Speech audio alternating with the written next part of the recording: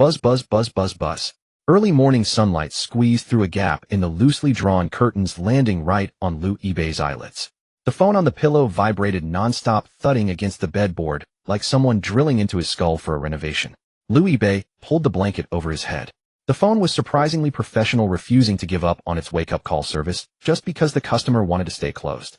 With eyes closed, he reached out and fumbled around twice, missing the phone entirely and slapping his palm against the wall instead. His palm stung with a sharp burning pain. Liu Yibei sucked in a breath and was just about to shift positions and keep sleeping when the alarm suddenly spoke up. The current time is 7:52. Liu Yibei's eyes snapped open. 7:52. Liu Yibei had an 8 a.m. class. He bounced up from the bed, his head nearly slamming into the guardrail of the upper bunk. No time to cry about the pain. He was already sliding down the ladder. The moment his feet touched the floor, Liu Yibei grabbed a t-shirt from the chair back and pulled it over his head, only realizing halfway through that he had put it on backwards. Fixing it was absolutely not an option. At a time like this, as long as the clothes could cover his body, they had fulfilled their basic professional duty. Front and back were bonus features. Pants, shoes, phone, campus card. Liu Yibei stuffed one foot into a shoe while sweeping his hand across the desk. Textbooks were knocked to the floor, a charging cable tangled around his wrist, and yesterday's half-empty water bottle rolled under the bed. Liu Yibei glanced down. Forget it. Whether he could even make it to the classroom alive in 8 minutes was still up in the air. The fate of a water bottle was beyond his jurisdiction right now. He grabbed his textbooks and burst out of the dorm. The moment the door closed, the time on his phone jumped to 7:54. Good. 6 minutes. From the dorm to the teaching building, a normal person needed 15 minutes walking, 7 by bike, and Liu Yibei only had 6. It looked like an unsolvable math problem. But the question setter had clearly underestimated a college student's survival instinct when faced with attendance. Liu Yibei charged down the stairs, scanned a code, unlocked the bike, and started pedaling in one fluid motion. Students who had just bought breakfast on the roadside only felt a gust of wind sweep past them. By the time they looked up, he had already ridden the shared bike 10 meters ahead. If Pengcheng University ever held a late for 8 a.m. class extreme racing competition, he'd easily make the school team bench at the very least. Along the way, Liu Yibei overtook 3 slow cyclists, 1 student walking while eating a steamed bun, and 2 other unlucky souls also racing against the clock. Before an 8 a.m. class, family means nothing, the attendance sheet reveals all. At 7:59, Liu Yibei shoved the shared bike into the parking area and charged up the stairs 2 steps at a time. Just as the class bell rang, he slipped through the back door of the classroom. The teacher on the podium glanced up at him. Liu Yibei leaned against the door frame, chest heaving, forcing a respectful smile onto his face. The teacher looked at the time, then looked at him. Right on time. It should be, Liu Yibei panted. Modern college students' punctuality is our brand. Someone in the classroom couldn't help but snort with laughter. The teacher didn't expose him, just raised a finger and pointed toward the back row. Liu Yibei hugged his textbooks and walked inward, found an empty seat, and sat down. The moment his butt touched the chair, he felt his soul finally catch up with his body. His body had arrived, but his life was still en route. He lay on the desk for a while, catching his breath until his heartbeat stopped, feeling like someone doing a concert in his chest. Then he slowly straightened up. The sound of pages being flipped came from the podium. Wind blew in from outside the window. The ceiling fan rotated unhurriedly overhead. Front row students bent their heads taking notes while the classmate beside him secretly hid his phone beneath the textbook, fingers flying across the screen. Everything was so ordinary. So ordinary that Liu Yibei sometimes forgot that this was never the world he originally lived in. His name was Liu Yibei. He came from Earth Village. Yes, that Earth Village that sounded like some international friends residential community, where in reality tens of billions of people didn't know each other at all. Now he was a sophomore at Blue Star Pengcheng University. As for how he got here, the story wasn't complicated. In fact, it was almost casual. 1 year ago, he was still on Earth. That day, Liu Yibei had unusually slept in until he woke naturally. When he opened his eyes, sunlight had already filled his room. He lay in bed playing with his phone for a while, then had an intense internal debate, and finally successfully convinced himself to get up.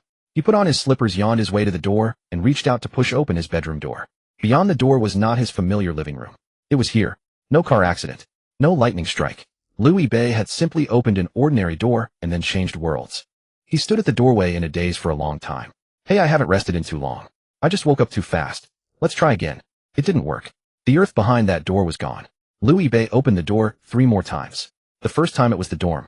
The second time still the dorm. The third time still the dorm. Turns out transmigration doesn't support going back and forth. Even more absurd was that he'd also gotten younger. Not young enough to need to relearn basic addition within 20, but at least he had gone from a grown adult who had already been ground down by life back to a college student who still had plenty of time to waste. Being a college student was nice. Young, full of energy, with limitless possibilities in the future. The only drawback was having class at 8 in the morning. Liu Yibei glanced toward the podium, then down at his own trembling hands. Half of his youthful filter shattered on the spot. But from the results, this transmigration wasn't a bad deal. Looking on the bright side, he really had restarted. And the starting conditions of this restart were pretty decent. 4 functioning limbs. Good health. No blood feuds weighing on his shoulders. Nobody holding a knife to his throat the moment he opened his eyes. Life here was remarkably similar to Earth's. Phones, computers, takeout, online shopping, short videos, online games. Everything one could want was there. College still required attending class, assignments still had to be turned in, and the cafeteria auntie's hands still produced that inexplicable tremor whenever they served meat. When he first arrived, Liu Yibei had worried he might slip up due to common sense being different. Turns out that was completely overthinking.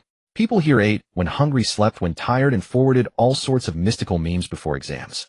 Young people claimed to want to lie flat, but when the alarm rang they still had to drag themselves to class. Office workers talked about quitting every day, but on payday they figured the company could be saved for another month. No matter where humans were, their mental states were remarkably stable. It took him 2.5 years, exactly 1 Ikuan year, to fully adapt to life here. Of course, when he first confirmed his transmigration, Liu Yibei had also entertained some bold thoughts befitting of a transmigrator, like becoming a plagiarist. Can't build chips, doesn't understand engines, but has definitely heard songs, watched movies, read novels, right? Just casually transport a few works that Blue Star didn't have, and the royalty fees would come pouring in. During that period, he even carefully prepared a notebook. The cover read 6 bold characters. Get rich quick plan. Opening to the first page, Liu Yibei was brimming with confidence, ready to write down an Earth-class divine song. 5 minutes later, he was chewing on the pen cap. 10 minutes later, he started scratching his head. Half an hour later, 3 rows of unrelated words appeared on the paper, strung together like some undeciphered ancient spell. Liu Yibei refused to admit defeat and decided to try writing a movie instead. This he knew well. He'd forgotten the names of the male and female leads, only remembered that they went through a lot, and the ending was particularly moving. As for what they went through and why it was moving, he thought about it all night, and in the end only remembered that making movies seemed quite expensive. Writing novels was even less worth mentioning. When reading books, he could blaze through 10 pages at a glance, hitting every satisfying plot beat. But when he actually tried to write, apart from terrifyingly powerful, and this boy must not be spared, his brain was nothing but peaceful emptiness. What was even crueler was that Blue Star and Earth were not just similar in industry. Many cultural works were similar too. Liu Yibei finally thought of a complete story, searched the internet, and found it already existed here. Switched to another. It existed too. Try yet another. The name was different, but the plot was barely distinguishable. Of course, there were works that truly belonged to Earth and happened to not exist on Blue Star. The problem was he couldn't remember them. Other transmigrators had a cultural treasury automatically installed in their minds, casually pulling out classics at will. Liu Yibei's transmigration also came with a warehouse. The door was open, the lights were on, but the administrator had run off. He nearly busted his brain trying, but couldn't dig out anything useful from inside. In the end, he could only close the notebook and admit he wasn't cut out for this line of work. A pig's brain shouldn't bully another pig's brain. The ultimate result of forcing literary plagiarism would probably not be getting rich, but rather letting the people of 2 worlds witness the lower limit of his cultural literacy together. So he gave up. No system meant no system. No literary plagiarism meant no literary plagiarism. Life had given him a rare restart. He couldn't just go AFK just because he hadn't rolled a god-tier talent. An ordinary person's life was still a life. A college student's youth was still youth. At least this time he was still young. The words on the textbook pages fluttered gently in the breeze. Liu Yibei propped his chin on his hand, listening as the teacher at the podium mentioned the last knowledge point before class ended. Around him, people had already started packing up. The student by the aisle slipped their pen into their bag with a light motion, but the zipper was already half open. Someone in the front row secretly put on one earbud. Their phone screen paused on a photo of a cafeteria window. This was the unique combat readiness state of the last 5 minutes of a university class. The bell hadn't rung yet, but souls had already reached the cafeteria. Finally, the dismissal bell rang from the corridor. The teacher had just said, "That's all for today," and immediately the classroom filled with the sounds of desks and chairs shifting. Liu Yibei closed his textbook and glanced down at his phone. There were 3 new messages in the dorm group chat. Zhao Liyuan, you awake yet? Zhou Shuhong, if he's not awake, he should have already been marked absent by now. Chen Jiashu, Cafeteria 2 has sweet and sour pork ribs today. The last message was sent 1 minute ago. Zhao Liyuan, brothers, grab your weapons, time to eat. He had just pocketed his phone when a booming voice called from outside the classroom. Liu Yibei. No need to look to know it was Zhao Liyuan. Then came Chen Jiashu's voice drifting in too. Hurry up. Zhou Shuhong's voice was the last to ring out, still in that flat, unhurried tone. To be precise, if we don't leave now, the ribs will all be eaten by Chen Jiashu. That's slander. Swallow that bun in your mouth first before you talk. The corridor went quiet for 2 seconds. Zhao Liyuan laughed so hard he nearly lost his breath. Liu Yibei slung his backpack over his shoulder and walked out with the crowd. Coming, let's go. At Zhao Liyuan's command, he turned and sprinted away. Chun Jiashu followed right behind a half-eaten bun still stuffed in his mouth, yet his pace never slowed. Zhou Shuhang stood still in place. Liu Yibei glanced at him. Not chasing. 10 minutes until the cafeteria opens. Then why are they running? Probably want the cafeteria Annie to see their youth. The two walked downstairs at an unhurried pace. By the time they reached Cafeteria 2, the serving window had just begun dishing out food. Chun Jiashu charged to the front of the line with his tray, his entire sequence of motions flowing like water. Getting food, swiping his card, claiming a seat, until a plate of sweet and sour pork ribs landed steadily before him, his tense shoulders finally relaxed. Safe. Zhao Liyuan set his tray down beside him and glanced at Chen's dishes. Did you really order that much? Can you even finish it all? Are you questioning my professional ability? I'm concerned about your blood sugar. Thanks, my blood sugar is currently emotionally stable. Zhou Shuhang sat down and set his tray on the table with a thud. Stop asking. He ate buns this morning not because he was hungry, but because he was afraid no one would hold a seat in his stomach before lunch. Chun Jiashu's chopsticks holding the rib froze midair. Zhou Shuhang, your words have been getting more hurtful lately. Thanks for the recognition. Liu Yibei lowered his head and shoveled a few bites of rice.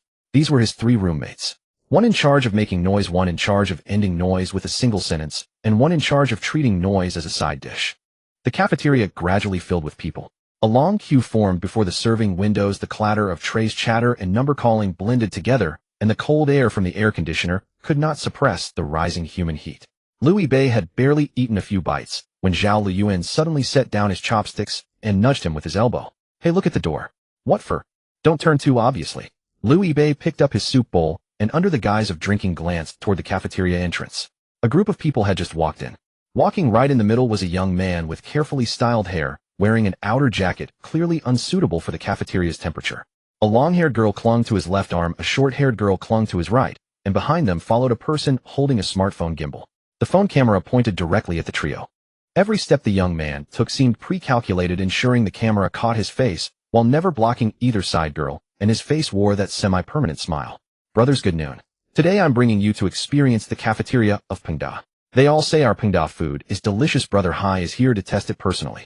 Zhao Liyuan leaned forward, voice dropping low. See that? Just look at that guy. Zhou Shuhang glanced up at him. You have a grudge against him? No grudge, but the algorithm does. Zhao Liyuan shielded his mouth with his chopsticks. It pushes his live stream into my face every day. Blocking doesn't even work. Big data thinks I love watching it. May I ask why? He said, then tilted his chin toward the entrance. That guy puts on his persona here every single day. Coming to the cafeteria just to eat, and yet he's flanked by girls on both sides, and in his live stream, he claims these two are both his girlfriends, the 2 department flowers of Pengda. Chun Jiashu finally shifted his attention away from the ribs. Do those 2 even know they've become department flowers? Doesn't matter as long as the live stream chat believes it. Zhao Liyuan's voice dropped even lower. Actually, amateur little actresses hired from who knows which bar. Wonder if his dad's monthly allowance will last paying their wages for a few more days. Liu Yibei watched the scene over there. You know, surprisingly detailed. Surfing the internet, how can one not sip some dirty water now and then? You all wait, it's about to start. Zhao Liyuan said. Start what? Zhao Liyuan set down his chopsticks, his gaze locked on the entrance, counting down in a low voice. 3. The livestream camera took 2 steps back, capturing the middle 3 fully in frame. 2. Brother Hai raised his hand to fix his hair, and the girls on both sides leaned in toward him simultaneously. 1. Brother Hai suddenly raised his voice and shouted to the entire cafeteria, who in all of Pengda is the most handsome? The cafeteria fell silent for a moment. The long-haired girl on the left immediately raised her hand, smiling with textbook precision. Brother Hai is the most handsome. The short-haired girl on the right was half a beat slower, then also shouted, Brother Hai is the most handsome. The 2 pressed against his shoulders from either side, their movements practiced as if rehearsed. No. They had indeed been rehearsed. Several nearby tables of students looked over. Some wore blank confusion, some lowered their heads to suppress laughter, and others pulled out phones to record this sudden campus performance art. Liu Yibei's mouth twitched. This was truly too much for him. So many people around putting on such a ridiculous show. Was this really peak freedom? Zhao Liyuan pressed his lips together hard, his shoulders shaking nonstop. See, told you, accurate to the second. Zhou Shuhang picked up a vegetable with his chopsticks. Proves you're his loyal viewer. Get lost, this is knowing your enemy. Planning to hit him? I'm planning to strike down feudal superstition. Chun Jiashu chewed his rib and asked unclearly, what feudal superstition? Zhao Liyuan's face went solemn. Someone superstitiously believes he's handsome. Liu Bei couldn't hold it in and lowered his head with a short laugh. The sound wasn't loud, but their table wasn't far from the livestream team. The person holding the gimbal happened to turn the lens toward the cafeteria interior, and upon hearing the laugh, instinctively panned it this way. Zhao Liyuan's smile vanished instantly. Duck down. Liu Bei asked, what's wrong? Don't let him film me. Weren't you being all brave just now? First rule of surfing online, when critiquing others, always protect yourself. Of the four, only Zhao Liyuan had buried his face nearly into his tray. Zhou Shuhang continued eating at his unhurried pace, while Chun Jiashu even casually swept the remaining ribs toward himself. The lens swept past their table. Brother Hai clearly noticed Zhao Liyuan dodging the camera and walked over with his two girls. Bro, don't be shy. Zhao Liyan lifted his head, his face already swapped to a picture of innocence. No, I was looking for my chopsticks. Brother Hai glanced at the chopsticks in his hand. Aren't those right there in your hand? Just found them. The livestream camera came even closer. Brother Hai smiled and asked, you all from Pungda? Come say hi to the brothers in the livestream. Zhao Liyuan's eyes darted around. Just as he was about to speak, Zhou Shuhang spoke first. Hello. Anything else? Goodbye. The gimbal operator's hand trembled. What was happening in the livestream chat Liu Bei could not see. But judging from Brother Hai's briefly paused expression, the bullet comments were probably laughing very loudly. Brother Hai quickly adjusted his gaze, landing on Liu Bei. This bro here looks kind of familiar, also a streamer. No. Do you usually watch streams? Occasionally. Watched Brother Hai before. Liu Bei was about to say no, but his peripheral vision caught Zhao Liyuan winking at him frantically. That gaze spelled out 3 words. Put on a show. Liu Bei thought for a moment, his tone serious. Just watched. How did it feel? Pretty bold. Brother Hai's smile grew noticeably more sincere. How so? A normal person doing this would at least care a little about the eyes of those around them. You completely don't care? Spiritual richness is also richness. Liu Bei glanced around. A person at the next table couldn't hold it in and choked soup into their trachea. Zhao Liyuan buried his head, his entire body trembling like vibration mode was on. Brother Hai's smile froze for half a second. Bro's pretty funny. Everyone says so. The short-haired girl turned her face away, her mouth already impossible to press down. The long-haired girl still maintained her professional smile, but the hand on Brother Hai's arm quietly slipped away. Brother Hai clearly didn't plan to continue this topic and raised his hand to signal the camera to turn. Brothers, let's go check out what we're eating today. He had just taken one step when the long-haired girl suddenly asked quietly, so later we're still charging by the 2 hours, right? Her voice wasn't loud, but the smartphone gimbal passed right by and its sound pickup was exceptionally good. Brother Hai's footsteps paused. The short-haired girl reacted quickly and immediately tugged her companion. The gimbal operator quickly turned the camera toward the serving window, loudly introducing today's menu items with his mouth.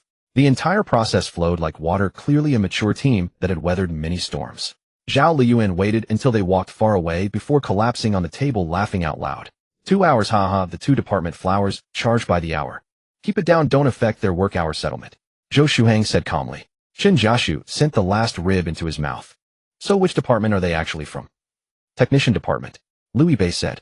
This time, even Zhou Shuhang lowered his head with a laugh.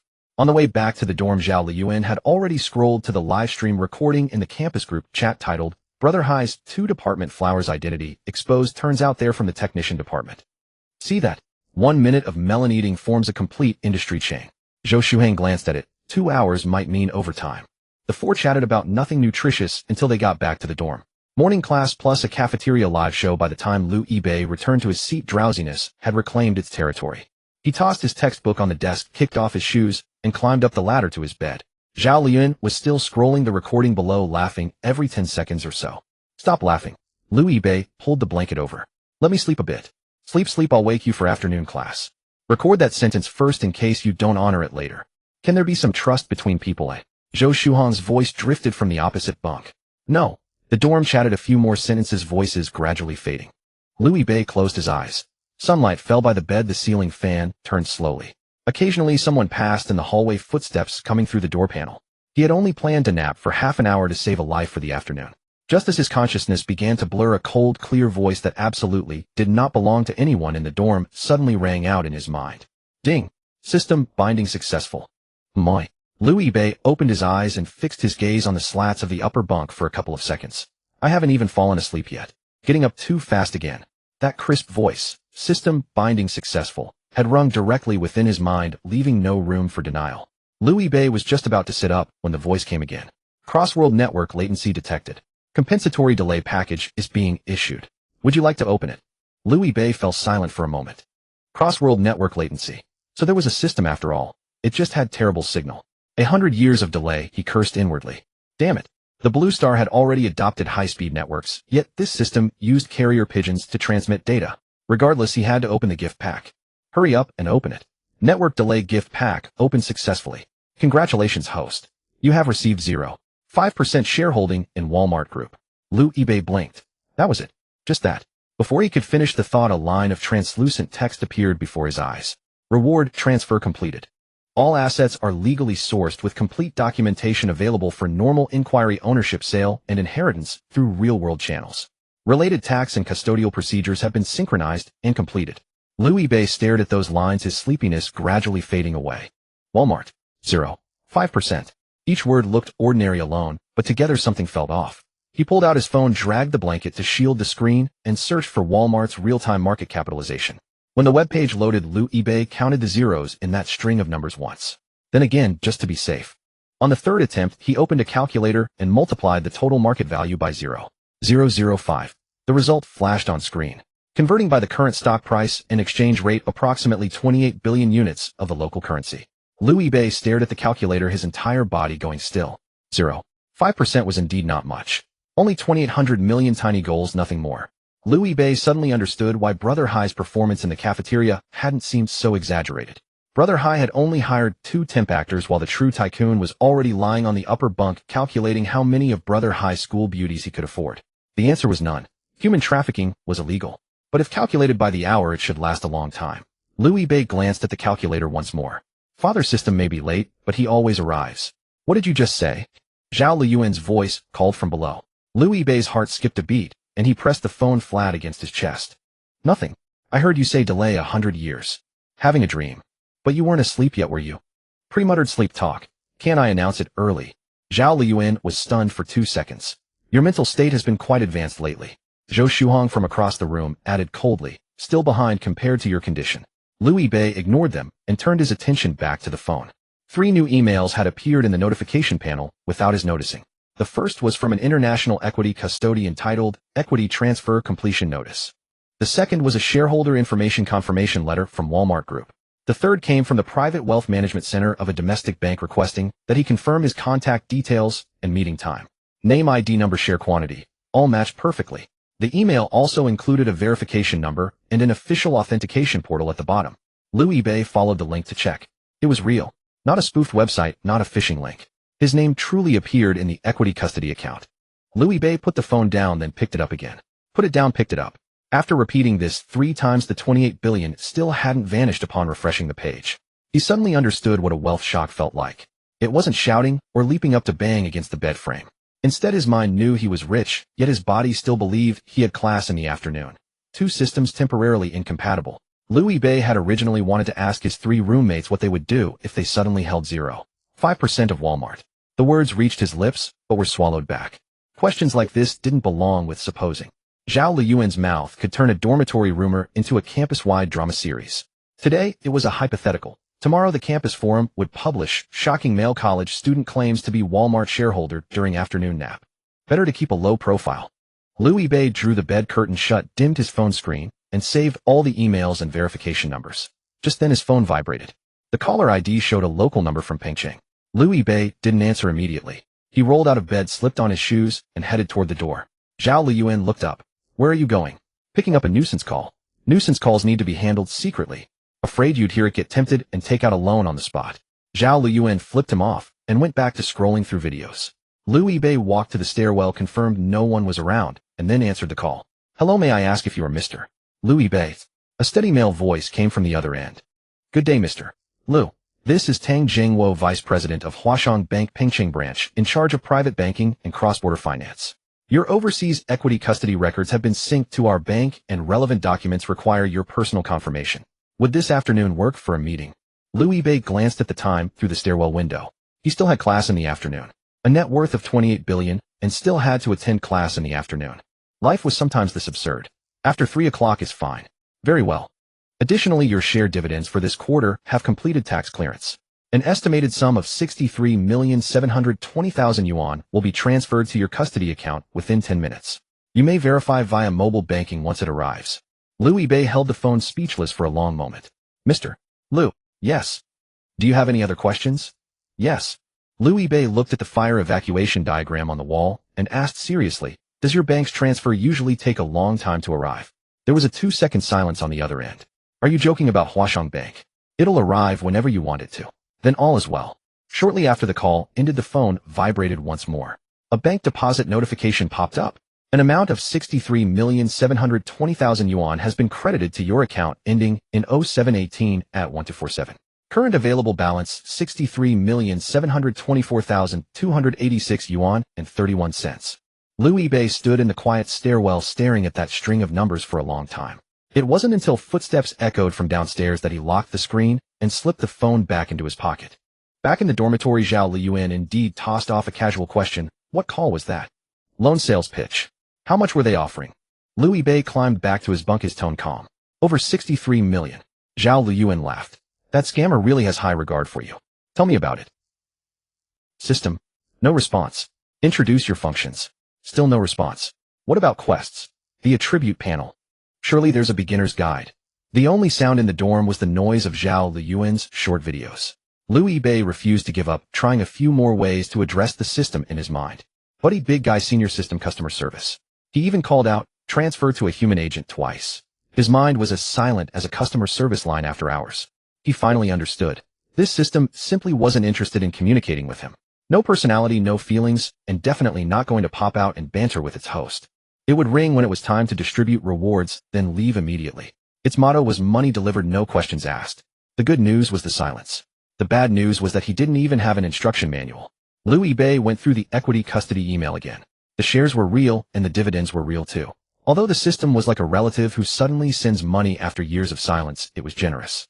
Since he couldn't get any answers, he decided to leave it for now. The shares were already in his account, so even if the system kept playing dead, Liu Yibei could forgive it. The time on his phone quickly jumped to 1:40 p.m. He had class at 2 p.m. Liu Yibei sighed. Even with a net worth of 28 billion yuan, he couldn't automatically earn credits. The rules of this world were indeed rigorously enforced. He got out of bed, changed his clothes, and stuffed his textbooks and power bank into his bag. Zhou Shuhang was already prepared, sitting at his desk reading. Zhao Liyuan was still fussing with his hair in front of the mirror, trying to make every strand fall into perfect place. Only Chen Jiashu sat on his chair, grinning foolishly at his phone. That smile was pure, like a large dog who finally sees his owner come home on a winter day. Liu Yibei slung his bag over his shoulder and casually asked, has your classmates still not agreed to date you? Chen Jiashu looked up, a hint of embarrassment in his smile. She said she needs to focus on her studies for now. The dorm fell silent for a couple of seconds. Liu Yibei glanced at Chen Jiashu, then at his lit phone screen. At the top of the chat window was a message just sent by Jiang Wanwan. Jiashu, I still think I should prioritize my studies for now, so I'm not considering a relationship. Oh, by the way, the books I ordered have arrived. 2 boxes. Could you help me carry them to my dorm building tonight? The rejection and the request were in the same message without even a line break between them. An excuse that would make a dog shake its head, and someone actually believed it. Zhao Liyuan put down his comb, his expression as serious as if he was about to convene an emergency meeting. Jiashu, let me translate that for you. Translate what? She's not prioritizing her studies. Zhao Liyuan patted his shoulder. She's just prioritizing you last. Chen Jiashu frowned. Don't talk nonsense. Wanwan is really busy with her coursework. Zhou Shuhang didn't even look up. Busy giving you orders. 2 boxes of books are heavy. She can't move them by herself. The school has delivery carts. They charge a fee. Zhou Shuhang finally looked up. So you're the free delivery. Chen Jiashu opened his mouth, but couldn't immediately refute it. Zhao Liyuan seized the opportunity to keep going. Brother, take my advice. Don't be a simp for a woman. In the end, you'll have nothing left but a strong tongue. I'm not simping. You carried her backpack in high school, and now you carry her packages in college. She's casting a wide net, and you're the one keeping her pond oxygenated. If that's not simping, what is? We're classmates. Helping each other out is normal. What has she ever helped you with? Asked Liu Yibei. Chen Jiashu was stumped. He thought seriously for a few seconds. She reminded me to wear more clothes when it got cold. Zhou Shuhang said flatly. That's a feature your phone's weather app already has. Zhao Liyuan nearly fell off the table laughing. Chen Jiashu's face turned a bit red, but he still insisted, she's just slow to warm up. Slow to warm up from high school to the second year of college. Zhao Liyuan's eyes widened. The glaciers are almost gone, and she still hasn't warmed up. You're not dating, you're witnessing geological movement. Liu Yibei patted Chen Jiashu on the shoulder. It's fine to like someone and to help out, but you can't turn yourself into her personal mover. Chen Jiashu looked down at his phone. Jiang Wanwan had sent another message. If you're busy, that's fine. I'll just move them by myself slowly. A pathetic little emoji followed. Chen Jiashu's fingers immediately started moving. Zhao Liyuan, quick as a flash, slapped his hand over Chen Jiashu's phone. Don't reply. She can't move them alone. If you reply now today, you're moving books tomorrow at desk, and the day after you'll be carrying her dowry to her wedding. That's an exaggeration. Then give me your phone. What do you want to do? I'll reply with 4 words for you. Chen Jiashu protectively clutched his phone. Which 4 words? Zhao Liyuan said it slowly, 1 word at a time. Fo Kazan Stu dies. Lu Yibei couldn't help but laugh. Zhou Shuhang closed his book and stood up. Let's go. Keep chatting, and the only thing that will be heavy is our tardiness record. They all headed out of the dorm. Chen Jiashu lingered at the back phone and handed the message still unsent. At least for now. When Lu Yibei reached the bottom of the building, he received a new message on his phone. Tang Jingwo, Mr. Lu, I'll wait for you at the Shenzhen branch of Huashang Bank at 3:30 p.m. The relevant team is ready. Just contact me when you arrive. At 3:20 p.m., the class bell rang. Lu Yibei put away his textbook and said to his 3 roommates, I need to run an errand. You guys head back to the dorm. Zhao Liyuan immediately leaned in. What errand? Sneaking off to a secret date behind your brother's backs. Getting a bank card. Why not take me? Because if the bank sees you, my credit score might take a hit. Lu Yibei didn't give him a chance to ask more questions. He slung his bag over his shoulder and walked out of the classroom. At 3:08 p.m., he got out of the car in front of the Shenzhen branch of Huashang Bank. A man in his 40s was already waiting at the bottom of the steps. Seeing Lu Yibei, he quickly stepped forward, extending his right hand proactively. Young Master Lu, hello. I'm Tang Jingwo. President Tang, it's a pleasure to meet you. Lu Yibei extended his hand and shook Tang Jingwo's. The smile on Tang Jingwo's face deepened further. Young Master Lu, you are much younger than I imagined. Truly impressive for your age. At your age, I was still copying IDs in the bank lobby. Lu Yibei glanced at him. No wonder he had reached the position of deputy branch manager. His way of speaking was indeed different. You flatter me, President Tang. Think nothing of it. It's quite hot outside. Let us go in and talk. Tang Jingwo personally led the way ahead. The staff in the lobby noticed him bringing a young man inside and turned to look with interest. Someone was about to step forward to inquire, but Tang Jingwo raised his hand to signal them not to. He even pressed the elevator button himself. Young Master Lu, have you always been living in Pengcheng? I've been studying here in Pengcheng for the past 2 years. Pengcheng University is excellent, full of young people and abundant opportunities. Tang Jingwo smiled and said, but with your depth of experience, university courses must feel like little more than a pastime for you. This compliment was smoothly delivered. It praised him while conveniently providing an excuse for skipping class in the future. The elevator doors closed. Tang Jingwo asked as if in passing, have you ever lived abroad before? No. Then perhaps your family elders have spent many years developing overseas. Not either. The share transfer channels you held this time were very professional. In all my years at the bank, I rarely see such clean and efficient procedures. Pure luck. Tang Jingwo nodded with a smile and did not press further. Lu Yibei, however, understood perfectly. This President Tang had clearly investigated him in advance. That was to be expected. A college student in his early 20s suddenly holding 0.5 of Walmart shares. Anyone would first check where this person had crawled out from. But the identity documents prepared by the system were too clean. All Tang Jingwo could find was Lu Yibei's normal record from childhood onward. No wealthy family, no business conglomerate, and no tycoon with the surname Lu. The more nothing could be found, the more likely one was to fill in the blanks with imagination. Tang Jingwo's questions circled around, all pointing toward a background overseas. It was clear that he had already categorized Lu Yibei into the mysterious young master whose family operated discreetly overseas while domestic records had been deliberately cleaned up. Lu Yibei offered no explanation. Let him misunderstand. It was a pleasant misunderstanding. The elevator stopped at the top floor. Tang Jingwo led Lu Yibei toward the office, introducing along the way Huashang Bank services in cross-border finance, family wealth management, and overseas asset allocation. Young Master Lu, in terms of scale, we Huashang are not #1 nationwide. But here in Pengcheng, I dare say that within any compliant scope, we will surely serve our clients to the best of our ability. We are not afraid of demanding clients, we are only afraid of not being given the opportunity. A client like you choosing Huashang is a trust in us. This trust I, Tang Jingwo, will certainly uphold. Lu Yibei had figured it out by now. President Tang today was not giving his usual 100%. He was giving 120%. From Tang Jingwo's attitude, Lu Yibei could easily see that the other party did not regard him as an ordinary high-net-worth client, but more like an unknown path leading somewhere. It did not matter that the background could not be verified. The shares were real and the money was real. The more allies one could cultivate, the more routes one would have. The office door opened and tea and documents were already prepared inside. Tang Jingwo did not sit behind the office desk, but instead accompanied Lu Yibei in the reception area. Young Master Liu, here are the share custody confirmation dividend settlement documents and cross-border tax instructions. Please review them first. If there is anything unclear, I will have my team explain in person. Liu Yibei flipped through them. President Tang, please speak. If no accidents occur and your service remains this thoughtful, I will not easily switch banks. Tang Zhengwo's eyes clearly brightened. Young Master Liu, rest assured. Matters concerning you at Huashang, I will oversee personally. This was not mere courtesy. A net worth of 28 billion yuan, even if only a portion of those assets remained at Huashang, was enough to send this branch's performance soaring this year. Tang Zhengwo pressed the intercom on his desk. Ming Yue, please come in a moment. The office door was soon knocked on. A professional woman in a well-fitted bank uniform entered, her long hair tied back at the rear. She first nodded to Liu Yibei. President Tang. Young Master Liu, this is Li Mingyue. She is 23 this year and formally trained in finance. Her professional ability, sense of confidentiality, and execution are all quite excellent. Tang Zhengwo turned to Li Mingyue and said, from today onward, young Master Liu is your sole exclusive client. His matters receive the highest priority. For any needs, report to me immediately. Li Mingyue's expression paused briefly before she quickly recovered her composure. She had clearly not expected to be assigned as a dedicated account manager, serving only one person. Greetings, Mr.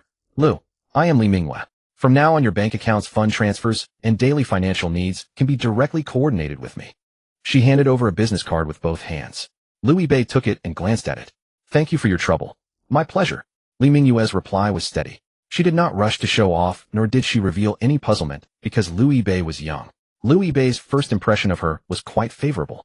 After the procedures were confirmed, Tang Zhengwo personally filed the documents, and then asked Li Mingyue to set up his private bank account and contact information completely. Liu Yibei checked the time and suddenly remembered something. President Tang, do you know any influential people at Pingqing University? Tang Zhengwo immediately sat up straighter. Pingqing University. Huashang has several collaborations with the school. I can reach university leadership, the foundation, and several colleges. Has young Master Liu encountered some matter? Nothing major. Liu Yibei leaned back on the sofa, his tone casual. I do not wish to attend classes on schedule every day. Tang Zhengwo paused. Judging from the asset plans he had just laid out, he had clearly prepared to handle large-scale fund transfers, never expecting that young Master Liu's first personal request would be simply not wanting to attend classes. What is the essence of attending school? Liu Yibei asked. Tang Zhengwo tentatively answered, to acquire knowledge. To find a good job. Liu Yibei pointed at the shared documents on the table. President Tang, given my current standing, do you think I am suited to seek employment or to provide employment to others? Tang Zhengwo glanced at the documents, then at Liu Yibei. This question required no thought at all. He immediately picked up his mobile phone. Rest assured, young Master Liu. I will make the necessary arrangements. With so many channels at Huashang, reaching the university president should not be difficult. Tang Zhengwo scrolled through his phone and quickly found a number. Before dialing, he deliberately glanced at Liu Yibei, a vice president from Pingqing University, surnamed Su, in charge of school enterprise cooperation. Our bank usually deals with him quite often. Liu Yibei nodded. The phone rang 3 times before someone picked up. Old Tang, why are you looking for me today? President Su, I have a small matter I'd like your help with. Tang Zhengwo had a smile on his face, but his tone was noticeably more formal than before. Here's the thing, our bank has an extremely distinguished major client, and their child is currently studying at your Pingqing University. Liu Yibei sat on the sofa, his brow subtly twitching. The child of a major client. That identity was well fabricated. It explained his youth while concealing his true financial situation. Even if others investigated, they would only guess at some overseas family. Which student? President Su asked. His name is Liu Yibei, a sophomore. As he spoke, Tang Zhengwo shot a questioning glance at Liu Yibei. Liu Yibei added, I'll send you the major and class later. Tang Zhengwo immediately relayed that. This young man has his own matters to handle and isn't really available to attend classes on a fixed daily schedule. Could you see if there's a way to arrange a more flexible timetable without affecting his enrollment status or normal graduation? There was a brief silence on the other end. Old Tang, you know schools have their own rules. If we exempt every ordinary student who doesn't feel like attending class, how would we manage things in the future? I understand, of course I understand. I'm not asking you to break the rules. Tang Zhengwo smiled. But nowadays, aren't we encouraged to support innovation, entrepreneurship, and joint training between schools and enterprises? If a young person has ability, the school should give them some room to grow. What does this Liu Yibei's family do? The question finally hit the key point. Tang Zhengwo didn't answer immediately. Instead, he picked up his teacup and took a slow, deliberate sip. After fully striking an imposing posture, he lowered his voice. President Su, I'm not at liberty to disclose the specifics. Banks have confidentiality requirements, as you should understand. All I can tell you is that this kid's family wealth is more than enough to buy 10 of your Pingqing universities with room to spare.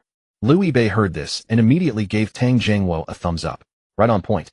Whether 28 billion yuan could buy 10 Pengcheng universities was uncertain, but Tang Jiangwo's firmness, while boasting, resembled someone who had already visited the school's finance office with a capital verification report to ask for a quote. The tone on the phone became noticeably more serious. Are you sure? I've personally handled this client. How could it be false? Is the person there with you? I can't say. Tang Jiangwo, looking at Liu Yibei sitting across from him, didn't even blush when saying that. How about this? Send me the student's information. I'll discuss it with the president and the academic affairs office to see if we can arrange something through innovation and entrepreneurship practice or a personalized training plan. All right, as soon as possible.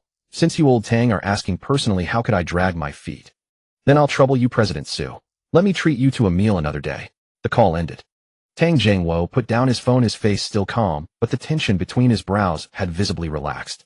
From Tang Jiangwo's loosened brow and his immediate action of sending the information, Liu Yibei could easily tell that the other party valued this matter highly, as if anxious not to underperform on the first personal request. In front of Liu Yibei, Tang Jiangwo sent his name and basic information to President Su, adding another line. Please keep it confidential. Young Master Liu, as soon as the school gets back to me, I'll inform you immediately. Thank you, President Tang. You're being too polite. Liu Yibei glanced at the time and stood up. The paperwork is done and the school matter is settled. I'll be going now. Tang Jiangwo quickly rose to follow. Just as Tang Jiangwo was about to see him out, the phone on his desk lit up and several subordinates waiting to report stood outside the door. Mingwei. Li Mingwei immediately stepped forward. See young Master Liu off for me. Make sure he gets where he needs to go. Very well, President Tang. Li Mingwei accompanied Liu Yibei out of the office. Along the way, she proactively pressed the elevator button for him, introduced the bank's exclusive mobile banking services and emergency contact methods without forcing small talk or trying to curry favor. The elevator reached the first floor. After walking out of the bank's main entrance, Li Mingwei looked around, but saw no driver or waiting vehicle. Young Master Liu, did you drive yourself here? I took a taxi. Li Mingwei paused for half a second, then quickly said, then let me drive you back. President Tang instructed me to make sure you get there safely. No need to go through all that trouble. It's my job. Seeing her insistence, Liu Yibei didn't continue to decline. Then back to Pengcheng University. Li Mingwei led him to the underground parking lot. She drove a black BMW, clean on the outside with no unnecessary decorations. Li Mingwei unlocked the car and was about to open the rear door for Liu Yibei, but he had already walked around to the passenger side. The front seat is fine. Li Mingwei paused for a moment, then nodded. All right. They both got into the car. She fastened her seatbelt and started the engine. The air conditioning blew out a stream of cool air. Gripping the steering wheel, she turned to look at Liu Yibei. Young Master Liu, do you usually take a taxi to and from school? Liu Yibei fastened his seatbelt and replied casually. I live in the school dormitory, and I usually ride a shared bike. Today I'm heading to the bank, and I was worried the chain might fall off halfway, which could damage the image of your Huashang Bank's esteemed clients. Li Mingwei couldn't help but smile. You're quite humorous, Mr. Liu. Just average. Depends on who I'm talking to. Li Mingwei's grip on the steering wheel faltered for an instant before she stepped on the gas, guiding the car out of the underground parking lot. The navigation indicated 24 minutes to Pengcheng University. Evening traffic was already thickening. The black BMW merged onto the main road, and Li Mingwei drove smoothly, though after 2 intersections her speed noticeably decreased.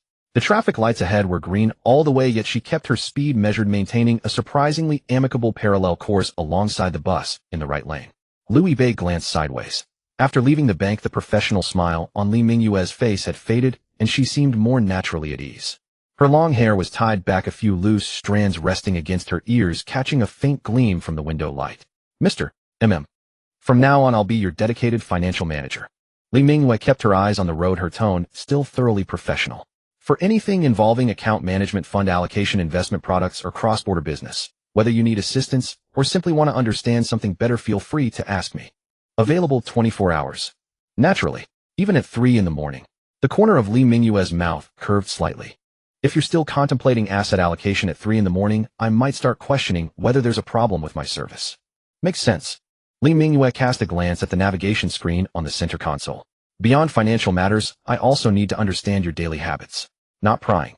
Just so I can arrange things more efficiently for you in the future. Go ahead. Do you live in the school dorms? Yeah, 4-person room.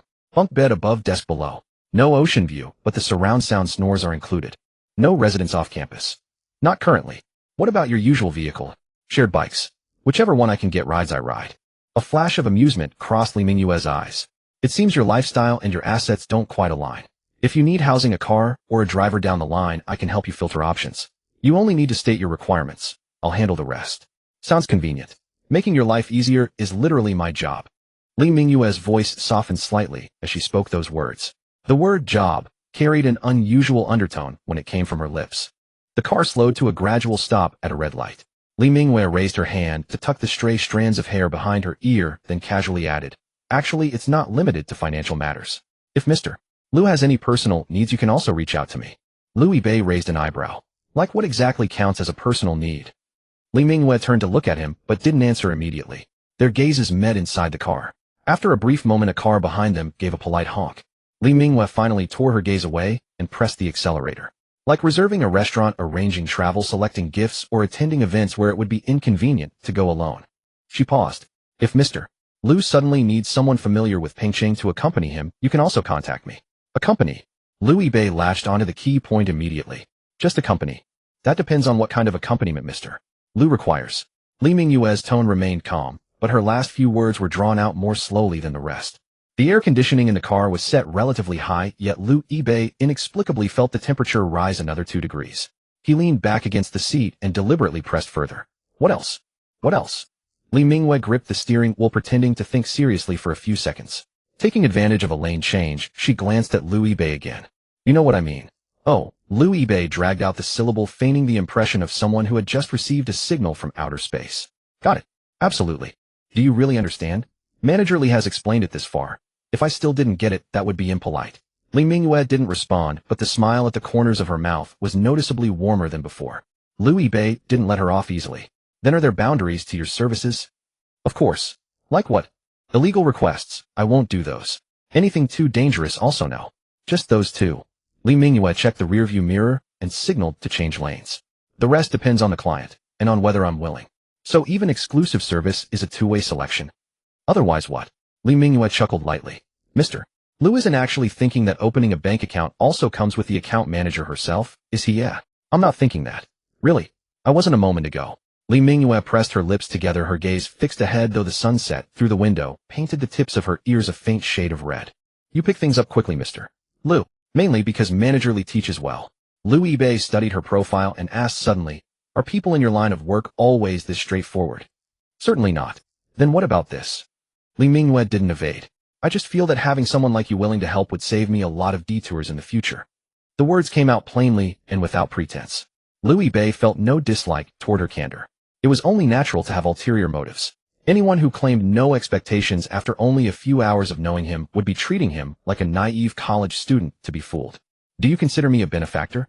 Li Mingyue tapped the brake, gently letting the car drift to a stop with the flow of traffic ahead. "President Tang personally greeted you at the door. There aren't many who receive that treatment at the entire Pengcheng branch in a year." She turned her head, her gaze lingering on Liu Yibei's face for a moment. "What do you think, Mr. Liu?" "Fair point." Liu Yibei nodded. "Then I'll be counting on your service from now on. I won't disappoint you." Li Mingyue turned her attention back to the road and gently turned the steering wheel. "Whatever Mr. Liu needs, that's what I'll provide." With that said, she drove with complete seriousness, as though she had merely introduced a standard wealth management product. The car fell quiet for a few seconds. Li Mingyue's phone was connected to the car's system. A workgroup message suddenly popped up on the screen. She glanced at it, but didn't open it. "Should I still contact you through the number registered earlier?" "That's fine. That number will likely receive bank notifications and business calls in the future, which isn't very convenient for personal chats." Liu Yibei turned to look at her. "So, I have another personal number." Li Mingyue recited a string of digits for Liu Yibei to write down. A few seconds later, the phone resting beside the center console vibrated softly. "Added?" Liu Yibei asked. "Yes. What did you name me?" "Mr. Liu." "Too formal. Then what should I change it to?" "Figure it out yourself." Li Mingyue didn't answer on the spot. She simply picked up her phone and tapped a few times while waiting at the red light, then placed the screen face down. Liu Yibei's phone buzzed almost immediately. A message from Li Mingyue appeared, a smiley emoji with only 2 characters displayed as the contact name above the chat box. "Yibei." He glanced up toward the driver's seat. Li Mingyue behaved as though nothing had happened, her eyes focused steadily on the traffic light countdown ahead. "Manager Li, you slip into personal service mode pretty quickly. At the client's request." The green light came on, and she stepped on the accelerator with a smile tugging at her lips. Liu Yibei leaned back against the seat, unable to suppress the upward curve of his own mouth. The driving was indeed steady, but for a young man in his prime, the conversation inside the car was arguably speeding past the limit. The journey that should have taken over 20 minutes stretched to nearly 40. The black BMW pulled up near the gates of Pingxing University. The moment Liu Yibei unfastened his seatbelt, Li Mingyue was already out of the car, circling around to the passenger side to open the door for him. After you, Mr. Liu. Liu Yibei stepped out of the car, and seeing her completely serious, he nearly convinced himself that everything said inside was merely a product of his imagination. Thank you for your trouble, Manager Li. My pleasure. Liu Yibei turned and walked toward the university gate. A few steps and he glanced back and waved. Li Mingyue was still standing beside the car. She raised her hand and waved back, then pointed to her phone. Message me if you need anything. Li Mingyue finished speaking and bent down to return to the driver's seat.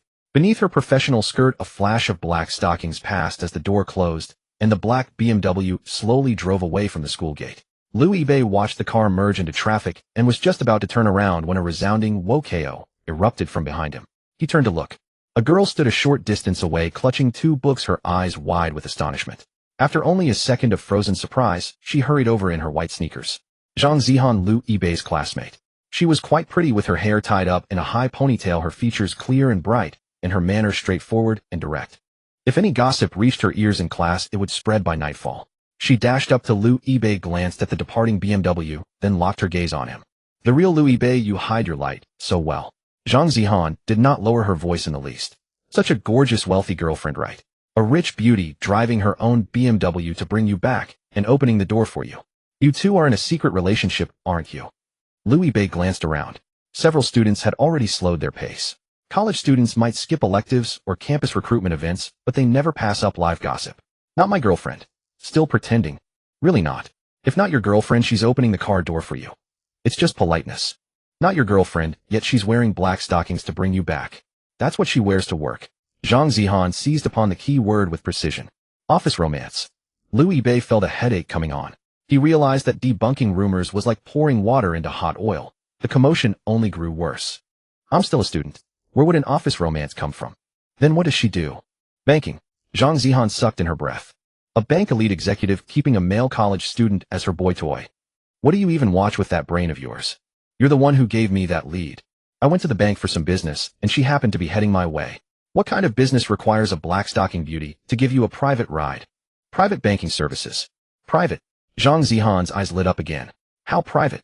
Liu Yibei shut his mouth in time. If he kept explaining, tomorrow's campus forum headline would read, "The Untold Story Between a Male College Student and His Private Bank Manager." Anyway, not my girlfriend. Then who is she? A client manager. Which client manager personally sees a customer back to campus and waves at the gate? Zhang Zihan blocked his path with her books, clearly determined to get a satisfactory explanation before letting him go. When he moved left, she matched his step. When he shifted right, she followed. The pair paced sideways across 3 rounds at the school entrance like 2 crabs practicing a low-budget battle drill. All right. Liu Yibei finally gave in and said carelessly, "She's my employee, okay? Not my girlfriend." Zhang Zihan stopped instantly. She scanned Liu Yibei from head to toe, her expression even more shocked than when she'd seen the BMW. Holy crap. What now? Young Master Liu, playing the fool to hide your strength. What have I been faking? Your family's employee drives a BMW, wears black stockings, opens the door for you personally, and yet you scramble for the cafeteria's 9 yuan set meals every day with us. Can't a person practice thriftiness? Of course you can. Very virtuous. Zhang Zihan nodded vigorously. Wealthy people experiencing ordinary life? I get it. You understand nothing. Liu Yibei sidestepped her and walked toward campus. From behind, Zhang Zihan called out, "Young Master Liu, when you rise to wealth, don't forget me. I'd rather forget, I beg you. I'll treat you to a 9 yuan meal tomorrow. Then I thank you." Liu Yibei did not let the him. It wasn't until he'd walked over 100 meters that he glanced back and saw Zhang Zihan still standing there, her fingers flying across her phone screen. A gnawing sense of foreboding rose in his chest. This girl was most certainly not looking up vocabulary. Back at the dorm, Liu Yibei had barely pushed open the door when he heard Zhao Liyuan cursing. "I'm utterly done with this. What kind of player is this? Running a fish pond is one thing, but going after the same fish relentlessly is another level of pathetic." Zhou Shuhang sat nearby, his expression equally cold. To be precise, free of charge. Shen Jiashu sat in his chair, gripping his phone without uttering a word. Usually ever the gentle one, he now had his head bowed. Liu Yibei closed the door. "What's going on?" Zhao Liyuan turned around, still visibly upset. "Didn't Jiashu say Jiang Wanwan needed to focus on her studies? That excuse sounded too thin, so I asked around." Zhao Liyuan was indeed the dorm's intelligence chief. From classmates to club acquaintances, then tracing connections to Jiang Wanwan's high school friends. In less than 2 hours, he had pieced together nearly a year of her romantic history. And oi, Liu Bei asked. Zhao Liyuan handed over his phone. On the screen was a social media post. Jiang Wanwan leaning close to a buoy the ocean in the background. The caption read simply, "Happy 1-year anniversary." It was posted last month. She has a boyfriend. More than that. They've been together over a year, Zhao Liyan said through gritted teeth. She specifically blocked Jiashu from seeing her posts, yet keeps having him run errands, carrying things, reserving seats, picking up deliveries, while she spends weekends at her boyfriend's place off campus. Zhou Shuhang glanced at Chen Jiashu. You chased her for years and couldn't even get into her friend's circle. Zhao Liyuan picked up the thread. Where you couldn't enter, others were coming and going freely. Chen Jiashu's face grew even paler. Maybe. Just ordinary friends. Zhao Liyan nearly slammed his phone on the table. Ordinary friends celebrating a 1-year anniversary together. Maybe it's a joke. Her boyfriend's pinned post is also her with the caption "My Wanwan." So they're both joking around with everyone else in the world, but the only serious one is you. Chen Jiashu could find no words. Zhao Liyuan continued scrolling. Last Qixi festival, she told you the club had a meeting and asked you to reserve a seat at the library for her. That very evening, she and her boyfriend shared a candlelight dinner by the seaside. Another photo was swiped forward. This year on her birthday, you waited in line for 2 hours to buy her cake. She took it straight to celebrate with her boyfriend and didn't even change the box when posting it online. In the photo, the cake Chen Jiashu had carefully chosen sat at the center of the table. Jiang Wanwan and the boy were close together, both with frosting smudged on their faces from the same piece. Chen Jiashu's lips moved. She told me only a few girls were there that day. Right, her boyfriend's gender seems pretty flexible, Zhou Shuhang said coldly. Zhao Liyuan grew angrier by the moment. Last time you had a fever, she asked you to pick up her package on your way. You were running a temperature of 39 degrees and still delivered it to her downstairs. Where was her boyfriend at that time? Jiashu doesn't know, Zhou Shuhang said. He's only responsible for running errands, not for being part of the story. Chen Jiashu lowered his head, his knuckles white from clenched fists. Those small favors he had once taken as signs she trusted him, now strung together like evidence, each one taking on a different meaning. Liu Bei did not join in the criticism. He simply pulled up a chair and sat down. There's nothing wrong with her dating. The others in the dorm turned to look at him. The problem is she knows you like her, yet deliberately hides it and keeps asking you to do things for her. Liu Bei looked at Chen Jiashu. You can like the wrong person, but don't keep lying to yourself. Chen Jiashu stared at the screenshot, his eyes red, yet his fingers still swiping up and down as if searching for excuses for Jiang Wanwan. Just then his phone rang. Caller Jiang Wanwan. The dorm fell silent. Chen Jiashu held his phone, hesitating to answer. On the 6th ring, Zhao Liyuan placed a hand on his shoulder. Answer it. Zhao Liyuan pressed down on Chen Jiashu's shoulder and switched the phone to speaker. Chen Jiashu took a deep breath and pressed answer. Hello. There was a brief silence on the other end, followed by Jiang Wanwan's gentle voice. Jiashu, why did you take so long to answer? She seemed completely unaware of the tension in the dorm, letting out a soft laugh. Were you asleep? I've already arrived at the courier station, and those 2 boxes of books are really heavy. When are you coming over? I'll wait for you here. Chen Jiashu stared at the screenshot of her moments on the table, remaining silent. Jiashu. Jiang Wanwan's voice grew even softer. Are you feeling unwell? If you're not feeling well, it's okay to come a bit later. I can wait a little longer. Zhao Liyuan's forehead veins throbbed with irritation. Every word sounded considerate, yet in truth, she never considered that Chen Jiashu might not come at all. No need to wait. Zhao Liyuan spoke directly into the phone. The line went quiet. Who are you? Chen Jiashu's roommate. Jiang Wanwan's tone turned wary. Why is Jiashu's phone in your hands? It's on speaker, and he's right here. This is between me and Jiashu. What does it have to do with you? It had nothing to do with me initially. Zhao Liyuan sneered. But when you have a boyfriend, yet still string along my roommate using him as free labor, then it becomes my business. Jiang Wanwan went completely silent on the other end. After a few seconds, she finally asked, what are you talking about? Stringing along. Zhao Yuxuan together for over a year. Need me to read out your first anniversary photo to you? This time Jiang Wanwan didn't immediately refute. Clearly she hadn't realized that they had already uncovered everything. You investigated me.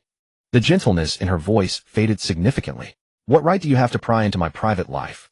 We had nothing better to do, just showing concern for a classmate's academics. Zhao Liyan said. After all, someone claims to prioritize studies yet manages both a relationship and academics, and even hired a free-moving laborer on the side. Zhou Shuhang added, can't call it hiring, employment requires at least payment. Jiang Wanwan raised her voice. I never forced Jiashu to help me. It was all his own choice. We've been classmates since high school. Is there a problem with friends helping each other out? Mutual. Zhao Liyuan asked. What has he ever helped you with? Reminding him to dress warmly. A weather app does that too. Why do you have to talk so harshly? Jiang Wanwan's voice began to tremble, as if she were deeply wronged. Jiashu, I've always considered you my best friend. Are you just going to let your roommates humiliate me like this? The conversation circled back, and the blame fell squarely back onto Chen Jiashu. He gripped the phone, his fingers turning white. Wanwan. He finally spoke. Have you really been with Zhao Yuxuan for over a year? Jiang Wanwan paused for a moment. My feelings are my private matter. I was planning to tell you at an appropriate time. Why did you block me from seeing your moments? I was afraid you'd be upset if you saw it. Then why did you still ask me to buy you cake, save seats, and carry your things? Because we're friends. Jiang Wanwan answered matter-of-factly. Yuxuan is usually busy with student union affairs and his family's factory often needs his help. I don't want to bother him with trivial matters. Zhao Liyuan laughed derisively. So your boyfriend is busy and you bother your backup. So Zhao Yuxuan handles the romance and Jiashu handles the after-sales service. Can you not be so vicious? I'm just reciting your division of labor. Chen Jiashu looked up, his voice hoarse. Then why did you always tell me before that you didn't want a relationship right now and that I should wait a little longer? When did I ever ask you to wait? Jiang Wanwan quickly retorted. I only said I wasn't considering it for now. It was you who chose to wait. Jiashu, I always thought you were good to me because we've known each other for years. Now that you're asking like this, it sounds like I owe you something. Those words, let's talk later, it's still early, let it be natural, once sounded like they left a glimmer of hope. But now in Jiang Wanwan's mouth, they were twisted into Chen Jiashu's one-sided infatuation. Zhou Shuhang spoke calmly. No clear commitment, yet not a single task was missed. She can enjoy being pursued, fall back to being just a friend, truly owes nothing. If you're going to twist my words like that, there's nothing I can do. And besides, it was always your choice to help. I never forced you. Were you only nice to me back then because you wanted me to be your girlfriend? Chen Jiashu was taken aback. In one sentence, she twisted her own deception into an accusation of his impure motives. Zhao Liyuan was about to curse, but Lu Yibei raised a hand to stop him. Continuing this argument was pointless. Jiang Wanwan. Lu Yibei spoke into the phone. Zhao Yuxuan is your boyfriend, right? Yes. And Chen Jiashu didn't know until now, right? I just hadn't found the right time to tell him. You knew he liked you, right? Silence again on the other end. Lu Yibei didn't give her a chance to dodge. 3 questions are enough. You don't have to like him and you can date someone else, but hiding it from him while continuing to enjoy his efforts, that's not fair. 4 of you ganging up to bully one girl, is that fun? Jiang Wanwan's voice was already thick with tears. I haven't done anything wrong. It was Jiashu who willingly helped me. Now you go through my moments and put me on speaker just to berate me. Don't you think that's going too far? Chen Jiashu closed his eyes. Have Zhao Yuxuan move your books. Jiang Wanwan seemed not to have heard clearly. What? And don't ask for my help anymore. With that, Chen Jiashu hung up. The dorm fell silent again. After the screen went dark, he felt as though all his strength had drained away, slumping back in his chair, staring blankly. Was I pretty stupid? A bit. Zhou Shuhang said. Zhao Liyuan shot him a glare. Is that how you comfort someone? Continuing to let her deceive him would be even stupider. Lu Yibei reached out and patted Chen Jiashu's shoulder. Come on, it's just a girl. You've got a bright future ahead. No need to dwell on this. You only need to be burned once. Chen Jiashu forced a bitter smile. From high school all the way to sophomore year. That's a long burn. At least you spit it out. Zhao Liyuan deleted all the screenshots. Let's go out for a nice dinner tonight. My treat. You said that last time too, and we ended up going Dutch. This time I'll pay a little more. Chen Jiashu finally cracked a faint smile. Just then his phone rang again. It wasn't Jiang Wanwan. It was an unknown number. The 4 exchanged glances. Zhao Liyuan turned on the speaker again, and Chen Jiashu answered the call. Chen Jiashu. A young man's voice came through, not particularly polite. I'm Zhao Yuxuan, Wanwan's boyfriend. Zhao Liyuan mouthed, called it to the others. Something wrong? Chen Jiashu asked. Wanwan just called me crying, saying your whole dorm surrounded her, and cursed at her, and went through her private stuff. Zhao Yuxuan said coldly. She's a girl being bullied by a bunch of you guys. Quite impressive, aren't you? Did she tell you why she was being yelled at? Zhao Liyuan asked. Who are you now? One of the gang of bullies she mentioned. Cut the crap. Zhao Yuxuan's tone grew heavier. I'm in the student union's public relations department. You 4 come to the student union office tomorrow at noon, apologize to Wanwan in person, and we'll call it even. Zhao Liyuan laughed in disbelief. Since when did the student union become a court of law? Come, or not, it's up to you. And if we don't? A dull thud of a car door closing echoed through the phone. Zhao Yuxuan paused for 2 seconds, then said each word deliberately. No need to wait until tomorrow. I'm already downstairs at your dorm. Come down. The call ended. Zhao Liyuan stared at his phone, laughing in exasperation. Since when does the student union's outreach department do door-to-door enforcement? Don't be impulsive. Lu Yibei stood up. Let's go down and clear things up. The 4 of them headed downstairs together. Zhao Yuxuan was standing right at the dormitory entrance with a white off-road vehicle parked behind him. He wore a printed short-sleeve shirt, a conspicuous mechanical watch on his wrist, and his hair was styled impeccably. Seeing the four emerge together, he didn't back off, but instead, he raised his chin defiantly. A dozen or so curious students had already gathered around. Some recognized Zhao Yuxuan and murmured among themselves. The one from the student union's outreach department. Yeah, his family owns a factory. 4 against 1, this should be good. Several phones were quietly raised. Zhao Yuxuan's gaze swept across the group and finally settled on Chen Jiaxu. So you're Chen Jiaxu? Yes. Wanwan already told me, Zhao Yuxuan sneered. You couldn't get her to like you, so you brought your roommates to badmouth her, and even stalked her moments. How pathetic can a grown man be? Chen Jiaxu's face turned grim. Did she also tell you she kept things from me all along? Why would she need to tell you? Zhao Yuxuan stepped forward. You don't seriously think that carrying her stuff a few times and buying her a few cakes makes her obligated to be your girlfriend, do you? I never said that. You didn't say it, but that's what you were thinking, right? Chen Jiaxu stepped forward. This has nothing to do with my roommates. If you have a problem, take it up with me. Don't insult them. Now you're trying to act all responsible. Zhao Yuxuan patted his shoulder, his gesture dripping with contempt. If you'd had this much self-awareness from the start and stayed away from Wanwan, none of this would have happened. Instead, you cling to her like a stubborn plaster and drag your roommates into the mess. Chen Jiaxu brushed his hand away. I already said I won't contact her anymore. You'd better keep that promise. Zhao Yuxuan adjusted his wrist and glanced back at the dormitory building. This is Pengda University, not some playground for a bunch of broke students ganging up. I know more people here, in the student union among the faculty, than you've ever even heard of. Mess with me, and you won't even have a say in how your disciplinary actions are written. Zhao Yuxuan's smile widened. People like you are just pathetic, typical laborer mentality. Think that working harder and running more errands will make people like you. Zhao Liyuan stepped forward. Watch your mouth. Zhao Yuxuan turned to him. Did I say something wrong? He pointed at Chen Jiaxu's plain shirt. No money, no connections, no class. What else can a broke nobody do besides be someone's errand boy? Is it any wonder Wanwan wouldn't look at him? A few jeers rose from the watching crowd. Quit the shouting. The vice minister of the outreach department thinks he's tough. 4 against 1. Are they going to fight or not?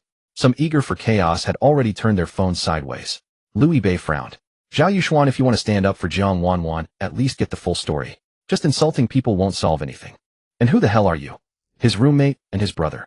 So another broke nobody. Zhao Yuxuan scanned all for his tone growing increasingly dismissive. A bunch of nobodies sharing a dorm room and eating cafeteria meals. You think sticking together makes you tough? Let me make this clear right now, a guy like Chen Jiaxu isn't even fit to shine Wanwan's shoes. Say that again. Zhao Liyuan's voice dropped low. Can't hear me. Zhao Yuxuan walked up to Chen Jiaxu and jabbed a finger at his chest. I said he's a pathetic, lowly, broke nobody. Wanwan using him was a kindness. Does he actually think he has the right to be picky? That was the last straw for Zhao Liyuan. He lunged forward and threw a punch square into Zhao Yuxuan's face. You're the one who deserves a beating. Caught off guard, Zhao Yuxuan stumbled backward and slammed against the door of the off-road vehicle. The crowd erupted. Holy crap, he actually hit him. Film it, film it. Go on, don't back down. Zhao Yuxuan wiped his mouth and kicked out at Zhao Liyuan. Zhao Liyuan staggered back 2 steps, then lunged forward again. The two grappled. Louis Bei tried to pull them apart, but Zhao Yuxuan broke free and swung a punch at Chen Jiaxu beside him. Chen Jiaxu instinctively raised his guard, but still took the hit to the jaw. Now no one could just stand by and watch. Zhou Shuhang grabbed Zhao Yuxuan's arm from the side, while Chen Jiaxu, eyes red, charged in. As Louis Bei yanked Zhao Liyuan back, he took a punch to the shoulder himself and retaliated by pinning Zhao Yuxuan against the car door. The scene had completely descended into chaos. Someone shouted, "Stop fighting," but the tone sounded more like, "Round 2. Others were recording while shouting directions. Left side. The left side's open. Bro, keep the phone steady. Within 2 minutes, Zhao Yuxuan was bruised and battered, his printed shirt torn askew. Louis Bei's group hadn't fared much better. Zhao Liyuan had a split lip, Chen Jiaxu's jaw was red, and Zhou Shuhang's glasses were nearly crushed. What's going on? Stop it now. The dorm manager and 2 campus security guards rushed out of the building, and the onlookers quickly scattered. The fighters were finally separated. Holding his nose, Zhao Yuxuan pointed at Louis Bei and the others. Just you wait. This isn't over. He was helped away by 2 acquaintances from the student union, but not before shooting Chen Jiaxu a final glare. Louis Bei's group was also sent back to their dorm by the dorm manager to await the school's decision. The moment they stepped inside, the video hit Pingcheng University's forum. The headline was blunt and direct, shocking. 4 male students beat up a student union cadre outside the dorm. The video started with Zhao Liyuan's first punch. None of the insults that preceded it were captured. In the footage, all that was visible was 4 people surrounding and attacking Zhao Yuxuan. It looked like nothing less than a premeditated, organized assault. The comments section was exploding. 4 against 1, how proud. Regardless of the reason, throwing the first punch means you're in the wrong. Wasn't that Zhao Yuxuan from the outreach department? I heard his family has ties with the school. These guys are probably looking at disciplinary action. A few eyewitnesses tried to explain. Zhao Yuxuan was saying horrible things before this. The video didn't capture all of it. He poked Qin Jiaxu in the chest first, and even hit him. But these comments were quickly drowned out by replies saying 4 against 1, and throwing the first punch is wrong. No one cared about the full story. The first punch in the short video had already determined the narrative. To make matters worse, the forum post was soon shared across class groups and student union work chats. Within 10 minutes the views were over 10,000, and even their names and majors had been dug up. As Liu Bei was scrolling through the comments, Zhang Zihan's video call came in. The moment he answered, Zhang Zihan's shocked face filled the screen. Holy crap, it's really you guys. You're way too hardcore. Before Zhang Zihan could finish, another pretty face squeezed into the frame. Let me see. This is my roommate Chen Shishir, Zhang Zihan introduced. Chen Shishir stared at Liu Bei on the screen, then looked at the forum video. Is that Zhao Liyuan and the others? So fierce. She paused, her tone turning worried. But if they hit him directly like this, aren't they the ones who'll be at fault? If the student union pushes it, it could even affect their graduation. Besides, Zhao Yuxuan's family has connections. His dad's factory sponsored a school event before, and he knows a lot of people in the student union. Zhang Zihan finally dropped the amused expression. Are you guys okay? We're fine for now. What do you mean for now? Still waiting on after-sales service. Liu Bei hung up, and the dorm fell silent for a moment. Zhou Shuhang adjusted his glasses and spoke first. That was a bit impulsive. Zhao Liyuan touched his split lip. Listening to him talk like that, I couldn't hold back. I know, Zhou Shuhang said. That's why I threw a punch too. Qin Jiaxu kept his head down. I'm sorry for dragging you all into this. Enough, Zhao Liyuan waved his hand. We're brothers. Whatever happens, we'll face it together. Just as he finished speaking, Qin Jiaxu's phone rang. The caller was their counselor. When he answered, the counselor's suppressed anger filled the room. All 4 of you get to the student affairs office right now. Zhao Yuxuan's parents are already here. The counselor hung up after speaking. The 4 exchanged glances, quickly tidied themselves, and hurried toward the faculty office area. A crowd had already gathered at the conference room door. Among them were student union members who had rushed over upon hearing the news, as well as students who had seen the forum video and made a special detour to watch the spectacle unfold. When Liu Bei and his 3 companions appeared, the murmuring crowd parted of its own accord, and dozens of gazes followed their every movement. The reception made one wonder whether they had not come to face disciplinary action, but rather returned from a world tour preparing to walk the red carpet. Counselor Wei Jianya stood waiting at the conference room door. He was around 35 or 36, slightly portly, with neatly combed hair. In his usual unhurried manner of speaking, when dealing with student conflicts, he made it a habit to first restrain both sides, then patiently reason with them. Seeing the injuries on their faces, he sighed. Once inside, stay calm. Don't talk back and absolutely do not resort to violence. We understand, Teacher Wei, Zhou Shuhang said. Inside the conference room, Zhao Yuxuan sat to one side, a bandage across his nose and bruises darkening the corner of his mouth. Beside him sat a well-preserved middle-aged woman. The woman wore an outfit from head to toe, bearing prestigious brands. Her handbag placed on the table, her expression even more displeased than Zhao Yuxuan's injuries. She was Zhao Yuxuan's mother, Fong Lin. As they entered, Fong Lin cast a cold glance their way. These are the ones. Zhao Yuxuan nodded. 4 against 1. Yeah. Quite impressive, really. Fong Lin folded her arms across her chest, her gaze sweeping over Liu Bei and the others, as if inspecting 4 pieces of substandard merchandise. Wei Jianya hastily invited everyone to be seated. Mrs. Zhao, we're still investigating the full circumstances of this incident. They're young people. It's normal to have conflicts and minor disagreements. Let us first clarify the sequence of events, then discuss how to proceed. Fong Lin's face immediately hardened. Teacher Wei, what exactly are you implying? I have no hidden agenda. Minor disagreements. Fong Lin pointed to the bandage on Zhao Yuxuan's face.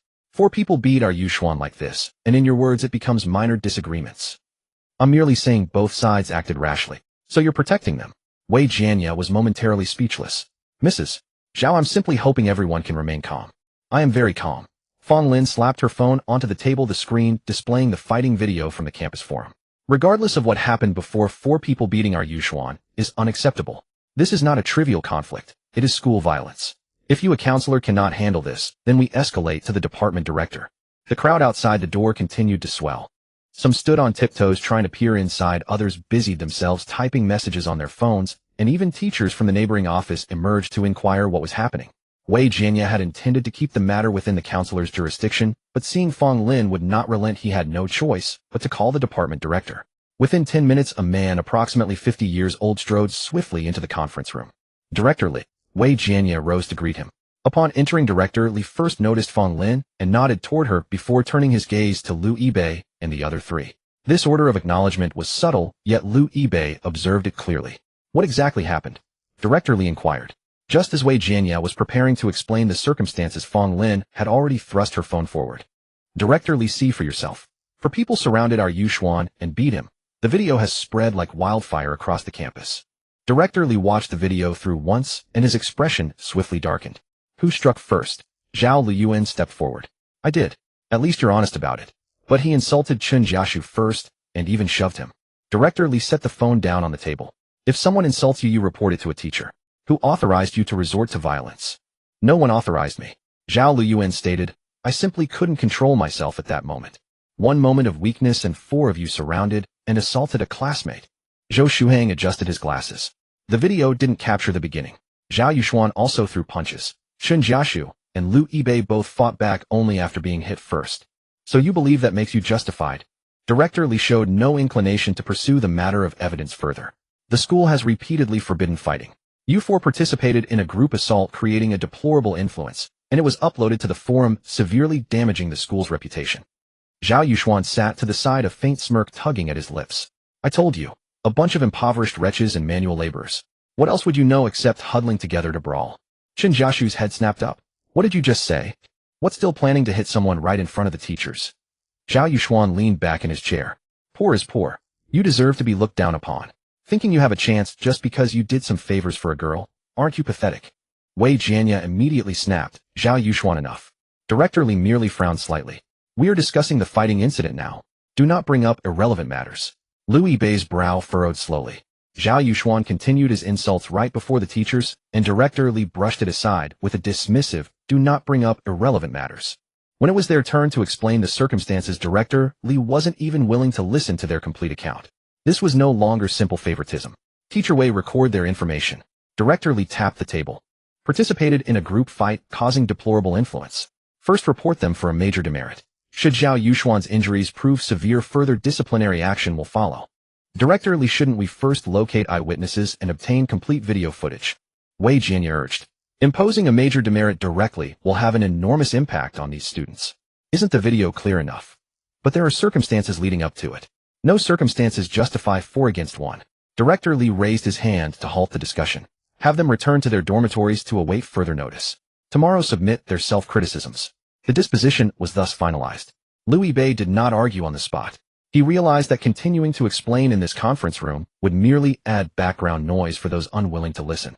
The 4 rose and prepared to leave. At the doorway, Liu Yibei noticed his campus card had fallen beside the chair and turned back to retrieve it. The others had already walked to the far end of the corridor, yet the conference room door had not fully closed. Fong Lin's voice drifted out from within. Director Li, you must give our Xin'er a proper resolution this time. We cannot let them get away with harming him. Mrs. Fong, rest assured the school will handle this matter seriously. Good. Old Zhao was hoping to treat you to drinks next week. Do try not to claim you're busy again. 2 knowing laughs echoed from within. Liu Yibei picked up his campus card, his expression unchanged, and turned to catch up with his 3 roommates. What just happened? Zhao Liyuan asked. Drop my campus card. Liu Yibei paused. Also, the department director has connections with their family. Back at the dormitory, none of them felt like speaking. A major demerit was no laughing matter. Once entered into their permanent records, it would affect scholarship applications, graduate school recommendations, and employment prospects, sometimes even preventing them from receiving their degree. Chen Jiashu sat in his chair, and tears suddenly streamed down his face. When he had learned that Jiang Wanwan had a boyfriend, he hadn't cried. But now, gazing at his 3 roommates who had fought alongside him, he could no longer hold back. Brothers, I've caused you nothing but trouble. He wiped his face, his voice trembling. A major demerit. Even after graduation, finding employment will be difficult. Because of me, you would have had nothing but smooth sailing. Zhao Lian opened his mouth, but unlike his usual self, could not find the words to respond. Zhou Shuhang removed his glasses and lowered his head to wipe the lenses. The dormitory fell into a prolonged silence. Liu Yibei leaned against the desk, recalling Fong Lin's words from the conference room. A dinner, some gifts, in exchange for a department director's favoritism. Connections truly held immense power. Enough. Liu Yibei retrieved his phone from his pocket. As for connections, I have some of my own. All 3 looked up at him simultaneously. I'm going to make a phone call. With anticipation and bewilderment mingling in their gazes, Liu Yibei walked to the balcony and closed the door behind him with a definitive click. He found Tang Jingwo's number in his contacts and pressed dial. The phone rang only once before being answered. Young Master Lu. Tang Jingwo's voice came through the phone. Lu Yibei leaned against the balcony railing, his tone unhurried. President Tang, your big client, is about to fly away. Pingqing University is about to give me a major demerit. Lu Yibei looked at the streetlight below. I'll have to go elsewhere to study. If I'm not in Pingqing, my resources and money will naturally go with me. I can't just leave them here to pine over the past, right? There was a brief silence on the other end of the line. Tang Jingwo clearly sensed the weight of those words. Young Master Lu, please speak slowly, don't be so hasty. His pace was noticeably quicker than before. Weren't we having a good discussion this afternoon? What exactly happened at the school? It's not complicated. Lu Yibei recounted the events from Jiang Wanwan's hidden relationship, Zhao Yuxuan's insulting visit to the brawl downstairs in the dormitory. He didn't hide that Zhao Liyuan threw the first punch and admitted his own involvement in the fight. Regarding the fight, we do bear responsibility. If the school wants to criticize us, demand written self-criticisms, or even impose a reasonable punishment, I'll accept it. But when Zhao Yuxuan continued to curse in front of the teacher's director, Li didn't say a word. He didn't even investigate the witnesses or the first half of the incident. As soon as he came in, he was ready to give all four of us a major demerit. Are you sure it's a major demerit? Tang Jingwo asked. I heard it with my own ears. Lu Yibei continued. As I left the meeting room, I also heard Zhao Yuxuan's mother telling Director Li that Zhao Yuxuan's father would invite him for a drink next week. I don't have proof of any exchange of favors, but this handling combined with that relationship makes it hard not to suspect improper dealings. Tang Jingwo said in a low voice, I understand. President Tang, don't put yourself in a difficult position. Lu Yibei said casually. If the school really can't keep me, I'll just go elsewhere. It's a pity though, Huashang is a great bank. I was even thinking of placing some resources my family would entrust to me in Huashang. This statement sounded like a casual remark just before hanging up. After saying that, Lu Yibei didn't give Tang Jingwo a chance to ask further questions. That's it for now. The call ended. Lu Yibei put away his phone and returned to the dormitory. His three roommates were still in the same positions as when he left, 6 eyes all fixed on him. He found a comfortable spot to lie down, casually tucking a pillow behind his head. Zhao Liyuan couldn't hold it in any longer. Yibei, what's the situation? The call's done. Damn it, I know that. Zhao Liyuan leaned in closer. What does that friend of yours actually do? Can he really influence the school's punishment? In theory, my friend has much more backing than Zhao Yuxuan's family. Lu Yibei stared at the ceiling. But whether he can actually pull it off, I'm not sure. Let's see how it goes. We'll talk about the rest later. The dormitory fell silent again. Chen Jiashu clutched his phone as if grasping at the last thread of hope. Zhou Shuheng put his glasses back on, saying nothing, but the pace of his page turning noticeably slowed. Zhao Liyuan wanted to ask more, but swallowed his words. All they could do now was wait. Meanwhile, at Huashang Bank's Pingqing branch, Tang Jingwo stared at the hung-up phone, his face gradually flushing red. Li Minghua stood before his desk, still holding a client material report that needed to be presented. When she heard that Lu Yibei might transfer schools and move his assets, her heart tightened. Could I be this unlucky? She had just become Lu Yibei's dedicated account manager less than a day ago, and before she could even firmly latch onto this golden thigh, the person and the money were about to fly out of Pingqing. President Tang, are they giving young Master Lu a major demerit over this trivial matter? Tang Jingwo placed his phone on the desk, his voice barely contained. This isn't just giving him a demerit. It's blocking my path to promotion. He paced back and forth in the office twice. The quarterly dividend from his account alone is over 60 million yuan, and his publicly known net worth is 28 billion yuan. More importantly, that phrase, some resources my family will entrust to me. Who knows how much more is hidden behind it? If Lu Yibei really moved to another city, taking his assets and future resources with him, the Pingqing branch of Huashang wouldn't just lose a client. It would sever a freshly connected main artery. When the head office asks, how would he explain it? That a department head at Pingqing University, to please a factory owner's son, drove away the bank's most important new client. Fine, Pingqing University. Tang Jingwo repeated the word fine twice in anger. He's not just recording a major demerit. He's erasing my hope of entering the head office right off the page. He stopped abruptly and looked at Li Minghua. How much in assets does young Master Lu currently have in our bank? Li Minghua immediately set down her materials and opened the encrypted client system. This quarter's dividend of 72 million yuan has all been kept with Huashang. The domestic business of the Walmart shares is handled by us, but the main custody remains with overseas institutions. She quickly navigated to the risk assessment page. If young Master Lu leaves Pingqing, the cash account can be transferred out the same day, and domestic service relationships can be changed at any time. The shares themselves are valued at approximately 28 billion yuan, with future dividends and other assets currently impossible to estimate. The phrase impossible to estimate made Tang Jingwo's temples throb. The over 60 million yuan currently in Huashang's accounts was only the visible portion. What truly held value was Liu Yibei's undisclosed overseas background, and that understated remark about resources my family will entrust to me in the future.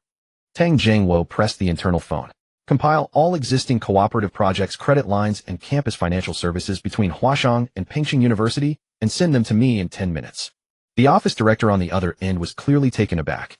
President Tang, are we preparing for the annual review? No. Then. Preparing to assess the risk of client attrition. Tang Jingwo hung up after saying that. Within 2 minutes, several relevant departments of the branch received urgent notices. No one knew why a college student's fight would affect 3 business lines: cross-border finance, private banking, and school enterprise cooperation. All they knew was that Vice President Tang's face had turned so red it could have heated the office. Li Mingwei reminded him softly, President Tang, since young Master Liu called you, he probably still gives us time to handle it. I know. Whoever dares to block my path to the head office, I'll deal with them. Tang Jingwo picked up his phone. So this matter must be resolved before he loses patience. He immediately found Vice President Su's number and dialed it. When the call connected, Tang Jingwo skipped the pleasantries. President Su, do you know that Liu Yibei is about to receive a major demerit from your school? A major demerit? I don't know about that. Well, now you do. Tang Jingwo took a deep breath. This time I won't hint. I'll speak plainly. Liu Yibei is currently the most important private client of Huashang's Pingqing branch. If he leaves Pingqing due to an unjust punishment, his assets and future resources will all be moved away. Vice President Su's voice turned serious. Old Tang, speak clearly. I'll send you the full details right away. If students fight, handle it according to the rules. I'm not asking you to cover for him. But if someone, because they've had a few drinks with the Zhao family, fails to investigate the cause and directly slaps a demerit on young Master Liu, then, if this isn't handled properly, I'll have to report to my old leader, Director Huang of the Education Department. Tang Jingwo's words grew more direct. Huashang is currently in a rising phase, and young Master Liu is the main artery of our Pingqing branch. If your school suddenly cuts it off, I'll have to explain the reason to the head office, and I'll have to reevaluate all cooperation between Huashang and Pingqing University. Once word gets out how those clients who are served by Huashang and enjoy its resources will view Pingqing University, that's no longer my concern. There was a few seconds of silence on the other end. Then came the sound of a chair being pushed back. Old Tang, don't hang up. Vice President Su spoke rapidly. I'm heading to the college right now. Who exactly decided on this major demerit? In his dormitory, Liu Yibei lay on his bed scrolling through his phone. The fight post on the Peng University forum was still gaining traction. Some condemned their 4-against-1 brawl as dishonorable, while others pieced together the cause based on eyewitness accounts. Both sides clashed in the comments with more ferocity than the actual fighters. Just as Liu Yibei was about to exit the app, a mechanical chime suddenly echoed in his mind. Mission connections completed. This world is not all about fights and aggression, it's also about human relationships. 3 random rewards obtained. Open them now. Liu Yibei sat up in bed. The system still didn't explain when the mission had been issued or what the completion conditions were. It operated like a boss who only handles payroll, never attends meetings, depositing funds into the account when due, leaving everything else unattended. That work ethic was commendable. Open all. First reward, connection Lin Ziyuan. Second reward, connection Meng Yi. Third reward, asset 1 stake in Deutsche Volkswagen Group. Connection rewards will be actualized through realistic causal completion. Memories, communication records, and social relations of the host and related individuals will be synchronously adjusted. Asset rewards can be scheduled for distribution at the host's discretion. Release immediately. No. Having recently acquired Walmart shares, Liu Yibei didn't want another substantial overseas asset to surface so soon. The system remained silent. The 1 stake in Deutsche Volkswagen Group entered a pending claim status, and all text vanished. In the next second, a flood of unfamiliar yet familiar memories surged into his mind. Lin Ziyuan, 47, CEO of Chip Electric Group, primarily working and residing in Wan Island. 5 years ago, a young Liu Yibei had joined his school's technology study tour to the island. During free time after the activities, he encountered Lin Ziyuan hiking alone in the eastern mountains of the island. A sudden flash flood washed out the mountain road, and Lin injured his leg while dodging falling rocks. Liu Yibei first spotted an abandoned ranger's hut on higher ground, then braved the rain to help Lin inside. They were stranded for 2 days, surviving on half a pack of biscuits, and collected rainwater until rescuers arrived. Since then they had stayed in touch. Lin Ziyuan admired Liu Yibei's calm demeanor in crises and his lack of expectation for reward, treating him as a favored junior. Whenever business brought him to Pingqing, he always made time to see Liu Yibei, and they kept in regular contact. Though Liu Yibei called him Uncle Ziyuan, they weren't relatives, but close friends who had weathered adversity together. This Uncle Ziyuan spoke with a composed manner and always wore a smile. The angrier he was, the more genial his smile became. Those familiar with him knew that truly provoking him was worse than hearing him curse. Better to wait until his smile faded and see what you had left. Another memory belonged to Meng Yi. A year younger than Liu Yibei, Meng Yi was the son of a deputy mayor of Pingqing. His father oversaw investment attraction, market regulation, and commercial affairs, wielding considerable influence in the city. Meng Yi and Liu Yibei had met 3 years ago. They got into a fight over a basketball game, then escaped together by jumping over the wall before the teacher arrived. Later, through basketball and cycling, their bond deepened. Meng Yi knew Liu Yibei was short on money at the time, and Liu Yibei knew Meng Yi's family was privileged, yet they never sought favors from each other. Meng Yi was bold and straightforward, but he held back his temper around Liu Yibei. He always called him Brother Bei, and would genuinely stand up for him when trouble arose. When the memory merge finished, Liu Yibei found 2 familiar names added to his contacts. Uncle Ziyuan. Meng Yi. His chat app retained years of records, photos, voice messages, and mutual friends, all intact. Reality had been altered like a paper silently rewritten, showing no trace of erasure. Liu Yibei opened Meng Yi's chat window. The last message was from 2 months ago. Brother Bei, when I'm back in Pingqing, I'll treat you to a meal. Just as Liu Yibei was about to exit the chat, Meng Yi's avatar suddenly lit up. Brother Bei, is that you in the 4-against-1 video on the Peng University forum? 3 question marks followed immediately. Liu Yibei replied with 1 word. Yes. The phone rang the next second. Glancing at his 3 roommates in the dorm, Liu Yibei walked to the balcony and answered. Brother Bei, who's messing with you? Meng Yi's tone was ready to take action. I'm coming back to Pingqing tomorrow. Give me a name and leave the rest to me. Don't overdo it. They're about to give you a demerit and you call that overdoing it. The school is reinvestigating and I've already asked someone to handle it. Reliable. More reliable than you barging into school for a second fight. Meng Yi clicked his tongue. Fine, I'll listen to you, Brother Bei. I'll come find you tomorrow. If things aren't sorted, my dad will definitely be able to help. After the call ended, Liu Yibei looked at the now quiet phone. The connection reward had indeed taken effect. That years-long friendship wasn't just a cold identity introduction. When Meng Yi saw him in trouble, he didn't even ask why. His first instinct was to come stand by his side. But there was no need to call in all his connections just yet. Tang Jiangwo had already stepped in and the school's decision was still pending. Bringing everyone in now wouldn't solve the problem. It would be a parade of connections. He'd hold off for now. If truly needed, he could act later. Meanwhile, at Pingqing University's administrative building, Vice President Su, after hanging up with Tang Jiangwo, made 3 calls to the school office, security department, and student affairs. Send me all dormitory surveillance footage, the original forum video, and a list of eyewitnesses within 10 minutes. Also investigate who proposed the demerit and whether proper investigation and approval procedures were followed. His tone wasn't heavy, but the staff in the office quickened their pace. The pressure from Huashan's cooperation was one factor, but more importantly, Tang Jiangwo's words, no request for leniency. If Liu Yibei had indeed been involved in the fight, the school's disciplinary action would be appropriate. But if someone had bypassed the investigation and used personal connections to hand out a punishment as a favor, that was a completely different matter. The first document delivered was the dormitory surveillance footage. The images had no sound, but were more complete than the forum video. Zhao Yuxuan approached Chun Jiaxu and repeatedly poked his chest. Then Chun Jiaxu knocked his hand away, and Zhao Liyuan rushed in with punches. Once the brawl began, Zhao Yuxuan also actively struck back multiple times. It wasn't the unilateral beating the video title suggested. The second document was statements from students on site. 5 of the 7 witnesses explicitly mentioned Zhao Yuxuan repeatedly using insults like pauper and laborer against Chun Jiaxu and his roommates. After reviewing, Vice President Su set the materials aside. Both sides threw punches, so both share responsibility. For attacking, one should be punished more severely. The insults, provocation, and initial shoving must also be addressed. The student affairs staff member nodded. But the initial opinion from the college only mentions for beating a student council member without mentioning Zhao Yuxuan's insults or his active participation. Who wrote that? Director Li decided it verbally, and teacher Wei Jianga hasn't signed off. Vice President Su's face darkened. A demerit without investigation, without a college meeting, and without student defense. Who gave him the authority to decide this in advance?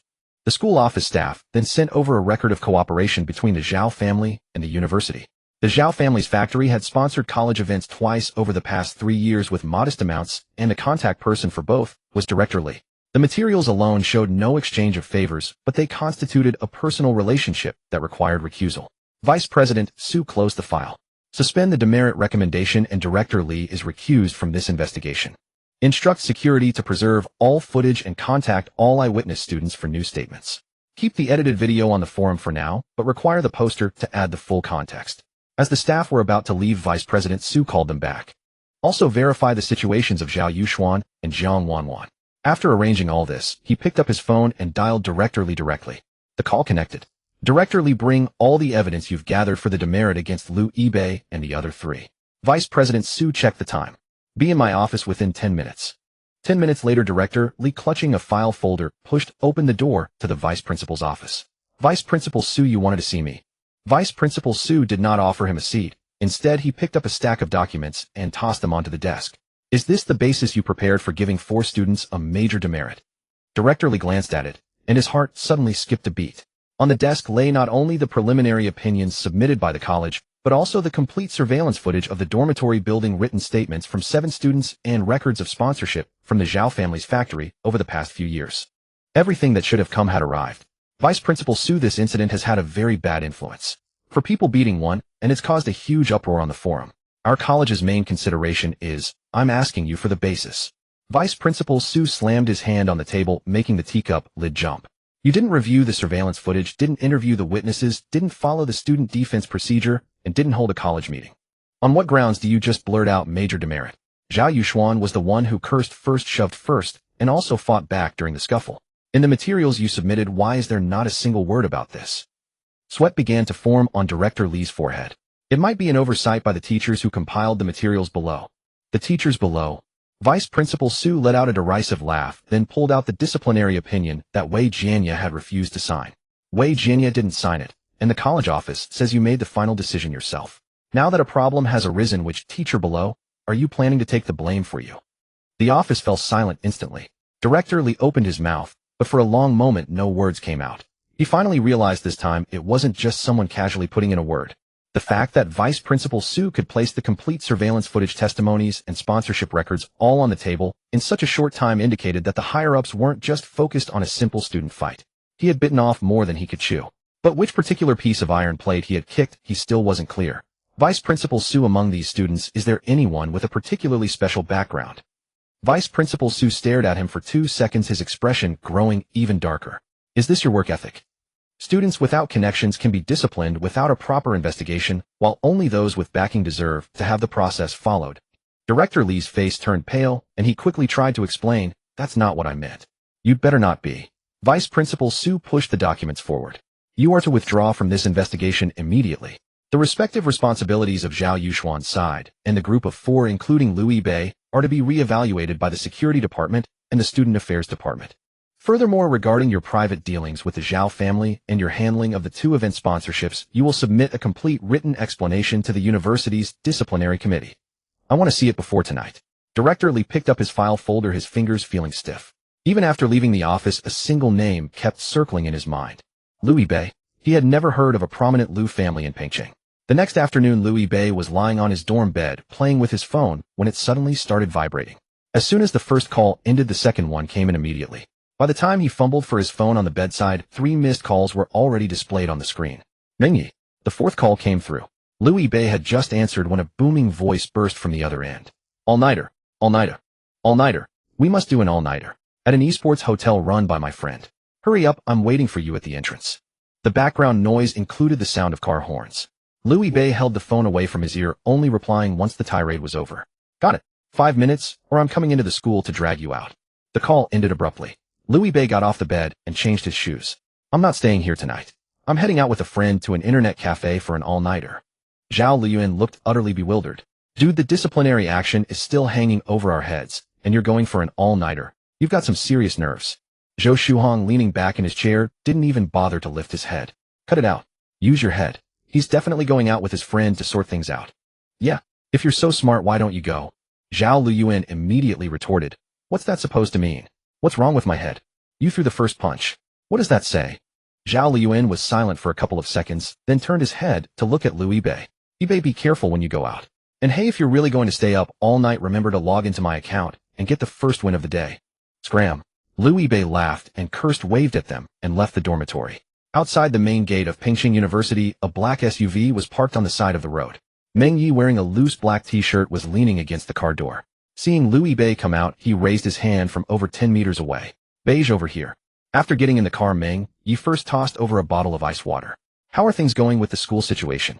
Need me to have a word with old man Meng? People are already looking into it, no need to add more. All right. Meng Yi agreed readily. You say no, so no? Let's game tonight. If there's no result by tomorrow, I'll go down there and teach them a lesson. Who are you going to teach a lesson to? I always sat in the back row during my school days. Great view gives me good teaching experience. Meng Yi made a hand gesture. A lowly department head. Easy pickings. The esports hotel wasn't far from the school run by a friend of Meng Yi's. The room had 2 computers, 2 beds, and was fully stocked with a fridge and a snack bar. Meng Yi turned on the computer as soon as he entered. Beige, what's the plan tonight? Win a couple of rounds first, then we'll see. Funny, I was just thinking the same thing. 10 minutes later, Meng Yi's mid lane Yasuo was 0-4. Liu Yibei looked at the black and white screen, then glanced at Meng Yi, who was still frantically clicking his mouse. When you said win a couple of rounds, did you mean let the enemy win? Accident, pure accident. The enemy jungler kept ganking, my operating space was compressed. The enemy jungler didn't come once. That's psychological pressure. Even though he didn't come, I just felt like he would.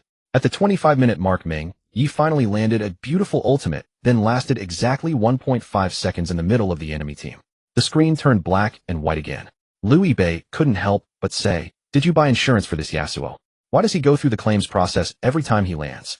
Meng Yi took off one side of his headset. Beige, don't talk. We can turn this around. They did in the end turn it around. The enemy team pushed through their base and destroyed their nexus. Refusing to accept defeat, they started another game. This time Meng Yi obediently picked Malphite, while Liu Yibei played jungle. No fancy moves, no professional level plays, just ganking, taking dragons, and blaming each other, no different from an all-nighter for any ordinary college student. At 1 a.m., they ordered some barbecue. At 3 a.m., Meng Yi pounded the table shouting, last game. At 5 a.m., he pounded it again. Seriously, this is the last one. Liu Yibei glanced at the sky outside, which was starting to turn pale. That's what you said last time. This time is for real. That last game doesn't count. My team surrendered at 15 minutes, and I hadn't even farmed up yet. At 7 a.m., just as they finished their game, Meng Yi's phone rang. When he saw the caller ID, his body, which was leaning back in his chair, immediately snapped upright. Dad, done with your all-nighter. The voice on the other end gave nothing away. Meng Yi glanced at Liu Yibei, trying to salvage the situation. Strictly speaking, this was a cross-time zone esports exchange. Cut the crap. Come home for breakfast. Let me catch a nap first, then I'll come back. Bring your friend along too. Meng Yi was taken aback for a moment, then responded, all right, we're on our way now. At that moment, in a heavily secured residence in Futian, Meng Huaichuan sat at the dining table holding a freshly delivered document. Early 20s sophomore at Pengcheng University. Holds 0.05 of Walmart Inc. Shares valued at around 28 billion renminbi, with just received quarterly dividends exceeding 60 million. The document wasn't long, but its weight was heavier than the full profiles of many entrepreneurs. Meng Huaichuan flipped to the next page. This Liu Yibei has known Xiaoya for 3 years now. They play basketball and cycle together, have frequent contact, but he's never once used Xiaoya to seek projects approvals or policy connections. With a fortune of over 20 billion, having dealings with Xiaoya for years without asking for any benefit, it is indeed a bit strange. Shen Xinglan was placing a plate of freshly steamed shrimp dumplings on the table when she heard this. She shot her husband an exasperated look. With a fortune of over 20 billion, why would he covet your lousy job? Meng Huaichuan put down the document. I just think when someone like this suddenly appears around Xiaoya, it's always better to understand the situation clearly. Alright, enough. Not all of Xiaoya's friends outside are bad influences. We should be happy. Shen Xinglan served 2 more bowls of porridge. He's never asked you for anything in 3 years, and even when he got into trouble at school this time, he didn't ask Xiaoya for help. Don't act like you're conducting an official review. Don't put on that meeting face of yours when he arrives. Meng Huaichuan picked up his teacup without responding. Half an hour later, the sound of a password being entered came from outside the door. Meng Yi walked in with dark circles under his eyes, holding the door to let Liu Yibei in first. Mom, I'm back. Shen Xinglan immediately waved them over. You must be Liu Yibei. Come have a seat. The porridge is still warm. Your Uncle Meng has been waiting for you too for a while. Liu Yibei sat down at the table. Just as he picked up his chopsticks, Meng Huaichuan set the document aside and pushed a bamboo steamer of shrimp dumplings towards him. Eat first. After you've eaten, you can tell Uncle Meng the whole story about what happened at school from the beginning. Breakfast was finished quickly. Liu Yibei set down his chopsticks, and just as Shen Xinglan cleared the empty bowls, Meng Huaichuan raised his teacup, as if asking a casual question. Yibei, how's that matter at your school coming along? Why has a small misunderstanding between classmates escalated to the point of a serious disciplinary demerit being on the table?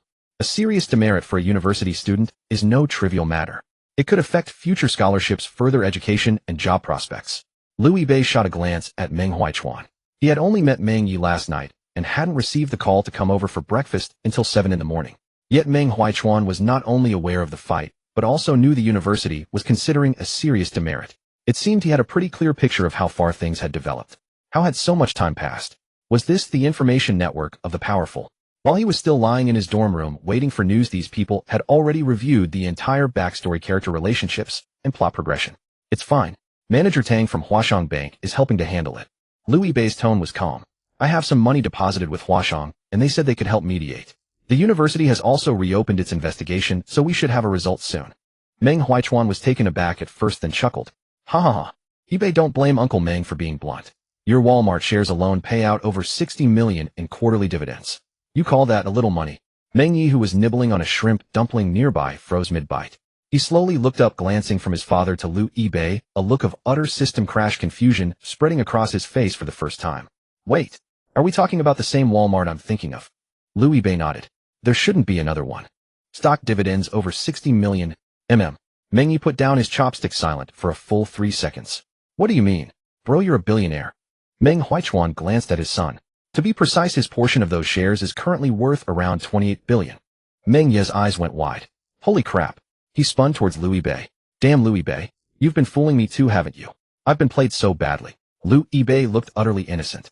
You never asked. Do I have to ask? Meng Yi clutched his chest in mock agony. 3 years. A full 3 years. I always thought we were the team of the poor official's kid and the average college student, and you've been playing the underdog card this whole time. I really didn't have money before. And now I have a little. Meng Yi was nearly choked by that remark. He pulled out his phone and slapped it on the table in front of Liu Yibei. Come on, clear out my skin shop for me. Otherwise, this isn't over. Our 3 years of friendship is facing a serious test today. You want to buy Riot Games too? Fine by me, I'm not picky. You're dreaming. Well, you gotta at least sort out the skin shop, right? My Yasuo went 0-4 last night. It must be because the skin stats are wrong. Give me an expensive one, and I'll be unstoppable. Liu Yibei recalled his Yasuo's performance the previous night, which had completed its death animation a mere 1.5 seconds after landing, and suspected that changing skins wasn't the solution. Changing the player might be quicker. Just then Shen Qinglan emerged from the kitchen carrying a plate of cut fruit. Lao Ming, what are you doing? They've barely managed to come home for a meal and haven't slept all night. Do you really have to treat the house like your office? Meng Huichuan waved his hand with a smile. These aren't conflicting things, just a chat over a meal. He then looked back at Liu Yibei, his tone turning more serious. Yibei, you know that Uncle Meng is currently in charge of investment promotion and industry commerce for Pengcheng. For years, Pengcheng has wanted to push for cooperation between local supply chain companies and large overseas retail groups. I wanted to ask, how much influence do you or your family actually have with Walmart? If the right opportunity comes up, could you help bridge the gap between Pengcheng and those foreign enterprises? Companies get orders, the city gets more jobs, and you benefit as a shareholder. It's a win-win for everyone. Liu Yibei didn't answer immediately. He only held 0.5% of the shares. In an average listed company, that would make him a major shareholder, but for a behemoth like Walmart, it was far from enough to make decisions on behalf of management. However, submitting materials or arranging a formal meeting in his capacity as a shareholder wasn't entirely out of the question. Besides, he still held the unclaimed 1% stake in Volkswagen Group. Resources like this would only become more plentiful in the future. I definitely can't make direct decisions on cooperation, I don't have that much sway. Liu Yibei stated clearly. But if a suitable opportunity arises, I can try to help make the connection. Whether a deal actually gets done depends on the companies involved. A smile spread across Meng Huichuan's face. That's enough. Investment promotion is always a negotiated outcome. I wouldn't expect you to make decisions for others with a single word. I appreciate you being willing to build the bridge. Uncle Meng owes you one for that. Let's see how things go in the future. Liu Yibei glanced at the time and stood up. Uncle Meng, Annie Shun, I have classes this morning, so I need to head back to school. Meng Yi immediately stood up as well. I'll drive bro back. Shen Qinglan shot him a glare. You haven't slept all night and you want to drive. Go to your room and get some proper rest. Meng Huichuan pulled out his phone and made a call. I'll have my secretary drive Yibei back. 10 minutes later, a black sedan pulled up downstairs. Meng Huichuan's secretary opened the door for Liu Yibei, confirmed the school address, and smoothly drove out of the neighborhood. As soon as Liu Yibei left, Meng Yi rushed to the balcony and shouted down at the street. Bro, don't forget the skins. The car window rolled down halfway, and Liu Yibei extended his hand, giving him the middle finger. Meng Yi was satisfied. If they could still joke around, it meant 28 billion hadn't hurt their brotherhood. At most, it would affect his brother's skin collection. Back in the living room, Meng Huichuan waited until the car had driven off before picking up his phone to call his office. Help me find out who's currently in charge of handling that student conflict at Pengcheng University. No need to interfere with the school's decision, just check on the progress of the investigation and the basis for any action. The voice on the other end immediately acknowledged. Understood. Naturally, anyone working closely with Meng Huichuan knew not to take that as a mere casual inquiry. Half an hour later, the phone on the desk of Pengcheng University's vice president rang. Vice President Su picked up the phone. Hello, Pingching University. President Su, hello. This is the General Office of the Pingching Municipal Party Committee and Municipal Government. The caller's tone was polite and official. We wanted to inquire about that student conflict at your university a couple of days ago. The related videos have spread quite quickly, and the impact isn't good. Mayor Meng is also very concerned about this matter. Vice President Su's grip on the receiver tightened slightly. Please go on. We heard the university was planning to give several students a serious demerit. We would like to know what the final punishment for student Liu Yibei will be. What stage is the investigation at now? A thin layer of sweat instantly formed on Vice President Su's back. Liu Yibei again. Yesterday, it was the deputy president of Huashang Bank's Pingching branch calling personally, and today, even Mayor Meng was asking about him. This guy wasn't just a major client of Huashang.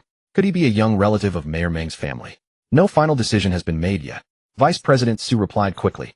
We have already retrieved the complete surveillance footage and re-interviewed the students present at the scene. The initial confirmation is that both parties share responsibility. Student Zhao Yuxuan engaged in verbal abuse provocation and initiated the physical shove. The videos circulating online are not complete. There was a brief pause on the other end of the line. Mayor Meng cares about the facts and the procedures, not about having the school favor any particular student. I understand. Good. Once the investigation is complete, please provide an official explanation to us. A disciplinary action on a student's record has significant consequences. We can't let someone off just because they have connections, but we also can't pin it on someone simply because they don't. Absolutely, we will strictly follow the university regulations. After the call ended, Vice President Su stared at the phone for a few seconds. Tang Jingwo's call he could understand as a bank protecting a major client. But what about this call from Mayor Meng? How many people were behind this student Liu? Vice President Su didn't dare to speculate further and immediately picked up his phone to call the security department. Bring all the documents on liability determination, the complete video, and student statements. We'll hold a review meeting at 10 o'clock. He then dialed Wei Jianya. Notify Liu Yibei, Zhao Liyuan, Zhou Shuhong, and Qin Jiaxu. Be at the administrative building by 10. The university will give them a definitive result today. Liu Yibei returned to the dormitory with over an hour still left before 10 o'clock. Having stayed up all night, and then having breakfast at the Meng residence, he now had only one thought. Sleep. Even if the King of Heaven himself descended, he'd have to wait until Liu woke up. But just as he pushed open the dormitory door, 3 pairs of eyes instantly turned toward him. Zhao Liyuan was the first to spring up from his chair. Beige, how did it go? Zhou Shuhang pretended to be engrossed in his phone, but his ears were already perked up. Qin Jiaxu was even standing right in the corridor, his face openly revealing his anxiety. Liu Yibei yawned, tossing his jacket onto the back of a chair. Rest easy, nothing serious. Really? Qin Jiaxu pressed. Really? Zhao Liyuan leaned in. So what did your friend say? Is the school going to withdraw the disciplinary action?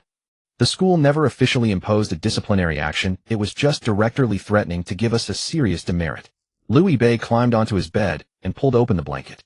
After the reinvestigation, the worst we'll get is a written self-criticism. Now don't make a fuss, let me get some sleep.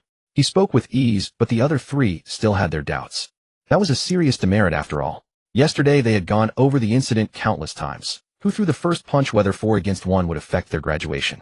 Now Liu Yibei had stayed out all night and come back with a casual, nothing serious, which sounded a bit like a surgeon saying, no big deal, right before entering the operating room. As for how serious it really was hard to say. Liu Yibei paid them no mind. His head had barely touched the pillow when his consciousness began to sink. He felt like he had only closed his eyes for 2 minutes when a sudden knock came at the dormitory door. Bang bang bang. Liu Yibei. Zhao Liyuan. Are you all in there? Zhao Liyuan went to open the door. Wei Jianya stood outside, phone in hand, sweat covering his forehead from the hurried trip. Stop lying around, get yourselves together quickly, and follow me to the administration building. Qin Jiaxu's heart tightened. Teacher Wei, is there a result? Vice Principal Su is handling it personally. There's a meeting at 10, and all 4 of you are required to attend. Vice Principal Su. Zhao Liyuan glanced at Liu Yibei, who was pretending to be dead on the bed. For just a fight, are we getting this high-level treatment? I'd like to know that too. Wei Jianya looked at them with exasperation. Stop dawdling. Get Liu Yibei up now. The vice principal is waiting. Are you planning to walk in right on time? The blanket on the bed stirred. Liu Yibei revealed, half his face looking utterly resigned. Can't they just send us the result? Why make such a fuss? Qin Jiaxu quickly patted the bed frame. Keep it down, beige. The vice principal is holding a meeting for us, and you're complaining about the process. Get up. You can sleep once it's over. 5 minutes later, the 4 followed Wei Jianya out of the dormitory building. On the way, Zhao Liyuan walked as if heading to the execution ground. Qin Jiaxu's face was full of anxiety. Zhou Shuhang remained silent, but checked his phone every few seconds, clearly waiting for the school's official notice. Only Liu Bei lagged behind, his eyelids growing heavier and heavier. His head kept bobbing like an avid angler who had been up all night watching his fishing spot. When they reached the entrance of the administration building, he nearly veered off into the nearby bushes to find a spot to cast his line. In the meeting room, Vice Principal Su was already there. On the table lay complete surveillance screenshots, witness statements, and records of conversations from both sides. Zhao Yuxuan sat on the other side. The bruises on his face had faded considerably, but his expression was even more sour than on the day of the fight. Once everyone was present, Vice Principal Su didn't beat around the bush. The full situation has been investigated. Zhao Yuxuan voluntarily came to the dormitory entrance, repeatedly used insulting language, and was the one who instigated the conflict and initiated the shoving. Zhao Liyuan threw the first punch, and Liu Yibei, Zhou Shuhong, and Qin Jiaxu subsequently joined the scuffle. Both sides bear responsibility. Zhao Yuxuan immediately looked up. Principal Su, there were 4 of them ganging up on me. As I said, both sides bear responsibility. Vice Principal Su pushed a surveillance screenshot across the table. What you said before you came, what you did before the fight, and the statements of 7 witnesses on site corroborated by the complete surveillance footage all match up. The edited video circulating on the forum omitted the cause. The school will release a full statement of the situation. If you have objections to the findings, you can appeal through proper channels. Zhao Yuxuan's lips moved slightly, but in the end he said nothing. Vice Principal Su opened the disciplinary decision. I will now announce the outcomes. Liu Yibei, Zhao Liyuan, Zhou Shuhong, and Qin Jiaxu, each of you will submit a written self-criticism, receive criticism and education from your counselor, but no disciplinary action will be taken, and it will not be recorded in your student files. The 4 of them looked up simultaneously. A written self-criticism. That's it. Just yesterday, they were agonizing over whether a serious demerit would affect their graduation, and now it had dropped from a hellish difficulty to a mere language assignment. Zhao Yuxuan's face was turning green. Vice Principal Su continued. Zhao Yuxuan, who instigated the trouble and caused a negative impact, is given a minor demerit and is removed from his position in the student union's external relations department. Furthermore, both parties must not escalate the conflict in any form. Once the statement is released on the forum, the dissemination of misleading edited videos is prohibited. That concludes the outcomes. Zhao Yuxuan abruptly stood up. Why do they only get a written self-criticism while I receive a demerit? Vice Principal Su looked up at him. Because they didn't come to your dormitory entrance to insult and shove you repeatedly, nor did they try to interfere with the investigation using their student union position or their parents' connections. If you're not satisfied with the outcome, you can appeal. Now this meeting is adjourned. Zhao Yuxuan's face looked as if he had eaten something revolting. He grabbed the disciplinary notice from the table and stormed out of the meeting room. He slammed the door shut behind him. Vice Principal Su's stern expression softened immediately once the other had left. Liu Yibei. Liu Yibei was dozing off in his chair at the sound of his name. He snapped his head up. Huh, is it over? Vice Principal Su's smile faltered for a moment, but quickly returned to normal. I've been meaning to have a chat with you for a while, but I haven't had the time. I've been swamped lately. I understand, no problem. Liu Yibei rubbed his eyes. Is there anything else? I'm a bit sleepy and want to go back to bed. The meeting room fell silent for 2 seconds. Zhao Liyuan lowered his head, struggling to keep his expression in check. Telling the vice principal that he was sleepy and wanted to go home to sleep. There probably weren't many people at the entire university who would dare say such a thing. Vice Principal Su wasn't offended, though. No other business. You can all head back, this matter is settled. As they stood up, he seemed to suddenly recall something and added. Liu, please give my regards to Mayor Meng and Bank Manager Tang. Sure. Liu Yibei casually agreed, yawning as he walked out of the meeting room. Zhao Liyuan, Zhou Shuhong, and Qin Jiaxu followed behind him, walking more than 10 meters in silence. All 3 were in a daze, their faces bearing the same question. What does this mean? Were they hiding some big shot in their dormitory? A minor dispute between students had not only alerted a bank manager, but also a city mayor. Zhao Liyuan finally couldn't contain himself. He threw an arm around Liu Yibei's shoulders. Beige, you're so tough. Liu Yibei stopped in his tracks. Can you find another adjective? No, seriously, this is the first time I realize how tough you are. Shut up, that sounds worse the more you say it. Zhou Shuhang suddenly asked out of nowhere. Who is Mayor Meng? A friend's father. And Bank Manager Tang? Qin Jiaxu also asked. Just a staff member who handles my money. The 3 fell silent again. They could understand every word of these explanations, but together they didn't sound like anything a typical college student would say. Zhao Liyuan caught the key point. Handles your money. How much money do you have that you need a bank manager to handle it? Not that much. Tell me the amount first. Not telling, sleepy. Liu Yibei shook off his arm and quickened his pace toward the dormitory. The 3 chased after him, asking questions, but he didn't answer a single one. Back in the dormitory, as soon as Liu Yibei climbed onto the bed, Zhao Liyan dragged over a chair and sat down right below. Zhou Shuhang and Qin Jiaxu stood on either side. Liu Yibei paused as he was pulling up the blanket. What do you want? Zhao Liyuan pulled out his phone and opened a memo. Sleep. We'll wait for you to wake up. When you're ready, please reintroduce yourself, Master Lu. Lu Yibei slept soundly. Zhao Liyuan had genuinely dragged a chair over and sat guard at the foot of the bed, prepared to conduct a serious identity interrogation once he woke up. He couldn't sit still for even 10 minutes. So what do you think Yibei's real background is? Chen Jiashu lowered his voice. Didn't Vice Principal Su say it? A Mayor Meng and a bank manager Tang. That's exactly why it's suspicious. Zhao Liyuan analyzed, counting on his fingers. A regular rich kid would just get a college leader to put in a word. Brother Bei didn't say a peep from start to finish, yet the mayor and the bank manager called him on their own initiative. What do you call that? That's a passive skill auto-triggering. Zhou Shuhang leaned back in his chair and gave his verdict. He's not your average rich kid. Then what is he, eh? An ultimate rich kid. Just then, Chun Jiashu's phone buzzed. Zhang Zihan sent a message asking how the school ultimately handled it. Chun Jiashu replied, 4 of them got writing assignments for self-criticism, Zhao Yuxuan got a demerit and was kicked out of the student union, and got an almost instant reply. Whoa, did young Master Lu go all out? What young Master Lu? Don't play dumb. Vice Principal Su handled it personally. 4 guys jumped 1 and only got writing assignments, and the connections Zhao Yuxuan's family used are now under investigation. Could a regular rich kid pull that kind of weight? Immediately after, she sent another one. I always said he was hiding his identity to experience real life, and you guys wouldn't believe me. That hot chick in black stockings from last time is definitely his family's employee. Zhang Zihan had a mouth that on a good day managed to be accurate about 3 sentences out of 10. But this time the 3 of them stared at the chat history, all falling silent. The bad news was she seemed to have hit the nail on the head. The good news was Lu Yibei hadn't admitted it yet, so they could temporarily pretend they didn't know. The 3 of them spent another half hour rehashing it, finally reaching a consensus. Lu Yibei was most likely the ultimate rich kid, the kind with an absurdly deep family background, who was particularly good at pretending to be ordinary. As for exactly how ultimate he was, they planned to extract a confession under duress once he woke up. Around 3 in the afternoon, Lu Yibei finally woke up naturally. He opened his eyes and first saw 3 people sitting neatly at the foot of the bed. Zhao Liyuan was holding his phone, Zhou Shuhang was reading a book, and Chun Jiashu was clutching a bag of chips. The 3 seemed absorbed in their own things, but the moment he stirred, they all looked up simultaneously. Lu Yibei closed his eyes again.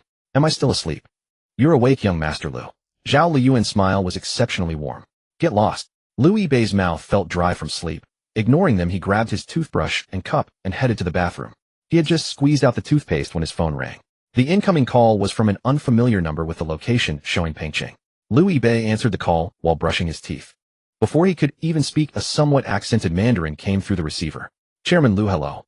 This is Alexander Kane, current president of the Walmart Group. I am currently in Pengcheng for an inspection. Would it be convenient for you to have dinner together tonight? Lu Yibei paused his brushing.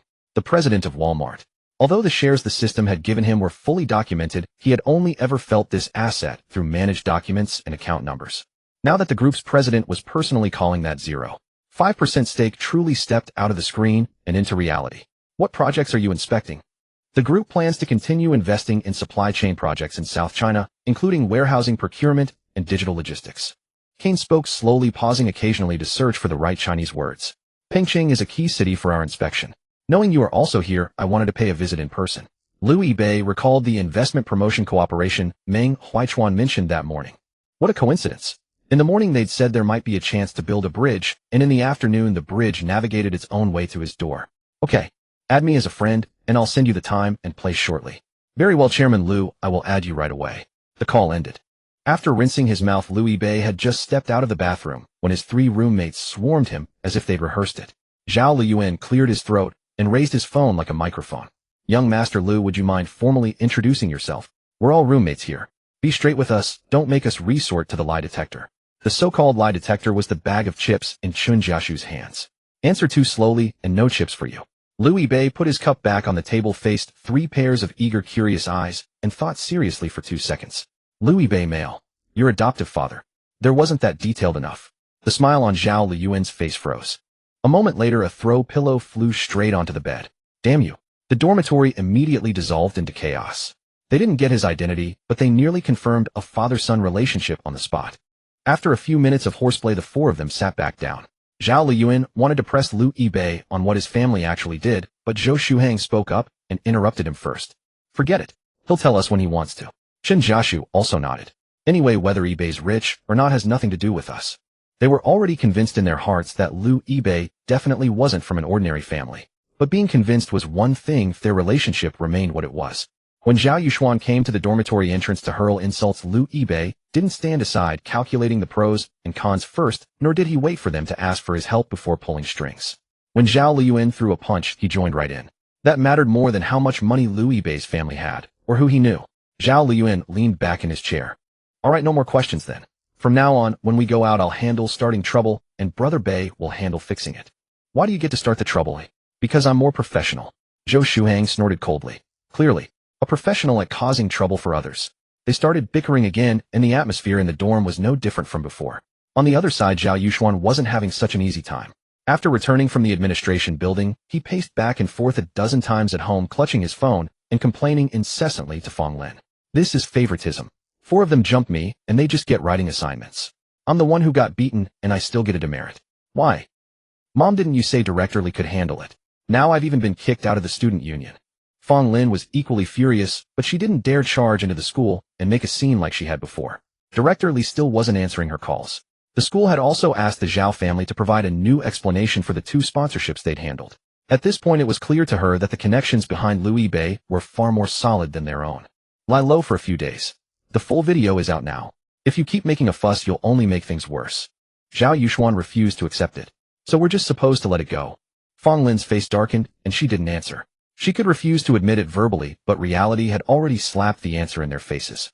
Back in the dorm, Liu Yibei didn't give Zhao Yuxuan another thought. He opened the messaging app and saw, sure enough, a new friend request. Alexander Kane. The verification message was just a simple self-introduction. Liu Yibei accepted the request and sent Kane a message. Wait for my message. I'll confirm the reception venue and send you the details. Kane replied quickly. Very well, Chairman Liu. I await your arrangements. For this kind of formal investment reception, choosing the location and deciding who should be present, Meng Huichuan was clearly more professional than he was. Liu Yibei didn't try to arrange things himself. Instead, he found Meng Yi. See if your dad's free. Meng Yi replied almost instantly. I'm free. Aren't I your dad? Liu Yibei held down the voice message button and, starting with Meng Ye's 04 Yasuo from the night, before warmly inquired about his newly claimed family seniority. A full 60 seconds. The reason it was only 60 seconds was that 60 seconds was the app's limit, not Liu Yibei's limit. Less than 3 seconds after the voice message was sent, Meng Yi replied. Clearly he hadn't listened to a single word. My dad says he's free. What's up? Liu Yibei had not yet finished typing his message when Meng Ye's call came through. He pressed answer, but the voice on the other end was not Meng Ye's. Yibei, what's the matter? Looking for Uncle Meng. Liu Yibei pulled the phone away from his ear and glanced at the caller ID. It was indeed Meng Yi. Most likely the kid had handed his phone to his father and then run off to make up for lost sleep. Uncle Meng, didn't you mention this morning that you hoped I could introduce you to my connections at Walmart when the opportunity arose? I did say something like that. What a coincidence. President Kane came to Pengcheng for an inspection. Silence fell on the other end of the line. Meng Huichuan was of course aware that Alexander Kane was in Pengcheng. The global president of Walmart Group had led a team to survey South China. The city's Investment Promotion Bureau had already received the news and attempted to make contact through Walmart's Greater China regional channels. The problem was that knowing about it and actually meeting him were 2 different things. Kane's public schedule was packed to the brim. What they could reach down below was merely the Greater China project team. Pengcheng wanted to sit down and have a face-to-face conversation with him. 2 invitations had been sent, but neither had received a definite response. The man was right there in Pengcheng, perhaps less than 10 kilometers away. But without the right connections, those 10 kilometers were harder to cross than the Pacific Ocean. Did President Kane contact you? Meng Huichuan asked. Yes, he just called me. He wants to have dinner with me tonight. Liu Yibei leaned back in his chair and continued. He mentioned that Walmart plans to invest in some supply chain projects in South China. I thought I could introduce you to him. We could all sit down and have a chat. In a conference room at the Pengcheng Municipal Government, Meng Huichuan sat up straight. The staff member reporting quarterly investment figures stopped immediately. Everyone around the conference table turned to look at the head seat in unison, and the rustling of papers ceased entirely. Yibei, go on. Meng Huichuan gripped his phone tightly. How does President Kane plan to invest? What specific sector is it? Is it a regional procurement center or warehousing and logistics? Has he mentioned investment scale or location requirements? Liu Yibei listened with a helpless expression. Uncle Meng, do I look like someone who would know any of this? He only mentioned supply chain projects, warehousing, procurement, digital logistics. I didn't press for more details. Besides, he's having dinner with me tonight, and I don't even have a proper place to host him. Do you have an arrangement? If not, I'll just find a random hotel. Don't just find any place. Meng Huichuan's voice rose several notches. Come to my place right away. Let's discuss this in person. I'll arrange the location. Relevant materials need to be prepared in advance. Don't confirm anything with Kane yet. Wait until you get here. All right. Come now. After Meng Huichuan finished speaking, he hung up, moving as quickly as if he feared someone else might snatch away this dinner opportunity. In the conference room, the staff maintained composure on the surface, but anxiety had already gripped them. They had attended countless investment meetings with Meng Huichuan of varying sizes, yet this was the first time they had seen him so excited over a phone call. Liang Zhiqing, deputy director of the Municipal Commerce Bureau, ventured carefully. Mayor Meng, is there a new project? Meng Huichuan set his phone on the table, his broad smile utterly impossible to contain. I have a nephew who is very close to my son. His family is a shareholder in Walmart Group. He just told me that Walmart Group President Kane wants to continue investing in supply chain projects in South China. The man is right here in Pingcheng, and he'll be having dinner with my nephew tonight. He's invited us to join. What do you think about this? Liang Zhiqing reacted fastest, practically raising his hand at the speed of light. Mayor, I'm in. I'll keep President Kane company with drinks and make sure he has a good time. Once he's happy, everything becomes negotiable. Several people in the room cast peculiar glances his way. Now that was bold. Before the multinational corporation president had even taken his seat, he had already been scheduled to lose consciousness. Meng Huichuan shot him a glare. Don't even think about it. This is a formal investment exchange, not a drinking battle. Whether he's willing to drink is another matter entirely. Tonight nobody is to pressure anyone to drink. Put away your usual tactics. Liang Zhiqing withdrew his raised hand sheepishly. I was only trying to liven up the atmosphere. You're in charge of preparing materials on Pingcheng's supply chain and logistics industry. Meng Huichuan quickly made arrangements. Select a few sharp people with strong professional skills from the investment and commerce departments. They'll come with me to my place. Not too many people. Keep it small. The materials must be concise. Don't waste time showing up with dozens of pages of empty talk. My nephew will be here shortly. Understood. Everyone in the room sprang into action. Only Meng Yi remained beside them. Dad, my phone. My phone. Give me my phone. Some gathered documents, others called the project team, and still others were already contacting venues capable of handling formal diplomatic receptions. A name that had only existed in inspection bulletins suddenly became someone they could sit across the table from that very evening. All because of what Liu Yibei had said. In his dorm room, Liu Yibei set down his phone and pulled up Tang Jingwo's number. The call connected after just one ring. Young Master Liu. Bank President Tang, the school's matter was handled quite well. Tang Jingwo smiled modestly. Young Master Liu, that was merely a small favor. After Mayor Meng got involved personally, what little I did becomes insignificant. As long as you're satisfied. If you ever need anything, just say the word. All right, enough with the flattery. Liu Yibei cut through the preamble. Come pick me up at school now. I'm taking you to Uncle Meng's house. There was a brief pause on the other end. Uncle Meng. Meng Huichuan. Tang Jingwo's breathing grew shallow. Of course he knew that name. After the school's handling of the matter was finalized, he had already heard that the city government had intervened. But he never imagined that Liu Yibei's relationship with Meng Huichuan had progressed to the point of casual visits to his home. Young Master Liu, is there an arrangement for tonight? Walmart Group's president is in Pingcheng inspecting supply chain projects. We're having dinner together tonight. Liu Yibei's tone was as casual as if he were mentioning grabbing a meal together at the cafeteria. You can bring 2 people. Choose whoever you need. If this goes well tonight, advancement is within reach. Tang Jingwo clutched his phone and immediately rose from his office chair. This was not merely advancement within reach. This was advancement driving up to his doorstep and honking. Young Master Liu, I'll be there in 20 minutes. All right. See you at the school gate. After hanging up, Tang Jingwo immediately pressed the intercom. Li Mingyue, prepare the car immediately. We're going to pick up young Master Liu. Also notify Song Wenba from the corporate finance department to bring materials on cross-border project financing, foreign exchange settlement, and supply chain finance. Assemble downstairs in 10 minutes. Li Mingyue did not ask questions. Understood. When Song Wenba received the notification, he was still somewhat dazed. He had only stepped out for a brief meeting, yet upon returning he was informed that he would be accompanying the deputy bank president to meet the mayor with a potential encounter with Walmart Group's president that very evening. That is how the workplace sometimes works. In the morning you are calculating how to meet quarterly targets. By afternoon someone has suddenly opened the final dungeon door for you. In his dorm room at Pingcheng University, Liu Yibei changed into a clean black shirt. Zhao Lian sat beside him. After overhearing that phone call, his expression had gone completely numb. North, brother, you're going to the mayor's house tonight. And the bank president is coming to pick you up from school.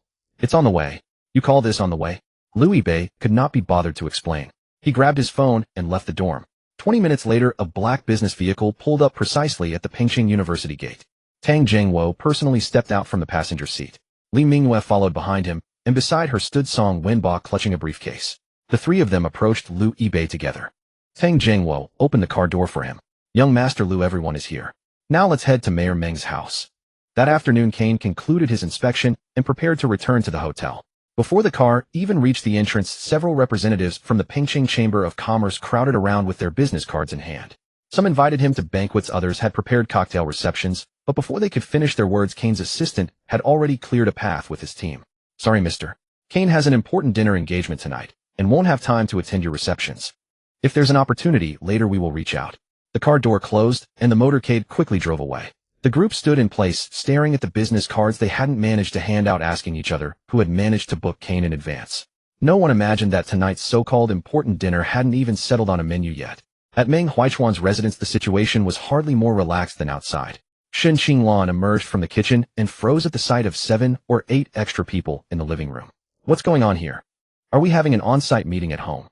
Meng Yi sprawled on the sofa, chewing on a slice of apple. Brother Bei said he's introducing a president from their group's conglomerate to Old Meng, and Old Meng got all excited. Meng Huichuan raised a hand and smacked him on the back of the head. Is that any way to address your father? Mom says it that way. Can you compare yourself to your mother? Meng Yi rubbed his head and muttered under his breath, family hierarchy and equality. Can't even complain about it. At that moment, the doorbell rang. Go answer it. Meng Huichuan shot him a glare. Meng Yi shuffled over in his slippers and opened the door to find Lu Yibei standing outside. Tang Zhengwo, Li Mingyue, and Song Wenba followed behind, holding 2 folders of documents. Brother Bei. Meng Yi lunged without a second thought, grabbing Lu Yibei by the neck. You scoundrel, Lu Yibei. Where's my skin? You promised to clear out my shopping cart, but when I woke up, I didn't even see a skin fragment. Lu Yibei countered by locking his arm around Meng Yi's. Hey, you sneak attacked me and still expect me to gift you a skin. One thing at a time. Let go first. You buy first. Tang Zhengwo stood outside watching the two wrestle right in front of Mayor Meng, gaining a much more vivid understanding of Lu Yibei's relationship with the Meng family. This was far beyond ordinary familiarity. It was the kind where you didn't need to change how you addressed people upon entering, and where physical roughhousing required no formalities. Meng Yi, we're here for serious matters. Meng Huichuan said with a stern face. Go help your mother prepare some fruit, and stop causing trouble here. Only then did Meng Yi release his grip. Brother Bei, you owe me an explanation when this is over. Li Mingwen noticed Shen Qinglan heading back to the kitchen and immediately followed her. Madam Meng, let me help you. No need, you're a guest, just have a seat. It's fine, I don't understand the projects anyway, let them talk. As she spoke, Li Mingyue took the fruit platter with a natural, unpretentious gesture. Shen Qinglan glanced at her, then at Lu Yibei in the living room, and handed over the fruit knife with a smile. Everyone settled into the living room. Lu Yibei sat in the middle of the sofa with Meng Huichuan beside him. Several directors from the Commerce Bureau and Investment Promotion Department sat on both sides, while Tang Zhengwo and Song Wenba took seats on the outer edge. Tang Zhengwo dared only to perch on half a buttock, his back ramrod straight. On ordinary days, he was President Tang, the one everyone vied to toast at the branch bank. But in this living room today sat a municipal bureau chief, a deputy director, and a deputy mayor in charge of investment promotion. His modest position didn't merit sinking too deep into the sofa cushions. First, one thing. Lu Yibei swept his gaze over the room. Kane's dinner invitation to me tonight must not be known to anyone else. If things get too complicated, I don't want to see it. The moment he finished, several staff members immediately opened their notebooks. Scratch, scratch, scratch. Every word Lu Yibei said was jotted down, making it seem like he, not Meng, was the mayor in the main seat. He twitched the corner of his mouth. Do you have to write that down too? Meng Huichuan waved a hand. Ignore them, continue. Kane only mentioned that Walmart intends to continue investing in supply chain projects in the South China region. Lu Yibei leaned back into the sofa. Note that it's South China, not necessarily Pingqing. I'm not an expert in this area. Uncle Meng, President Tang, you can discuss the details with him tonight. Tang Zhengwo's heart warmed at being singled out. He had originally thought he was just there to handle the banking support, and would already be lucky to just sit in and listen. But with a single sentence, Lu Yibei had directly elevated him into the official dinner discussion list. At that instant, he nearly jumped up and shouted foster father twice at Lu Yibei. If the project can land in Pingqing, then proceed according to your usual protocols, Lu Yibei continued. If it ultimately doesn't fit Pingqing, it's still a favor either way. Passing it to another city in South China or recommending it to a suitable location is better than letting the opportunity slip away. You all understand this better than I do. Meng Huichuan nodded. That approach makes sense. Investment promotion can't just be about grabbing everything in one bite. If the project conditions don't match, forcing it won't work. Being able to keep the channel open is itself a resource. Anyway, it's just supply chain. I don't know the specifics. Lu Yibei spread his hands. The immediate priority is for you to decide on a reception venue, so I can send the location to Kane. Meng Huichuan turned to Liang Zhiqing. What do you think?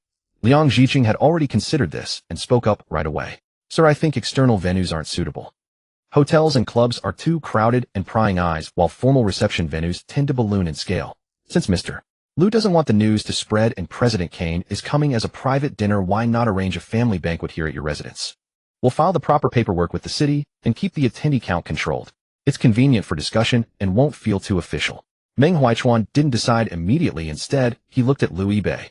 He wasn't sure what kind of setting Kane preferred, and he didn't want an overdone arrangement to ruin the spirit of the meal. Liu Yibei, however, had no such concerns. Then it settled. He pulled out his phone and sent the Meng family's location to Kane. We'll meet here tonight. Kane replied promptly. Very well, Chairman Liu. I will arrive on time. With the venue confirmed, the people in the living room visibly relaxed. Liang Ziqing immediately got up to arrange the dishes and filing, while Song Wenba handed the prepared supply chain finance materials to Tang Jingwo. There's one more thing. Liu Yibei suddenly spoke. Those who were about to rise all sat back down. I also have some connections with the Volkswagen Group. We'll discuss that later if the chance arises. Uncle Meng, just be aware for now, there may not necessarily be a project. Meng Huichuan's expression turned serious. Volkswagen Group. Liu Yibei turned to Tang Jingwo. In a bit, I'll be receiving a transfer of 1% of Volkswagen Group shares from my family into my name. For the custody, compliance, and capital arrangements of the offshore shares, we'll still use Huashan. That's where you come in. Tang Jingwo's pen froze midair. Before he could even get a firm grip on Walmart's 0.5%, Volkswagen Group's 1% was already coming his way. This was no longer just handing him an opportunity. It was as if they feared he might drop it, so they even provided a serving tray to steady it. Tang Jingwo's nose tingled, and he truly felt like kneeling down and shouting, "Foster father, I, old Tang, will never repay this kindness in my lifetime." He took a deep breath, flipped to a fresh page in his notebook, and wrote a heavy line. Cross-border custody plan for 1% of Volkswagen Group shares, due today. After Tang Jingwo wrote that line, the conversation in the living room returned to the Walmart supply chain project. This time, it was Luo Jingming, director of the Pingcheng Municipal Investment Promotion Bureau, who spoke. If President Kane only mentioned supply chain in general terms, we can't just present a fixed plan off the top of our heads. Pingcheng can prepare 3 directions. First, a regional procurement center for South China. Second, a digital supplier management platform. And third, a smart warehousing and distribution center. Liang Ziqing, deputy director of the Municipal Commerce Bureau, took over the conversation. The procurement center and the supplier platform are well suited to stay in Pingcheng. There are many electronics, home appliance, garment, and daily goods manufacturers around the city, and the foundation for cross-border trade is solid. If Walmart sets up a regional procurement center here, they can directly connect with a group of mature suppliers. But the warehousing shouldn't be squeezed into the city center. Gu Haifeng, sitting on the other side, pushed up his glasses. He was the deputy director of the Administrative Committee of the Eastern Port Area, specifically responsible for industrial parks and logistics zones. The Eastern Port Area has an existing bonded logistics park with seamless access to the port highways and freight railways. A large-scale warehousing and distribution center can be placed there. Land and transportation costs are more reasonable than in the city center. Song Wenba finally found a chance to speak. Huashan can provide cross-border settlement, project financing, and supply chain finance. Once a core enterprise like Walmart establishes itself, upstream and downstream suppliers will generate substantial settlement and working capital needs. The bank can provide credit based on actual orders, easing the funding pressure on smaller suppliers.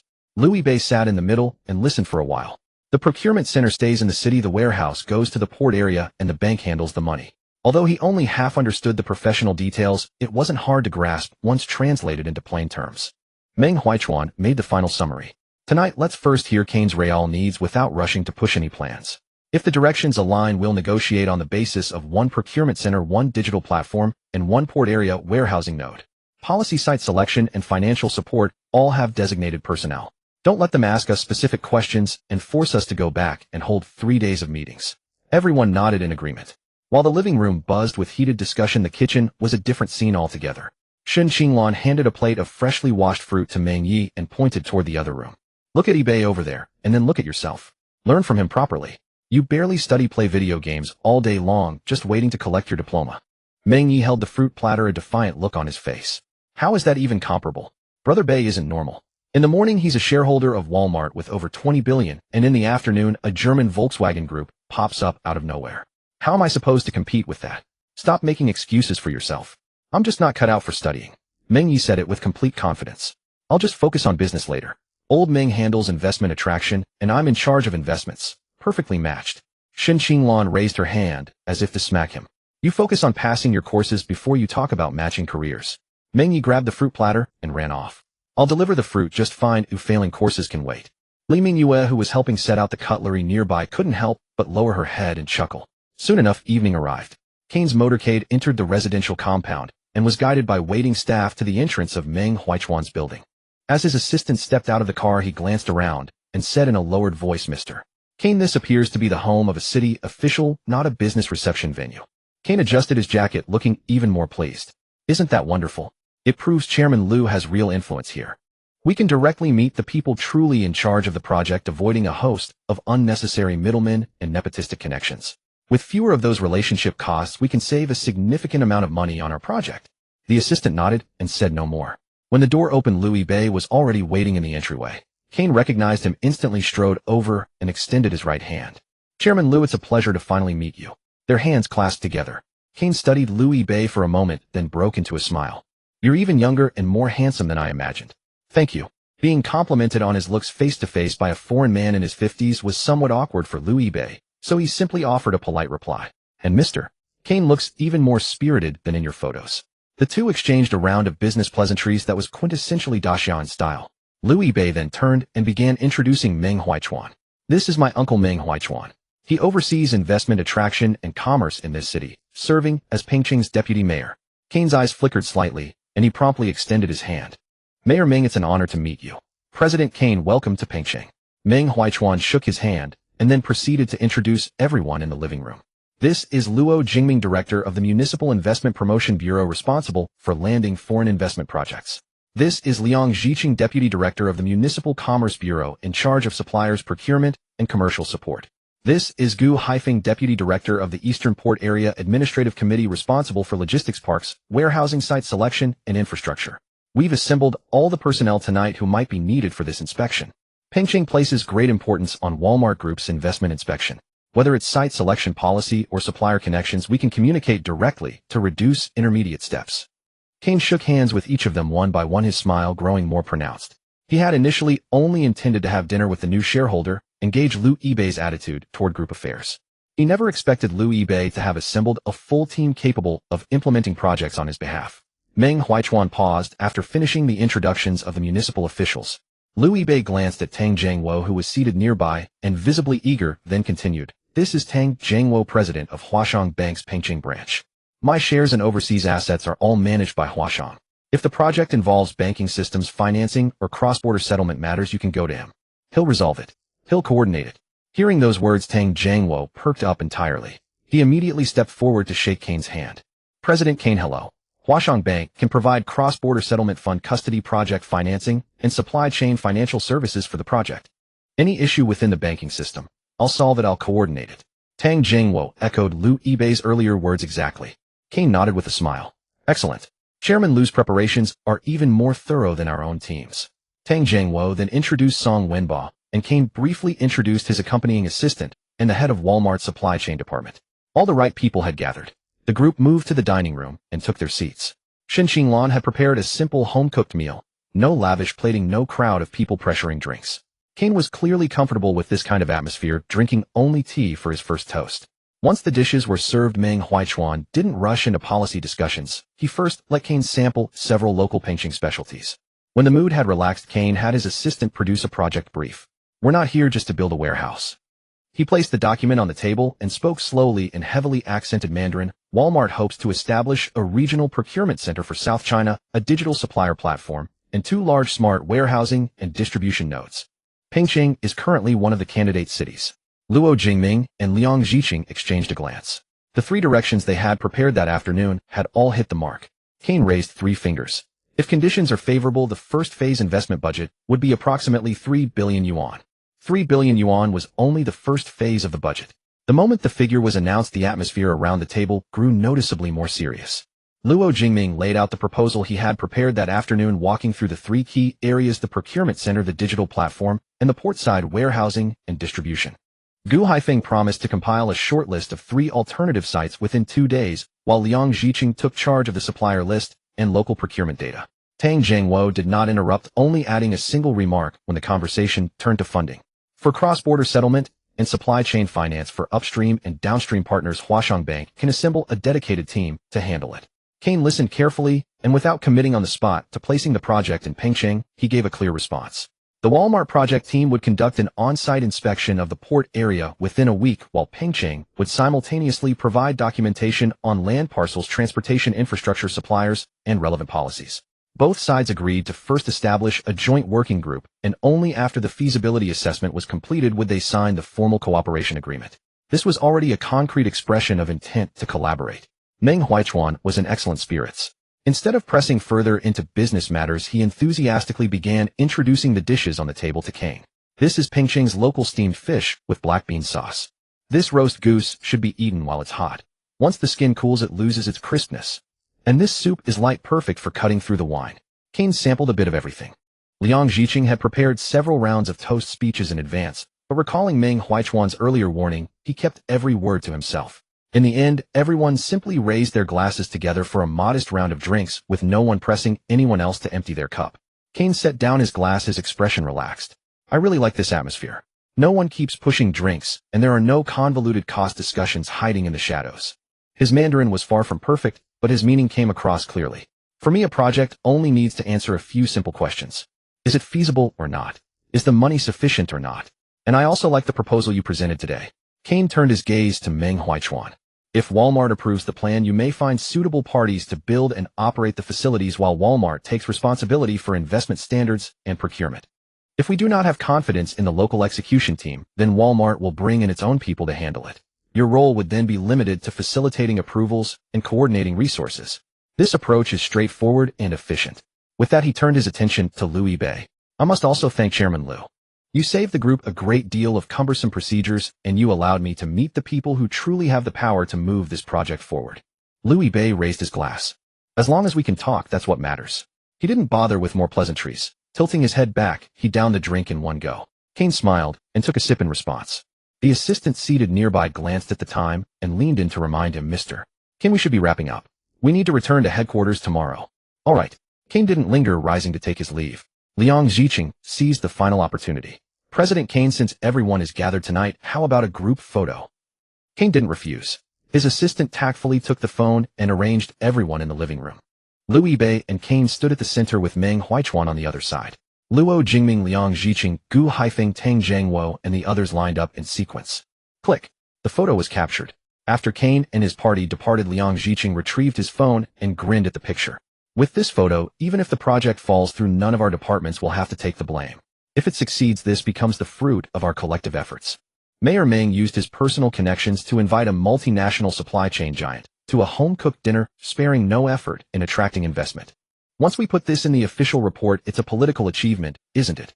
Everyone in the room simultaneously twitched at the corners of their mouths. There you go, Liang Zhiqing. 1,000 schemes hidden in a single photo. Even Meng Huichuan was amused by his remark. Hold off on sharing that photo. Nobody sends it out until the project is officially secured. And in your reports, cut the empty rhetoric and focus on what needs to be done tomorrow. Understood. Liang Zhiqing immediately put his phone away. Tang Zhangwo also rose to take his leave. He still needed to return to the branch that night to arrange both the financial plan for the Walmart project and the share custody arrangement for Volkswagen Group. Neither could be delayed. Before leaving, he looked at Li Mingyue. Mingyue, stay behind and see Mr. Liu out. Yes, Director Tang. After Tang Zhangwo left with Song Wenba, Meng Huichuan gave further instructions to Luo Jingming and the others. Tomorrow morning, I need to present at the Municipal Party Committee meeting. I'll need you to work through the night. Compile all of Kane's requirements, Pengcheng's preliminary proposal, and the inspection plan for the coming week. Every department should assign personnel to work overnight and send everything to me by 8 o'clock tomorrow morning. Yes. Several government staff members accepted the tasks and gradually dispersed. The living room, lively all evening, finally settled into quiet. Meng Huichuan personally poured a cup of tea for Liu Bei. Bei, I owe you thanks again this time. If not for your introduction, I'd still be racking my brain trying to reach these multinational giants. Building connections, fighting for projects to create jobs. Uncle Meng, you're too kind. Liu Bei accepted the cup. If the opportunity arises, we should work together. Best case, we close the deal. Even if not, we've made a valuable connection. Shin Xinglan checked the time and then looked at Liu Bei's slightly flushed face. Bei's had quite a bit to drink. Why don't you stay the night here and head back tomorrow? Meng Yu was about to chime in when a single glare from Meng Huichuan silenced him. Bei, what's your preference? Liu Bei stood up. I think I'll head out. I'll come back another day for a proper meal. I have class tomorrow, so I need to get back tonight. Li Mingyue picked up the car keys and walked out with Liu Bei. The lights of Pengcheng blazed brightly through the night. After the car pulled out of the residential complex, Li Mingwei didn't immediately set the navigation for the university. Instead, she glanced sideways at Louis Bei. Mr. Liu, shall I take you back to the dormitory? It's almost closing time by now. Louis Bei leaned back in the passenger seat, his voice slightly languid from the alcohol. I don't have a place off campus. Haven't gotten around to buying one yet. A hotel would work if nothing else. Li Mingwei gripped the steering while slowing the car down. You've been drinking. Staying alone in a hotel with no one to look after you isn't ideal.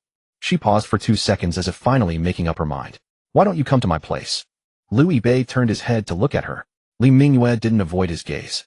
I mentioned before, besides financial services, if you have any personal needs you can come to me.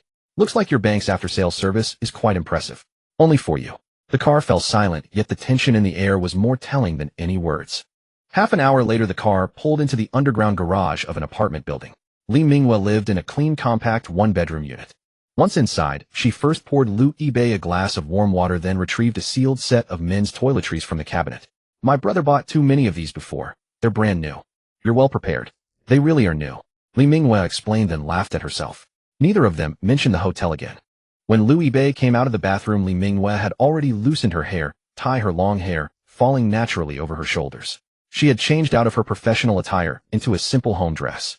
The distance between them grew smaller and smaller. It's not too late to change your mind, Louis Bei said in a low voice. Li Mingwei looked up. I haven't changed my mind. Louis Bei leaned down and kissed her. Li Mingwei didn't pull away. Instead, her arms wrapped around his neck. The lights in the living room went out one by one, all the way to the bedroom. After the door gently closed, Li Mingwei reached out and turned off the bedside lamp. The next morning, Louis Bei woke up to find Li Mingwei already sitting at the head of the bed playing with her phone. The curtains weren't fully drawn and harsh sunlight streamed through the gap, landing directly on his face. He squinted for a moment, then reached for his phone. It was 9:40 a.m. Don't you have work? Li Mingwei shook her phone, the screen filled with work group messages from Huashong Bank. Isn't this working? She smiled, put down her phone, and slid into the covers. Soon beneath the sunlit blanket, there was a gentle stirring. This morning overtime wasn't within Huashong Bank's attendance scope, and the specific details hardly needed to be filed in a work report. A dozen or so minutes later, Li Mingwei leaned back against the headboard, her long hair slightly disheveled, yet a contented smile graced her face. After a moment of silence, she spoke up proactively. Mr. Liu, rest assured, I don't seek any title, nor will I pester you with these matters. Louis Bei turned his head to look at her. Li Mingwei's tone was serious. I'm sensible and know what I want. I'm an independent girl. If you could help me a bit at work in the future so I can avoid some detours, that would be enough. Louis Bei was taken aback for a couple of seconds. She spoke of independence, yet her goal was candid to a fault. No love-struck foolishness, no scheme for the top position, and no intention of trading one night for empty promises.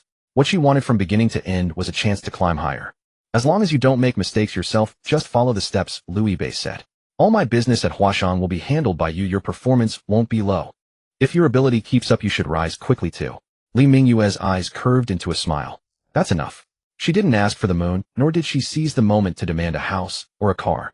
When I joined Huashong, I had a plan: first become a client manager, then join the private banking team. If given the chance, I aimed to be a department head before 30. That goal was tough before. No connections, no clients, no matter how strong your abilities, you could only wait your turn. Li Mingwei reached out to smooth Louis Bei's sleep-tousled hair. Now you are my greatest resource. As long as you're willing to let me keep managing your accounts, I'll have no shortage of performance. I'll walk the rest of the path myself. Louis Bei looked at her. This was realistic, far more believable than talk of love at first sight. Fine. You do things for me, I give you performance. We're even. But one thing: confidentiality and compliance cannot be compromised. Understood. Li Mingwei agreed without hesitation. No one will ever hear about your affairs from my lips. Louis Bei said nothing more, but made a decision in his mind. Claim shares in Volkswagen Group Germany. A mechanical voice immediately sounded. Confirmed. Asset. Claim 1 stake in Volkswagen Group Germany. Asset distribution procedure initiated. Equity source transaction records, tax documents, and cross-border custody procedures are being synchronized and completed. Distribution complete. The voice faded. A few seconds later, Louis Bei's phone received 3 consecutive emails. Notice of change in the shareholder register of Volkswagen Group Germany, an overseas custody confirmation, and an alert from Huashong Bank regarding key asset access. Documents, reference numbers, seals, and historical records were all complete. Meanwhile, at Huashong Bank's Pingqing branch, Tang Zhengwo sat in the meeting room, his scalp prickling with anxiety. He had barely slept after returning from the Meng residence last night. In the early part of the night, he organized the financial plan for the Walmart supply chain project with Song Wenba, And in the later hours he reviewed the custody plan for the Volkswagen Group Germany shares 3 times. Though his body was exhausted, his mind grew more excited the more he thought. Walmart's South China supply chain first phase, a 3 billion yuan investment intent. 1% stake in Volkswagen Group Germany. Tang Zhengwo had even planned the order of his report. Once the shares were formally in the custody chain, he would personally call his former leader Huang Long. First he'd report Liu Yibei's newly acquired overseas assets, then detail last night's dinner at Mayor Meng's house, the Walmart project, and Huashang's involvement from start to finish. This wasn't about taking credit. It was about keeping leadership fully informed of grassroots work progress.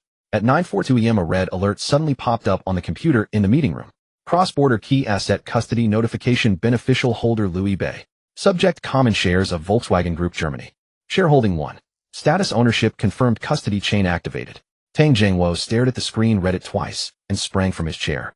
It's here. The few people who had stayed up all night in the meeting room were suddenly wide awake. Tang Zhengwo picked up the materials on the table and fired off orders one after another. Song Wenba, activate the highest tier client asset service plan. Cross-border finance, legal compliance, and tax advisory teams are to be assembled immediately. Complete the ownership document review by today. No one is to contact Mr. Liu without permission. All external communication goes through Li Mingyue. The custody information is classified at the branch's highest level of confidentiality. Anyone who leaks it is out. Understood. Everyone moved into action swiftly. Tang Zhengwo took his phone into his office, found the number labeled Old Leader, and dialed it personally. The call connected. Director Huang, this is Zhengwo. I have 2 important matters to report to you. Huang Long's voice sounded somewhat surprised. So early. Go ahead. First, last night Deputy Mayor Meng Huichuan hosted Walmart Group President Kane at his home. Both parties reached a preliminary intent on the first phase 3 billion yuan South China supply chain project, and Huashang has already joined the financial services team. Second, Huashang's key client Liu Yibei has newly acquired a 1% stake in Volkswagen Group Germany today, and the cross-border custody chain is now officially in effect. There was a few seconds of silence on the other end of the line. Both projects were spearheaded by that young client you've been in contact with. Yes. Tang Zhengwo didn't take the credit for himself. I just handle what Mr. Liu instructs. Huang Long asked again, why did Meng Huichuan organize this dinner at his home for him? Mr. Liu has a very close relationship with the Meng family. Tang Zhengwo chose his words carefully. He calls Mayor Meng Uncle Meng, and has been friends with Mayor Meng's son for years. President Kane also contacted Mr. Liu directly, and Mr. Liu decided who would attend. Last night people from the Municipal Investment Promotion Bureau, Commerce Bureau Lingang area, and Huashang were all there. Without Mr. Liu's connection, Kane probably wouldn't have attended. Huang Long understood. A young man capable of bringing a multinational conglomerate's president, a municipal government project team, and a bank team to the same dinner table. His value went far beyond 2 stock holdings. Huang Long mused for a moment. Put together a formal report on the Walmart project and send it to me today. Liu Yibei's asset information must be strictly confidential. Since this client trusts you, keep a personal eye on him. No service failures allowed. On the Walmart project, Huashang should focus solely on financial services and not compete with local authorities for leadership. Provide funding plans where needed, coordinate cross-border settlement where required, and keep boundaries clear. Understood. Zhengwo, you've done well this time. With those few words, most of the exhaustion from Tang Zhengwo's sleepless night melted away. Thank you, leader. I'll ensure the follow-up work is done properly. After hanging up, he immediately returned to the meeting room. Keep working. Lunch will be brought in. No one slips up today. At Li Mingyue's apartment, Liu Yibei also received the asset confirmation notice from Huashang Bank. He glanced at it, didn't read further, and threw off the covers to get out of bed. Get ready and drive me back to school. Li Mingyue picked up the car keys from the bedside. All right. Your dedicated client manager is still on the clock. Half an hour later, the BMW drove out of the underground garage, heading toward Pingching University. Liu Yibei leaned back in the passenger seat, resting his eyes. Li Mingyue glanced at the navigation, a slight smile playing on her lips. This trip to take him back to school was indeed real work. Li Mingyue escorted Liu Yibei to the gates of Pingching University without lingering. When Liu Yibei returned to his dormitory, he sensed something amiss the moment he pushed the door open. Zhao Lun was scrolling through the forum in his chair, failing to utter a single quip for quite some time. Zhou Shuhang stood with his arms crossed, leaning against the edge of the bed, while Chun Jiashu stared at his phone with a face full of conflict. Usually they were all as bold as lions, yet today everyone was unusually glum. Liu Yibei placed his phone on the desk. What's happened this time? Zhou Shuhang looked up and summed it up in the fewest words possible. Zhao Yuxuan isn't accepting this. He's turned to his grandfather. The old man's a retired cadre with many connections in the education circle. The school's been asked to re-examine the case. And Jiang Wanwan went to Chen Jiashu again, pleading on Zhao Yuxuan's behalf. There are people on the forum saying our dorm got off scot-free through some mysterious backdoor influence. We're doomed. After hearing this, Liu Bei pulled out a chair and sat down. Is that all? Zhao Liyuan looked at him in disbelief. Brother Bei, what do you mean, is that all? Zhao Yuxuan's grandfather is Fang Jinhua, a former big shot at the Pingqing City Education Bureau. He retired years ago, but he still has a huge network of former students and subordinates. Apparently a few deans at Peng University were once under his wing. Calls were made to the school this morning demanding a reinvestigation, saying campus violence shouldn't be tolerated. Zhao Liyuan relayed the intel he'd gathered.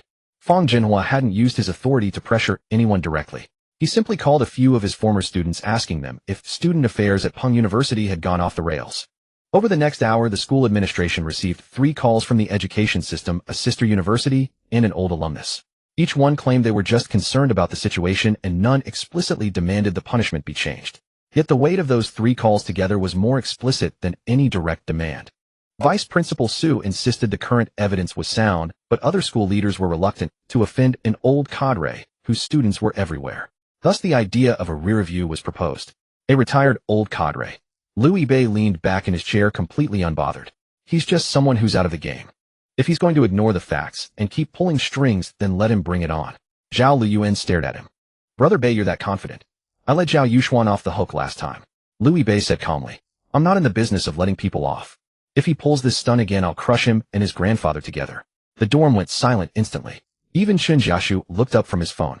Liu Bei glanced at the 3 of them. What are you thinking? I mean, I'll expose every one of those underhanded connections they're relying on. Whoever pulled strings, whoever broke the rules, whoever's responsible. They really think they can treat the school like their own backyard after retirement. Zhao Liyuan let out a sigh of relief. You scared me. For a second, I thought we were about to unlock a side quest on a legal crime show.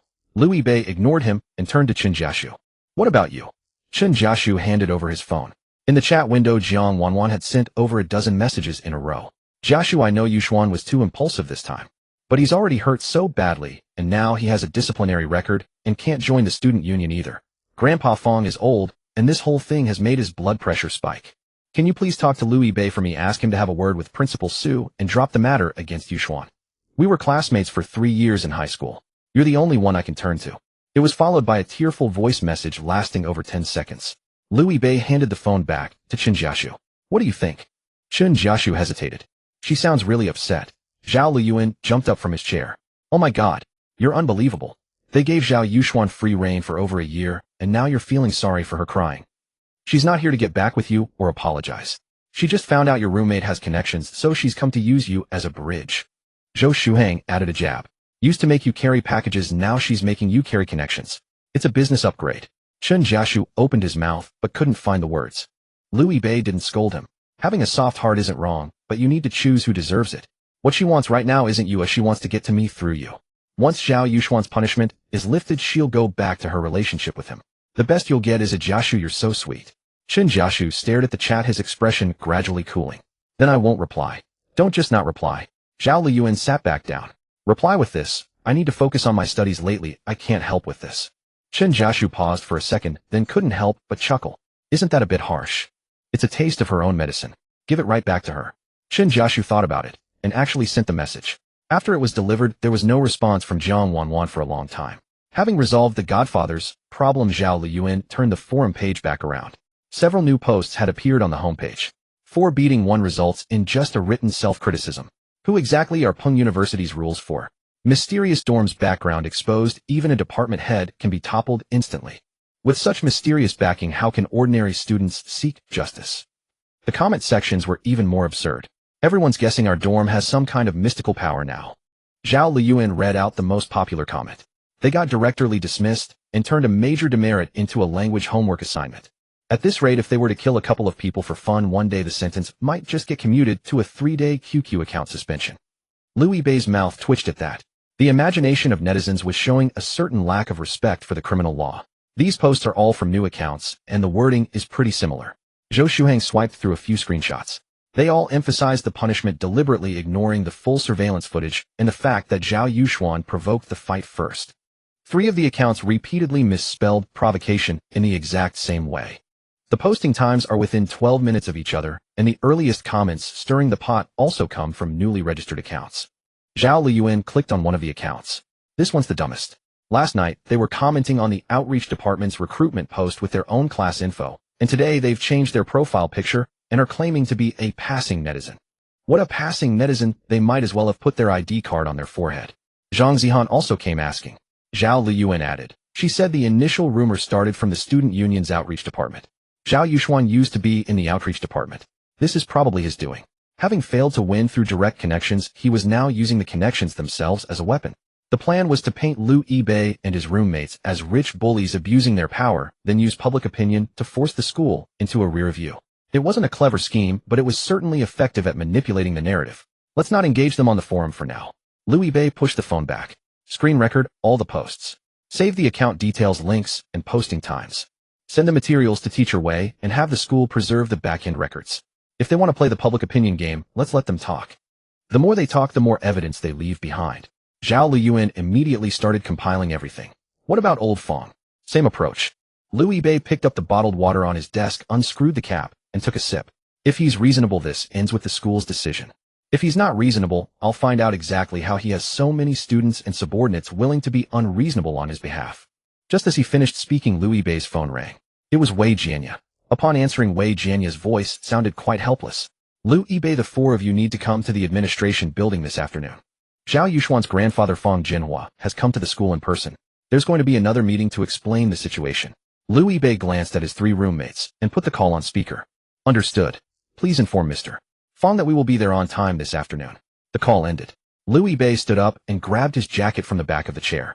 Liyuan, get the forum evidence organized. Jiashu screenshot the chat history where Jiang Wanwan asked you to plead for Zhao Yuxuan. Since Mr. Fong wants to hear it again, let's make sure he hears the whole story. Soon the four of them, Lu Yibei and his companions, arrived at the administrative building on time. Wei Jianya was waiting in the hallway. Seeing the printed materials in their hands, he let out a sigh. Stay calm once we go in. Today is not about redetermining who was at fault. It is about hearing both sides' accounts once more. Zhao Liyuan nodded obediently. Rest assured, Mr. Wei, my emotional state is as stable as someone fresh out of anesthesia. Wei Jianya glanced at Lu Yibei, who was walking at the very front. Clearly it was not Zhao Liyuan he was worried about. Quite a few people were already seated in the conference room. Vice Principal Su occupied the head seat, flanked by faculty from the Student Affairs Department and the Security Office.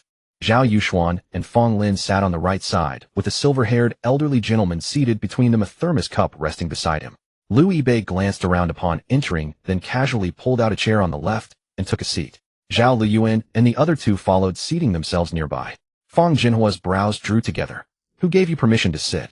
Lu Yibei had just set his phone on the table when he heard this and looked up. And just who are you? I'll sit wherever I please. Got a problem with that? The conference room fell instantly silent. Vice Principal Su felt a vain throb at his temple. He had suspected the two sides would not meet peacefully, but he had not anticipated Lu Yibei would forego all pretense of diplomacy and strike with such brazen audacity, laying into the face of this retired veteran official from the very first breath. Zhao Liyuan, Zhou Shuhong, and Chun Jiashu sat bolt upright, their faces carefully composed in stern neutrality, while their minds simultaneously erupted with an invisible barrage of commentary. Damn, Brother Bei, I knew you were tough, but I did not think you were this tough. Setting aside the facts for a moment, if you genuinely send the old man to the ICU from anger, who bears the responsibility? Lu Yibei. Wei Jianya quickly spoke up as a warning. Vice Principal Su raised his hand to restore order. Let me introduce. This is Mr. Fong Jinhua, who formerly served as Deputy Director of the Pengcheng Municipal Education Bureau and has devoted his career to education. Lu Yibei gave a brief nod. And oi. Vice Principal Su was momentarily caught off guard. Fong Jinhua's expression had darkened considerably. Young man, putting aside the altercation itself, your attitude alone is highly problematic. You fail to greet elders upon meeting them, take a seat without awaiting arrangement in a conference room, and open your mouth with profanity. Is this how Pingda educates its students? I did not come here today for a private family matter. Fong Jinhua's voice grew heavier with each word. 4 students gang up on one, and in the end they only write as self-criticism. The one who was beaten faces punishment instead, and his student union position is revoked. When such a result spreads, what will other student unions think? In the future, when conflicts arise, does the person with stronger connections and more allies get to claim righteousness? The school must correct its previous erroneous handling and impose disciplinary sanctions on the 4 students who attacked him. Lu Yibei did not immediately retort. Instead, he posed a question. Mr. Fong, before coming to the school, did you review the complete surveillance footage? Fong Jinhua paused. I heard the account from Yushuan and his mother. Then you have not seen it. Have you spoken with the other students at the scene? The school's investigation harbors obvious bias. The statements of students on site may not be. Then you have not asked either. Liu Bei gave a nod. No evidence examined, no witnesses questioned, and yet you come demanding the school reverse its decision after hearing only 2 people from your own family. As the great leader once said, without investigation, there is no right to speak. Hold on. Liu Bei raised his hand to interrupt. He did not continue looking at Fang Jinhua, but turned his gaze toward Vice Principal Su. Principal Su, can retired old men also direct your operations? If you believe the previous penalty was too lenient, then lay out the guidelines. Whatever the school regulations prescribe for that is how they shall be punished. I accept that. But if someone refuses to examine the evidence and chooses instead to bully on the grounds of age and former authority, then bring it on. Let us see how far that gets them. Liu Bei refocused his attention on Fang Jinhua. Liu Bei may be unremarkable, but I do have a few friends and elders who hold positions of influence. Positions that at minimum rank higher than anything you held before retirement. Currently serving. Not retired. You. Fang Jinhua pointed at him, his fingers trembling. You. After stammering through several U's, the rest of his words simply would not follow. Zhao Liyuan secretly lowered his head. Must not laugh. To burst out laughing now could escalate this from a self-criticism to a eulogy. Fang Lin hurried to soothe her father. Dad, do not waste your breath angering over an ill-bred student like this. Liu Bei ignored her entirely. Principal Su, is that all we are summoned for today? There is no need for special notification henceforth. You are the school. Handle matters according to regulations however that requires. Worst case, if my 3 roommates cannot find employment later, I will cover them. All 3, Zhao Liyuan, Zhou Shuhong, and Xin Jiashu, turned their heads simultaneously. No way, Godfather. How did a simple meeting turn into a graduation placement arrangement? Had this been yesterday, they would have dismissed the words as idle dormitory boasting. But now things were different. Liu Bei knew the deputy mayor. The bank president managed his finances personally. When he said he would secure their employment, the credibility exceeded 100% by 10,000-fold. Zhao Liyuan was already pondering whether he suited the role of security captain or director of atmosphere. Zhou Shuheng only needed one glance to deduce that proper positions had no place in that person's mind.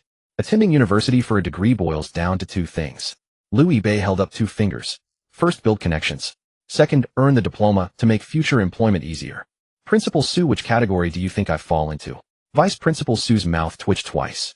A person with tens of billions in assets asking whether university was about networking or finding work. The question was as meaningful as asking someone holding the answer key whether 1 + 1 = 2. Student Liu, let us focus on the matter at hand. Vice Principal Su had no intention of falling into this trap. Furthermore, Mr.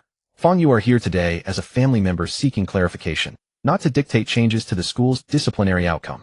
The school's willingness to convene another briefing demonstrates respect for the family's right to appeal. This remark served as both a reminder to Liu Bei and a repositioning of Fang Jinhua back into the role of student's family member. Fang Jinhua's expression darkened further, yet he abandoned further demands regarding seating arrangements.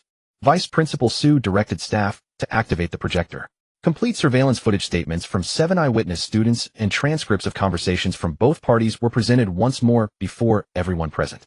Zhao Yushuan engaged in continuous verbal abuse and initiated physical contact. Zhao Liyuan struck first, with the remaining 3 joining shortly thereafter. Both sides bear fault. The current handling comprehensively accounts for the inciting incident, the course of events, the number of participants, and the consequences. The procedure is complete, and the basis is clear. Vice Principal Su closed the disciplinary documents before him. Following today's re-examination, the school has found no factual errors in the original investigation, nor any misapplication of disciplinary standards. Absent new evidence, the original disciplinary outcome will not be altered by any outside influence or intervention.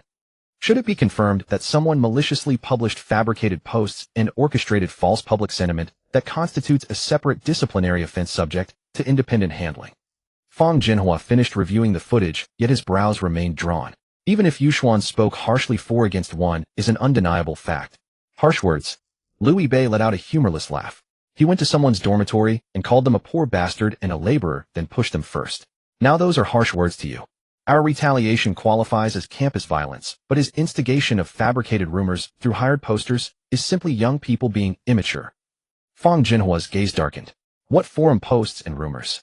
Vice Principal Su offered no response, instead signaling for staff to switch the presentation materials. Forum backend records appeared on the projection.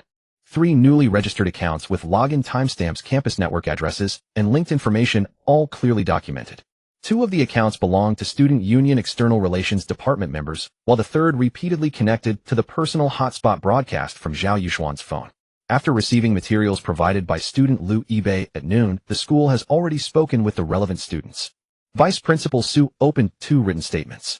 Both External Relations Department students admitted that Zhao Yuxuan commissioned them to publish the posts. He also supplied the titles and principal content. The objective was to leverage forum public opinion to pressure the school into revoking his disciplinary sanction and instead punishing Liu Yibei and the other three.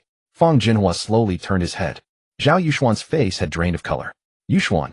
Fang Jinhua stared at his grandson. The forum posts. Did you also have others publish them on your behalf? Zhao Yuxuan kept his head bowed silent for a long while. Fang Jinhua asked again.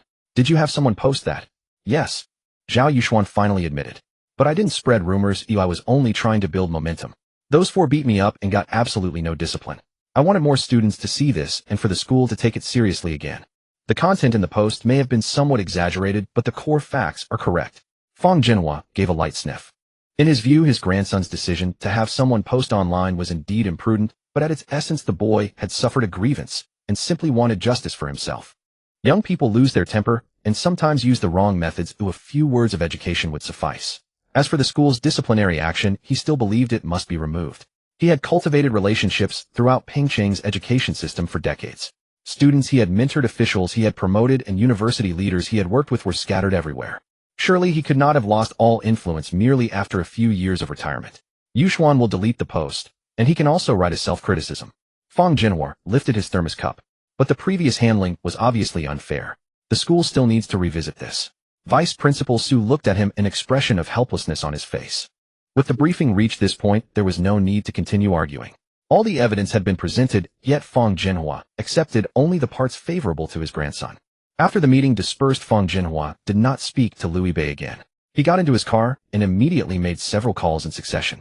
One was a former student from the education system who had once worked under him, another was an older leader from a certain college at Pengcheng University, and the third currently held a key position at a partner institution. He spoke very subtly. A child may make mistakes and can be educated, but a disciplinary record follows one for life. Is Pengcheng University's handling this time reasonable in both principle and practice? I am not asking the school to favor anyone, I only hope you will pay attention. After finishing his calls, Fang Jinhua leaned back against the seat. He did not believe that the connections he had nurtured over so many years could not remove a minor offense by his grandson. As expected, during the next 2 hours, Pengcheng University received several more inquiries. Some asked about the review procedure, some suggested the school should balance educational effectiveness, and others directly proposed that since the students were young, disciplinary actions should be handled with caution. No one explicitly said the decision must be changed, but everyone was asking when it would be changed. Vice Principal Su, caught in the middle, fell back on his familiar oiling of gears approach. He was unwilling to overturn facts that had already been clarified, yet he also did not want to alienate all of Fang Jinhua's old connections. After much deliberation, he ultimately passed the problem back to Liu Yibei. That evening, Liu Yibei was in the dormitory gaming with Meng Yi. Their promotion match had reached the final round. As long as they held the base, they would reach gold rank. Just then, Vice Principal Su's call came in. Liu Yibei maneuvered his hero back under the tower with one hand and answered. Principal Su, what is it now? Student Liu, after the afternoon meeting, the school received some differing opinions. Vice Principal Su chose his words carefully. We believe that since both sides are still students, letting this matter escalate further would not benefit anyone. There is now a compromise proposal. Zhao Yuxuan's minor demerit will be reduced to a warning, and the four of you will receive an additional campus-wide criticism notice. The incident regarding the forum post will be resolved with a public apology from him. If you can accept this, the school will close the matter as soon as possible. Liu Yibei felt his anger rising. Principal Su, the school has rules, evidence, and disciplinary procedures. How penalties should be applied is your concern. Why are you asking whether I accept it? Does it mean that if a retired cadre makes a few more phone calls, black can become white and disciplinary outcomes can be freely negotiated? Silence fell on the other end of the line. In his gaming headset, Meng Yi's lament suddenly erupted. No, my gold rank. Liu Yibei, you betrayed me. On screen, the crystal shattered explosively. The promotion match was gone. Liu Yibei was already furious, and seeing the defeat screen made his tone even more direct. If Pengcheng University cannot handle even such a minor matter according to the rules, then it is difficult for me to believe in the stability of this system and environment. A retired old man can alter the school's conclusion with a few phone calls. When multinational corporations face project approvals or contract disputes in the future, must they also depend on who knows the most former leaders? I will report this to my family truthfully. Student Lu, do not act impulsively. I am not being impulsive, I am simply stating the risks. After saying this, Lu Yibei hung up directly. Through the headset, Meng Yi continued muttering. My gold rank. I was one match away. Stop whining. Lu Yibei recounted the entire incident from beginning to end. Meng Yi was quiet for 2 seconds, abandoned the game, took off his headset and hurried downstairs at full speed. Meng Huichuan was in his study reviewing presentation materials for the Walmart project when the door was suddenly pushed open. Old Meng. Brother Bei just said the matter at Pengdao was not handled properly. Someone has been pressuring Pingqing University, demanding that Brother Bei and the others receive punishment. Meng Huichuan looked up, his brow already furrowed. Meng Yi continued to add fuel to the fire. Brother Bei feels that a system unable to handle even such a small matter correctly makes it hard to trust the stability of Pingqing's environment. He may be preparing to mention this to Walmart. If this is not handled properly, all the work we did from last night until today will have been for nothing. One rotten apple spoils the whole barrel. How could Meng Huichuan remain seated? 3 billion yuan was only the first phase of the project, with a regional procurement center supplier platform and 2 warehousing and distribution nodes still to follow. Various city departments had been busy all day just putting together the working group and inspection plan. Now a retired cadre was calling in favors everywhere over his grandson's disciplinary record and seemingly intended to sabotage the entire project's stable expectations. Lawless. Meng Huichuan muttered, his hand already dialing a number. The call connected quickly. Secretary Lu. Huichuan, what is the matter? The voice on the other end was calm and steady. Meng Huichuan recounted the campus conflict, the complete investigation, Fang Jinhua's pressure, and Lu Yibei's intention to explain the business environment risks to Khan. He embellished his wording slightly but omitted not a single fact. Secretary Lu, the student disciplinary action itself is not significant. But if a retired cadre can repeatedly alter the school's decision through old connections, and this reaches foreign investors, how will they view the rule of law in Pingqing? The Walmart project has only just reached a preliminary understanding, and Lu Yibei is a key figure in facilitating it. This is a critical juncture, as something cannot go wrong here. Moreover, behind Lu Yibei stands not just one multinational corporation. If we wish to align with international standards, Lu Yibei is very important. If Lu Yibei walks away, we will suffer the greatest loss. Their business will simply continue elsewhere. There was a brief silence on the other end of the line. Lu Qingde quickly reached a judgment. This matter must be handled properly. Lu Yibei is no longer merely a student at Pingqing University. He represents an important step in connecting Pingqing's supply chain system with international resources. As for certain cadres who act beyond the law and continue to use old relationships to interfere with normal school procedures after retirement, there will be those who handle them according to regulations. Huichuan, rest assured. Your most important task right now is to strive to secure the project as soon as possible, add another signature project to Pingqing, and achieve exemplary results. Meng Huichuan sat up straight. Yes. After the call ended, Lu Qingde did not delay. He immediately instructed the Municipal Party Committee office to contact the Education Working Committee and the Retired Cadres Affairs Department. The requirements were clear: do not enlarge the matter, do not cover up faults. The school should handle this according to facts and regulations. At the same time, investigate which individuals, after accepting Fang Jinhua's requests, exerted improper pressure on Pingqing University. Half an hour later, Fang Jinhua's phone rang. He had assumed one of his students would bring good news, but when he answered, a formal voice came through the line. Comrade Fang Jinhua, this is the Municipal Party Committee's Retired Cadres Affairs Department. Please explain in detail the specific circumstances of your contacting multiple former subordinates and university officials today to intervene in the disciplinary action against a Pingqing University student. The voice on the phone left Fang Jinhua no room for pleasantries. Comrade Fang Jinhua, we have full knowledge of the calls made regarding this matter. Today, 3 officials from the education system and universities contacted Pingqing University to inquire about a student's disciplinary action. 2 of them explicitly stated they were following up after receiving your phone call.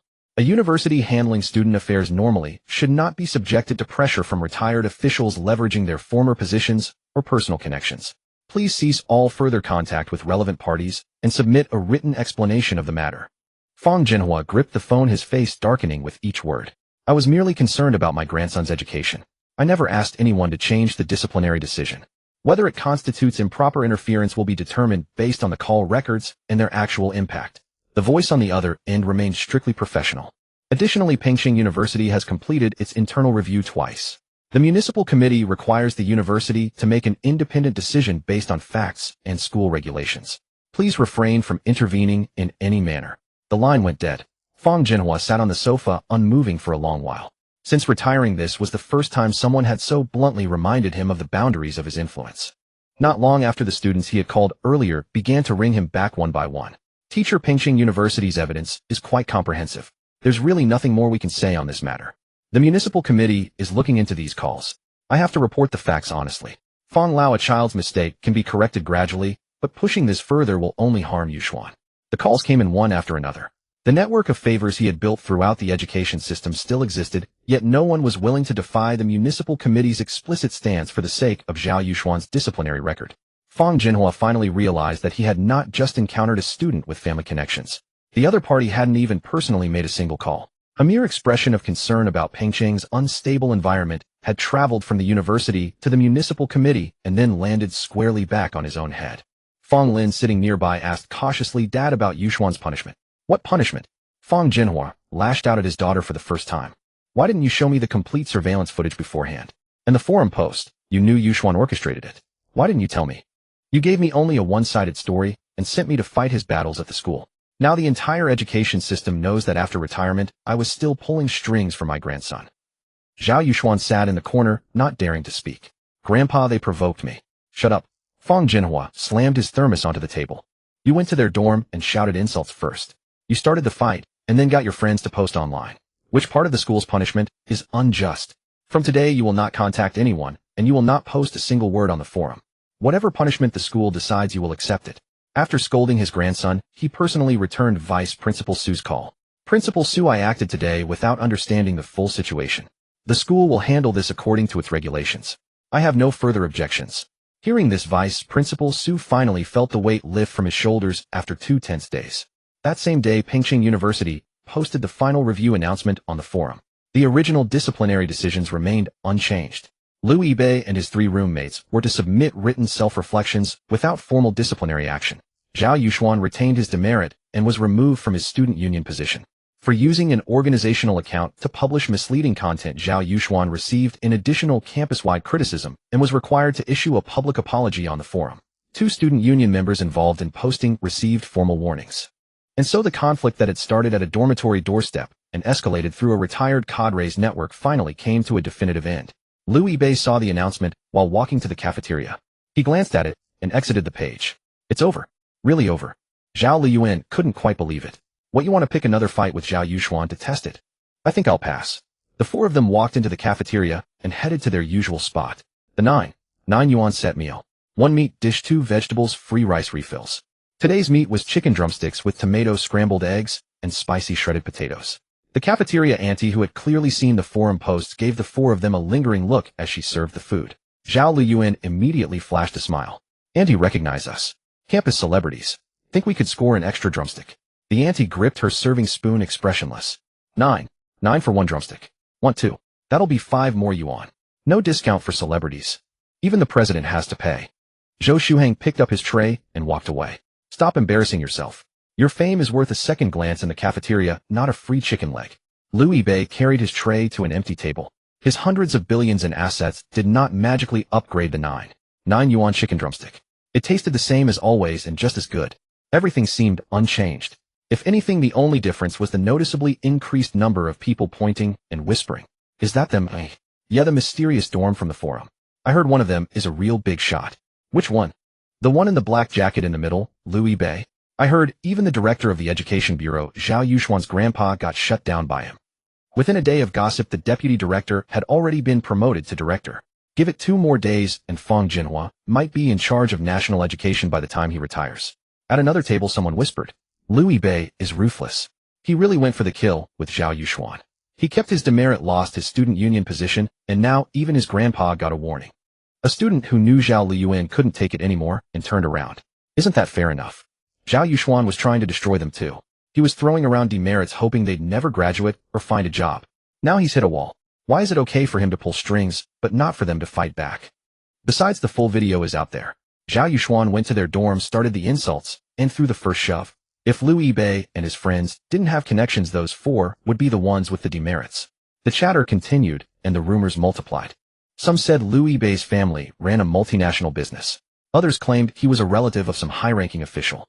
A few confidently asserted that the BMW that dropped him off at school parked under the administration building every day.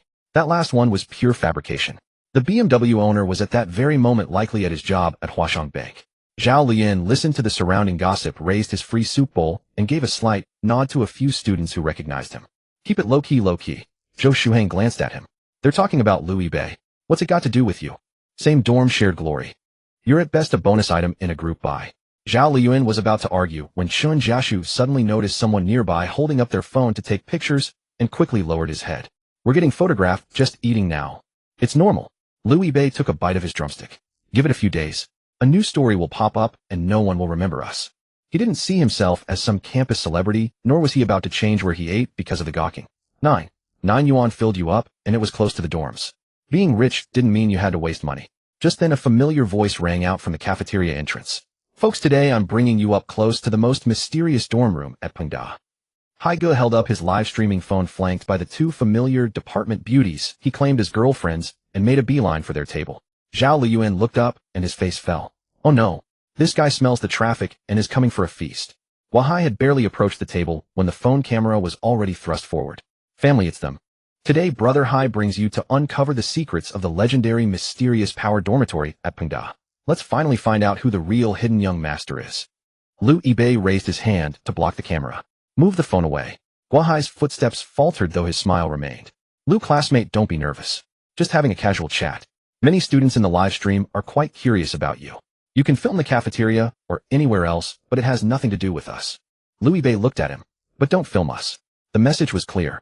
No interviews, no on-camera appearances. Any reasonable person would have turned the phone away by now.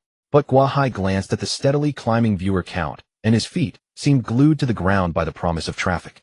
Just moments ago there had been only 300 viewers, now they were approaching 1,000. Bullet comments streamed endlessly. Is that really Liu Bei? Host, get closer, can't see clearly. Ask what his family does. Brother Hai, don't be a coward. I've sent you gifts. Guahai's eyes lit up, and he maneuvered the camera around Liu Bei's blocking hand. Liu, classmate, everyone just wants to understand the truth. You've been so popular on campus lately. Shouldn't you respond positively? Liu Bei's brow furrowed slightly. Was my previous statement really that difficult to understand? The cafeteria is a public space. Everyone has filming freedom. Guahai spoke the words, yet his camera crept ever closer. And this is a campus interview. I'm not doing anything illegal. Liu Bei didn't bother arguing about filming regulations in public spaces. Instead, he tilted his chin toward Chun Jiashu. Start recording from now. Chun Jiashu immediately pulled out his phone, capturing Guahai's camera and the entire exchange of refusal. Liu Bei then pressed down on Zhao Liyan, who had started to rise. Don't touch him yet. If he wants to hand us evidence, let him. Hearing this, Guahai felt a twinge of unease, though his bravado only intensified. What, Liu, classmate, afraid of being filmed? Everyone online says Zhao Yushuan's disciplinary action was because your family pressured the school. Are you refusing the interview because you're admitting it's true? Several nearby students stopped eating, their gazes turning toward the scene. This was no longer an interview. It was a loaded question waiting for Liu Bei to say something that could be clipped into viral video material. Liu Bei finally understood. Guahai hadn't come to uncover truth today, he'd come to mass-produce clickbait headlines. Liu Bei understood perfectly. And understanding was one thing. Letting this wave of traffic pass was another. The Zhao Yushuan scandal was currently the biggest drama at Pengda, and these four people were at its center. If he could provoke just one of them into losing composure and clip a few segments, the headline was already written. Mysterious young master loses temper publicly, campus host threatened. The traffic would come flooding in naturally. Zhao Liyan had never liked Guahai anyway. When the camera nearly pressed against Chun Jiashu's face, he put down his chopsticks and stood abruptly, shoving Guahai backward. Didn't you hear us say don't film us? Take your department beauties and get lost. Guahai stumbled 2 steps, his smile vanishing instantly. You assaulted me. Come on, everyone saw it. I was conducting a proper interview and he just shoved me. This is your mysterious power dormitory at Pengda. His voice rose sharply, drawing the attention of students throughout the cafeteria. The livestream grew livelier than ever. Fight, fight, fight. Host, how can you endure this? I'd already be on the ground. Brother Hai, don't back down. 2,000 people are your witnesses. Those typing, chip in for an ambulance. Gift effects flashed continuously, and Guahai's anger and confidence surged in tandem. He stepped forward, about to continue his assault, when Zhou Shuheng glanced up and said, only, Guahai, are you more durable than Zhao Yushuan? Guahai's foot froze mid-stride. Someone nearby couldn't hold back and burst out laughing. Not a single vulgar word, yet the threat was remarkably concrete. Zhao Yushuan's black and blue face photo from 2 days ago was still sitting in many people's favorites. The livestream comments paused briefly, then sped up even faster. Haha, brother Hai, answer quick. Given that Zhao Yuxuan took on 4 people, how many rounds can the host last? Don't retreat, host. The traffic's ahead, but so is the ICU. Some troublemakers among the viewers spam pinned comments urging Guahai to stabilize his phone, worried the footage might shake when things got physical. A newly joined alumnus seriously asked, "Isn't this supposed to be a campus interview? How come the interview subjects have been refusing throughout?" This comment was quickly buried under waves of "don't back down." Guahai's face cycled through shades of green and white. He didn't dare actually fight. But with everyone watching, if he turned and left now, his little rich boy persona would shatter halfway through. Who are you trying to scare? Guahai craned his neck and waved the 2 girls forward. Babes, tell them. Wasn't it them who threw the first push? The girl on the left took a step back instead. We're just here to help with your live stream. Fighting isn't part of our job. The other girl quickly added, and we agreed on 2 hours. It's already 10 minutes over. If you want to continue, you have to pay extra. The air fell silent. Zhao Liyuan's eyes went wide. Hold up. You really charge by the hour? Both girls glared at him in unison. Guahai looked as if someone had pulled his Ethernet cable. He froze completely on the spot. The comments didn't even pause for a second before exploding. 2 department beauties as your girlfriends charging by the hour. Is the coolest part of the package deal too. Quick ask if there's a monthly discount. Turns out the fake rich boy was just renting an account. No wonder he logs off at the same time every day. Guahai frantically turned the camera away. Don't talk nonsense. This was all prearranged content. What content? The girl on the left was unhappy. You said we just needed to walk around the cafeteria with you and say a few lines. Now you want us to help you pick fights. That's not in the agreed work scope. Settle today's payment first. The live stream viewer count officially surpassed 3,000. The traffic Guahai had been coveting finally arrived. Only it landed squarely on himself. Liu Yibei watched this real-time implosion, forgetting even to chew his chicken leg. This wasn't a live stream mishap.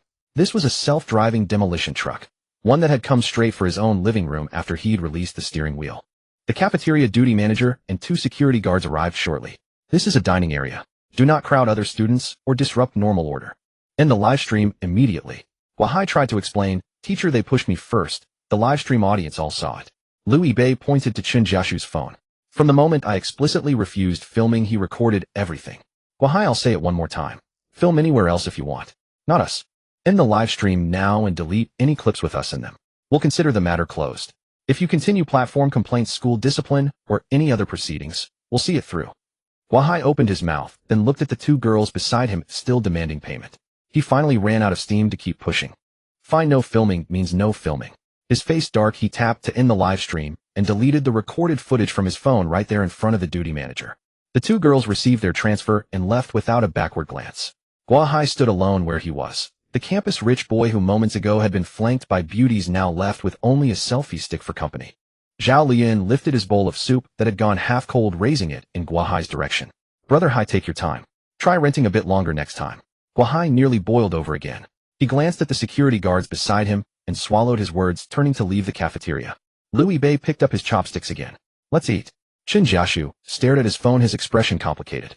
Someone already posted the live stream recording to the forum. The post title was just a single line: shock. The 2 top campus beauties at Pengda actually operate an hourly wage system.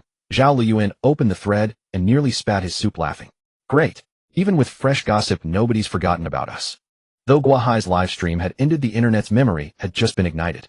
He had barely stepped out of the cafeteria when over a dozen screen-recorded versions of his broadcast flooded the forums. Brother Hai's wealthy young master persona suspected to be a rental experience. 2 department beauty girlfriends. What's the charge for overtime beyond 10 minutes? Are you more durable than Zhao Yuxuan? Brother Hai's answer after 3 seconds of silence. The most infuriating part was that the 3rd video had even dubbed his 3 seconds of silence with dramatic tragic music. Back in his dormitory, Guahai quickly posted an explanation. Everything in today's live stream was a pre-planned skit. The 2 young women are also my friends. Please view this rationally and refrain from spreading misinformation. The moment the post went live, one of the young women replied beneath it, collaboration fee settled. Thanks, boss. Do book ahead next time. The other woman casually liked that comment. Guahai stared at the reply, nearly crushing his phone with his grip. Just as he was about to delete the post and flee the scene, a friend request popped up. The note attached to the request contained only one sentence. I have dirt on Liu Yibei's dorm. The applicant was Jiang Wanwan. Guahai's finger paused for 2 seconds before he clicked accept. The face he had lost today suddenly had a chance of being saved through a different route. Meanwhile, in an apartment off campus near Pengqing University, Jiang Wanwan sat sideways on the sofa, a distinct red mark still visible on her left cheek. Zhao Yuxuan stood before her, his anger escalating with every word. If you hadn't come crying to me about how Chun Jiashu's roommates bullied you, would I have gone after them? Now I've got a demerit on my record. I'm kicked out of the student union, and I have to apologize publicly on the forum. Do you know what my dad has been saying to me these past few days? Jiang Wanwan held her cheek, whispering, Yuxuan, I had no idea things would blow up this big. You didn't know? Zhao Yuxuan raised his hand and shoved her again. You were stringing Chun Jiashu along, getting him to run errands while dating me at the same time. Now that things went south, you walk away without a single punishment. Jiang Wanwan bumped against the back of the sofa, but didn't talk back. She felt aggrieved, of course. Yet, grievance aside, the Zhao family owned factories and property in Pingcheng and held connections she couldn't otherwise access. No matter what, Zhao Yuxuan was the sole heir to that family. As long as she could eventually marry into the Zhao family, what was a little suffering now? She found herself a convenient excuse. Zhao Yuxuan had been disciplined by the school recently, so it was only natural he'd be a bit irritable. Once this period passed, he would surely go back to being his old self. As for the handprint on her face, a thicker layer of foundation could easily cover it. Yuxuan, don't be angry. Jiang Wanwan squeezed out a few tears and reached for the hem of his shirt. This mess isn't your fault. If it weren't for Liu Yibei and his guys relying on their connections, how could the school have treated you this way? Zhao Yuxuan's anger eased a little. What's the point of saying this now? It's absolutely relevant. Jiang Wanwan picked up her phone and brought up the video of Gua Hai's cafeteria humiliation. This Gua Hai also holds a grudge against Liu Yibei's crew. Liu Yibei himself might be hard to investigate, but what about Chun Jiashu? Zhao Yuxuan frowned. What's there to dig up on him? He's been chasing me since high school. As she said this, Jiang Wanwan had completely forgotten that Chun Jiashu only ever showed up because she had messaged him first. I can dig up old chat logs, class group messages, and social media posts. Once we leak all that, everyone will naturally conclude he was bitter about being rejected and had his roommates beat you up on his behalf. Zhao Yuxuan's eyes lit up. The facts hadn't changed, but rearranging the sequence and spinning the narrative changed everything. Half an hour later, the three of them created a small group chat. Jiang Wanwan supplied the chat records, Zhao Yuxuan contacted their mutual high school classmates, and Gua Hai compiled the material into shareable content. And dig they did, unearthing an entire chronicle titled The Ultimate Saga of Chun Jiashu the Fall Guy. In sophomore year of high school, Jiang Wanwan mentioned craving xiaomai from the south side of town. Chun Jiashu got up at 5 in the morning, took a 40-minute bus ride to buy them, then rushed to school to give them to her. During a torrential downpour, Jiang Wanwan forgot her umbrella at home. Chun Jiashu braved the rain to deliver one to her dorm building, catching a fever the next day from getting soaked. On Valentine's Day, Chun Jiashu transferred her 520 yuan. Jiang Wanwan accepted the money and replied, "Don't waste your money. We should be focusing on our studies right now."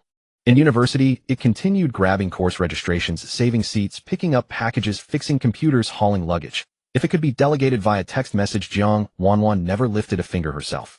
The most outrageous instance was when she had Chun Jiashu move her dorm room, all while Zhao Yuxuan waited for her at the bubble tea shop downstairs. Chun Jiashu was upstairs hauling boxes. Zhao Yuxuan was downstairs picking up his girlfriend. A perfect division of labor, a modern assembly line in full operation. Gua Hai was so engrossed in the material that he even forgot about his own humiliation. This guy used to simp that hard. Zhao Yuxuan messaged, the point isn't his simping. It's that his dorm assaulted someone over a love triangle. Jiang Wanwan chimed in, don't frame it as me leading him on. Say he's been obsessively pursuing me unilaterally for years. I was too polite to cut him off harshly for the sake of our old classmate relationship. Gua Hai stared at the dozens of, "Are you there? And could you do me a favor?" messages in the chat logs, pausing for a moment. Most of those messages had been initiated by Jiang Wanwan. But he only paused for 2 seconds. He didn't know if the truth would go viral, but this angle definitely would. Got it. I'll edit the chat screenshots. Title, Obsessive Suitor Spurned for Years for Roommates Beat Up Girl's Current Boyfriend. Zhao Yuxuan replied, post it tonight. Gua Hai sat up straight and started organizing the material. He was determined to prove that Brother Hai wasn't just someone whose girlfriend charged by the hour. He had real talent in video editing too. Meanwhile, Liu Yibei remained blissfully unaware. After finishing dinner, the 4 roommates returned to their dorm. Zhao Liyuan was still laughing at the various parody videos of Gua Hai, his laughter booming louder than the background music. Liu Yibei leaned back in his chair, surveying the 4-person dorm he'd called home for 2 years. It had never bothered him before. But recently more and more people had been seeking him out, and the topics discussed on the phone were increasingly unsuitable for prying ears. He couldn't keep rushing out to the balcony for every call, as if he were a spy hiding secrets from his roommates. Besides, he didn't even have a place off campus to call his own. Last time he got drunk, he'd ended up crashing at Li Mingyue's place. Thinking it over, Liu Yibei pulled out his phone and dialed Tang Zhengguo. The call connected after just 1 ring. Young Master Liu, good afternoon. How can I assist you? Director Tang, are you familiar with the area around Pingcheng Bay? Tang Jingwo's spirits lifted. Very familiar. Huashang Bank works with many developers and property owners in that area. Help me find an apartment. Liu Yibei glanced at his bank balance and added, a high-end flat will do. Somewhere quiet, move-in ready. Keep the total price around 40 million with a hard cap at 50 million. Don't show me anything over 100 million. I have plenty of assets, but my liquid cash is somewhat limited. Tang Jingwo immediately asked, any requirements on size or interior design? About 200 to 300 square meters. Anything bigger feels empty and is a hassle to clean. Liu Yibei thought for a moment. Don't make it gaudy and flashy. Keep it modern and youthful. The property management and security need to be top-notch. I might occasionally meet people there for business. Ideally, it should already be fully furnished. I don't have the time to stand around inspecting tiles with a renovation crew. Tang Jingwo paused for half a second. Understood. I'll have a list of suitable properties compiled tonight and have Minghua pick you up from campus tomorrow. Liu Yibei grunted in acknowledgement. All right, that works. After Liu Yibei settled the housing arrangements, the night passed without incident. The next morning, the four of them rose as usual, bought breakfast at the dormitory entrance as usual, and slipped into the classroom in the final minutes before the bell rang. The moment they stepped through the door, the atmosphere felt off. Heads turned in the front rows, faces lifted in the middle, and even the few students who had been catching up on sleep in the back opened their eyes. Every gaze eventually landed on Chen Jiaxu. He faltered mid-step under the weight of the stairs, glancing down to inspect his clothes. Did I leave my fly open? Zhao Liyuan gave him a quick once-over. It's closed. Then why are they all staring at me? Do I have something on my face? Liu Yibei was equally puzzled. It wasn't until Zhang Zihan rushed over from her seat, phone in hand, that the answer finally arrived. Chen Jiaxu, is this real? She set her phone down on the desk. On the screen was the video Guahai had posted the night before. The title was dripping with dramatic flair. Devoted man pursues for years with no success, 4 roommates beat up girl's new boyfriend. The inside story of the Pengda conflict. The video was packed with chat screenshots and old photos. Buying Xiaomai at 5 in the morning, delivering an umbrella in the rain, transferring 520 yuan on Valentine's Day, saving seats, picking up packages, fixing computers, and hauling luggage throughout college. Guahai had even added a deep, somber voiceover. Years of one-sided pursuit. Is it the devotion of youth or a persistent nuisance to the girl? When the girl enters a new relationship, why do her suitor's roommates collectively strike? Behind this conflict, packaged as a disturbance, is there a hidden romantic entanglement? The video was stitched together convincingly. Anyone watching would think Guahai had pivoted overnight to a career in legal journalism. Zhao Liyuan's face darkened halfway through. This punk never learns his lesson. Zhou Shuhong, however, spotted the flaw immediately. The chat logs only show the parts Jiaxu replied to. The messages where Jiang Wanwan asked him for help are basically all cut out. Zhang Zihan ignored them, her eyes fixed on Chen Jiaxu. So is all of this true or not? The classroom had grown considerably quieter. Many people kept their heads down, but their ears were straining at maximum capacity. Chen Jiaxu picked up the phone and read through the entire post. Liu Yibei worried he might buckle under the pressure, but Chen Jiaxu only paused for a few seconds before nodding with total composure. It's true. Yes, that's me. I bought the Xiaomai, I sent the umbrella, I made the transfers. After we got to college, her packages, her computer, and her luggage were all handled by me. Chen Jiaxu handed the phone back to Zhang Zihan and pulled out a chair to sit down. I was blind back then. I just misjudged someone. His bluntness caught Zhang Zihan completely off guard. Don't you feel embarrassed? Just my poor judgment. I'd be way more embarrassed if I didn't have you guys. Chen Jiaxu tore open his breakfast bag and took a bite of his bun. I did like her before, and I did do all those things. I can't just pretend that dumb fool wasn't me just because I've wised up now. A man shouldn't fear having an embarrassing past. He should fear a past that keeps updating itself. Zhao Liyuan clapped him on the shoulder. Nice one, Jiaxu. Your brain's processing speed really improved after that update. Chen Jiaxu managed a faint smile. In this stretch of time, from discovering Jiang Wanwan had a boyfriend to fighting Zhao Yuxuan over her to nearly getting a major demerit, he had already suffered through all the pain he needed to. Looking back at those chat logs now, it was indeed a bit mortifying. But more than that, he felt relief. Thank goodness he had woken up. Otherwise, if he kept simping for another 2 years, he might have ended up carrying the photographer for Jiang Wanwan and Zhao Yuxuan's wedding photos. The turn of events, however, took Guahai and his crew completely by surprise. The video did go viral, but the comment section wasn't filled with people kicking Chen Jiaxu while he was down. The top comment was just 5 words, "Brother, here's a cigarette." Beneath it, hundreds of smoking emoji replies lined up in neat rows. The second comment was even more direct. I was about to laugh, but when I saw him taking a bus at 5 a.m. to buy Xiaomai, I suddenly felt bad for the guy. He may have been a simp, but he never hurt anyone, right? She didn't mind him harassing her whenever she needed a favor, but after she's done using him, suddenly it's long-term harassment. The craziest part is him carrying luggage upstairs while her new boyfriend waits at the milk tea shop downstairs. This guy did the work of 2 boyfriends, all by himself. A high school classmate of Chun Jiashu recognized the screenshots. I was in the same class as them. Most of the time Jiang Wanwan was the one who initiated contact with Chun Jiashu. How come the video cut out all her messages? Soon others used the timestamps in the screenshots to piece together the full conversations. Jiang Wanwan said she craved Xiaomai in the middle of the night and Chun Jiashu delivered it in the morning. Jiang Wanwan said she hadn't brought an umbrella and only then did Chun Jiashu brave the rain. Even for the dorm move, she had sent 3 consecutive "Are you there?" messages. The so-called long-term harassment looked less like a disturbance and more like an on-call year-round unpaid volunteer service. Someone in the comments summed it up perfectly. Not sure if the guy's a dog, but that girl definitely isn't human. I'm a Taoist priest and I can tell at a single glance. That woman is not human. The narrative didn't follow the intended script. Someone even retitled Guahai's video. How an honest man was used as a free membership for 6 years. Guahai stared at the comment section, his face turning uglier by the minute. Why is everyone sympathizing with him? Zhao Yuxuan also sent a message in the group chat. Do you even know how to make a video or not? The material was all provided by you. Guahai shot back immediately. He's shamelessly owning up to it. What am I supposed to do? Jiang Wanwan was even more baffled. In her mind, Chun Jiashu was supposed to panic, to be ashamed ideally, to do something impulsive. But instead he admitted it openly and without hesitation. All those carefully prepared records were like punching cotton. They not only failed to crush Chun Jiashu, but instead made the person who provided them look like a clown.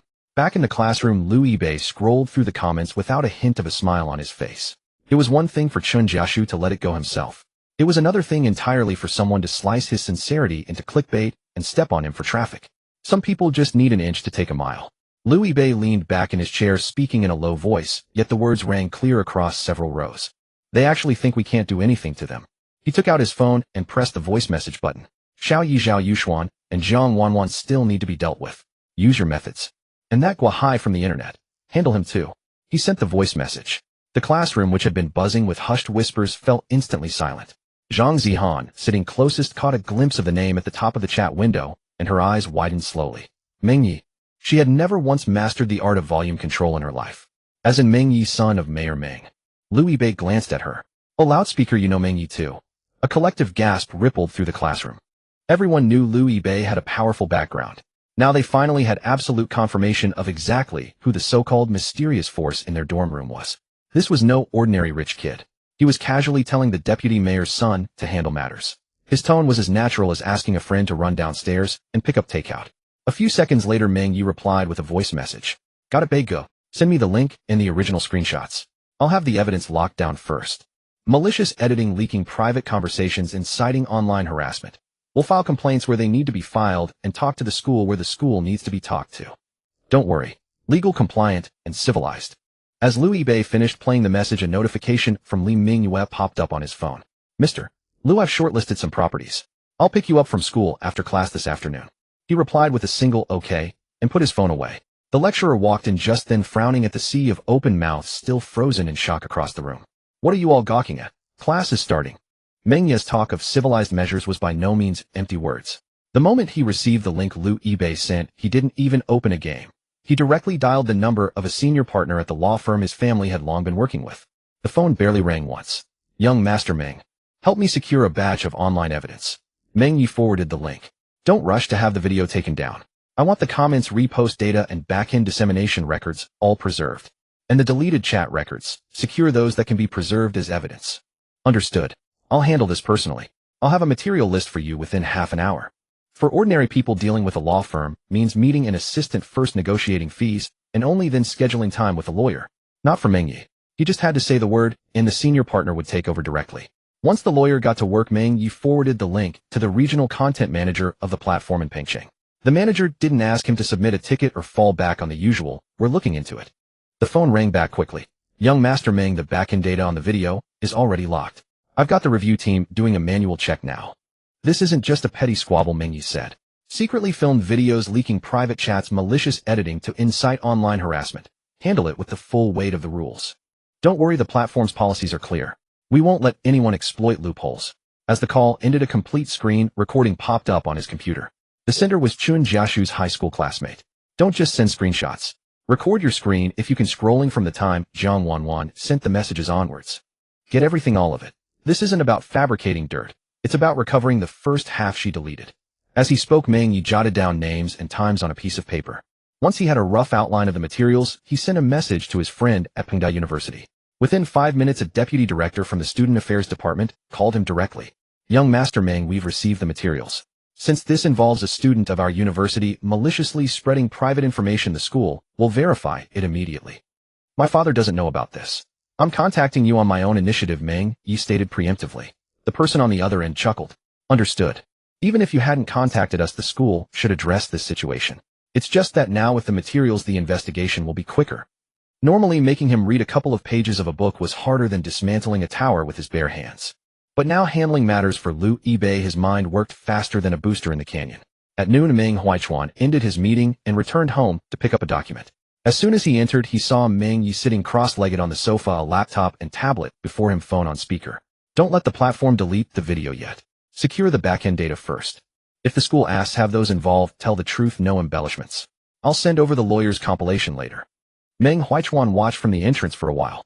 When did his son become so organized? What are you up to? Meng Yi hung up, looked up, and said, those troublemakers at Brother Bei's school are at it again. Without hiding anything, he recounted the whole story, Guahai editing the video, Jiang Wanwan providing the chat logs, and Zhao Yuxuan pulling the strings behind the scenes. Brother Bei told me to handle it my way. I plan to have the platform deal with the video first, then get the school to investigate them for leaking privacy and maliciously manipulating public opinion. Meng Huichuan's face darkened as he listened. That's it. Meng Yi was taken aback. What else? Brother Bei specifically said to stay legal and civilized. Foolish. Meng Huichuan placed his briefcase on the table. Don't you understand the principle of uprooting the weeds to prevent them from growing back? If you're going to make a move, don't show mercy. Get them to delete one video today, and they'll just create another account and post again tomorrow. Meng Yi blinked. Old Meng, your thinking is a bit dangerous. Don't get smart with me. Meng Huichuan shot him a glare. And not telling me. That's your biggest mistake. Your friendship with eBay is yours. My friendship with him is mine. You do your part, I'll do mine. That's how we maximize the relationship and the benefit. eBay should also know that the government here in Pengcheng is friendly towards him and won't tolerate people repeatedly disrupting the normal order. Meng Yi took a deep breath. You leaders sure weigh friendships by the pound, huh? This is called understanding the ways of the world. Meng Huichuan sat down, picked up the tablet, and reviewed the materials again. As for that old-timer Fang Jinhua, he's lived his whole life without understanding a thing. He doesn't grasp such a simple truth. Once you're gone, the tea gets cold. A small favor with no risk people might do out of old connections. But when they hit a wall, who would risk their own future for his grandson's antics? He then took out his phone and called his secretary. Recompile the complete materials on these incidents at Pengcheng University. Fang Jinhua's interference in student disciplinary actions, including the call records where he contacted former subordinates to pressure them. Send all of it to the Discipline Inspection and Supervision Group of the Municipal Commission for Discipline Inspection stationed in the education system. No conclusions, no assumptions about anyone. Investigate according to procedure. The secretary had just acknowledged when Meng Huichuan scrolled through his contacts for the official in charge of market supervision and coordination. Pull the Zhao family factory's tax, fire safety, and production safety records for the past 3 years. If there are problems, investigate. If not, that's the end of it. No one is allowed to fabricate evidence to frame anyone, but not a single required procedure should be skipped. After the 2 calls, the materials left the Meng family living room, and the entire chain of events began to turn. The Discipline Inspection and Supervision Group stationed in the education system re-examined Fang Jinhua's contacts with education system officials. Several active employees who had received his calls were asked to provide written explanations.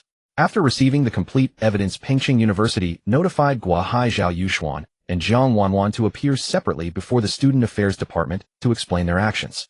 On the platform side, Guahai's account temporarily had its live streaming and monetization features restricted, and the related videos were placed under manual review.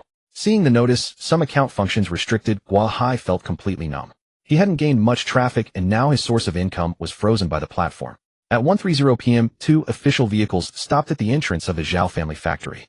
Tax officials entered the finance office to audit account books and invoices, while fire safety inspectors headed straight for the warehouse and production workshop. Within half an hour, problems began to surface one after another.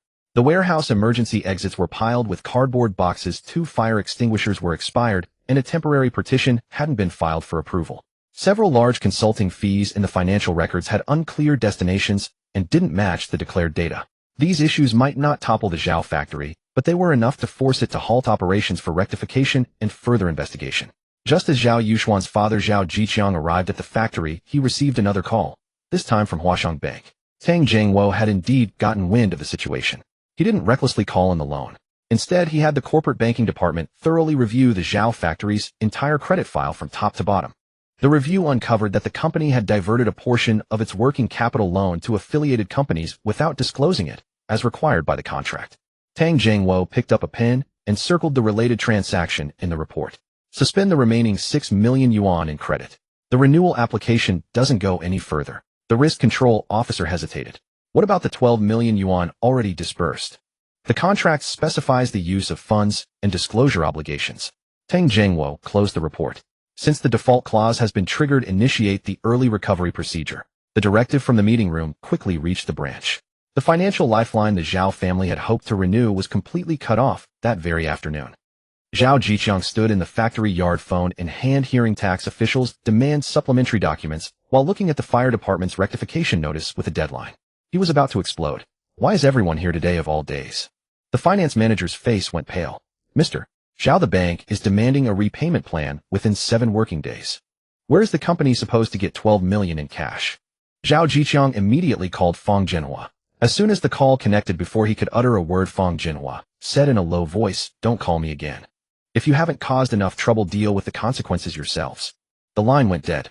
Zhao Jiqiang stood there, finally realizing that Zhao Yushuan's provocation this time was far beyond a typical schoolyard conflict. Meanwhile, Liu Bei sat through the final half of his class, unaware of how far the Meng family had taken things. When the bell rang, he put away his phone and said to his 3 roommates, "I'm going to look at apartments this afternoon. I'll be back later." Zhao Liyuan started to ask a question, but Liu Bei had already grabbed his jacket and left the classroom.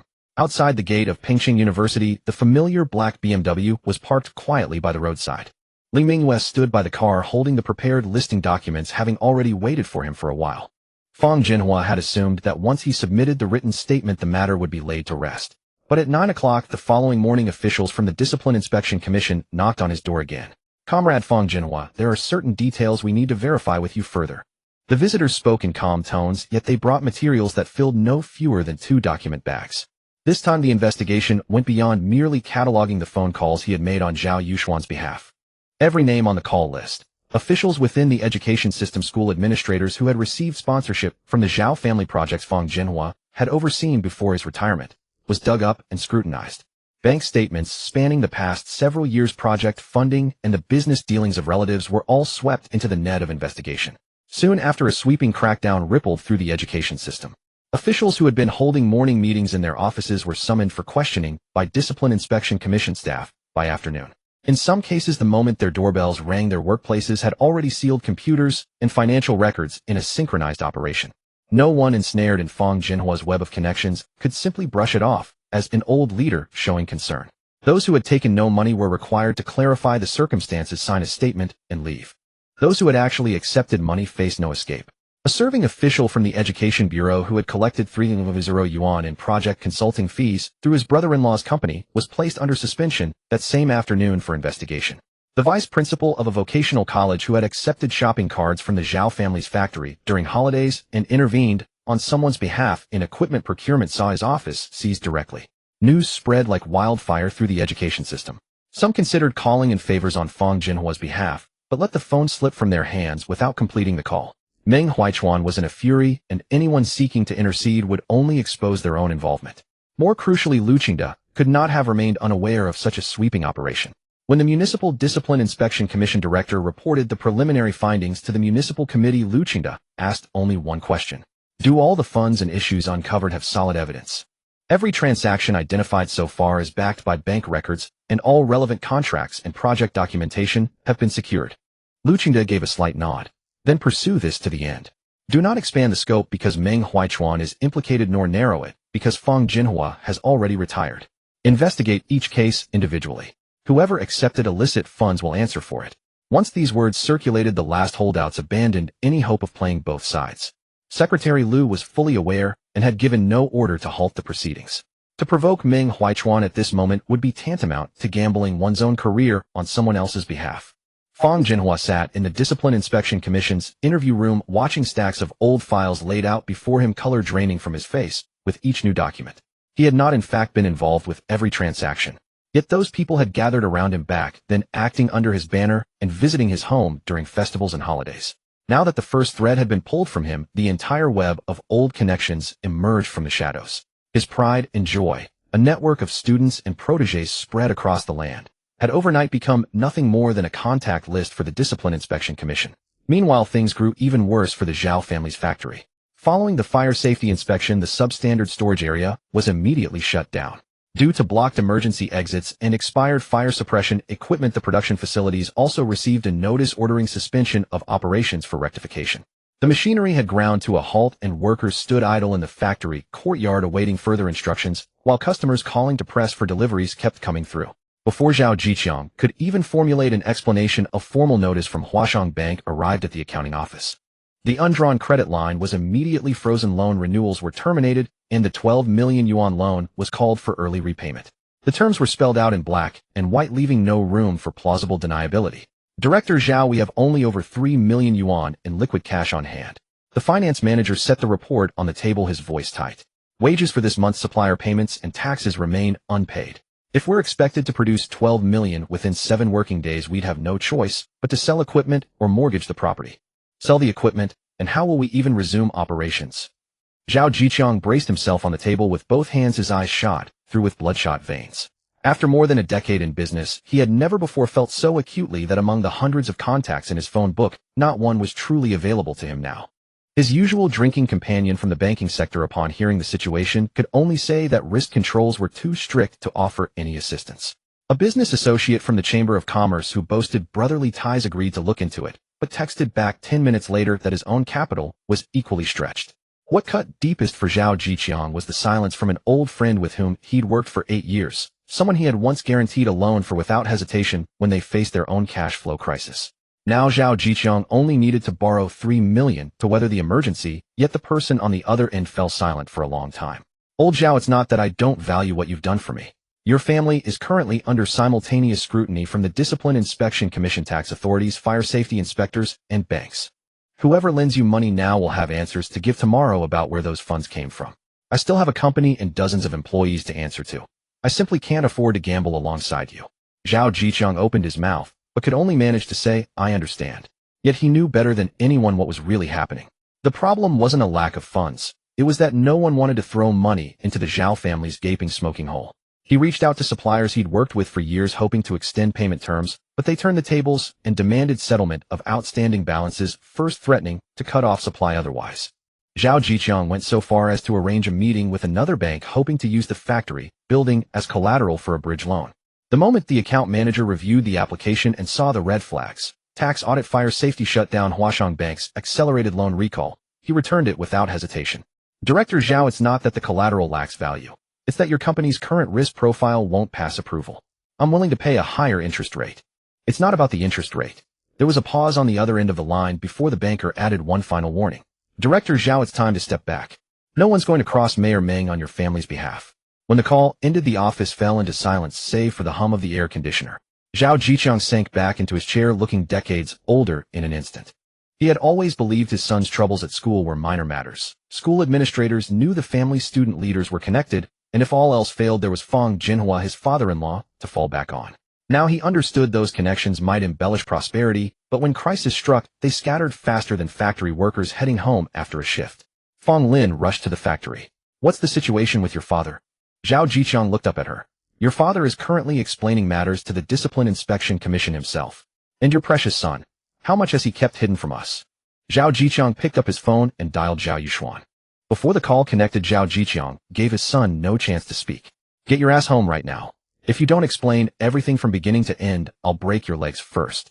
While the Zhao household was descending into chaos, Liu Yibei was just stepping out of the gates of Pingqing University. From a distance, he spotted the familiar black BMW.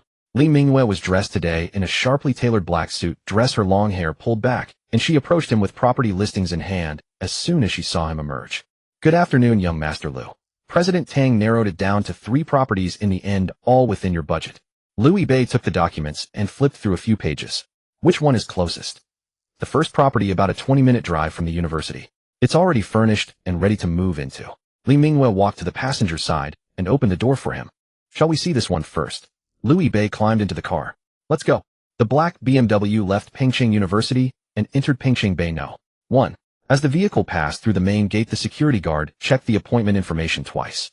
After entering the underground garage, an exclusive access card was still required to reach the corresponding floor. Liu Bei didn't have much feeling about the house yet, but he was already satisfied with the security here. The apartment Li Mingwei showed him was located on a high floor with a construction area of 268 square meters. The elevator doors opened directly into a private foyer. Pushing open the door, the living room connected to a floor-to-ceiling window with the sea surface of Pingcheng Bay spreading out before his eyes. The cross-sea bridge in the distance was illuminated brightly by the afternoon sun, and even the traffic that usually made people frustrated seemed quite orderly from this vantage point. The apartment's decoration didn't have the golden walls Liu Bei had been most worried about, nor the intricate patterns that seemed to carve "I'm very rich" into the floor. The overall style was dominated by black, white, and gray, with furniture fully equipped. The kitchen, walk-in closet, and media room were all ready. The original owner rarely lived here, and the apartment was maintained almost as good as new. Outside the master bedroom was a sea-view balcony. As Liu Bei pushed open the glass door, the salty sea breeze immediately rushed in. Downstairs was a greenway along the bay, and further away were the sea surface and the city skyline, with no buildings blocking the view. He used to answer phone calls on the dormitory balcony with Zhao Liyuan's socks that hadn't been collected for 3 days drying nearby, and people downstairs occasionally shouting for buddies to play games together. Now standing here again, even the breeze seemed to have paid property management fees. It's true that expensive things have their reasons. Li Mingwei handed the documents to him. 2 parking spaces, all furniture and appliances included. The owner initially quoted 48 million yuan. President Tang negotiated through Huashang's cooperation channels, and the final transaction price was 45.8 million yuan. Including taxes and service fees, it won't exceed your budget of 50 million yuan. Liu Bei walked around the living room, and then checked the master bedroom. The bed was new, the wardrobe was empty, and the towels and toiletries in the bathroom had already been replaced by the property management. A true move-in ready experience. What about the other 2 properties? Li Mingwei asked. Would you like to go see them as well? Liu Bei returned to the floor-to-ceiling window. The school was only 20 minutes away, the security was reliable, and the decoration wasn't in an outdated style. Most importantly, he could move in right now. No need to go through the trouble. I'll take this one. Li Mingwei wasn't surprised. She took out her phone to notify the agent and property rights service personnel waiting downstairs to come up. The contract and property rights materials had already been reviewed by Huashang Bank in advance. Liu Bei read through the key terms and signed his name where needed. The large payment was completed through the bank's supervised account. When he received the deduction notification on his phone, he stared at the string of numbers for 2 seconds. 45.8 million yuan. Li Mingwei verified the supervised account and calculated for him. After all payments for the house, taxes, and service fees are settled, your liquid funds will only be around 16 million yuan. There's no problem for short-term living, but if you have any large expenses in the near future, it's best to let me know in advance. I can arrange credit for you without needing to sell shares temporarily. Liu Bei looked at his bank account, realizing for the first time that he too could experience cash flow tightness. Of course, this standard of around 16 million yuan being considered tight would be somewhat disrespectful to the phrase cash flow tightness for an ordinary person. No need. It's enough. Li Mingwei nodded. She was already well aware of Liu Bei's assets and dividend situation, so naturally there was no need to ask more. The agent left the keys and access permissions, and the property rights transfer procedures were continued by Huashang's service team. In less than an hour, the apartment was officially handed over to Liu Bei. Once everyone else left, the spacious apartment suddenly fell quiet. Liu Bei stood by the floor-to-ceiling window looking at the sea and remarking, indeed, expensive things have only one drawback. Li Mingwei walked to his side. What drawback? It's expensive. Li Mingwei couldn't help but laugh. Young Master Liu could buy this with just 1 quarterly dividend. What's there to feel sorry about? How is that the same? Liu Bei said. The money in the account is just numbers, but every piece spent is like family. Then you just sent away over 40 million family members. Stop it. If you keep talking, I'm going to hold a memorial service for them. The 2 exchanged glances. The living room suddenly fell silent for a few seconds. Li Mingwei's neatly styled long hair had loosened into a few strands after touring apartments all day. She stood by the floor-to-ceiling window, her suit skirt outlining a sharp waistline, with a lingering smile in her eyes. Liu Bei looked at her. Li Mingwei didn't avoid his gaze either. This apartment is perfect in every way. Liu Bei turned to look at the living room. But I wonder if these furniture pieces are any good. Li Mingwei reached out and pressed the sofa, speaking in a serious tone. Then let's try them out. How it? She looked up at Liu Bei, the corners of her mouth slightly raised. Young Master Liu is so clever, do I need to teach you? Liu Bei reached out and wrapped his arm around her waist. Li Mingwei leaned in, naturally showing no intention of avoiding.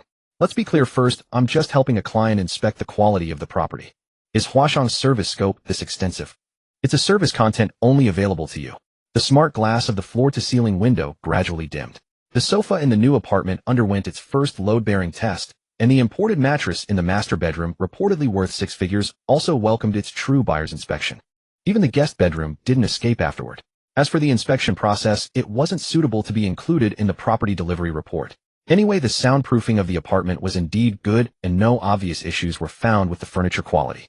An hour and a half later, Li Mingyue sat on the edge of the bed in the master bedroom, rearranging her somewhat disheveled shirt and skirt. The flush on her face hadn't fully faded, and her hair could only be simply gathered behind her head. Liu Yibei leaned against the headboard about to comment on the living experience of this apartment when his phone suddenly rang. The caller was Lin Ziyuan. Liu Yibei answered the call. "Hello, Uncle Ziyuan. What made you call me today?" "I'm flattered." A soft laugh came from the other end of the line. "Cut the act. I'm on a business trip in Pengcheng, just finished an industry conference. Where are you? Let's have a meal together later." Liu Yibei glanced at the sea view outside the window. Before, he didn't even have a place in Pengcheng where he could invite someone over, but now he was a homeowner of sorts. "I just bought an apartment at Pengcheng Bay No. 1. Uncle Ziyuan, come straight over. We'll eat at my place tonight. I'll send you the location." "You bought an apartment, eh?" Lin Ziyuan was somewhat surprised. "You didn't even mention it in advance." "I haven't prepared a gift. Just come. Since when do we care about that?" "All right, I'm not far away. I'll be there in about half an hour." The call ended. Li Mingyue paused in the middle of fixing her hair. "There's no food in the house. I'll contact the property's private dining service to arrange a chef and dinner. No need to make it too formal. Just something homey." "Understood." The efficiency of high-end property management certainly lived up to its price. The chef and ingredients arrived quickly, and the new apartment, which had no trace of cooking just moments ago, finally filled with the aroma of food. Half an hour later, the doorbell rang right on time. On the entry screen, Lin Ziyuan stood outside the door, holding a bottle of wine in his hand. When the doorbell rang, Li Mingyue went to open the door. Standing outside was a man in his 40s wearing gold-rimmed glasses and holding a bottle of wine with no label. "Mr. Lin, please come in." Lin Ziyuan changed his shoes, walked into the living room, and first stood by the floor-to-ceiling window to take in the sea view. "Nice location.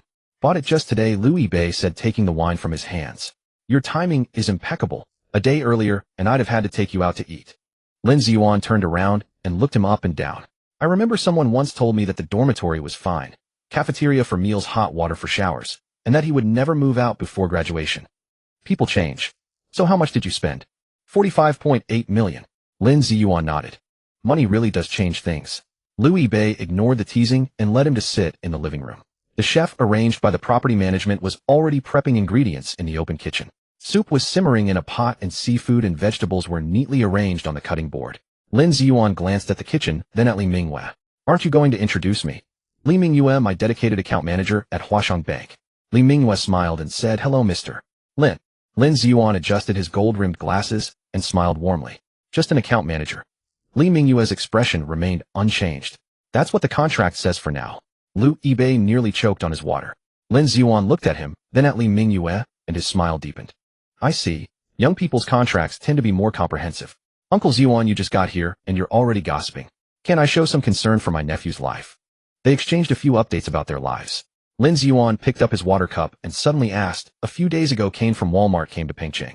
Was that your doing as well?" "Oh, Uncle Ziyuan, your sources are impressive. He happened to be scouting a supply chain in South China, and I happen to know Mayor Meng, so we just had a meal together. From your mouth, a 3 billion yuan project sounds like just grabbing a bite. The project hasn't officially landed yet. Don't put that crown on my head." Lin Ziyuan chuckled. "I've met Kane a few times. He's very particular about his partnerships. The fact that he left his inspection team in Pengcheng to continue talks means that meal was more than just pleasant." Liu Yibei leaned back on the sofa. "The rest is for the professionals to handle. My job is just to get everyone to the table. That alone is a skill many would kill for." Lin Ziyuan didn't press further on business, and instead asked how things were going at school. Liu Yibei thought for a moment. "Got into a fight, wrote a self-criticism, and bought an apartment on the side." "Your college life has layers." Lin Ziyuan was in Pengcheng for a semiconductor industry conference and meetings with several South China suppliers. His schedule was light. He was flying back to one island tomorrow afternoon. "Does anyone else in Pengcheng know you're here?" Liu Yibei asked. "The company people do." Lin Ziyuan leaned back, crossed his legs, and glanced at his phone. "But tonight I'm just here for dinner with you. No business, and I didn't let anyone follow me." Liu Yibei looked at the dishes being prepared in the kitchen. 3 people for dinner would be too quiet, and a newly delivered apartment could use some warmth. He pulled out his phone and sent Meng Yi a message. "Home. Come to Pengcheng Bay No. 1 for dinner. Just bought a place." A long voice message came back a moment later. Louis Bei tapped it. A wailing, exaggerated breakdown blasted from the speaker. Damn it, Louis Bei. Pinching Bei, huh? I'll kill you, you dog. You know what? You suddenly getting this rich hurts more than death. Back in the day, we were both broke. A poor official's kid and a poor college student, a double dose of poverty. Now the game updates, and it's poor official's kid plus rich college student. I'm the only one staying true to the grind, right? The voice message cursed for a solid 50 seconds. Lin Ziyuan looked up. Who's that? Meng Yi. Meng Huichuan's son. Yeah, my gaming buddy. Lin Ziyuan nodded and didn't pry further. Meanwhile, despite all the cursing, Meng Yi's actions were quite honest. As soon as the voice message was sent, he abandoned the food delivery app he was browsing and ran into Meng Huichuan's study, rummaging through drawers. Beige just bought a place. I can't show up empty-handed. That old man hides stuff deep. He's bound to have some good tea. Meng Yi pulled open a cabinet, and sure enough found 2 small, unlabeled tea canisters tucked in the very back. His eyes lit up. Haha, this kind of thing you can't even buy with money. The canisters had no markings, only a handwritten year on the bottom. Meng Yi didn't know much about tea, but he knew Meng Huichuan's hiding habits well. If the old man had tucked it into the deepest corner and covered it with files, it wasn't some buy one get one free supermarket deal. Just as he hugged the tea to his chest, his ear was twisted from behind. Meng Yi. Shin Qinglan dragged him out of the study. You're stealing your father's tea now, eh? Mom, ouch, ouch. How is this stealing? Between father and son, it's resource reallocation. Did the resource owner approve this reallocation before you made your move? Beige is inviting me to a housewarming. Surely the old man can spare 2 canisters of tea. Then wait until he gets back and ask him yourself. By the time he's back, the resources might not be allowed to move anymore. Just as they were tussling, Meng Huichuan came home from work. He stood at the door, looked at Meng Yi clutching the tea. What now? Beige bought a new place at Pingcheng Bay and wants me over for a housewarming dinner. Meng Yi rubbed his ear and held up the canisters with full confidence. I can't just show up empty-handed, right? Meng Huichuan listened, then nodded. That's good. We'll all go as a family. Bei doesn't have many close elders or friends in Pingcheng. Helping warm his new place is the right thing to do. He pulled out his phone and called Liang Zhiqing. Xiao Liang, any plans tonight? Louis Bei just bought a place. Come over and join us. You're sharp with daily services and business hospitality. If eBay ever has small issues and doesn't want to come straight to us, he can come to you. Liang Zhiqing moved faster than if he were rushing to claim an award. Before long, the group arrived at the base of Pingcheng Bay No. 1. Meng Yi wore loose shorts and a pair of pretentious sunglasses, looking for all the world like a young master on a beach vacation. That is if you ignored the tea canisters, wine boxes, fruit baskets, and gift bags dangling from both hands. Looked cool, but was essentially a pack mule. Meng Huichuan and Shun Qinglan walked ahead side by side, hands empty. Liang Zhiqing followed on the other side, carrying just as much as Meng Yi. Inside the elevator, Meng Yi finally cracked. Aren't we here to warm Beige's house? Why are you 2 doing the warming while me and Director Liang do the hauling? Shin Qinglan didn't even turn around. Because you're the youngest. Liang Zhiqing added with a smile. I'm volunteering for labor. Meng Yi looked at him. Director Liang, that attitude is how the workload keeps growing. The doorbell rang and Li Mingwei opened the door. Meng Yi charged in first. I'm dying of heat. Damn dog, come out and face your fate. Liang Zhiqing, quick as always, set his load down by the entrance the moment he stepped in. It was a trick he'd perfected during his grassroots days. Once the gifts touch the floor, even if the host protests, it's nearly impossible to hand them back. After setting things down, he trotted into the living room. Mr. Lu, Mayor Meng and I are here to warm your new place. His words trailed off as he noticed the man on the sofa. Gold-rimmed glasses, crossed legs, phone in hand. The man looked up at the sound and gave him a smile. Liang Zhiqing froze mid-step. Louis Bei walked over from the floor-to-ceiling window. Perfect, everyone's here. Uncle Ziyuan, let me introduce you. This is Meng Huichuan, his wife, their son Meng Yi, the one wearing sunglasses and pretending to be blind, and Liang Zhiqing, director of the Commerce Bureau. And this is my uncle Lin Ziyuan. Lin Ziyuan put away his phone, stood up, and extended his hand with a smile. Lin Ziyuan from SMIC. Liang Zhiqing's smile froze for a split second. He recognized that face, of course. In the list of key enterprises studied by the commerce system every year, SMIC always sat at the very top. Liang Zhiqing had lost count of how many times he'd watched Lin Ziyuan speak at forums, product launches, and financial interviews. The question was, why was the executive president of SMIC sitting here in casual clothes, legs crossed, in Louis Bei's newly bought apartment? And apparently he'd arrived even before they had. The pause on Liang Zhiqing's face lasted only half a second. The next moment he had already stepped forward, briskly clasping both hands around Lin Ziyuan's extended hand. President Lin, I've heard so much about you. In the past, I only ever saw you in the news and industry reports. I never imagined I'd have the fortune of meeting you here at young Master Lu's residence. Director Liang, you flatter me. After finishing the handshake, Lin Ziyuan was the first to turn his gaze toward Meng Huichuan. Mayor Meng, our eBay doesn't have many friends here in Pingcheng, and he's not one to go out of his way to trouble others. It seems I'll have to ask you all to look after him in the future. Meng Huichuan broke into an immediate smile. Ah, he's thick as thieves with my son. They've known each other for so many years their bond is practically like brothers. eBay's business is our family's business. There's no question of looking after. It's only natural. Speaking of his son, Meng Huichuan instinctively glanced around the room. Not in the living room. Not in the foyer. Meng Yi, who moments ago had been shouting about killing Liu Yibei, had vanished into thin air. Shen Qinglan, observing this, said calmly, "Don't bother looking. Your son lives up to his name. He's already run off to who knows where." Lin Ziyuan followed her gaze toward the floor-to-ceiling windows. Out on the ocean view balcony, Meng Yi was holding up his phone, darting around wildly while recording a video. "Brother's a friend just told me out of nowhere that he's a wealthy man and moved into Bay 1 in Pingcheng overnight. This hurts worse than death. See this ocean view family. Back in the day we'd share a cheap noodle at an internet cafe with no money for extra toppings. Now he's living in a 200 square meter ocean view penthouse, and I'm still at home calculating delivery fees to get free shipping." He captured the living room, the media room, and the balcony, then posted it all to his moments with tragic background music. Within 10 seconds a stream of comments appeared below. "Does your friend need any more friends? Send me the location, I'm going to claim him as my adoptive father right now. I suggest you cut ties. Keeping a brother like that will only ruin your mental state." Meng Yi grinned with delight and picked up his phone to record a second segment. Lin Ziyuan watched for a few seconds through the glass. One can tell they truly are close. Shen Qinglan couldn't be bothered with that little rascal, so she turned and headed to the kitchen.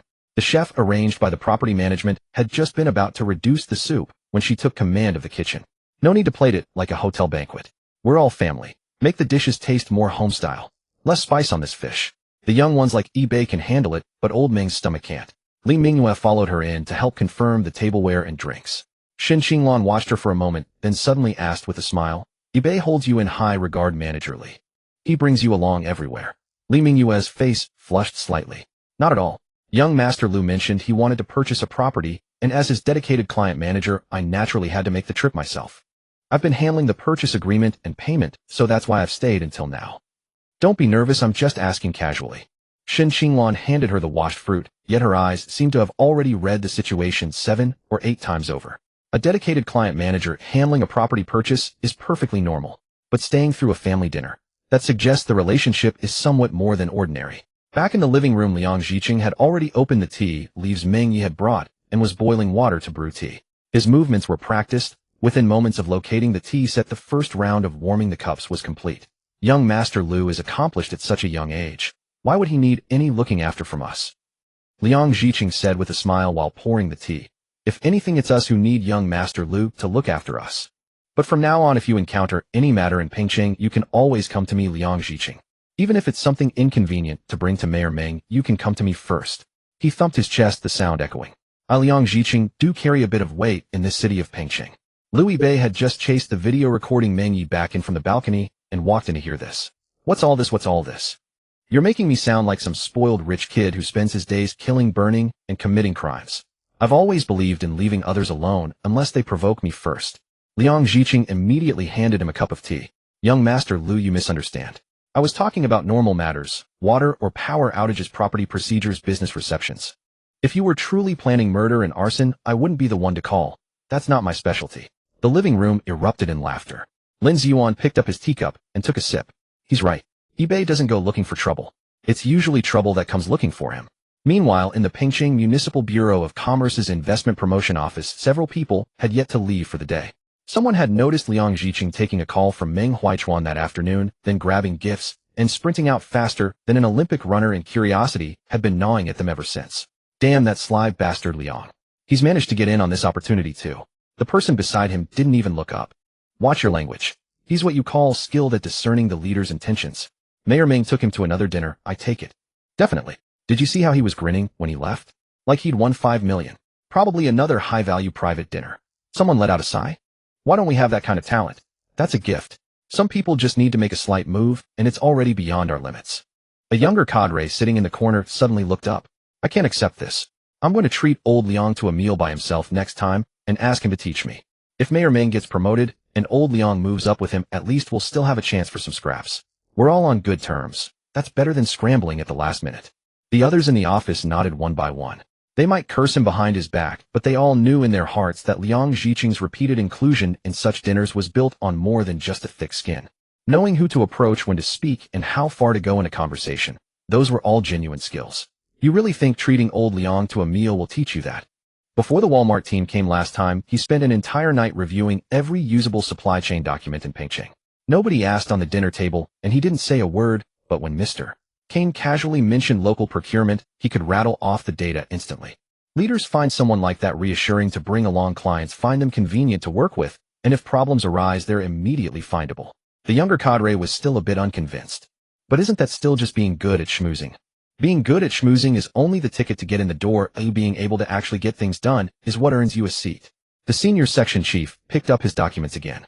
First, learn to keep your mouth shut when the leader doesn't ask, then worry about learning how to thump your chest. The office fell silent for a few seconds. The man who had been ready to form a master-apprentice group suddenly felt that even if he treated someone to a meal, he'd probably only learn how to order dishes. The dishes began arriving at the table one by one. Shen Xinglan invited Li Mingyue to sit down with them, not treating her like some errand-running client manager. When Meng Yi returned and just picked up his teacup, Meng Huichuan recognized the aroma. This tea seems oddly familiar. Meng Yi gazed out the window through his sunglasses. All teas in the world are more or less the same. Take off the sunglasses when you speak. Taking them off would ruin my tea-drinking mood. Lin Ziyuan suppressed a laugh and took another sip from his cup. The tea really is excellent. If you like it, I'll have a consent over, Meng Yi said without missing a beat. A vein pulsed on Meng Huichuan's forehead. You're certainly generous. Before the meal had even officially begun, the housewarming atmosphere was already lively enough. Once everyone was seated, Lin Ziyuan didn't bring up integrated circuit group, nor did he discuss investment promotion with Liang Ziqing. He only chatted with Meng Huichuan about life in Pengcheng and Liu Yibei's time at school. It wasn't until the chef brought out the final dish that he set down his teacup and looked at Liu Yibei. Yibei, there's something I've been meaning to ask you. I heard you now hold a 1% stake in the Volkswagen Group of Germany. There is indeed 1%. Liu Yibei picked up a piece of fish and said casually, the transfer was just completed a few days ago, and now it's under the custody of Huasheng Bank. Lin Ziyuan nodded. That's right. Now that China's automotive-grade chips are in short supply, you can take this opportunity to elevate your position on the board of Volkswagen Deutschland. Liu Yibei paused with his chopsticks. Uncle Ziyuan, please elaborate. Lin Ziyuan didn't keep him in suspense. According to German regulations, holdings below 3% don't require mandatory disclosure. You only have 1% now, which perfectly fits your low-key style. Outsiders won't easily notice you, but within the group, that 1% cannot be ignored. Volkswagen Deutschland's shareholding is very dispersed. According to the group's articles of association, you are nominally a board member now, but you just haven't actively participated in affairs. Lin Ziyuan adjusted his gold-rimmed glasses. The problem is that large foundations and asset management institutions also hold a considerable number of shares. Those nominal shareholders typically delegate representatives to vote and collect annual dividends. When the group encounters real problems, they can't contribute much beyond expressing support for management. But you're different. Lin Ziyuan placed his phone on the table and opened a recently received industry report. The automotive-grade control chip inventory at 2 of Volkswagen's complete vehicle plants in China had entered the warning zone. Some production lines had begun reducing shifts. If no new supply arrived within 3 weeks, several main models would have to cut output. The procurement cost of the chips themselves was negligible for Volkswagen Deutschland. The real problem was that even with money, securing production capacity wasn't guaranteed. SMIC still has a batch of adjustable mature process capacity. Lin Ziyuan tapped the table lightly with his finger. I'll take the lead and set up an emergency supply line for Volkswagen China. You'll push the procurement of the first batch of chips in your capacity as a director, and you'll also handle the supply intention from SMIC. Once these chips enter Volkswagen China's production lines, your weight on the board will be more than just 1%. A 1% shareholder who merely raises hands and takes dividends is a completely different concept from a 1% shareholder who can resolve an urgent crisis. Liu Yibei finally understood. Resources determined how many people would seriously listen when he spoke. What about transportation? SMIC can ship normally from Taiwan, but setting up a new cross-border logistics route temporarily would waste time. Lin Ziyuan looked at him. Don't you still have connections with Walmart? Walmart's global supplier system has ready-made cross-border logistics, insurance, and customs clearance service providers. It's not about sneaking chips into supermarket containers, it's about signing a separate transportation contract and leveraging their mature supply chain channels. Declare normally, pay the taxes as required. For you, it's just a matter of additional cost. Meng Ye's expression gradually turned serious upon hearing this.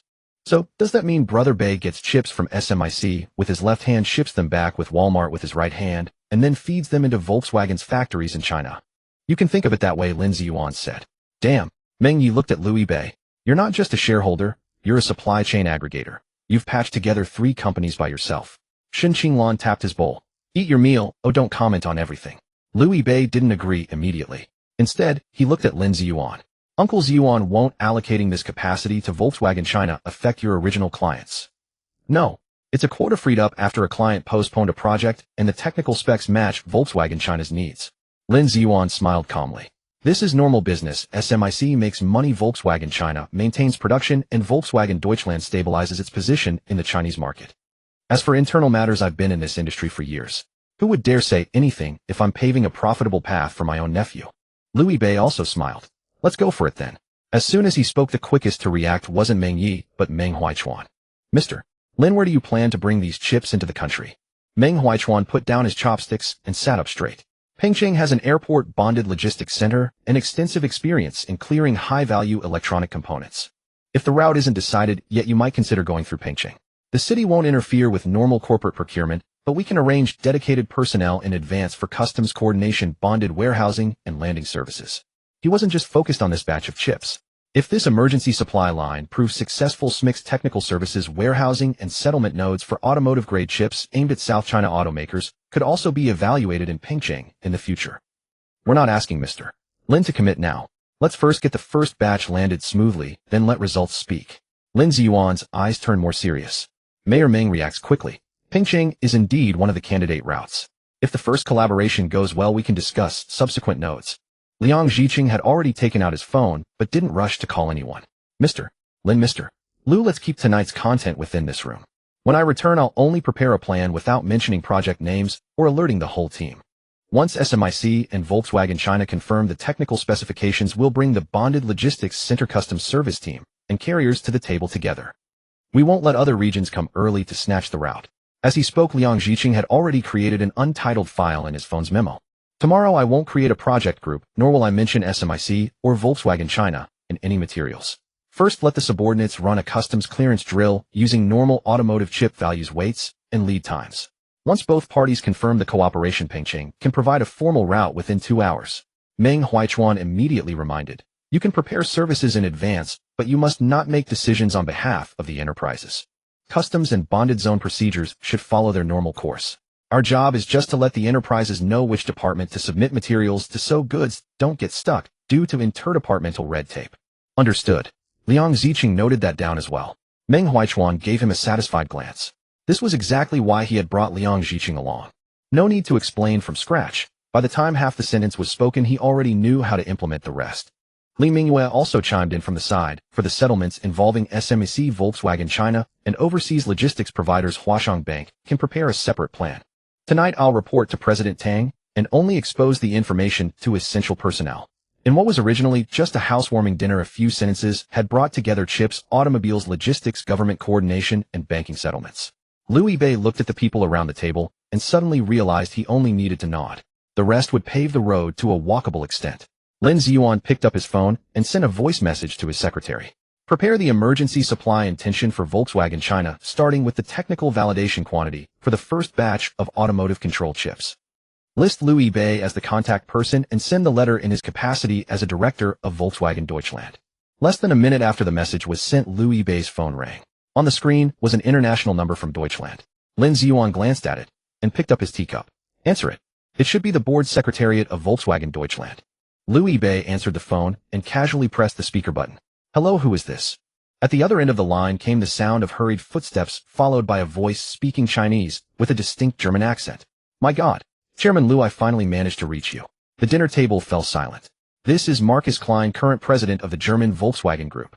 As per convention, I should have called to greet you on your very first day on the board. But please forgive me. I've been so swamped lately my head is about to explode. Marcus spoke rapidly. Though his Chinese carried an accent, his expression was surprisingly fluent.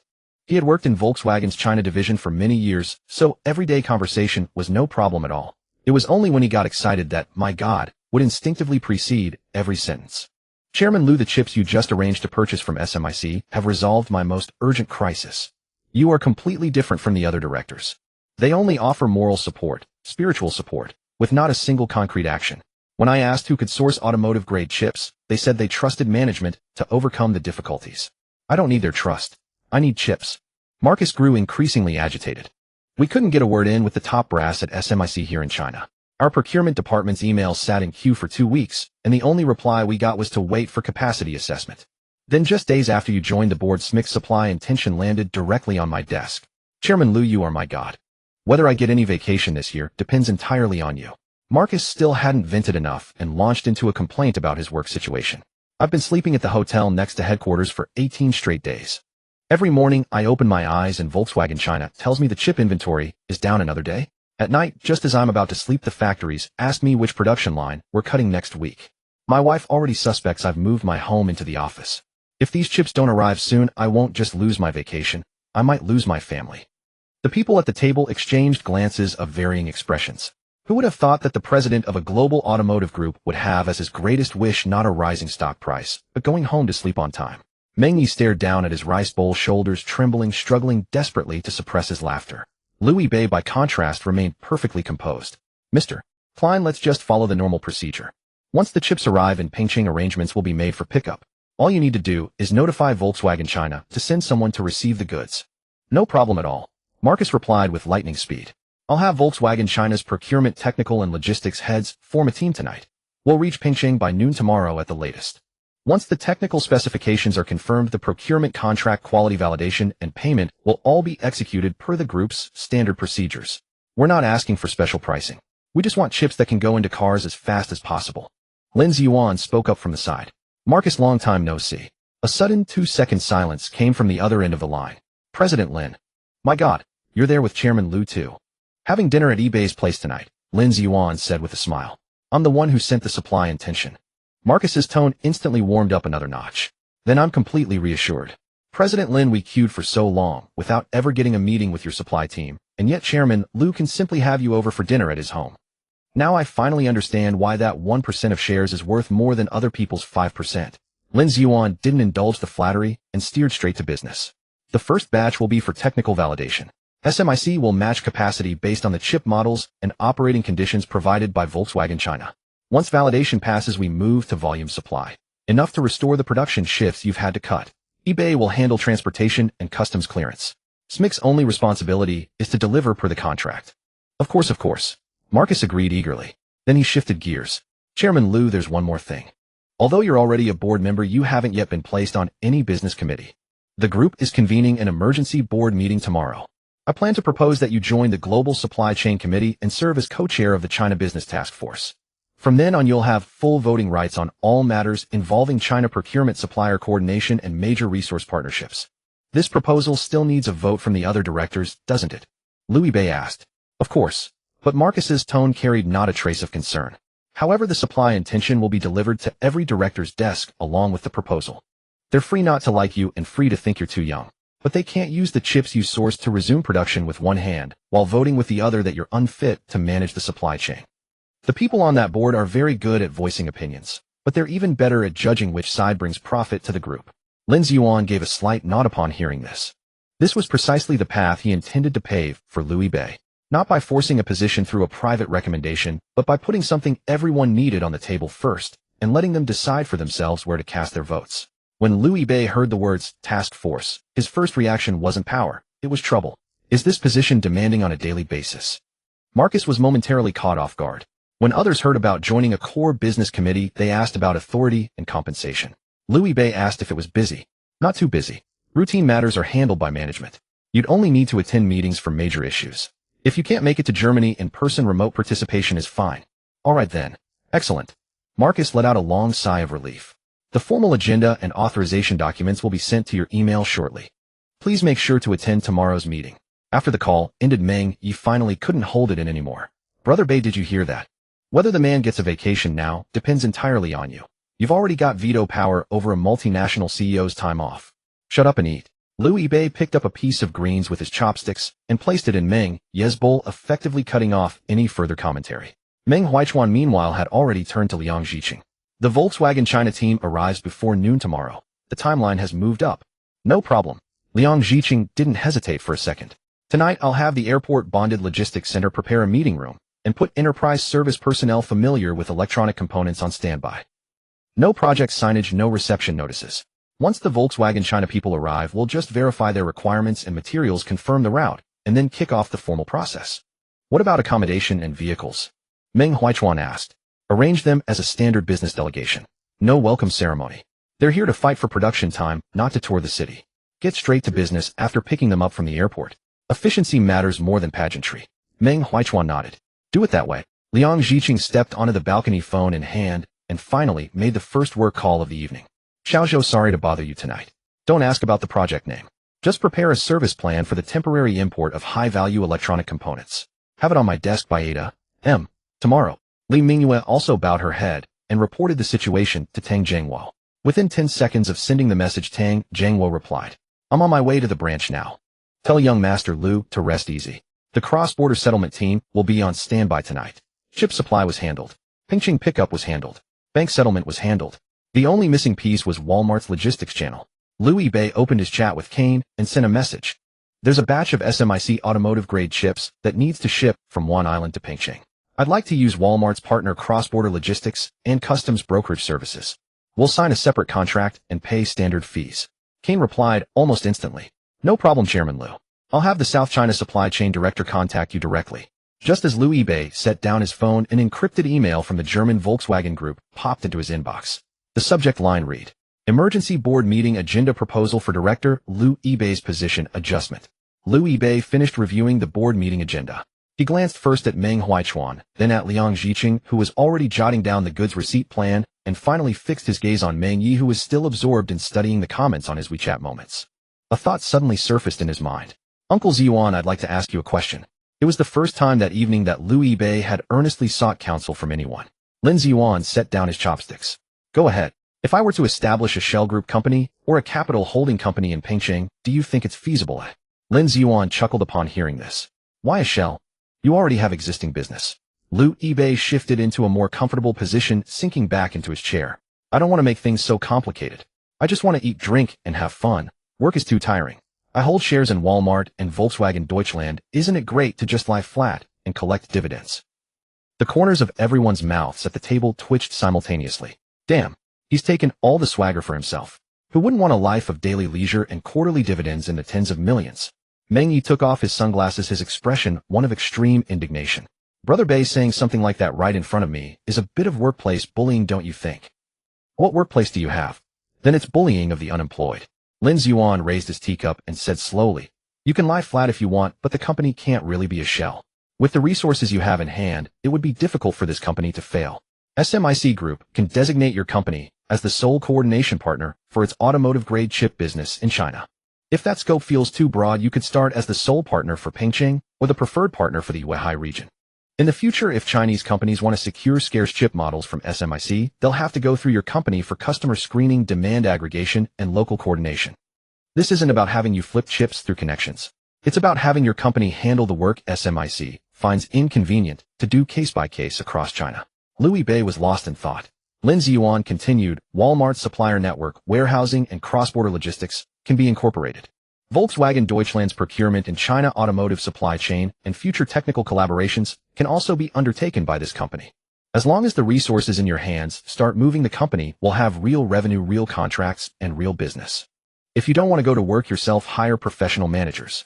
The chairman is responsible for setting the direction. The people below are responsible for running their legs off. There's no rule that says the boss has to clock in and sit in the office every day. Meng Yi suddenly perked up. Brother Bei, I can be your deputy general manager. What are your skills?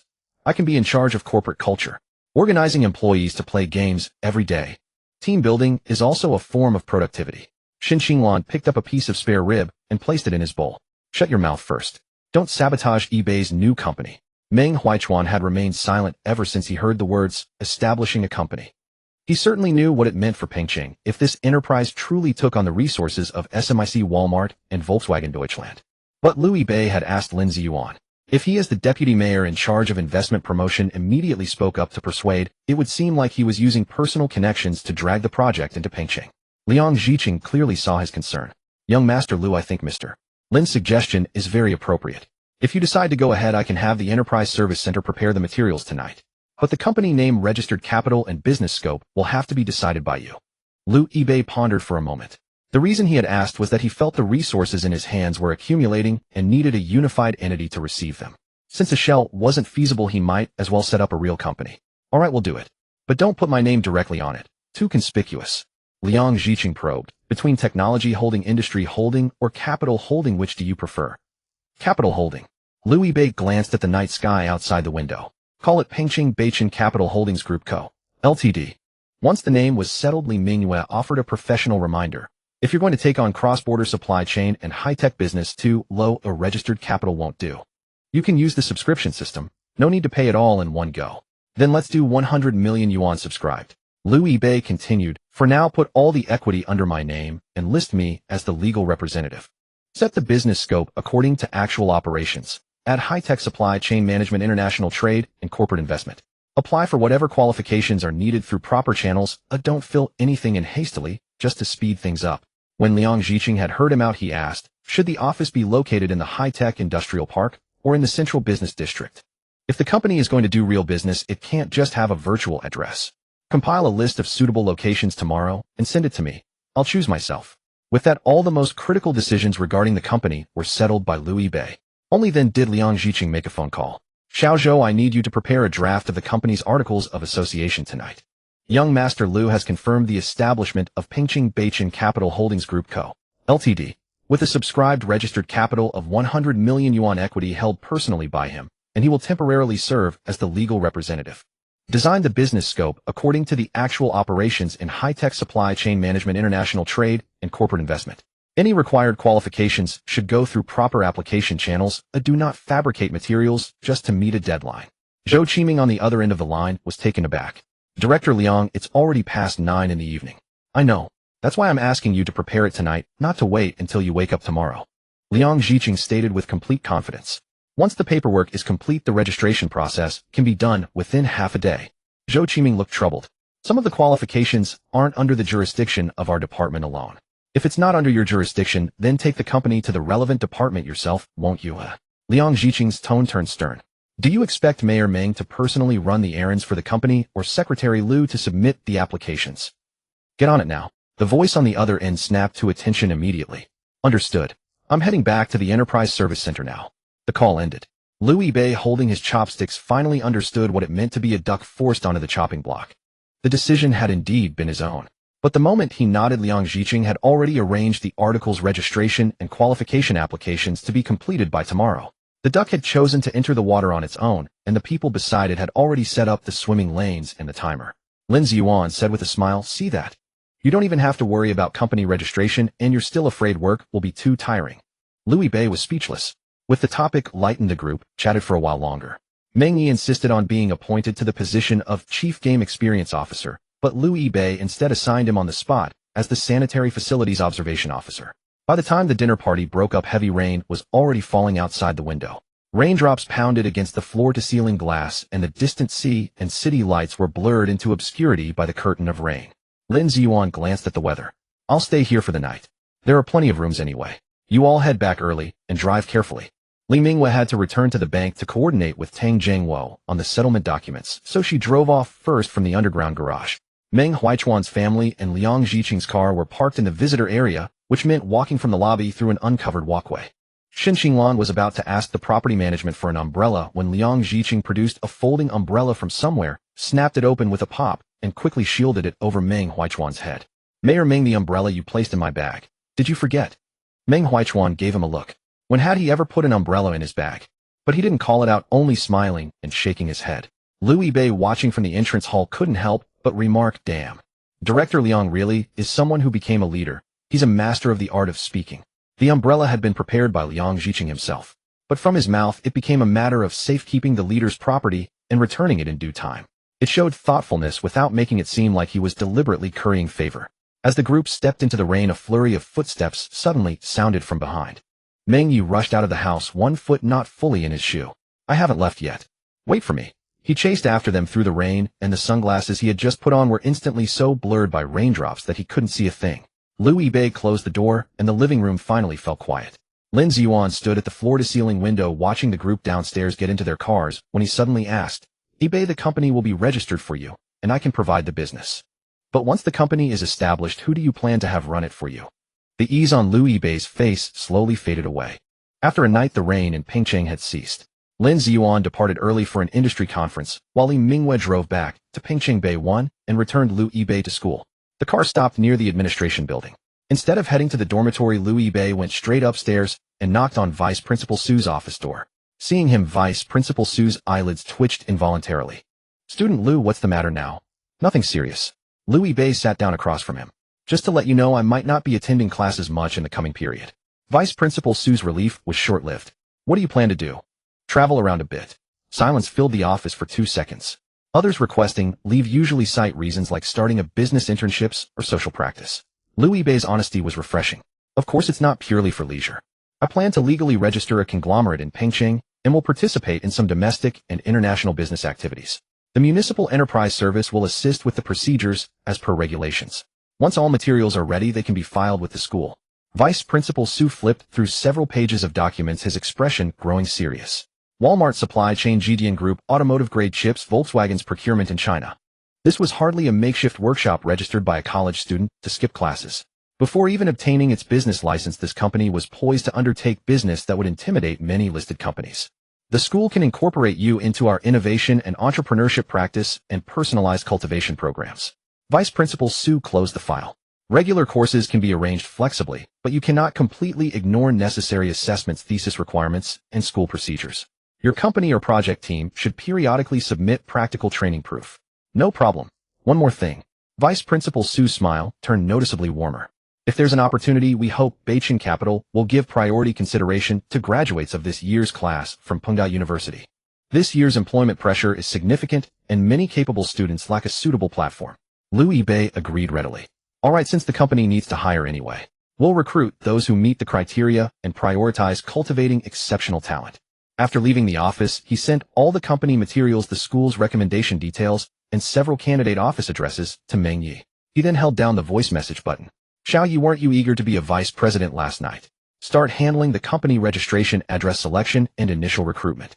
Start from the ground up when you join the company. Perform well, and your promotion will be faster than a rocket. Perform poorly, and your position as the restroom sanitation observer remains reserved."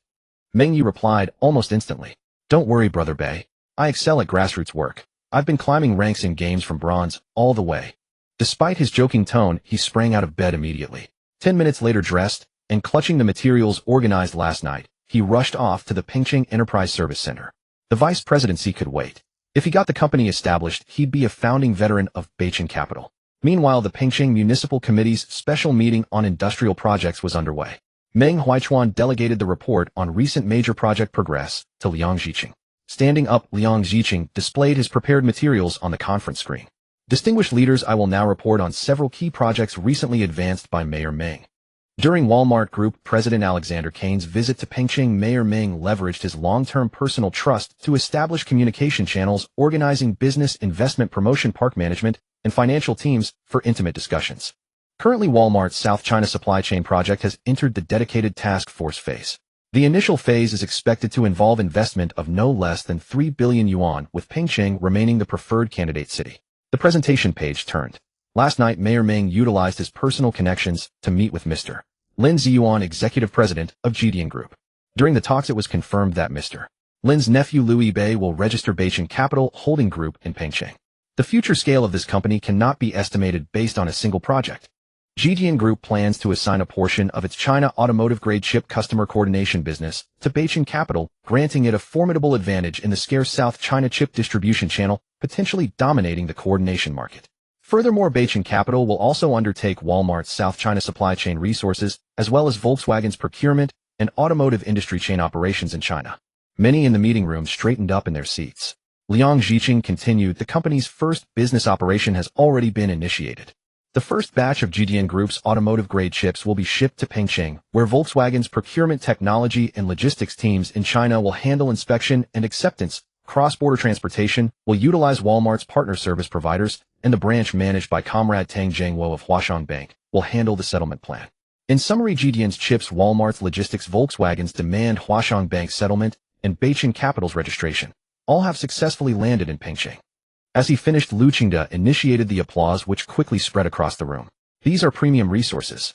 Lu Qingde looked around the room.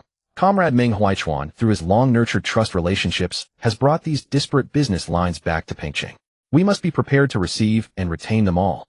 All departments should provide normal, efficient corporate services without erecting extra hurdles or undermining each other in pursuit of credit. Otherwise, we would betray the painstaking efforts Comrade Meng Huichuan made to secure these opportunities. Several deputy mayors nodded, though their mouths twitched slightly. Painstaking efforts. From what they'd heard, Meng Huichuan had first gone to his son's friend's house for a meal, then accompanied them for a second one. Walmart's president was brought in by Liu Yibei. The executive president of Jidian Group was also Liu Yibei's uncle. The chip, automotive, and logistics resources were all assembled by Liu Yibei himself. Meng Huichuan's greatest hardship perhaps was that he couldn't drink too much at either meal. Someone silently mused, isn't it just having a good son who has a good brother? Anyone could do this. A deputy mayor sitting nearby seemed to read his thoughts and whispered, don't think about it. You probably couldn't do it. Why not? Who can't handle 2 meals? You can handle the meals, but can your son first get to know a Walmart shareholder and Volkswagen director, and then call the Jidian Group president uncle? The man fell silent. Besides, Meng Huichuan didn't just sit there eating. When the opportunity came, he could quickly assemble the commerce, investment, park banking, and bonded logistics teams. If your son asked you to do something like that, your first reaction might be to tell him not to brag outside. This hit too close to home, and several people nearby fell silent. But upon deeper reflection, they fell silent again. Their own sons, let alone having a friend worth over 20 billion yuan, simply managing not to cause trouble outside, was already a significant achievement in family discipline. At the Pengqing Enterprise Service Center, Meng Yi had just finished signing the final document. The printer whirred softly, and a brand new business license slowly emerged. Meng Yi picked it up, took a photo, and immediately sent it to Liu Yibei. Brother Bei, the company is now officially online. Pengqing Beichin Capital Holding Group Co., Ltd., is officially in business. On the very day Beichin Capital officially launched, Zhao Jiqiang's factory also went offline. And it was offline in the physical sense. The main circuit breaker in the workshop was pulled, and several pieces of expensive equipment were sealed with notices. Zhao Jiqiang stood at the door of his office watching the assessors photograph the factory, the machinery, and the inventory one by one. His lips moved for a long time, yet he didn't know who else there was left to curse. The fire safety rectification had not been completed, and the tax audit had uncovered a considerable amount of back taxes owed. The 12 million yuan loan from Huashang Bank entered the accelerated maturity procedure, and other banks, seeing the risk warnings, couldn't even be bothered to proceed with due diligence. People who used to chase after Boss Zhao to toast him now answered his calls like they were sprinting in a race. Hey, old Zhao, I'm about to head into a meeting. I just need 2 words. Bad signal, let's talk later. Click. They certainly wouldn't call back, and whether they'd ever talk again depended on whether the Zhao family could survive the week. The finance manager walked over, clutching the last few accounting books, his voice hoarse. Boss Zhao, a supplier, has applied for property preservation, and 2 clients are demanding refunds of their advance payments plus compensation for delays. The money in the account isn't even enough for wages, let alone taxes and the overdue loans. Sell whatever inventory we can. The inventory has already been sealed by the court. What about the factory? It's mortgaged to the bank. Even if it's auctioned off after paying off the loan's taxes and employee wages, there might not be much left. Suddenly, a commotion erupted outside the office. A dozen or so workers blocked the corridor, led by the workshop director, who had been with Zhao Jiqiang for 7 years. Usually this man would greet him with a smile and call him Boss Zhao, but this time he just placed a payroll sheet on the desk. Boss Zhao, we don't want to pressure you. But the factory stopped without any notice. What about this month's wages? Some of us have mortgages to pay. We just need to know when we'll get our money. Zhao Jiqiang opened his mouth, but no words came out. In the past, when the factory was short-staffed, a promise of year-end bonuses was enough to make his workers toil with him for days on end. Now, when someone asked him for a simple guarantee, he didn't even know how much money was in the account for tomorrow. Employee wages will be prioritized, his lawyer answered on his behalf. The administrator will register all claims. Please prepare your attendance records and documentation of unpaid wages. The message was clear enough. Zhao Jiqiang wasn't looking for a way to tide over. He was genuinely broke. The corridor soon fell silent as the workers left with their payroll sheets. No one called him Boss Zhao anymore, and no one cried like in a TV drama. Adult disappointment is usually quiet. After all, they still had to rush off to other factories to ask if they were hiring. Zhao Jiqiang slumped back into his chair. He had begged over a dozen people, pleaded with 3 banks, and even inquired about high-interest bridge loans he had previously scorned. But everyone's answer was remarkably uniform. Can't help, no way, inconvenient. The lawyer slid a document across the table to him. Continuing to drag this out will only increase the debt. I suggest you apply to the court for bankruptcy liquidation as soon as possible. Cooperate with the administrator to verify assets. At the very least, we can legally settle the employee wages and other liabilities. Zhao Jiqiang stared at the words Bankruptcy liquidation, the light in his eyes dimming bit by bit. After more than a decade of building up his assets, all that was left was a company seal and an application form awaiting his signature. Finally, he picked up the pen. His fingers trembled several times before he managed to scrawl his name on the last page. When the news reached home, Zhao Yuxuan was in the living room smashing things. He hadn't even had a chance to enjoy his rich second-generation lifestyle until graduation, and now he was being thrust into the family asset liquidation phase. His credit cards were cut off, his car was about to be sold, and even Fong Lin was rummaging through drawers sorting out jewelry that could be pawned. Jiang Wanwan sat by the sofa and tried to offer a word of comfort. Yuxuan, please calm down first. Uncle Zhao will definitely find a way. What way? Zhao Yuxuan whipped his head around. If you hadn't come crying to me saying Chen Jiaxu and his friends were bullying you, would I have gone after them? If you hadn't given the chat logs to Guahai, would my family have been targeted so relentlessly? Jiang Wanwan's face went pale. You're the one who told me to organize those records. You dare to talk back? Their shouting escalated suddenly. Losing control, Zhao Yuxuan shoved her, then slapped her across the face. Jiang Wanwan stumbled into the armrest of the sofa, her cheek reddening instantly. Fong Lin came out of the room, first looking at her son, then at Jiang Wanwan. Wanwan, Yuxuan has been under a lot of pressure lately. Don't provoke him at a time like this. That one sentence brought Jiang Wanwan to her senses completely. She had endured before, because she thought that if she held out long enough she could marry into the Zhao family. Now that the Zhao factory was in liquidation, her luxury life experience card had expired, but the slaps were a permanent skin. Jiang Wanwan ran out of the Zhao house covering her face. She cried by the roadside for a long time, but eventually she tapped on that familiar avatar. When the call connected, Chen Jiaxu was in the dorm, helping Zhao Liyuan check an assignment. Jiaxu. Hearing the sobs, everyone in the dorm fell silent. Chen Jiaxu held the phone, his tone calm. What's wrong? Zhao Yuxuan hit me again. As if she had finally found an outlet, Jiang Wanwan poured out everything: the Zhao family's bankruptcy, Zhao Yuxuan's misplaced anger, Fong Lin's favoritism. The more she talked, the more aggrieved she felt, her tone eventually slipping back into the familiar one from the past. Jiaxu, I really don't know who else to turn to. I don't have much money on me, and I'm afraid to go back to the dorms. Can you come pick me up? Help me find a place to stay for a few days. I just didn't see clearly before who really cared about me. We've known each other for so many years. If you're willing, we can start over. Before Chen Jiaxu could even answer, she quickly added, I've already decided to break up with Zhao Yuxuan, but my stuff is still at his place. I'm too scared to go back alone to get it. Will you come with me? I don't want to face my roommates in the dorm either. Don't you guys know a lot of people? Can you help me find a safe place first? Once this is all over, I'll be good to you. You used to buy me breakfast and walk me to class. We were always good together, weren't we? Zhao Liyuan's eyebrows shot up, and he was about to speak when Zhou Shuhang pushed him back into his chair. Liu Yibei leaned against the headboard, not making the decision for Chen Jiaxu. This was a question where others could answer for him 100 times, but it wouldn't count until he submitted his own paper. Chen Jiaxu paused for a moment. Do you have any injuries on your face right now, eh? Yes. Well, that's just great. Chen Jiaxu couldn't help it, and burst out laughing right then and there. The dormitory, which had just been quiet enough to hear a pin drop, fell into an even more unsettling silence. Zhao Liyuan slowly turned his head, his eyes filled with pure admiration. Damn, we thought Jiaxu had only kicked his simping habit, but it turns out he's done a career change and became an engineer of kicking people when they're down. Even the crying on the other end of the line stopped. Chen Jiaxu, what do you mean? Nothing, I'm just happy. Chen Jiaxu leaned back in his chair, looking more relaxed than he had in ages. The Zhao family goes bankrupt, Zhao Yuxuan gets disciplined, and your trial version of being a rich young mistress has shut down. One piece of good news after another. I just couldn't control myself. How can you say that? Jiang Wanwan's voice started to tremble. He hit me, and you think it's funny? Hitting someone is wrong, of course. You should call the police, get a medical examination. Chen Jiaxu's tone shifted. But have you forgotten what you did the first time he hit you? You didn't break up with him, and you didn't call the police. Instead, you turned around and handed the chat logs to Guahai. You edited out the parts where I bought you breakfast, carried your luggage, and picked up your packages, framing me as a stalker who had been obsessed with you for years. We almost got expelled because of you too. Why didn't you remember that I was the one who truly cared about you then? Jiang Wanwan opened her mouth to speak. I was forced by Yuxuan back then. Got it. Zhao Liyuan couldn't help but chime in from the side. Before, Zhao Yuxuan had money and forced you to frame Jiaxu, so you had no choice. Now Zhao Yuxuan is broke, and you're forcing Jiaxu to be your rebound, so Jiaxu has to have a way. Zhou Shuhang added a dry comment, different versions, but Jiaxu is forever the top pick. Liu Yibei almost laughed out loud. Just those 8 words carrying a hint of personal grievance. Hearing the voices in the dorm, Jiang Wanwan cried, even more pitifully. Jiaxu, I just want you to help me. We've known each other for so long. Don't you have any feelings for me at all? I do. Chen Jiaxu answered readily. That's why I'm relieved to hear that you're doing badly. You? What you? For For the first time, Qin Jiashu didn't let her finish.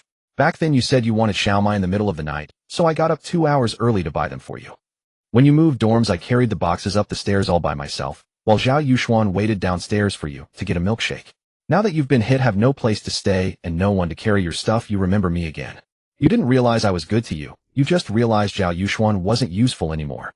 Zhang Wanwan was silent for a few seconds, then her tone suddenly softened. Jiashu, I can make it up to you. We can really try. I won't disappoint you again. No way. Qin Jiashu shuddered. That sentence scares me more than Zhao Yuxuan showing up at my door. The police hotline is 110. Take a cab to the hospital. If you're scared to get your things, ask the police to go with you. As for a place to stay, you have so many friends. You can't just remember me when you need a mover, right? Don't contact me anymore. I'm afraid Brother Bay's newly established company hasn't even started hiring, and you'll be assigning me the position of rebound guy first. With that, he hung up and promptly blocked her number. The dorm was quiet for 2 seconds. Zhao Liyuan suddenly stood up and clasped his hands in salute. Congratulations, Brother Qin, on your mastery of the simping path. Today you've severed all worldly ties and ascended on the spot. Qin Jiashu tossed his phone onto the table. Scram. Just as the word left his mouth, hurried footsteps echoed from outside the door. Then a forceful knock. Qin Jiashu. Open up. It's me, Zhao Yuxuan. Qin Jiashu. Open the door. I'm Zhao Yuxuan. The door rattled under relentless pounding. The earthly ties Qin Jiashu had just severed clearly weren't satisfied, and wanted to file a complaint about the poor service. Zhao Liyuan rolled up his sleeves ready to go over, but Lu Yibei yanked him back. Haven't you had enough writing self-criticism last time? Then what should we do? Call campus security. Zhou Shuhang had already dialed, giving them the dorm number and the situation outside. Zhao Yuxuan, seeing no one would open the door, cursed with increasing venom. Qin Jiashu, you're bold enough to provoke Wanwan into calling the cops, but not bold enough to open the door. Is it just because Lu Yibei knows a few people, eh? My family went bankrupt. Are you satisfied now? Qin Jiashu's voice came through the door. Satisfied? Weren't you listening to my laughter just now? The hallway turned scorching hot outside. Zhao Yuxuan raised his foot to kick the door, but before his third kick could land, voices of security personnel echoed from the other end of the corridor. Behind them came 2 police officers. Zhao Yuxuan, cease your actions. The rage on Zhao Yuxuan's face froze instantly. Officer, they were the ones who wronged me first. Zhang Wanwan has filed a report. The officers didn't wait to hear his grievances. She submitted injury records from this incident, photos she'd preserved previously, and chat logs. The school has also provided materials documenting your prior visits to the dormitory for provocation, incitement of others to post defamatory content, and sustained threats against fellow students. You are now lawfully summoned for investigation. Zhao Yuxuan turned to flee, only to be stopped on the spot by another officer. Heads poked out from every doorway in the corridor, fresh gossip spreading like wildfire. Just moments ago, he had come to settle accounts with Qin Jiashu. Now he was being led to a police car. After the injury assessment results came out, one of Zhang Wanwan's previous injuries met the threshold for minor injury classification. Police consolidated the files on multiple beatings, on-site threats, and campus disturbances.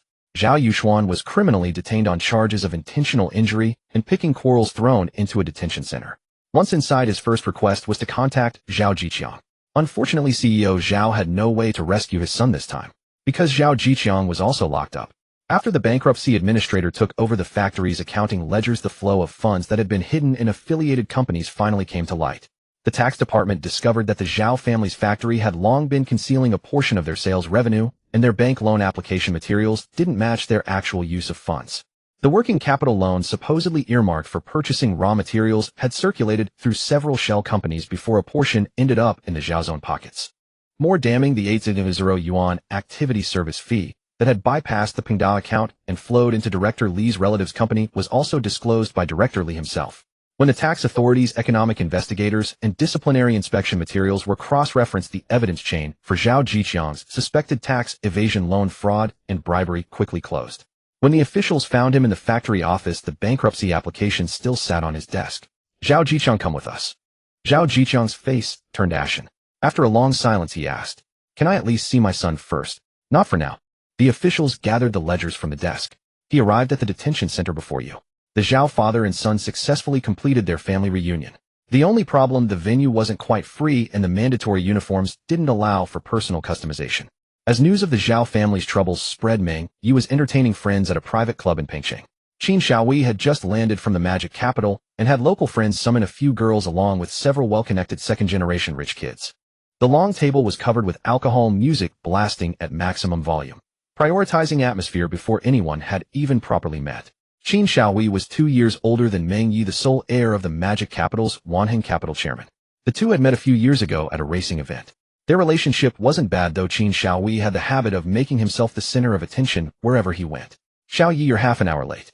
3 drinks as penance. Penalty my ass. Meng Yi tossed a stack of office building materials onto the side. Beijing Capital just got founded. I was helping North Brother scout office spaces. Qin Shaohui swirled his glass and laughed. Your old man is at least a vice mayor, and you're running errands for a college student. You wouldn't understand. How complicated can one college student be? Several people around Qin Shaohui laughed too. Introduce us sometime. I want to see who could make young Master Meng call someone brother like that. Meng Yi's smile faded. You're here in Pingqing to have fun. I'll host you. But don't make fun of North Brother. Qin Shaohui held his gaze for 2 seconds, then his lips curved upward instead. Fine. But I enjoy being contrary to people everyone else fawns over. Just then Qin Shaohui's phone began buzzing repeatedly. The call was from Wanheng Capital's trading director. Young Master Qin, there's a problem with our short position on Deutsche Volkswagen. Huawei Volkswagen just confirmed receipt of a batch of automotive-grade chips. Several factories are canceling their production cuts. All their models can now be delivered according to the original schedule. After the announcement, Deutsche Volkswagen stock is rebounding rapidly. Several hours earlier at the Pingqing Bonded Logistics Center, the temperature-controlled containers holding the automotive chips had just completed customs inspection. Huawei Volkswagen's technical team was already waiting at the warehouse entrance. Once the seals were broken, engineers randomly sampled units and took them to a temporary testing room to verify models and parameters. Everyone's eyes were fixed on the testing equipment. The moment the green light came on, the Huawei Volkswagen procurement manager's shoulders visibly relaxed. First batch sampling passed. Notify factories to resume full production. All models with previously delayed delivery will now be delivered according to contract dates. The news traveled via video conference to Deutsche headquarters. Marcus nearly jumped out of his chair. He immediately had the board secretariat issue a supply recovery announcement, then sent Liu Yibei a voice message in Chinese. Chairman Liu, I can finally go home and sleep tonight. For Volkswagen, this meant finally having inventory to deliver. For other car manufacturers, this announcement was no different than seeing the student next door suddenly pull out a copy of the answer key after an exam ended. Qin Shaohui's glass froze halfway to his lips. The entire Huawei automotive industry had been short on chips lately. Several domestic car companies had already accepted the situation. If no one could produce cars, then everyone was on the same starting line.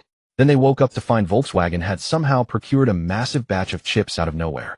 While others' production lines ran 3 days and idled half the time, Volkswagen showed up every single day. While others made customers wait for their cars, Volkswagen delivered on schedule. Competitors were still figuring out how to survive the winter together, while Volkswagen had quietly put on a down jacket and started selling. The funds that had shorted Deutsche Volkswagen were left wearing expressions of pure anguish. Every point the stock price climbed meant their accounts shrinking. Wanheng Capital wasn't the largest position holder, but they still lost enough that Qin Shaohui no longer felt like drinking.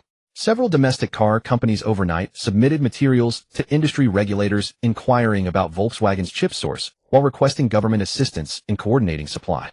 Someone publicly questioned produced in Huawei too, so why does Volkswagen get the chips? At an emergency meeting of a domestic car company, the procurement director was sweating bullets from the questions. Didn't they say the global shortage affects everyone? Yes, it's a global shortage. Then what does Volkswagen have? Chip models. No one had an answer. The companies quickly aligned their demands, hoping authorities would investigate the supply source and coordinate Huawei production capacity, at the very least preventing one company from monopolizing all available chips. On the other side, life was even harder for the short sellers. Margin call notifications kept popping up on trading platforms. Some people had been writing reports in the morning analyzing why Volkswagen was certain to cut production, and by afternoon were scrambling to borrow money to meet margin calls. Wanheng Capital's risk manager was direct on the phone.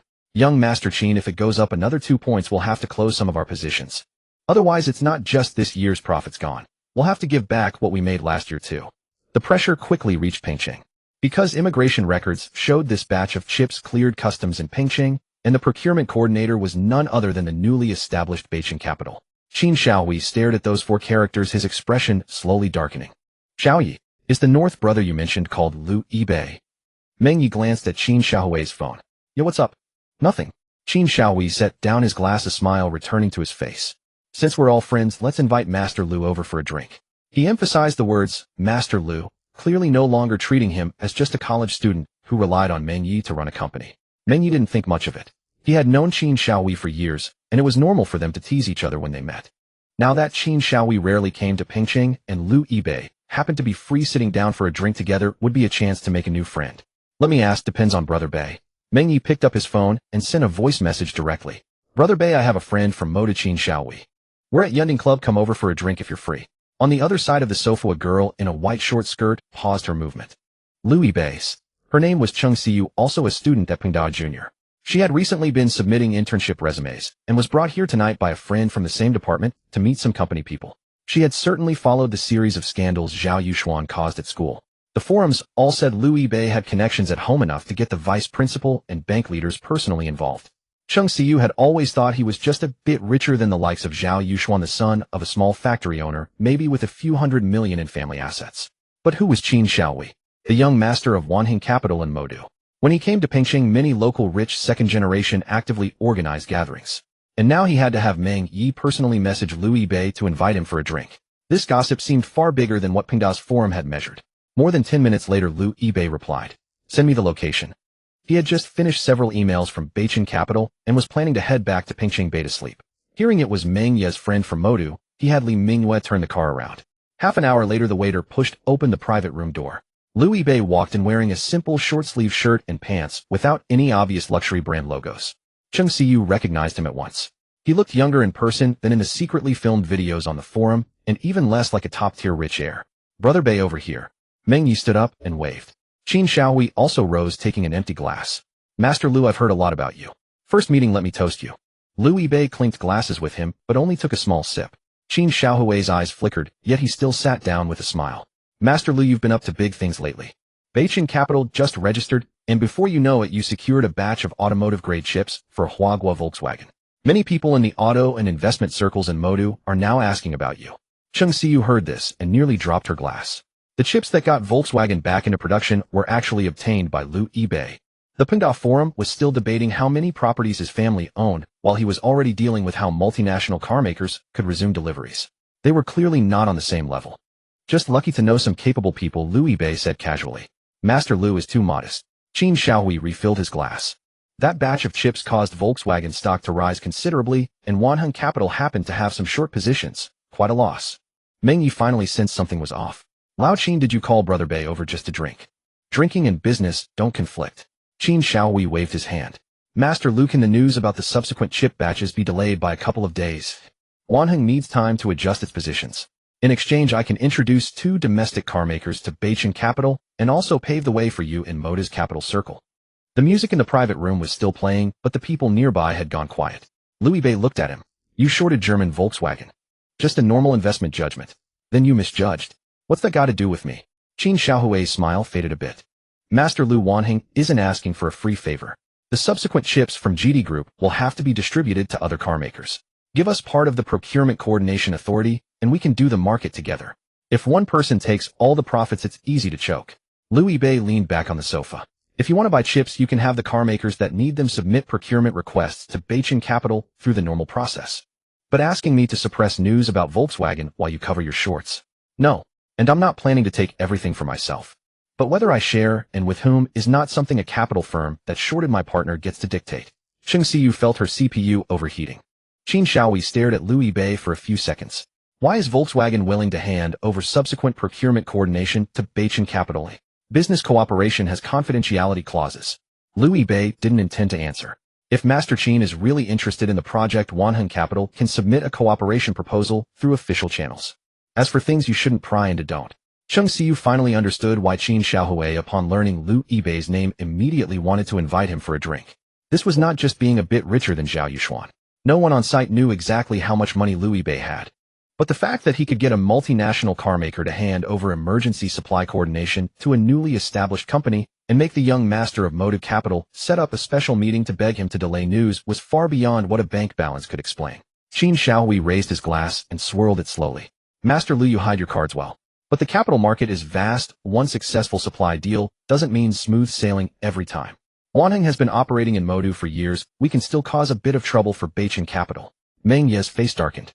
"Qin Xiaohui, what do you mean?" "Nothing, just business."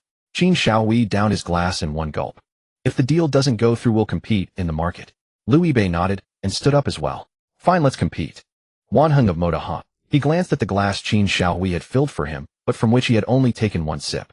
But next time you want to ask for something, remember to lower your attitude.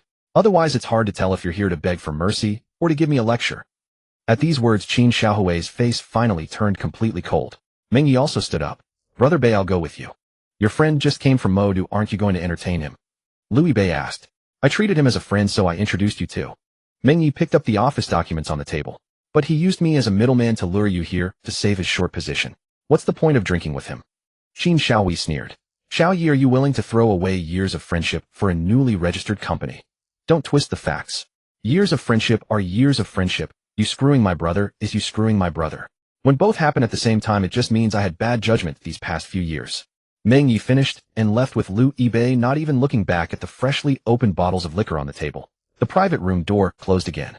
Cheng Siyu sat in her seat feeling that the gossip she had heard tonight had exceeded the capacity of the campus forum. The people on the forum were still arguing over whether Lu Yibei was just an ordinary rich second generation. In reality, the young master of Motive Capital had already lost money shorting his company and had set up a private meeting to beg for leniency. This was no ordinary rich kid. This was the wrong version of a campus story. Qin Xiaohui stared at the closed door, then suddenly slammed his glass onto the table. Liquid splashed, and the nearby girls shrank back simultaneously. Master Qin, maybe we should close the positions first. A friend ventured. If we close now, Wanheng's yearly profits are gone. Qin Xiaohui picked up his phone and called back the trading manager. Add margin first. Don't close. Contact those domestic carmakers short on chips, and push the narrative questioning Volkswagen's exclusive access to chips squeezing local companies' capacity. The voice on the other end hesitated. Master Qin, GD Group selling to whom is a commercial decision. We have no evidence that Volkswagen is monopolizing capacity. I'm not asking you to fabricate. Qin Xiaohui stared at the spot where Lu Yibei had just been sitting. I want everyone to ask Beijing Capital the same question. Why is it that when everyone is short on chips, only it gets to decide who gets supply? After leaving the Yunding Club, Lu Yibei didn't hurry to get into the car. He stood by the roadside, first looking at Meng Yi. From now on, you must not reveal a single piece of news about Beijing Capital to Qin Xiaohui. Office address, personnel, recruitment, chip quantity, even what I eat tomorrow. If he asks, say you don't know. Meng Yi's expression turned serious. Don't worry tonight, I misjudged him. From now on, if he can get even half a punctuation mark about Beijing Capital from me, I'll clean the company's toilets, all by myself. Lu Yibei nodded. Remember what you said. No, Brother Bei, I'm just expressing my determination. Your determination is approved. Meng Yi's mouth twitched. When others show loyalty, they get promoted. Oh, when he shows loyalty, he gets the toilet contract. Lu Yibei didn't keep teasing him, took out his phone and dialed Marcus. It was daytime in Germany, and the call was quickly connected. Chairman Lu, I just got home. Marcus's voice was full of the joy of finally being on vacation. You're not going to tell me there's another problem with the chips, are you? No, the chips are fine. Then my God, please go ahead. Can the current chips for China Volkswagen guarantee normal delivery for the entire quarter? Yes. Marcus answered with certainty. The first batch has completed verification and subsequent batches production, scheduling, and transportation are all locked. According to existing orders, all planned production models of Volkswagen China have no risk of line stoppage this quarter. Then issue an announcement immediately. Lu Yibei said calmly. Clearly state that production for this quarter is guaranteed and all models can be delivered on time. Don't exaggerate and don't leave any ambiguous space. Marcus was stunned for a moment, then realized. Volkswagen's supply issue naturally needed to be disclosed to the market. Rather than letting the outside world keep speculating, it's better to clearly state the confirmed inventory and delivery capability. No problem. The board secretary's office and investor relations team will complete the announcement within 20 minutes and all data will be signed off by Volkswagen China's production department. Tonight someone wanted me to suppress the news for 2 days to give his short position time to retreat. Lu Yibei said. Marcus was silent on the other end of the phone for 2 seconds. My God, shorting us and wanting the director to help him retreat. I'm going to the company right now. He had just worried that Lu Yibei would ask him to work overtime. Now he's not worried. This overtime is a must. After hanging up, Lu Yibei turned to Meng Yi. Beijing Capital will also issue an announcement. State that this automotive-grade chip procurement is fully authorized by Volkswagen Group to Beijing Capital for coordination, and the existing contract serves only Volkswagen. The procurement quantity and subsequent arrivals all correspond to Volkswagen's production needs for this quarter with no surplus quota, and we are unable to supply other companies. Meng Yi's eyes lit up. You want to make him blow up his position? We never monopolized other automakers' shares. The capacity vacated by the chip foundry Volkswagen signed a contract and paid, we just help coordinate transportation. Those who move slowly can't blame the ones who signed the contract first for eating fast. Meng Yi immediately contacted Beijing Capital's external legal counsel and pulled several people responsible for company preparation into a work group. This time, instead of issuing a series of orders like ordering dishes, he sent Liu Yibei's exact words to the workgroup. The external legal counsel pulled up Volkswagen's authorization documents. Business personnel contacted Volkswagen China to confirm arrivals and production scheduling, and the person in charge of the company's website drafted the announcement based on the verified content. Every line was supported by contracts and data. The legal counsel quickly reminded in the group, "You can only state that the existing contract has no surplus, cannot promise not to serve other clients in the future, and cannot use unauthorized expressions such as exclusive agency." "Right, according to the contract," Liu Yibei replied. "We're just stating the facts, clearly not processing stories for anyone." Meng Yi looked at this message and casually renamed the work group. Beijing Capital launched temporary command center. The next second, the external lawyer changed it back. Pengcheng Beijing Capital Holding Group Co. Ltd. Preparation Work Group. Meng Yi was silent for 2 seconds.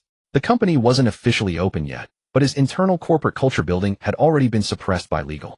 Qin Xiaohui wanted to portray Beijing Capital as a channel that choked domestic car manufacturers, but Beijing Capital directly told the market the goods were ordered by Volkswagen. "We're just acting as agents. There's really nothing for you. It's still a bit short." Liu Yibei then called Tang Zhengwo. "President Tang, Volkswagen and Beijing Capital are about to issue public announcements. Synchronize the public materials to the cross-border investment institutions you can reach. Let them decide whether to buy and follow all compliance requirements in the process. I want domestic capital to also see that Volkswagen has solved the quarterly supply issue." Tang Zhengwo understood immediately. "Rest assured, Mr. Liu, we only forward public information and provide normal research services, not touch insider information. Huasheng has several QDI products that already focus on the German auto sector. Once the delivery risk is removed, they will naturally reevaluate." Liu Yibei put away his phone. "Let Mr. Qin try what it feels like to blow up his position. If it blows up, so be it. If not, it's none of my business. He wanted to teach me a lesson. Watch me teach him one." 25 minutes later, Volkswagen Germany issued an official announcement. Volkswagen China has secured automotive-grade chip supply covering this quarter's planned production. The relevant chips have completed verification and production, and order delivery of existing models are unaffected. 5 minutes later, Beijing Capital simultaneously released a statement. The announcement was short, but clearly stated the authorization relationship, procurement purpose, and no surplus supply. The previous doubts about Beijing Capital hoarding chips and one company deciding distribution for the entire industry immediately lost their footing. After the German market opened, the stock price rose rapidly. Huasheng Bank's research materials were also distributed to domestic cross-border institutions through normal channels. Several funds that had reduced positions due to production cut risk started buying again, and shorts had to cover to stop losses. Buying stacked with covering, and covering pushed prices higher. Capital that had been waiting saw the volume expand and began to enter as well. The intraday line on the screen seemed to suddenly decide to go to the rooftop for some air, climbing all the way up. At the Yunding Club, Qin Xiaohui had no mood to watch the girls dance. The music was still playing, but he only found it noisy. The risk manager's calls came one after another. "Mr. Qin, the increase has exceeded the warning line. The additional margin can only last 1 hour. Another batch of Chinese capital is entering. Our counterparty is expanding." Qin Xiaohui immediately sent a message to Meng Yi. "How much more inventory does Volkswagen have behind?" The message was sent, but no reply. He then asked, "When will Beijing issue the next announcement?" Still no reply. Qin Xiaohui directly called, and the receiver only rang with waiting tone again and again. Meng Yi sat in Li Mingyue's car looking at the lit screen, strictly following the confidentiality task he had just received. "Brother Bei, he's asking what you'll eat tomorrow." "Block him." "Got it." After Meng Yi pressed at Qin Xiaohui's last channel for inquiring about information was gone. Qin Xiaohui gritted his teeth. "Keep covering." "What with these?" The voice on the phone suddenly changed to a deep one. Qin Xiaohui's face changed instantly. "Daddy." Wanheng Capital's chairman Qin Jingfeng asked word by word, "Who exactly have you offended?"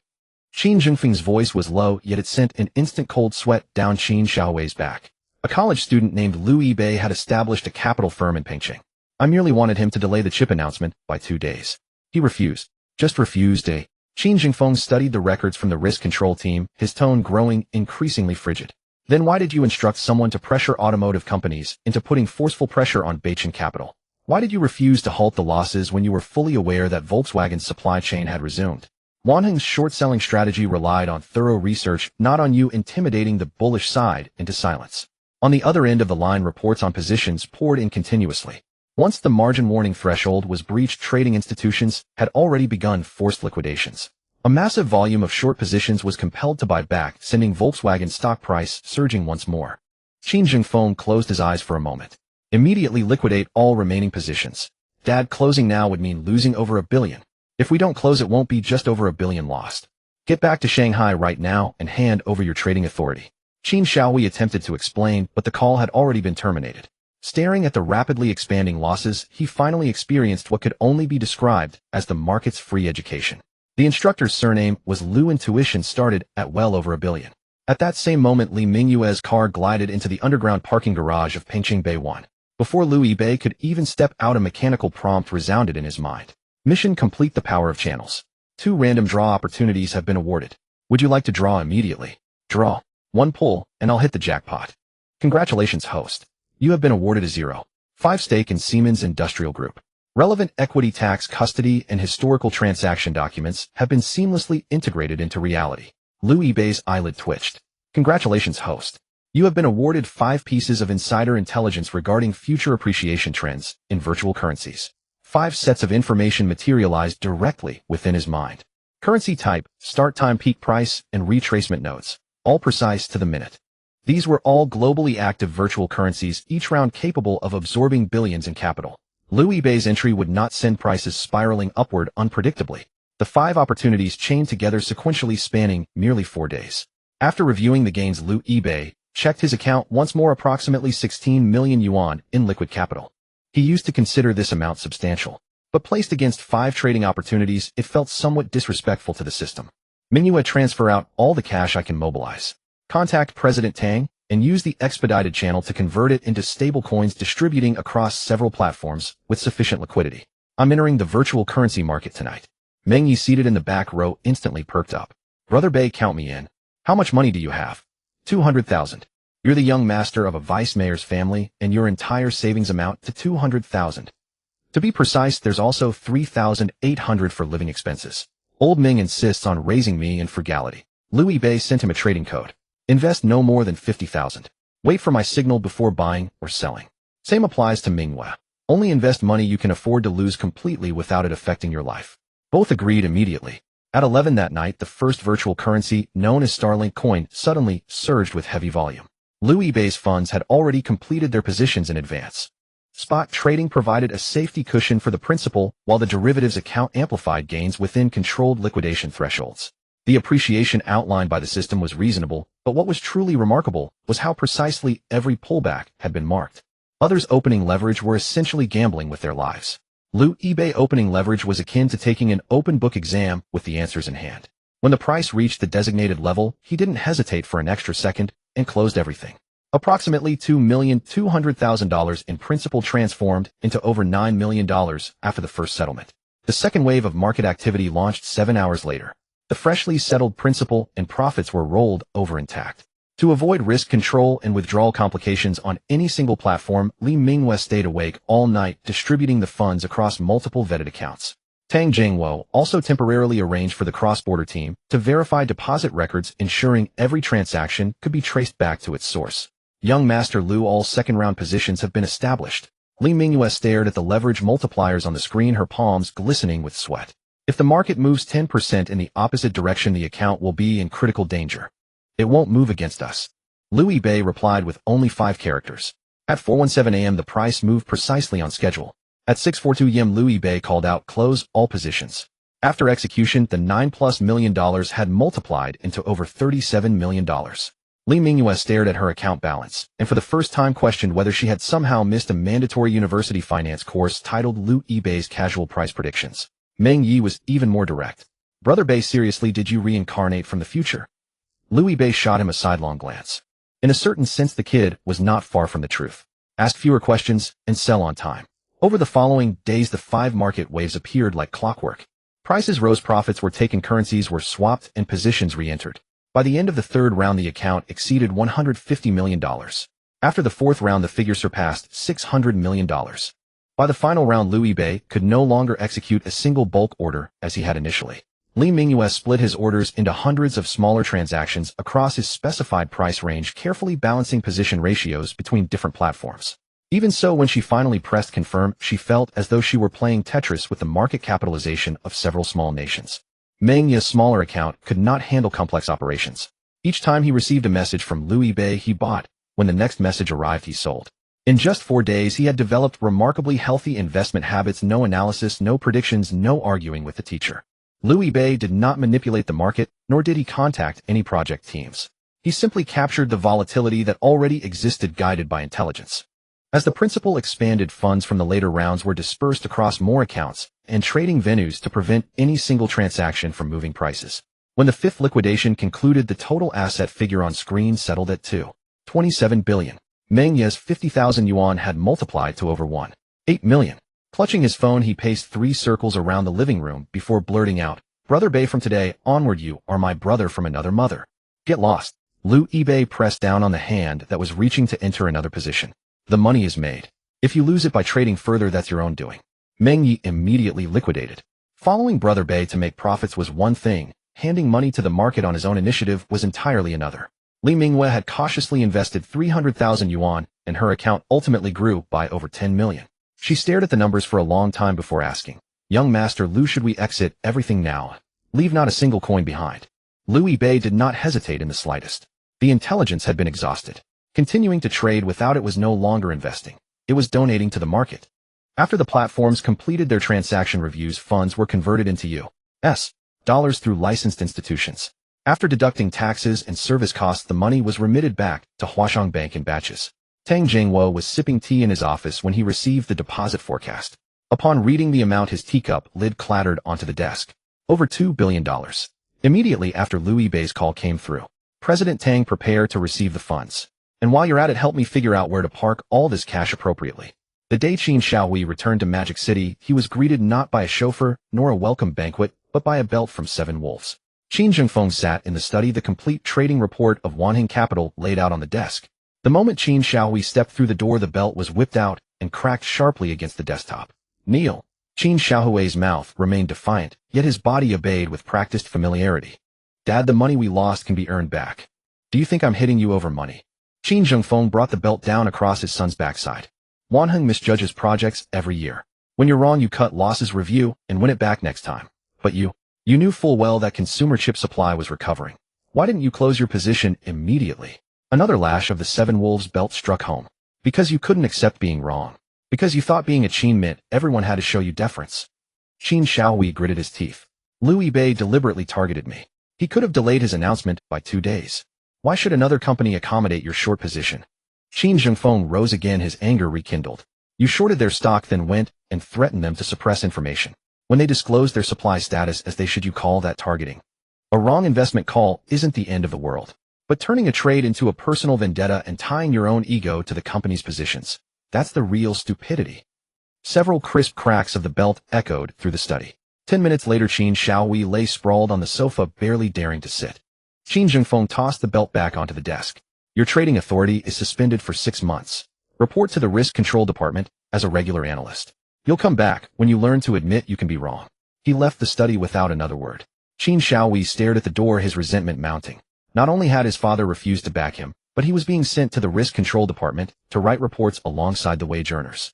He pulled out his phone and scrolled to a number he rarely contacted. Qin Fun, the most favored descendant of the direct Qin line, the elder cousin Qin Shaohui had to address with proper respect. The call connected, and Qin Shaohui instantly put on a plaintive tone. "Brother, I've been wronged." "Who?" "A man named Liu Bei from Pengcheng."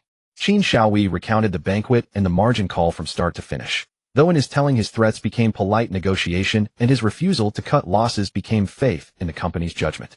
Liu Bei, meanwhile, was cast as the shadowy mastermind who, leveraging Meng Yi and local connections, had mobilized cross-border capital specifically to hunt down Wanheng Capital. And he humiliated the Qin family in front of everyone, saying Magic City's Wanheng was nothing special. A brief silence fell on the other end of the line. Did he insult Wanheng or the Qin family? Qin Fan asked. Qin Shaohui faltered. They're practically the same thing. No, they're very different.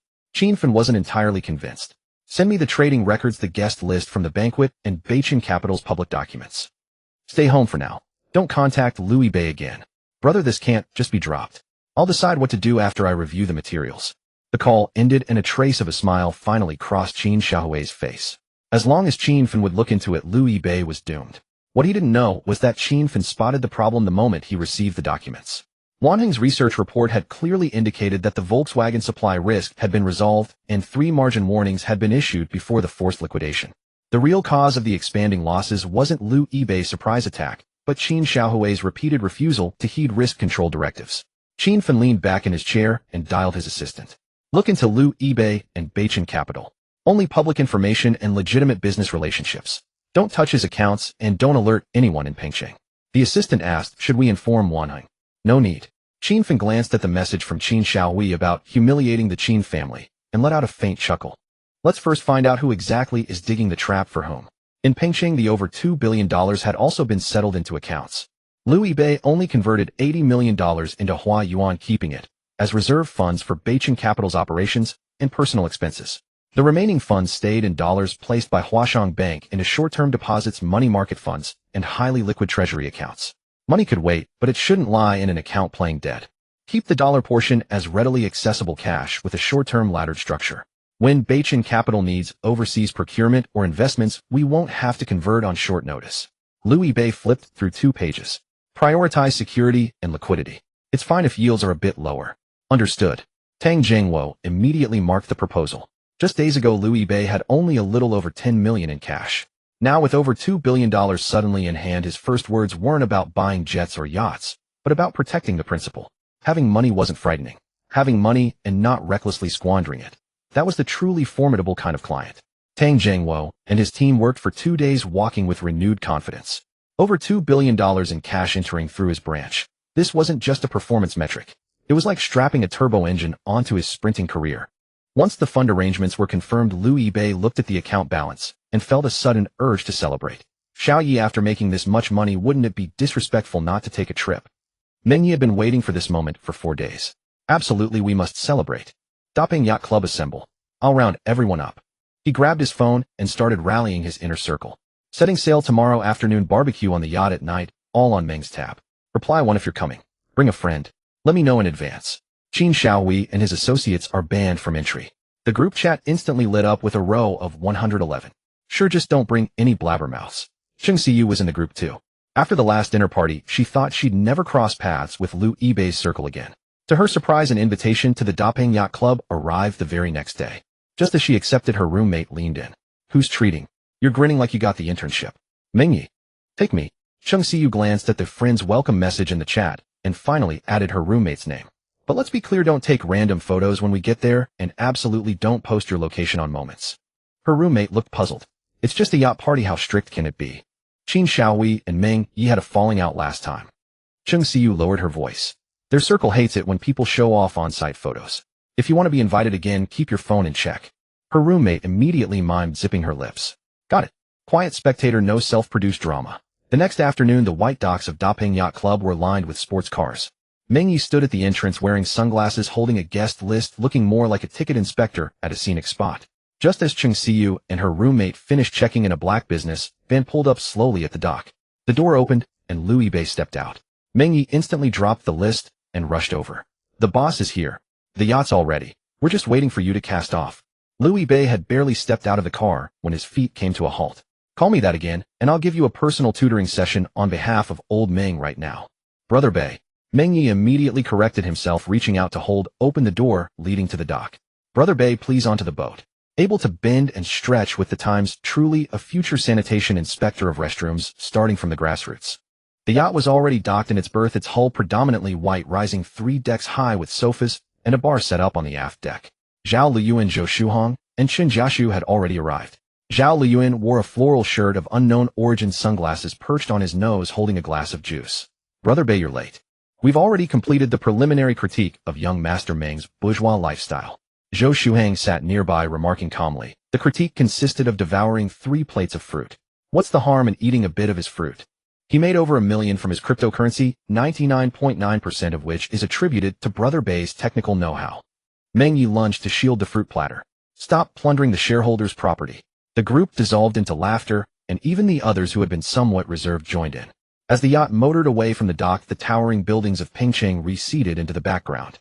Sea breeze swept across the deck, dispelling the summer's stifling heat. Meng Yi raised his glass, gathering everyone together.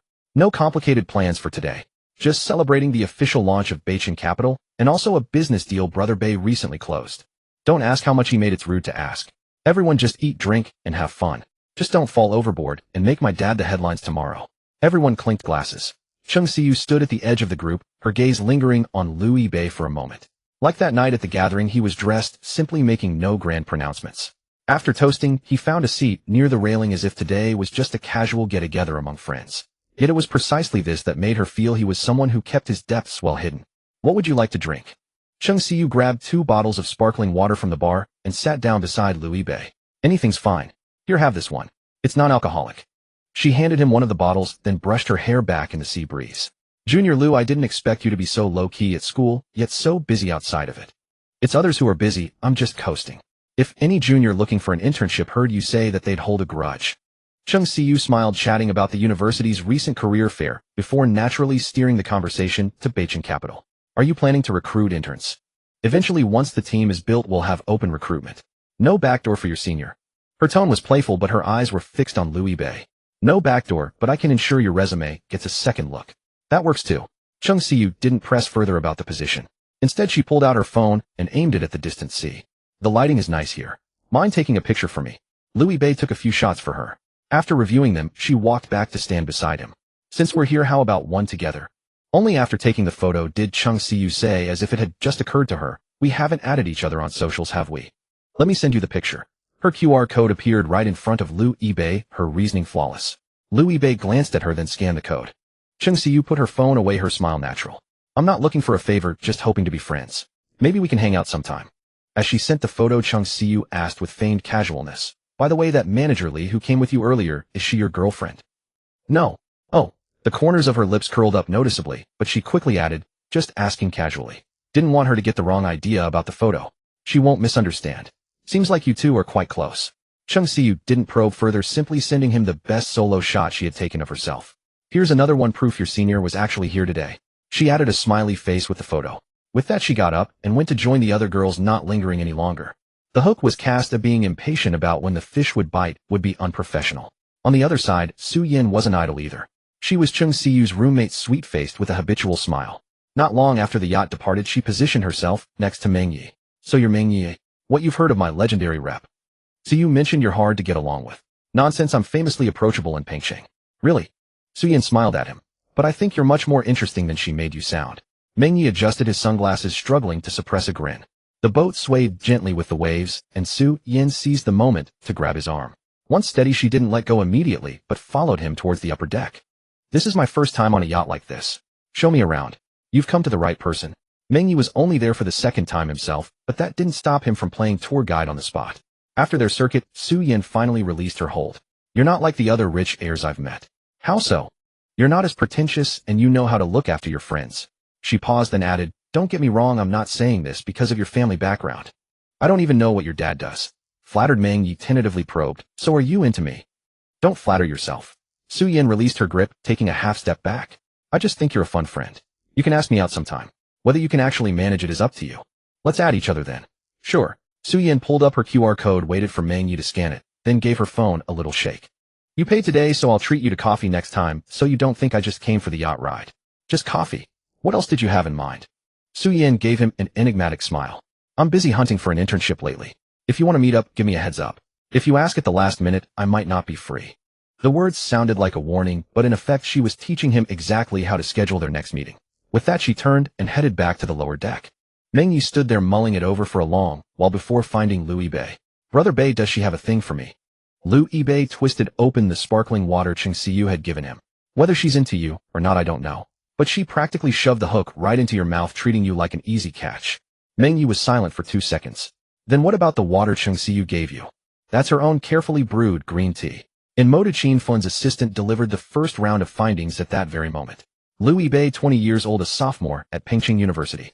Beijing Capital, despite its short registration history and simple public ownership structure, had already secured a coordination role for procurement of automotive-grade chips for Volkswagen. Further out, there were settlement services from Huashang Bank, enterprise service channels from the Pengsheng authorities, and supply relationships with SMIC Group.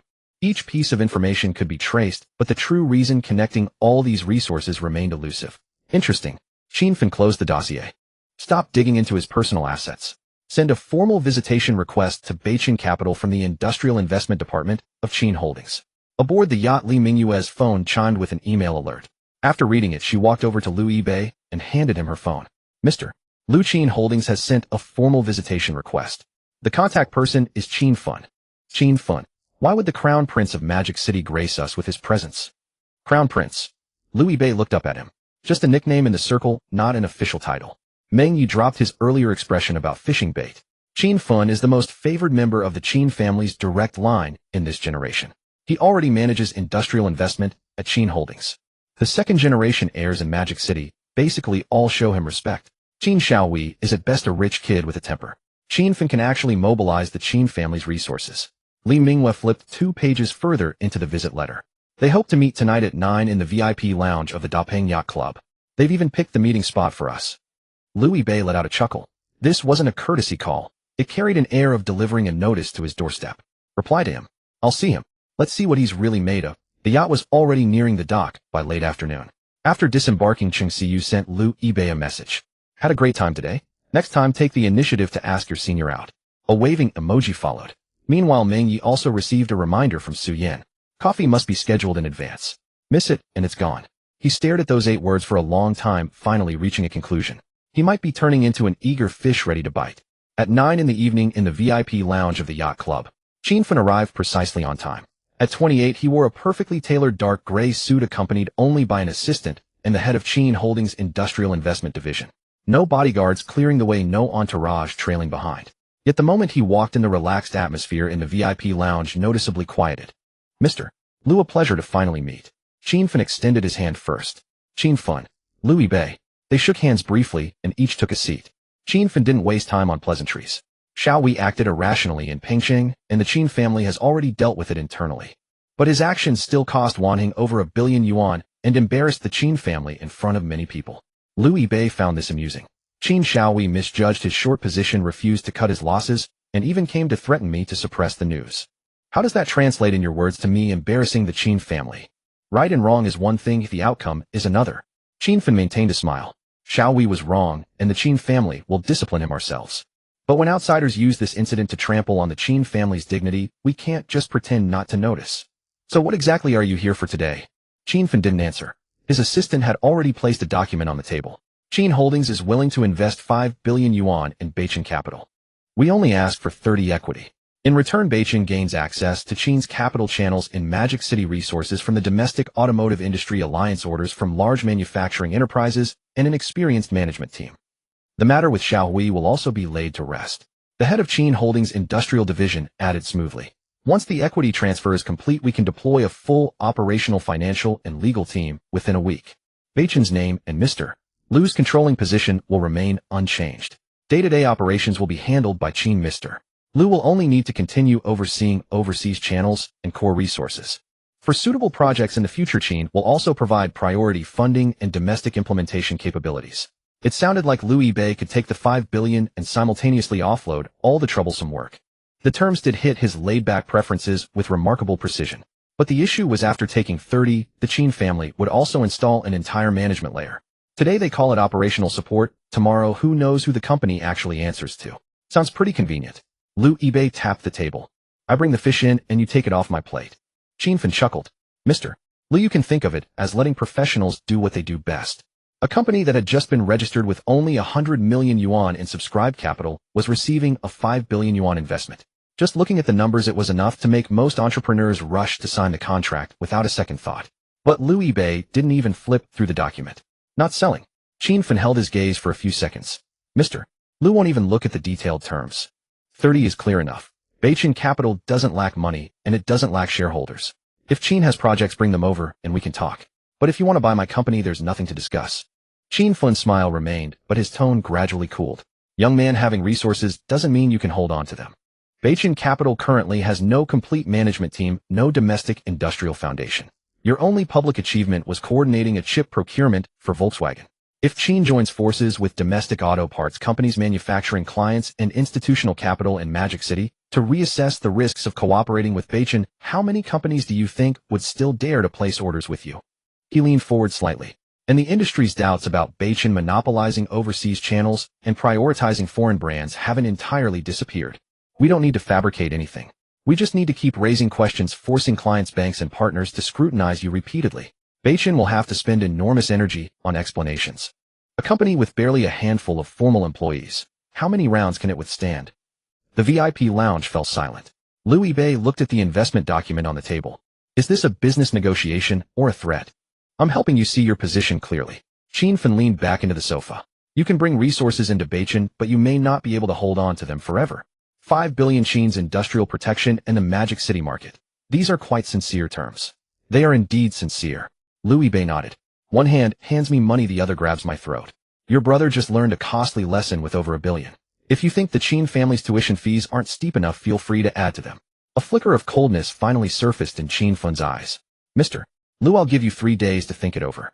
Within those 3 days, the offer stands 5 billion for 30. After 3 days, Qin will find its own way into the chip and automotive supply chain markets. No need to wait 3 days. Louis Bay pushed the document back. The answer is still no. Qin Fan didn't argue further. He stood up and straightened his suit. Then let's settle this with results. He left with his people, and the VIP lounge door closed behind them. Meng Yi, having held it in for a while, finally swore. Damn, he can't buy it for 5 billion, so he threatens to blacklist us. This Magic City Crown Prince's reach is pretty damn wide. Louis Bay didn't respond to his complaint. Qin Fan had made one valid point. Beichin Capital currently held substantial resources and plenty of cash, but there were far too few people who could actually get things done. It couldn't go on like this. Meng Yi scrambling to set up a group chat for every new project, and Li Mingyue working overtime for the entire company on a bank account manager's salary. Xiao Yi, once the office is confirmed, formally kick off recruitment. We need professional managers, investment, legal, compliance, finance, supply chain, and HR. Keep the Pengda campus recruitment on track. For core positions, engage headhunters. Run background checks and professional interviews on all candidates. I'll make the final calls myself. Meng Yi immediately pulled out his phone to take notes. Understood. Beichin Capital is finally upgrading from a WeChat group side hustle to a real company. Louis Bay then turned to Li Mingyue. Look into what areas Qin Holdings has cooperation with SMIC, Volkswagen, Walmart, and Siemens Industrial Group.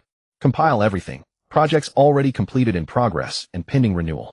Also prepare a report detailing what part Qin plays in each project and where their biggest dependencies lie. Li Mingyue nodded. When do you need the report? Before tomorrow night. Louis Bay glanced at the document Qin Fan had left behind. He said, let's settle it with results. Fine. I wouldn't want to send him back empty-handed. The next noon, Li Mingyue delivered the compiled report to Pengqing Bay No. 1. The report was thick, but Louis Bay flipped through it for less than 2 minutes before successfully putting himself to sleep. Reality had proven he was better suited for lying flat than for actual work. Speak plainly. Li Mingyue had clearly prepared in advance, immediately flipping to the page marked with a tab. The Qin family has business contacts with 4 conglomerates. Qin Automotive Technology is currently bidding for the intelligent cockpit and thermal management system orders for Huawei Volkswagen's next-generation models and has made it to the final shortlist. The project sum isn't small. Qin Fan has been overseeing it personally for half a year. Louis Bay's alertness returned, meaning he was teaching me to know my place last night, and now he's walked right into my crosshairs. That's one way to understand it. Then let's help him gain some clarity. Louis Bay picked up his phone and dialed Marcus. When the call connected, there was a flurry of keyboard clicking in the background. After listening to the situation, Marcus asked no questions about what had transpired between Louis Bay and the Qin family. He simply instructed his assistant to pull up the project files. Less than 2 minutes later, his voice came through again. Chairman Liu, Qin Automotive Technology is indeed on the candidate list. Their technical proposal is viable, and they want us to accept 2 affiliated suppliers. Remove them from consideration. Any problems with that? None whatsoever. Marcus answered with absolute decisiveness. The procurement department will re-verify their technical proposal pricing and affiliated supplier risks. All evaluation processes will be documented for records. As a director and Huawei supply chain coordinator, you have the authority to raise objections against candidate enterprises with potential risks. What if the audit results prove they're the most suitable? Then I'll tell the procurement department they are indeed unsuitable. Marcus's tone carried not a hint of hesitation. Chairman Liu, you've set the direction, I'm providing the answer. This isn't interference with procurement. Volkswagen is a private enterprise. We're spending our own money and choosing our own suppliers. There's no obligation to guarantee anything to the Qin family. Bidding is simply our method for screening suppliers. It's not an admission ticket for any enterprise. Without a signed formal contract, they remain merely candidates. There was an undeniable coldness in the capitalist logic behind those words. But Louis Bay found them oddly heartwarming. Then remove them. Agreed. However, after their withdrawal, we'll have 1 fewer candidate supplier. Marcus shifted his approach. Chairman Liu, since Beichin will be handling Volkswagen's Huawei supply chain coordination going forward, I'd like you to recommend new suppliers. Technical capabilities, production capacity, pricing, and delivery risks will be assessed by the Volkswagen team.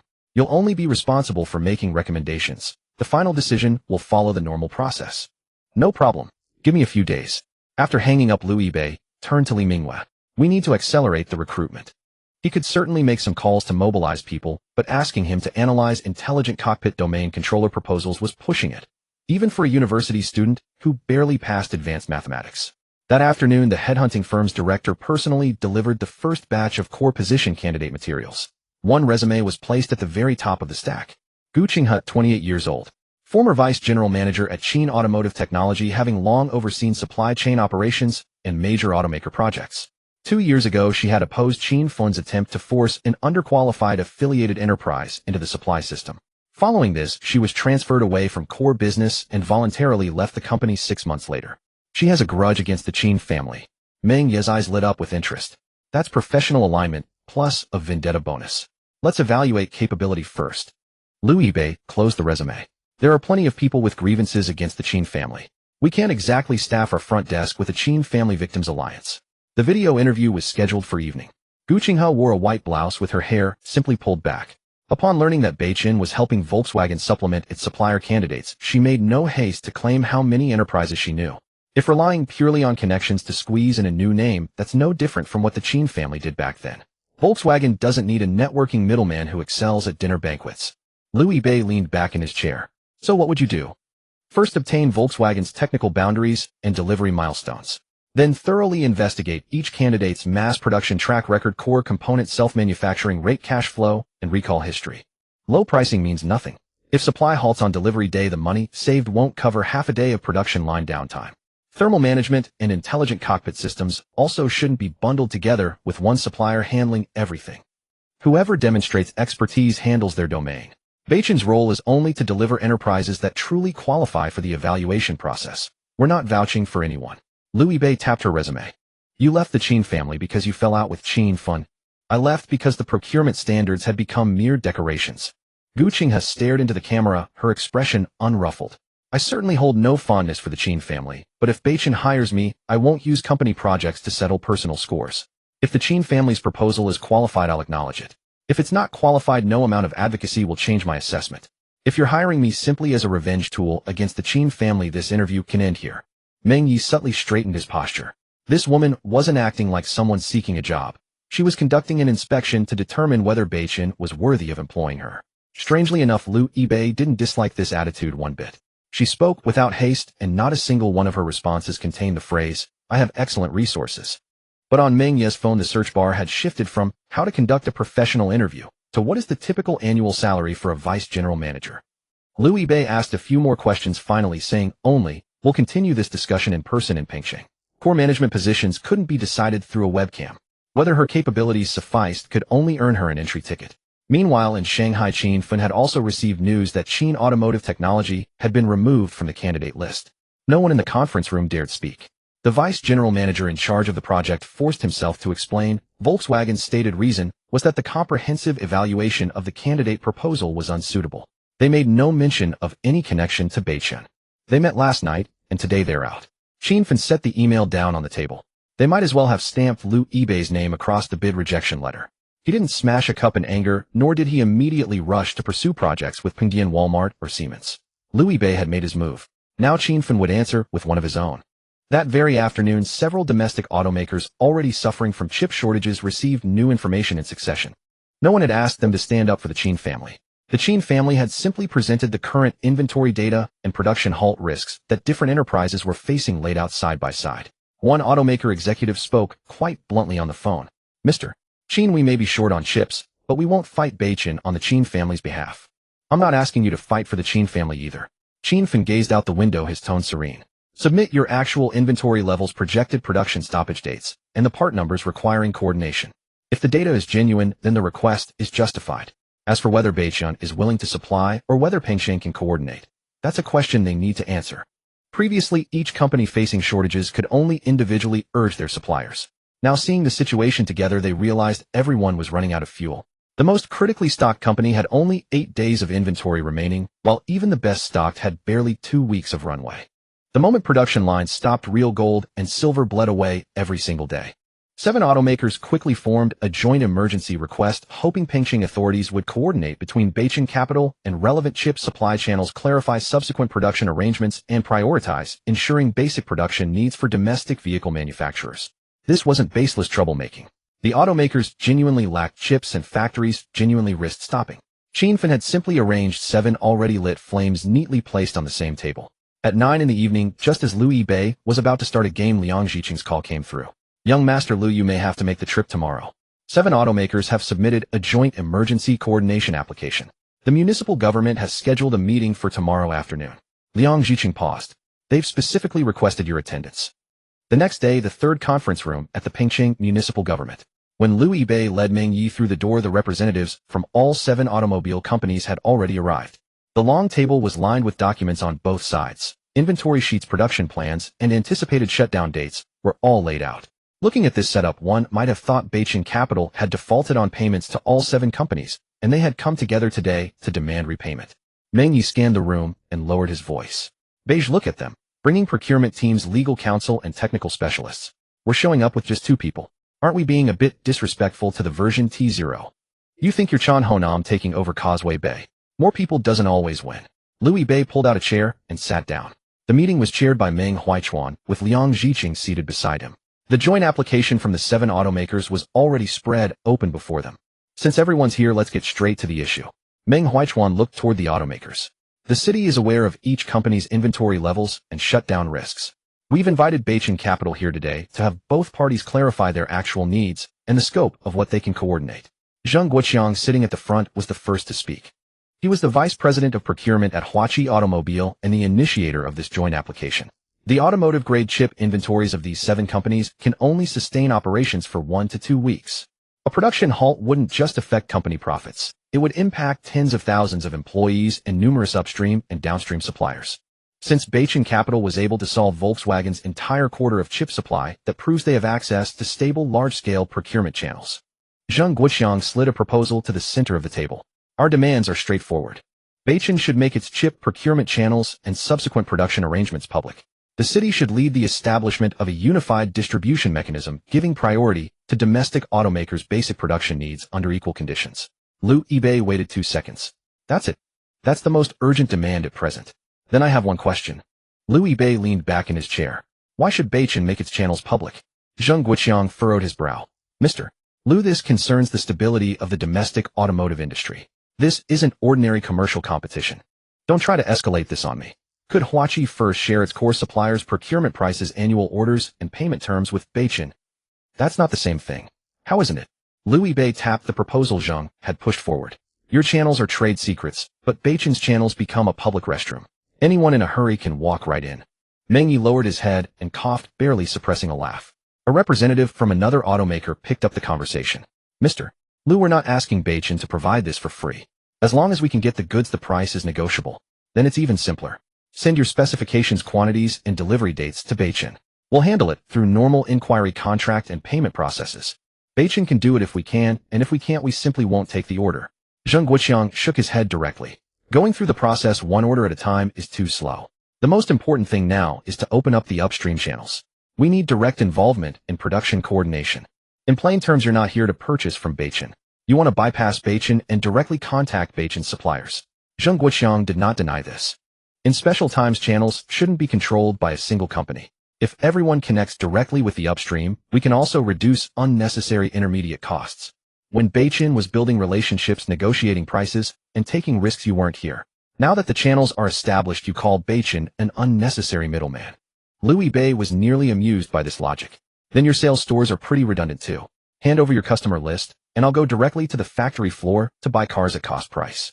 How about that? Liu Yibei understood clearly now. These people didn't just want to buy fish. They wanted the pond's location, the owner's phone number, and the fishing technique too. Beijing Capital currently has only one chip procurement coordination contract, and that's the Volkswagen contract. Every chip that has already been imported has a corresponding order. The goods belong to Volkswagen. Beijing has no inventory on hand, nor a warehouse waiting to distribute to you. Liu Yibei looked around the room. I have no contract with any of you, and none of you have paid Beijing a single cent. Why should I provide you with chips? The conference room fell silent for a moment. Zheng Guoqiang's expression hardened. Mr. Liu, Volkswagen is a foreign brand. Domestic automakers have reached the brink of production suspension, yet Beijing is prioritizing all resources for Volkswagen. If this gets out, it won't sound good, will it? What's wrong with that? They came to me first, signed the contract first, and paid first. I completed the work according to the contract. This is called doing normal business. You have no contract, no payment, and you're asking me to disclose channels. Am I being unreasonable, or are you planning a $0 heist? Mr. Liu, please watch your language. Zheng Guoqiang slammed the table.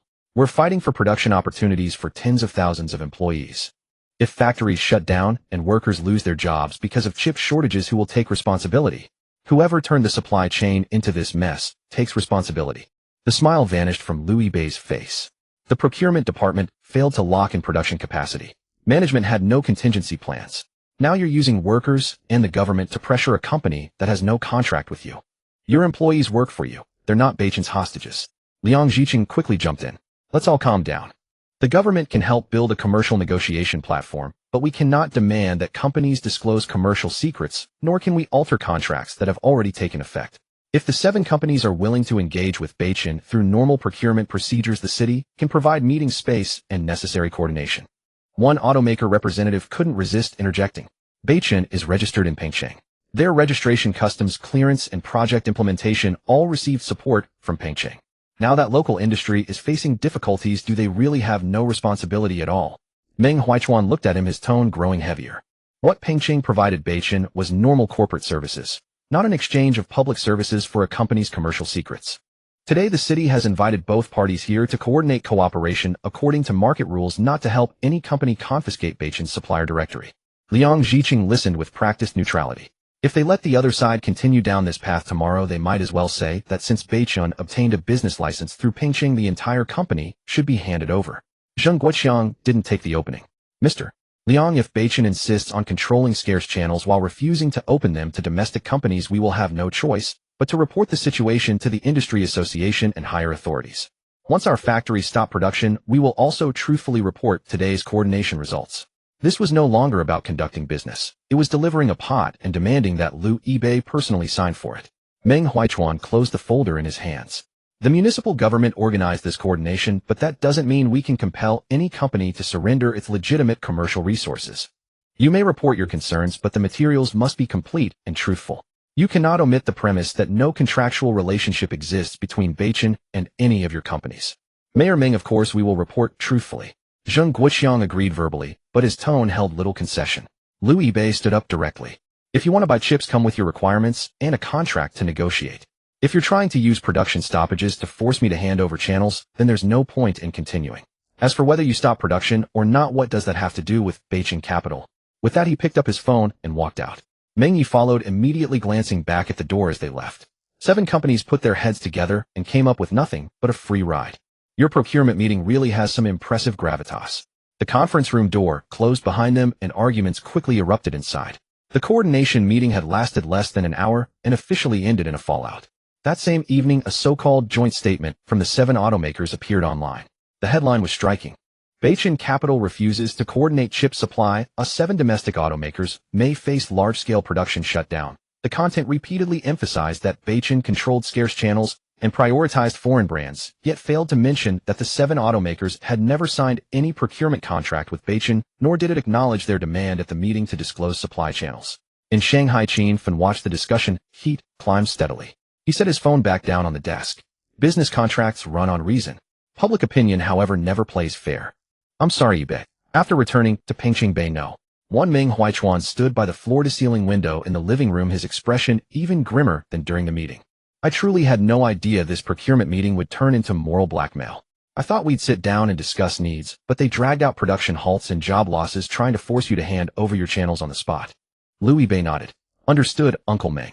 The words were light, yet they weighed heavily on Meng Huichuan. He had chaired the meeting today, intending to help all parties clarify matters, but the 7 automakers had turned the government into a tool of pressure, nearly turning a business negotiation into a public tribunal. The city government won't force you on their behalf. I know. Liu Yibei gazed at the city lights gradually illuminating the night. But I'm not about to swallow this. Meng Yi beside him immediately looked up. Brother Bei want me to give them a taste of Pengcheng's local flavor. From now on, within the South China region, as long as those 7 remain in their current positions, none of these companies will purchase a single chip from Beijing Capital.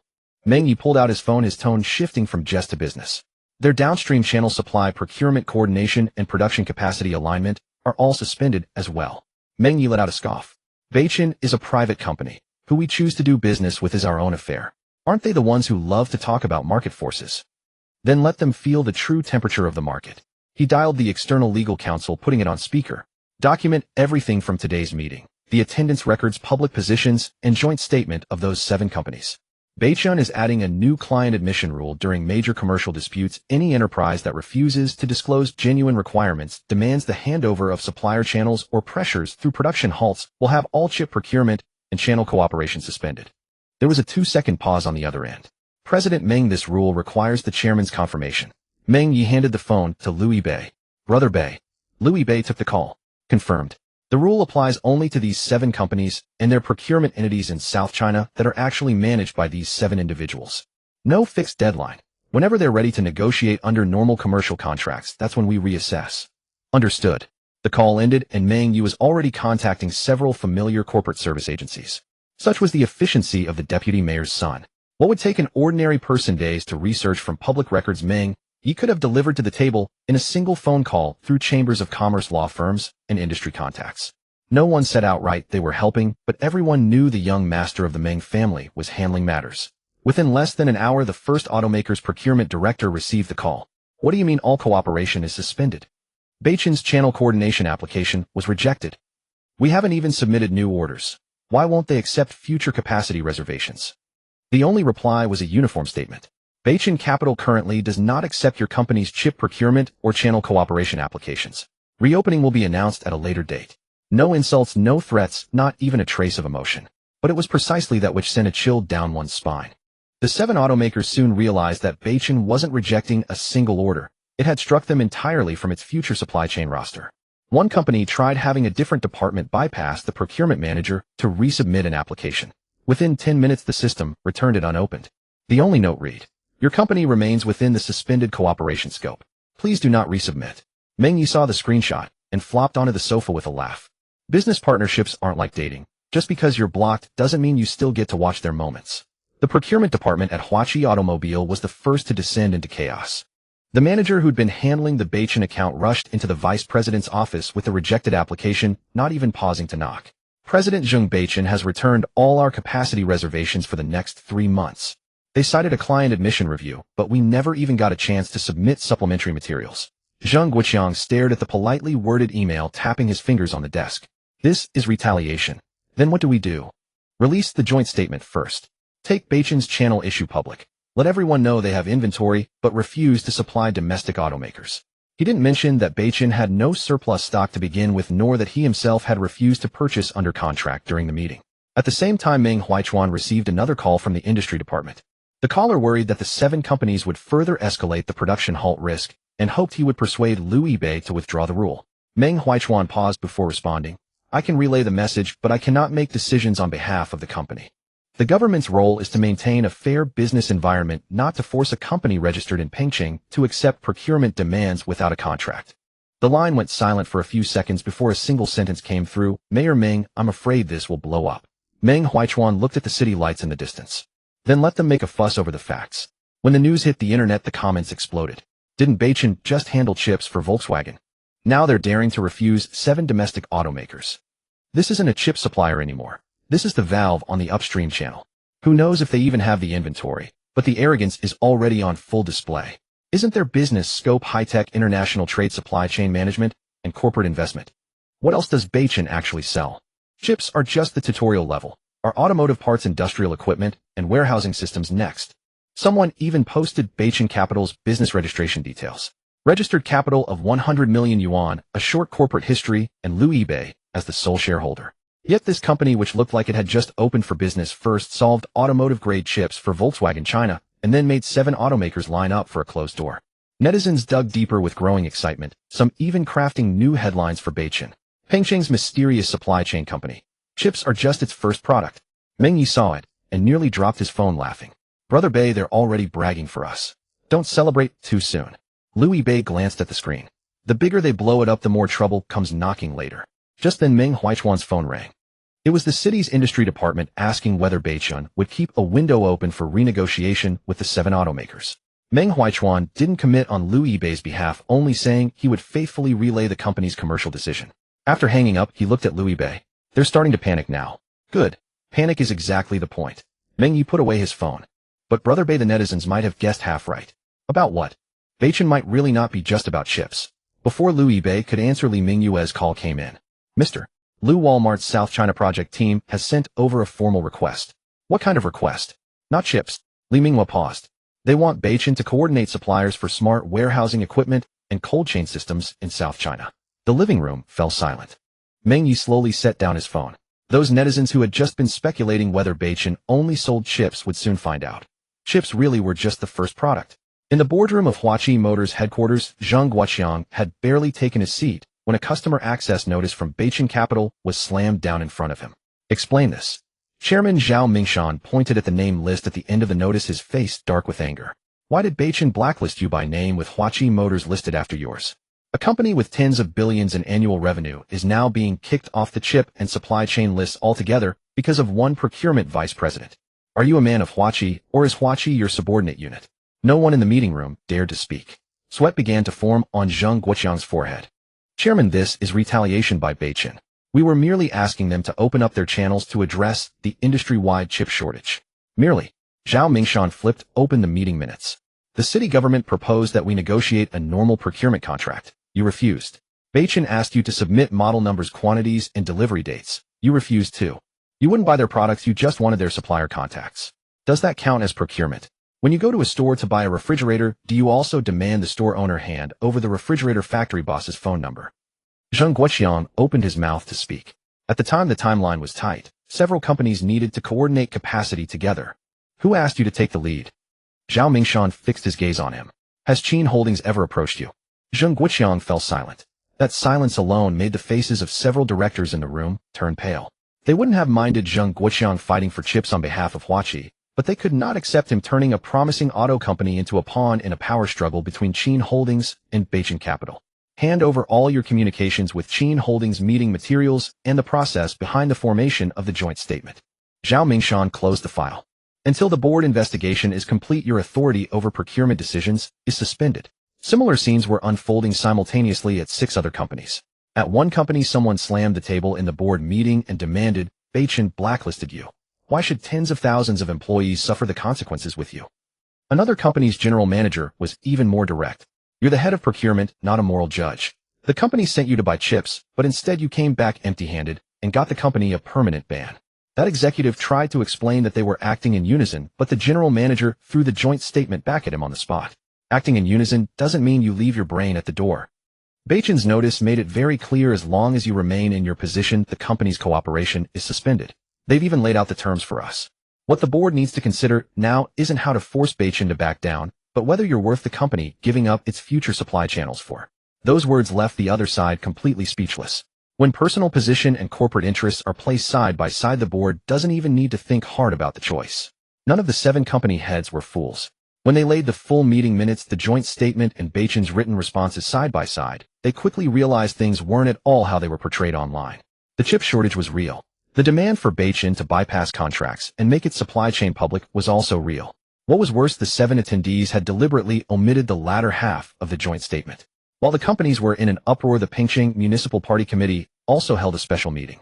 The same documents were laid out on the conference table. An official in charge of industry was the first to speak. These 7 automakers involve significant employment, tax revenue, and upstream and downstream enterprises. Now that Beichun has suspended cooperation with all of them, if this continues to escalate, it won't be good for Pingqing's industrial environment. Another person took over. As we all know, Comrade Huichuan is quite familiar with Liu Yibei. Perhaps we could ask Comrade Huichuan to have a talk with him. If everyone gives a little, the sky stays clear. The eyes of everyone in the meeting room immediately turned to Meng Huichuan. Meng Huichuan took a sip of tea from his cup, his tone remarkably calm. I am indeed familiar with Liu Yibei, which makes me a sensitive figure. I can apply to recuse myself. He set the cup back on the table. Since you're all so capable, go ahead and talk to him yourselves. The corner of the mouth of the person who made the suggestion twitched. Everyone knew Liu Yibei was young, and everyone also knew the kid wouldn't be swayed by soft words or hard pressure. Having Meng Huichuan go was meant as a gentle persuasion. If they went themselves, they'd likely end up being lectured to their faces. Meng Huichuan didn't give them the chance to remain silent. He turned directly to the head of the table. But Secretary Lu, you understand this matter clearly. Do the 7 automakers really have a chip shortage? Yes. Did they resort to moral coercion using employment and production halts? Yes, they did. The city has already proposed procurement through normal contracts. Why won't they accept it? Why must they insist on Beichin disclosing suppliers and handing over channels? Are they actually buying chips, or are they using government meetings to seize another company's commercial resources? Lu Qingde didn't respond immediately. Instead, he finished reading through the meeting minutes. What Huichuan said is the truth. He lifted his head and looked around the room. The 7 automakers pay substantial taxes and contribute significantly to employment. That must be taken into account. But Lu Yibei isn't just backed by Beichin Capital alone. He has stable partnerships with multiple major multinational corporations. The project's Pengqing is advancing the international supply chains and future investments. All of that must also be considered. We cannot force a properly operating company to hand over its commercial secrets just because 7 companies are making the most noise. The meeting room fell silent. This was the hardest part to balance. The 7 automakers represented tax revenue and employment already on the table. What Lu Yibei could bring, however, were projects worth billions or even tens of billions in the future, along with an entire international supply chain. Someone from the finance department flipped through the projection materials and couldn't help adding a remark. As long as the Walmart project, the JDI chip customs clearance, and the Volkswagen settlement business continue to land, it won't just benefit Beichin alone. Warehousing, logistics, finance, equipment, and local suppliers will all generate new tax revenue. If you only look at the 7 automakers' current numbers without considering the follow-up projects, the calculation is incomplete. Offending either side would be trouble. Lu Qingde tapped the table. Let's separate solving the chip shortage from resolving the commercial dispute. First, the 7 companies must correct their incomplete joint statement and send new representatives who were not involved in this dispute to negotiate with Beichin on model numbers, quantities, pricing, and payment terms. Whether Beichin is willing to accept is the company's own decision. Our job is to set up the platform. As for the original 7 representatives, their respective boards will handle them as they see fit. The attendees exchanged glances. This was the most pragmatic approach under the circumstances. If they wanted Beichin to step back, the 7 companies had to first withdraw the moral sword they had held to someone else's throat. That evening at Pengqing Bay 1, Lu Yibei had no idea the city government had already concluded a round of meetings on the matter. He was sitting cross-legged on the sofa with the requirements document sent by Walmart's South China project team open on the tablet in front of him. Automated sorting, warehouse robots, intelligent dispatch, cold storage, temperature control, end-to-end traceability, cold chain, transport monitoring. Page after page. Lu Yibei read for 10 minutes, his expression gradually shifting from serious to dazed. This was more mind-numbing than advanced calculus. When chips were in short supply, he could still call Lin Ziyuan or Marcus. But now Walmart needed an entire intelligent warehousing and cold chain system. It wasn't like he could go to a wholesale market, buy a few freezers, slap a label saying artificial intelligence on them, and call it delivered. Equipment, automation, digital systems. Lu Yibin tapped the edge of the tablet lightly with his fingers. A name that hadn't crossed his mind in a long time slowly surfaced. Siemens Industrial Group. System claims Siemens shares. Lu Yibei murmured inwardly. The mechanical notification sounded immediately. Confirmed asset claim 0. 5 stake in Siemens Industrial Group. Asset distribution procedure initiated. Equity source transaction records, tax documents, and cross-border custody formalities simultaneously completed. Distribution complete. The notification faded, and the phone on the coffee table vibrated 3 times in succession. Shareholder registry change notice, overseas custody confirmation, and the key asset access alert from Huashang Bank popped up one after another. Same old routine. The system conjured assets out of thin air, and Huashang scrambled through sleepless nights. As soon as the key asset monitoring alert surfaced in Huashang Bank Pengqing branch, Tang Zhengwo rose from his office chair. Siemens Industrial Group. 0.5%. He confirmed 3 times on the screen, his blood pressure climbing along with his imagination of a promotion. The Volkswagen shares had barely settled, and now another batch of Siemens shares arrived. How did young Master Lu's family always transfer money through such means? As if shares were worth nothing. Tang Zhengwo didn't dare delay. After confirming the custody chain was active, he immediately called Lu Yibei.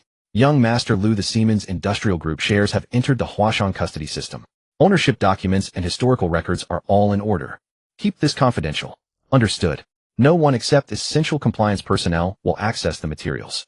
Tang Zhengwo agreed verbally while already pressing the intercom button. Call back the overseas custody tax and legal advisors. Set up a separate Siemens asset file. Without young Master Lu's permission, no one is to report this as new assets to outside parties, nor use the client's identity for publicity. Outside, the office staff who had been about to leave for the day quietly sat back down. Huashang's closing time had always depended on when young Master Lu stopped adding assets. After hanging up, Lu eBay opened the group's contact directory that came with the equity documents. Ordinary shareholders would see only the public mailbox. But in his directory, there were direct work numbers for the board secretary's office, shareholder affairs managers, and regional business executives. Lu eBay quickly found the most suitable contact. Martin Weber, Executive Vice President of Siemens Industrial Group Asia Pacific and President of the China region, long responsible for industrial automation, smart logistics, and digital infrastructure. Within 2 minutes of sending the friend request, Martin called back. "Good evening, Chairman Lu. The Shareholder Affairs Office just informed me, I didn't expect you to reach out first."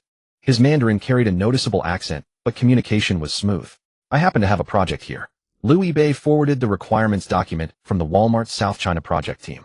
Walmart plans to build a smart warehouse and cold chain system in South China, requiring automated sorting, warehouse robots, intelligent scheduling, temperature control, tracing, and transport monitoring. Beichin will handle supplier integration and local resources. Is Siemens interested in handling the industrial system solution? There was silence for over 10 seconds on the other end. It wasn't hesitation. Martin was swiftly flipping through the documents. "Of course we're interested. Automation control, warehouse, digital platforms, cold chain, energy management, and full monitoring are all within our business scope. Some equipment can be supplied directly by Siemens, but local construction and non-core equipment require partner suppliers. I'll send a technical team to Pingxing tomorrow." Martin continued scanning the requirements. This project isn't just equipment purchase. The warehouse system, cold storage, energy consumption, and transport monitoring must be connected on a single digital platform. I'll bring automation, energy management, and logistics software teams to the meeting. Once we have warehouse area, cargo flow, and cold chain temperature zone data, we can deliver the first version of the solution within 48 hours. Lu eBay understood about half of it, but that didn't stop him from judging that this man was 100 dorm rooms more professional than anyone at Pingda. Lu eBay suddenly found those dozens of sleep-inducing pages much more agreeable. "Good. Beichin brings the Walmart project team, Siemens team, and Pingxing local resources together. You handle the professional solution. You just focus on the project. As for me, consider me just the one who set the table." "I understand your meaning." Martin chuckled. Chairman Lu introducing a client like Walmart to Siemens is a strong synergy. "We'll take this seriously. This will be a fine business showcase. When can your team arrive in Pingxing?" "Before 4 o'clock tomorrow afternoon. Then tomorrow at 7 in the evening at Pingxing Bay 1. Lu eBay glanced at the requirements document. "I'll have the Walmart South China project lead come as well. Let's all have dinner first and get acquainted. We'll discuss specifics then." "All right, Chairman Lu. I'll have the team bring preliminary materials and arrive on time." After hanging up, Lu eBay directly called the Walmart South China project lead. "Siemens Asia Pacific team arrives in Pingxing tomorrow afternoon. Tomorrow at 7, bring your project staff to Pingxing Bay 1 for dinner. Let's meet first to details over the meal." The other side was clearly taken aback, then a hint of delight crept into his voice. "Chairman Lu, you've already contacted Siemens?" "Yes, I've arranged for them to come." "Understood. We'll be there on time with project requirements and preliminary data." After arranging both sides, Lu eBay finally called the property manager of Pingxing Bay 1. "Prepare a family-style dinner for tomorrow at 7. I'll send the headcount later. Don't make it a formal business banquet, just a normal meal. Who handles equipment, who handles systems, how local suppliers get involved. All that can wait until the parties meet. Until the 3 companies sit at the same table discussing division of labor is just drawing pies in the air." Lu eBay only needed to gather the people. As for how big a project this dinner would yield, that would be seen tomorrow night. Meanwhile, a phone conference of a very different tone had connected. Zheng Guoqiang and 6 other procurement heads sat in their respective offices, each face on the screen looking grimmer than the last. Their permissions had been suspended, they had been asked to explain to the board, and 2 had already received HR interview notices. Qin Fan entered the meeting last. "What do you want?" Zheng Guoqiang suppressed his anger. "Young Master Qin, you had us do this. Now Beichin has blacklisted all 7 companies, and the board wants to throw us under the bus. You need to find a solution." Qin Fan's face was expressionless. "I told you to submit the real shortfalls and coordinate supply through the government. How you ran the meeting and what statements you issued were your own decisions. Qin Fan, you're playing this game with us now, eh?" Another procurement head slammed the table. "You had the Qin Industries Department unify the data. You told us to insist Beichin open its channels, and you said if negotiations failed to let the market know why Beichin only protected Volkswagen. Now that we're getting fired, you think a simple, your own decision will wash your hands clean, eh?" Zheng Guoqiang tapped a recording. Qin Fan's voice came through the speaker. "The 7 companies should submit demands to the government together. Alone, none has enough weight. If talks fail, let the market see why Beichen only protects Volkswagen. The recording wasn't long, but it silenced the conference call completely. Young Master Qin, was that also our own decision? Qin Fun's gaze turned cold. Are you threatening me? Not threatening, just protecting ourselves. Zheng Guoqiang opened a folder. Inside were screenshots of Qin Industries department group chats, meeting recordings, call logs, and all versions of the joint statement before and after revision. Either Qin Industries resolves Beichen's blacklist and lets us keep our jobs, or compensate us fully for our position losses. Otherwise, these materials will go to the boards of the 7 companies, the Pingqing municipal government, and the media. Qin Fen sneered. If the materials leak, you won't escape either. We're about to be fired. Oh, what do we have to fear? The barefoot aren't afraid of those wearing shoes. One man who had already received a suspension notice leaned back in his chair. The pot is already smashed. Who cares if the water leaks? Zheng Guoqiang checked the time.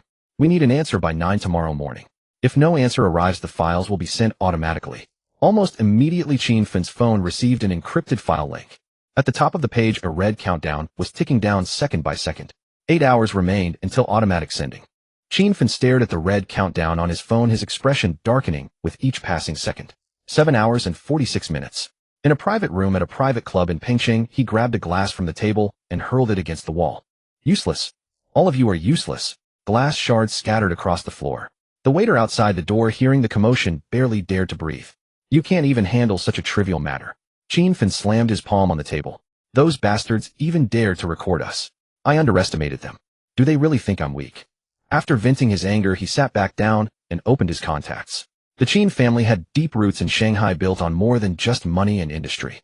Suppliers, banks, chambers of commerce, investment firms, and further outward to various cities. There were always those who had benefited from the Qin family's resources and positions that the Qin family had helped secure. Qin Fen scrolled down dozens of entries and stopped at a name: Han Changfeng, deputy mayor of Pingqing in charge of housing, construction, transportation, and urban management. The two sides did not usually contact each other directly. An elder of the Qin family and 2 chamber of commerce heads served as intermediaries. But when Han Changfeng was climbing from the district to the city government years ago, the Qin family had provided him with political resources and helped him achieve impressive performance metrics, allowing him to deliver a flawless record up to the present. The phone rang for a long time before it was answered. Young Master Qin calling so late, what's the matter?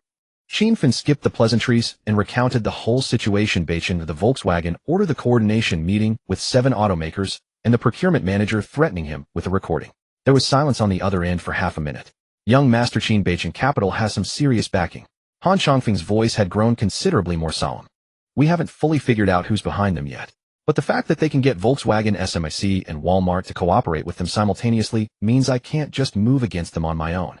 That old fox Meng Huichuan is watching closely, and Secretary Liu has his eyes on this too. I can't make a move against Beichen openly. Beichen just helped Pingqing secure Volkswagen's chip business, and the Walmart project is entering its substantive phase. The city government already sees them as a gateway to new international supply chains. If I create obstacles for them without good reason, Meng Huichuan could have the party committee criticize me the very same day. Han Changfeng rubbed his brow. Then it's not about whether Beichen stops or not. It's me having to explain to the city committee why I sabotaged a major investment project. Young Master Qin, I do owe the Qin family a debt, but I can't risk my own career over this. Qin Fen narrowed his eyes. So you're saying you can't do it? It's not that I can't do it. It's that I can't do it the way you want. Han Changfeng paused. Beichen has no factory, no ongoing construction project, and nothing under my jurisdiction pending approval right now. You want me to bring them down directly? I can't do that. At most, I can wait for their projects to land, find openings in planning, construction, transportation, infrastructure, or safety assessments, and stall them with various legitimate excuses to make things difficult. Requiring additional materials through official procedures. Nobody can question that. But forcing the issue now would only expose me to Secretary Liu. Qin Fen held the phone, saying nothing. It wasn't the answer he wanted, but it was the most realistic one. What about those 7 idiots? They're easy. Han Changfeng's tone lightened. 7 procurement managers. They all have family businesses, properties, or affiliated companies. Even if they're clean themselves, their spouses or siblings might not survive a round of document scrutiny. I don't need to charge them with anything. Let the relevant departments bring them in for routine questioning. They'll figure out what to do on their own. After the call ended, Han Changfeng sat in his study for a few minutes, then summoned his secretary. Compile the public records and family business affiliations of these 7 people. The secretary glanced at the list. Sir, how deep should I go? Don't expand the scope and don't leave any unnecessary traces. Han Changfeng pushed the list across the desk. For those with business entities, look into whether their tax, fire safety, warehousing, or transportation permits warrant any verification. For those without companies, check property rentals, personal filings, and related party transactions.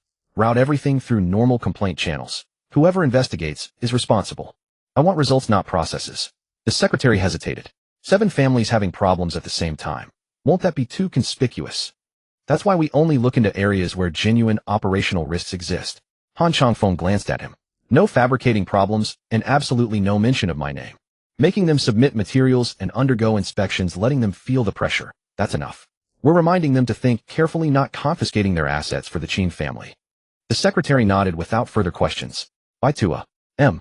Their family relationships and affiliated businesses had been compiled into a spreadsheet. Zheng Guoqiang's wife ran an auto parts trading company and leased 2 warehouses on the outskirts of Pengcheng. Another procurement manager's younger brother operated a logistics fleet with over 20 trucks. One of them had a father-in-law running a chain of auto repair shops, while his wife owned a management consulting firm. These businesses were not particularly conspicuous on a normal day, but with someone holding a magnifying glass looking for problems, fire escape routes, warehouse registrations, vehicle inspections, invoices, and employment contracts would always yield something that needed explaining. Just past 8 a.m.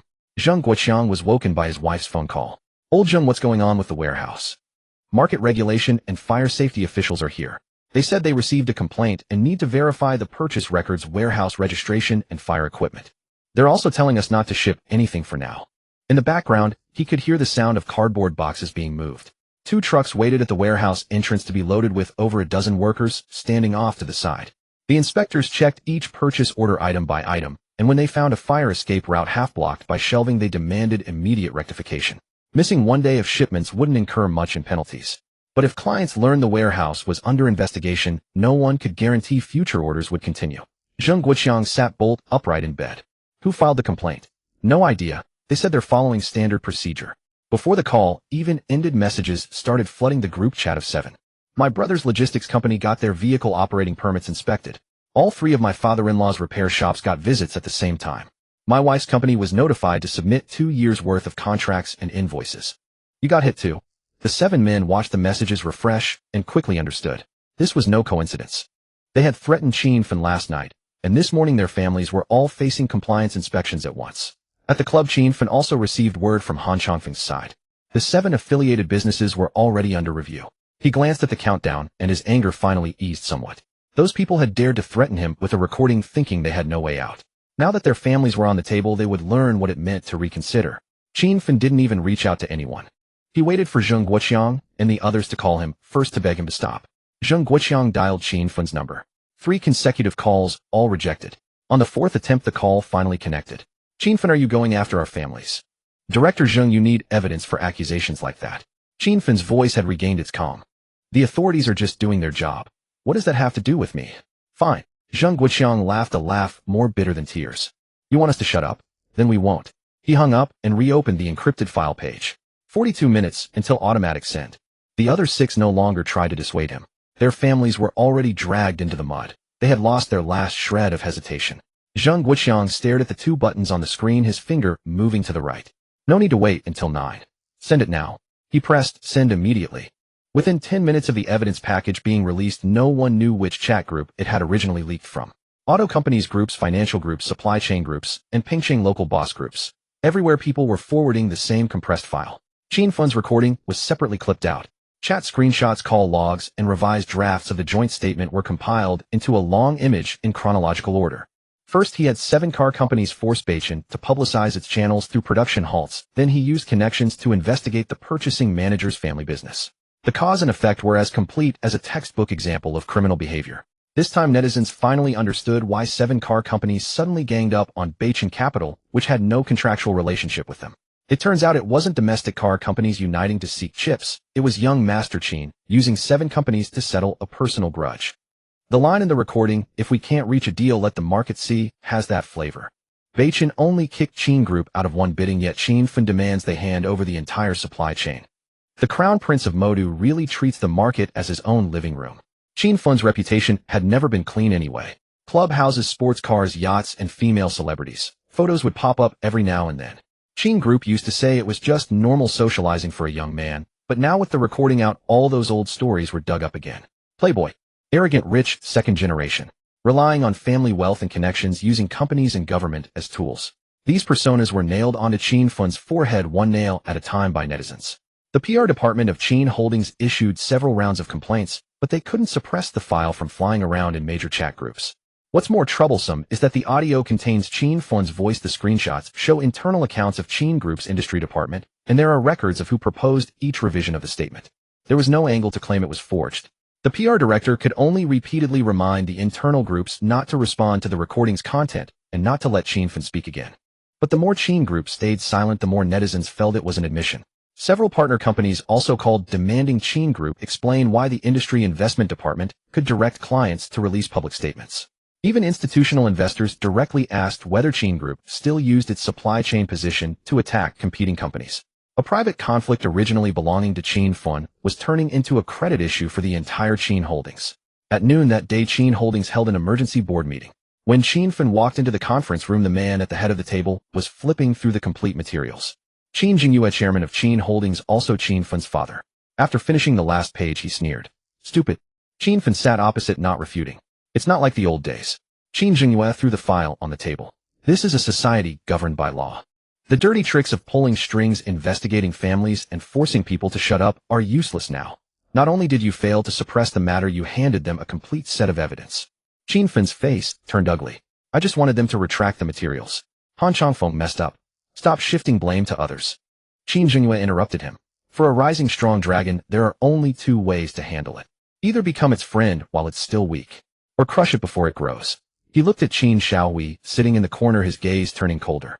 Unfortunately, that waste Qin Shaohui, who only eats and sleeps and thinks with his lower body, has already missed the chance to befriend it.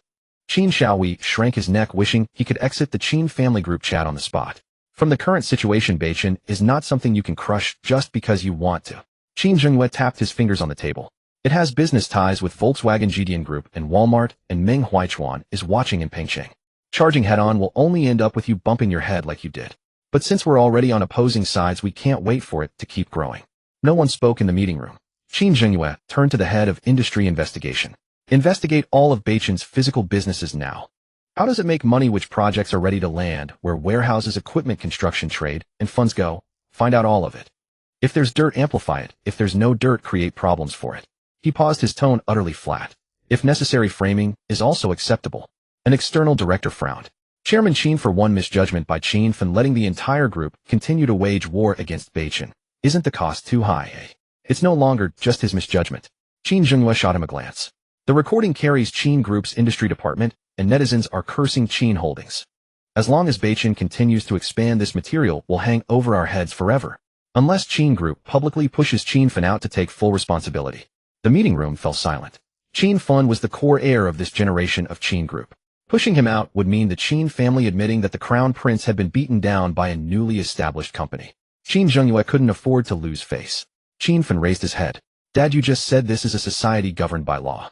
That's why I say you're stupid. Qin Jingyue glanced at him. In a society governed by law, you need evidence even more when doing things. It doesn't matter whether it's real evidence or fake. If others can't tell it's fake, then it's real. This wasn't an objection to dirty tricks. It was a complaint that Qin Fun hadn't cleaned up thoroughly enough. The investigation had quickly raised another issue.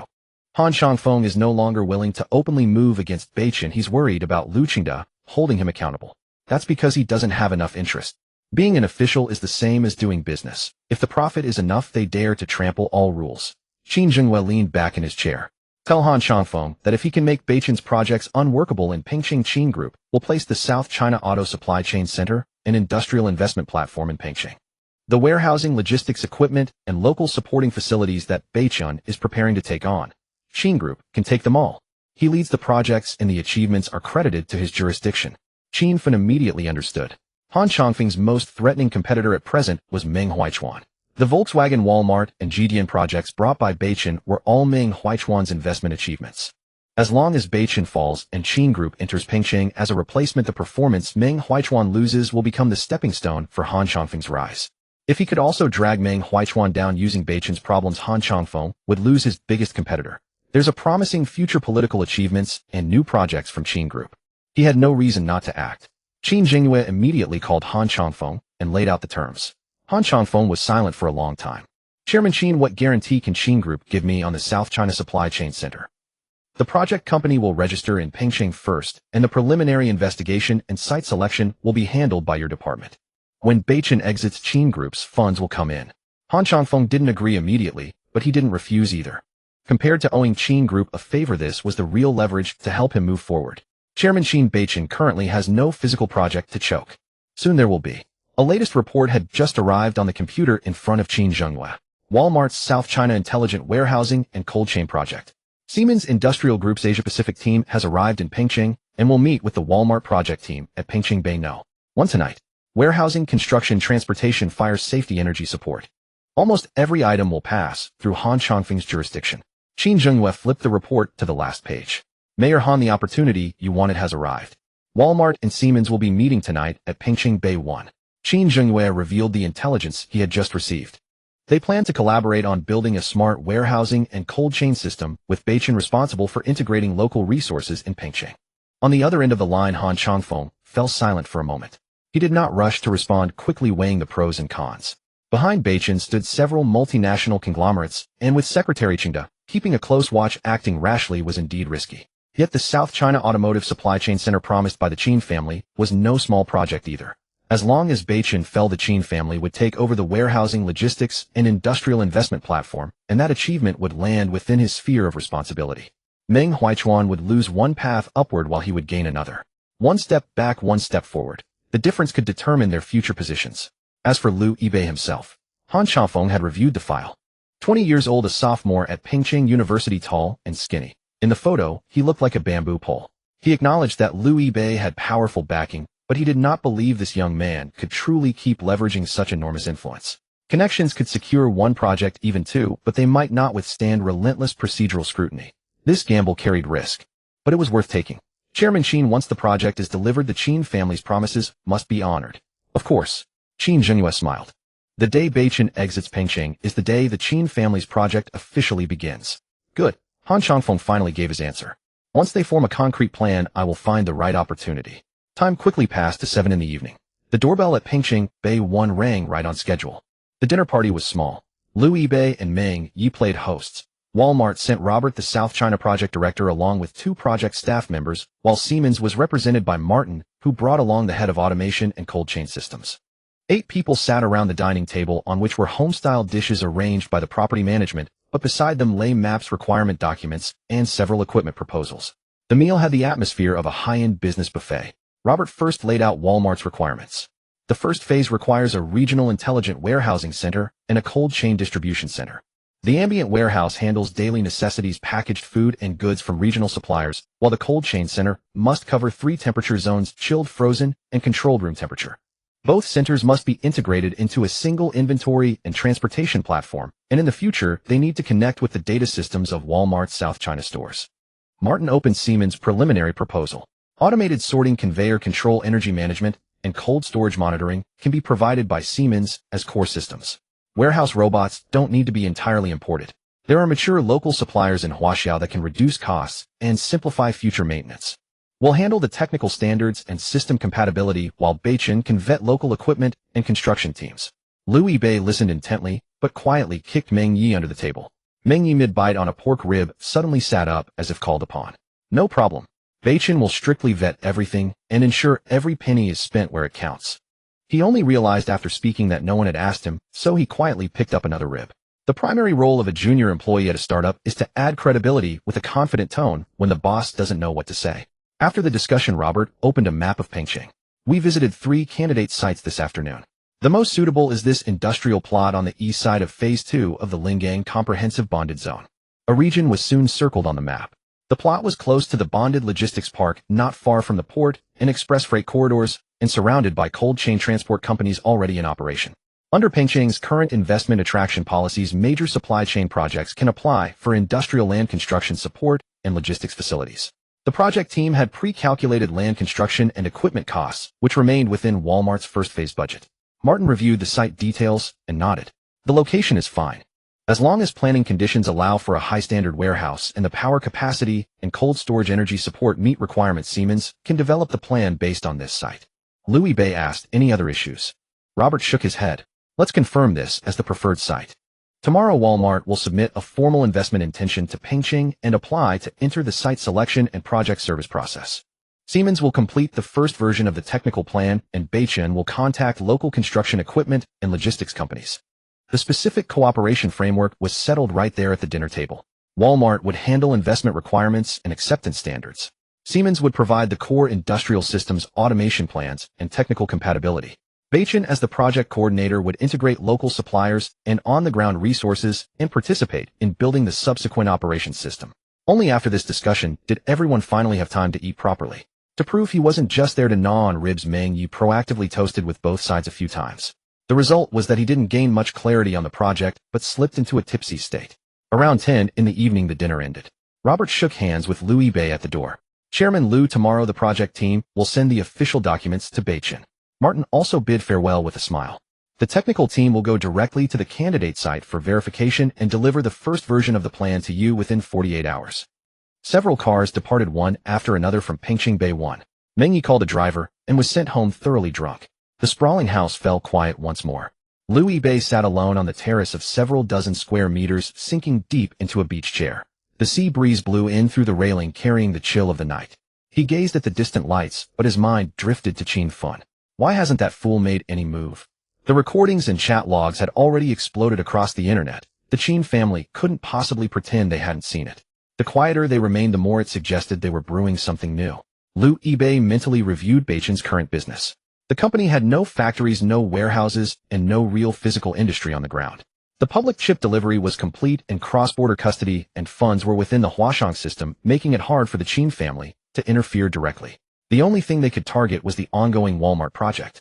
Land planning, construction, transportation, fire safety, energy support. If the Qin family had a deep enough network in Pengcheng, they would always find a point of intervention. The news of tonight's dinner at his home with Walmart and Siemens couldn't be hidden from anyone truly determined to investigate. Looks like tomorrow's site selection process might not go so smoothly.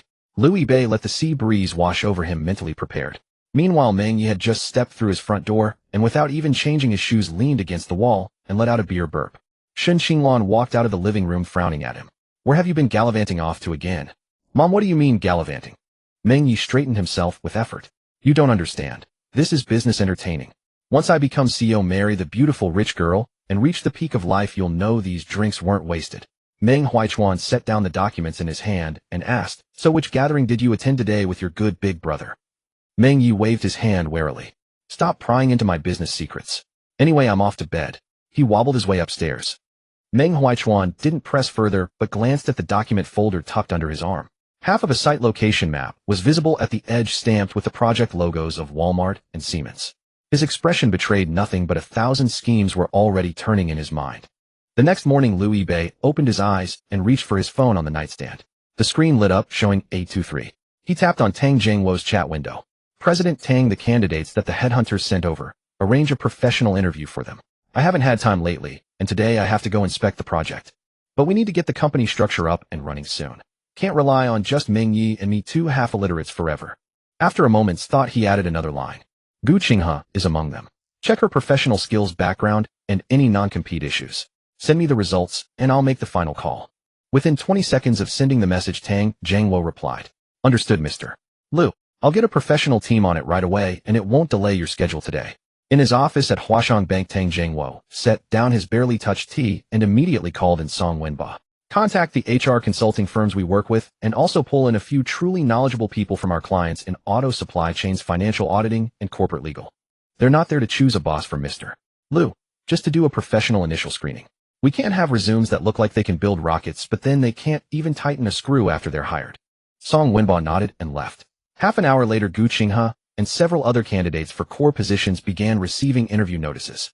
What should have taken days to assemble, a professional interview panel, was pulled together by Tang Jingwo in a single morning. The power of money hadn't even come into play yet. It was the art of personal connections that had filled the progress bar. After washing up and changing into casual clothes, Liu Bei headed downstairs. The business van for the Walmart project was already waiting in the underground garage to take him to the Lingang Comprehensive Bonded Area in Baoan District. At the same time, from the second floor of the Meng residence came a chaotic, frantic racket. Meng Yi, with his hair a wild mess, dashed into the bathroom, shoved the toothbrush around his mouth a dozen times, splashed water on his face, grabbed the folder of documents he'd brought back last night, and bolted for the door. Meng Huichuan, sitting at the dining table with his porridge, looked up and called out, "What's the rush? You're in such a hurry to be reincarnated. Today's the day my 2 meal tickets inspect the construction site, and I overslept." Meng Yi blurted out the words as he disappeared out the door. The moment it closed behind him, he vaguely felt something was off. But his brain was still loading its boot screen and hadn't finished the power on self-test. In the dining room, Meng Huichuan slowly set down his spoon, a victorious smile spreading across his face. "Hey kid, you're still too green to go toe-to-toe with your old man. Last night, it was a trade secret, but this morning a little bait, and the whole site inspection came tumbling out. Fatherly love could be so refreshingly unadorned. Its main feature was a complete disregard for martial ethics." Meng Huichuan picked up his phone and called Lu Qingde. "Secretary, I won't be coming to the office this morning. I just extracted from my son that the Walmart people are inspecting the project site today. The materials I saw last night mention the Lingang area. It should be in Bowen District. I need to get a team over there right away to give the project a boost." Lu Qingde paused for 2 seconds on the other end of the line. "This extraction of yours, was it legit? The result is accurate, that's what matters. Don't give me that." Lu Qingde laughed and scolded, then his tone turned serious. "You can go, but don't roll up with a big motorcade and scare them off. Bring the people who can actually solve land approval and infrastructure issues and listen to the company's needs first." "Understood." The call ended and Meng Huichuan skipped the rest of his breakfast. Luo Jingming, Liang Jiqing, heads of the Bowen District Project Service Department, and officials from Power Supply and Transportation quickly received impromptu notifications. At 9:30 in the morning, Lu Yibei arrived at the project site. Calling it a site inspection was generous. There wasn't even a fence around the place yet. Vast stretches of leveled land extended into the distance, bordered by the bonded logistics park, with heavy trucks rumbling past on the nearby cargo thoroughfare. Robert and the Walmart project team were already wearing reflective vests, while Siemens technicians were measuring power supply connection distances and elevation differences with their equipment. Meng Yi was 12 minutes late. He scrambled out of the ride-hailing car, folder tucked under his arm, with one shirt button done up wrong. "Good morning, both meal tickets." Lu Yibei glanced at him. "Who are you calling that?" "One pays my salary, the other sends money to the company." Robert, though he didn't fully understand, smiled politely. Lu Yibei couldn't help but kick Meng Yi. Before long, a few official cars pulled up by the roadside. Seeing Meng Huichuan step out of the car, the smile on Meng Yi's face froze on the spot. "Dad, why are you here?" "The municipal committee monitors progress on key investment projects." "Any problem?" "No problem." Meng Yi answered quickly, but inside, he was already replaying exactly how much he'd said this morning. Unfortunately, the playback result could be summed up in 4 words: no brain found. Meng Huichuan didn't keep teasing him. He led Luo Jingming and the others to confirm details with the Walmart and Siemens teams one by one. The Siemens technical lead spread the site plan across a temporary folding table. The cold chain center can't rely on a single power supply line. If the main line fails, the backup line must keep refrigeration monitoring and emergency systems running. The power supply official reviewed the estimated load and quickly circled 2 nearby substations on the map. The current capacity looks sufficient for initial needs, and dual line access is feasible. Once the official plan is drawn up, we'll recalculate the routing and any expansion needs. Robert pointed to the eastern cargo entrance. "We expect 600 to 800 truck movements per day here, and that number will increase during holidays. We can't have them mixed in with the commuter traffic from the surrounding parks." The transportation official opened his folder. "Current assessments show this cargo route still has spare capacity. The project can use time-slot scheduling, and the park has already reserved a dedicated turning lane." Meng Yi, scribbling notes nearby until his wrist ached, couldn't help but whisper to Lu Yibei. "Brother Bei, when are we going to hire people? I think I've pretty much maxed out my grassroots training." "Don't worry." Lu Yibei patted him on the shoulder. "Until we hire someone, your career advancement potential is enormous." Meng Yi didn't feel any happier hearing that. After all, in a company with only 2 living people, even the doorman technically has unlimited room for promotion. What Robert cared about most was time. If we formally submit our investment intent, how long would the land confirmation and preliminary approvals take? The legal procedures can't be skipped, and I won't make promises about dates here. Meng Huichuan gave an official-sounding answer. But Pengcheng can set up a project service team, getting planning, transportation, power, and the park involved simultaneously. Documents won't bounce around between different departments, and you won't have to run the same file through 8 hoops. Robert nodded. What he wanted wasn't a promise of starting tomorrow, but someone who could actually push the normal procedures forward. Just as the project team was about to head to the eastern side to inspect the cargo entrance, a staff member from Bowen District responsible for coordination suddenly got a phone call. His expression quickly changed. Mayor Meng, the Municipal Transportation Department, just sent a notice. Cargo traffic in this area has seen significant recent fluctuations, and they're requiring a reassessment of the impact of heavy truck traffic. Until the assessment is complete, they can't issue the transportation infrastructure recommendation for the project. Liang Jiqing frowned. In yesterday afternoon's materials, the existing traffic capacity assessment was still valid. Why suddenly redo it today? The staff member clutched his phone, lowering his voice. The notice just says prudent evaluation. When will it be done? Meng Huichuan asked. No clear timeline. Silence fell over the site. Robert listened to the translation, and the smile on his face dimmed. Walmart can cooperate with a reasonable assessment, but the project's schedule won't wait indefinitely. Liu Yibei didn't lose his temper. He just glanced down at the notice that had just been sent over. Following the rules for assessment is fine. What I've never feared is having too many rules. What I fear is people treating the rules like putty, molding them however they please. Meng Huichuan looked at the staff member, who requested the reassessment. The man hesitated for a moment before finally speaking up. It was a directive sent over this morning from Mayor Han's office. Robert glanced at the temporary notice, then turned to Liu Yibei and said, Mr. Liu, it seems our plan isn't going very smoothly. I will report the situation truthfully to President Kane, and I hope your side can resolve the issue as soon as possible. After hearing this, Liu Yibei silently applauded him. Robert is a reliable guy. When it comes to playing the bad cop, he truly delivers. This also spared Liu Yibei from having to personally bring up investment environment or project transfer.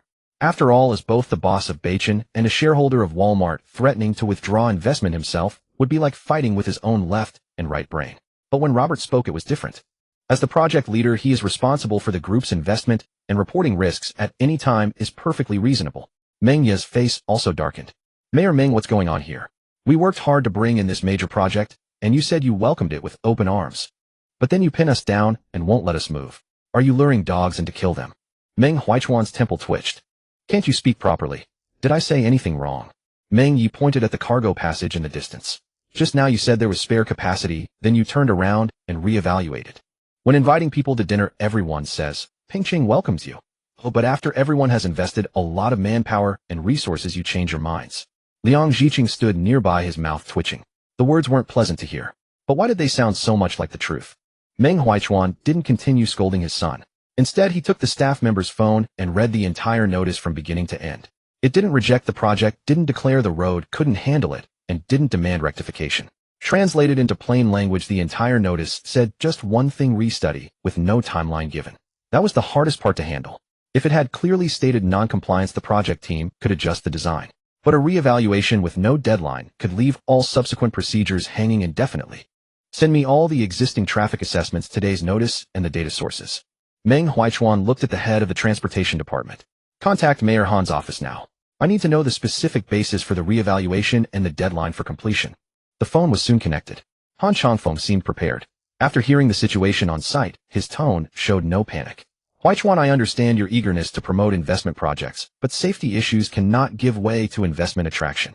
Recently, several new industrial projects have been added in the Baoanlingang area, and future freight traffic may rise significantly. The original assessment did not fully account for these increments, so reevaluation is necessary. The assessment can be redone, Meng Huichuan asked directly. What is the basis? Who proposed it? And when can it be completed? The relevant data has been forwarded to the transportation department. Han Changfeng paused. As for the timeline, it depends on the progress of the third-party assessment agency.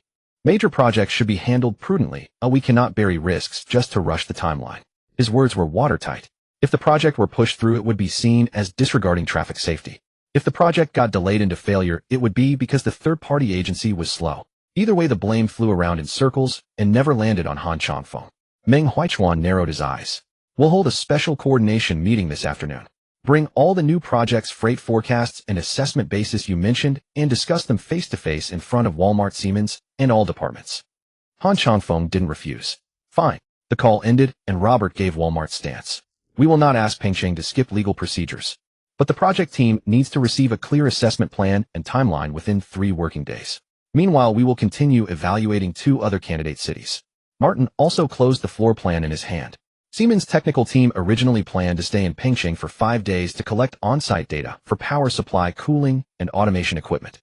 If the site conditions cannot be confirmed, we can only suspend the detailed design. The team has other projects next week and cannot stay here indefinitely waiting for an undated opinion.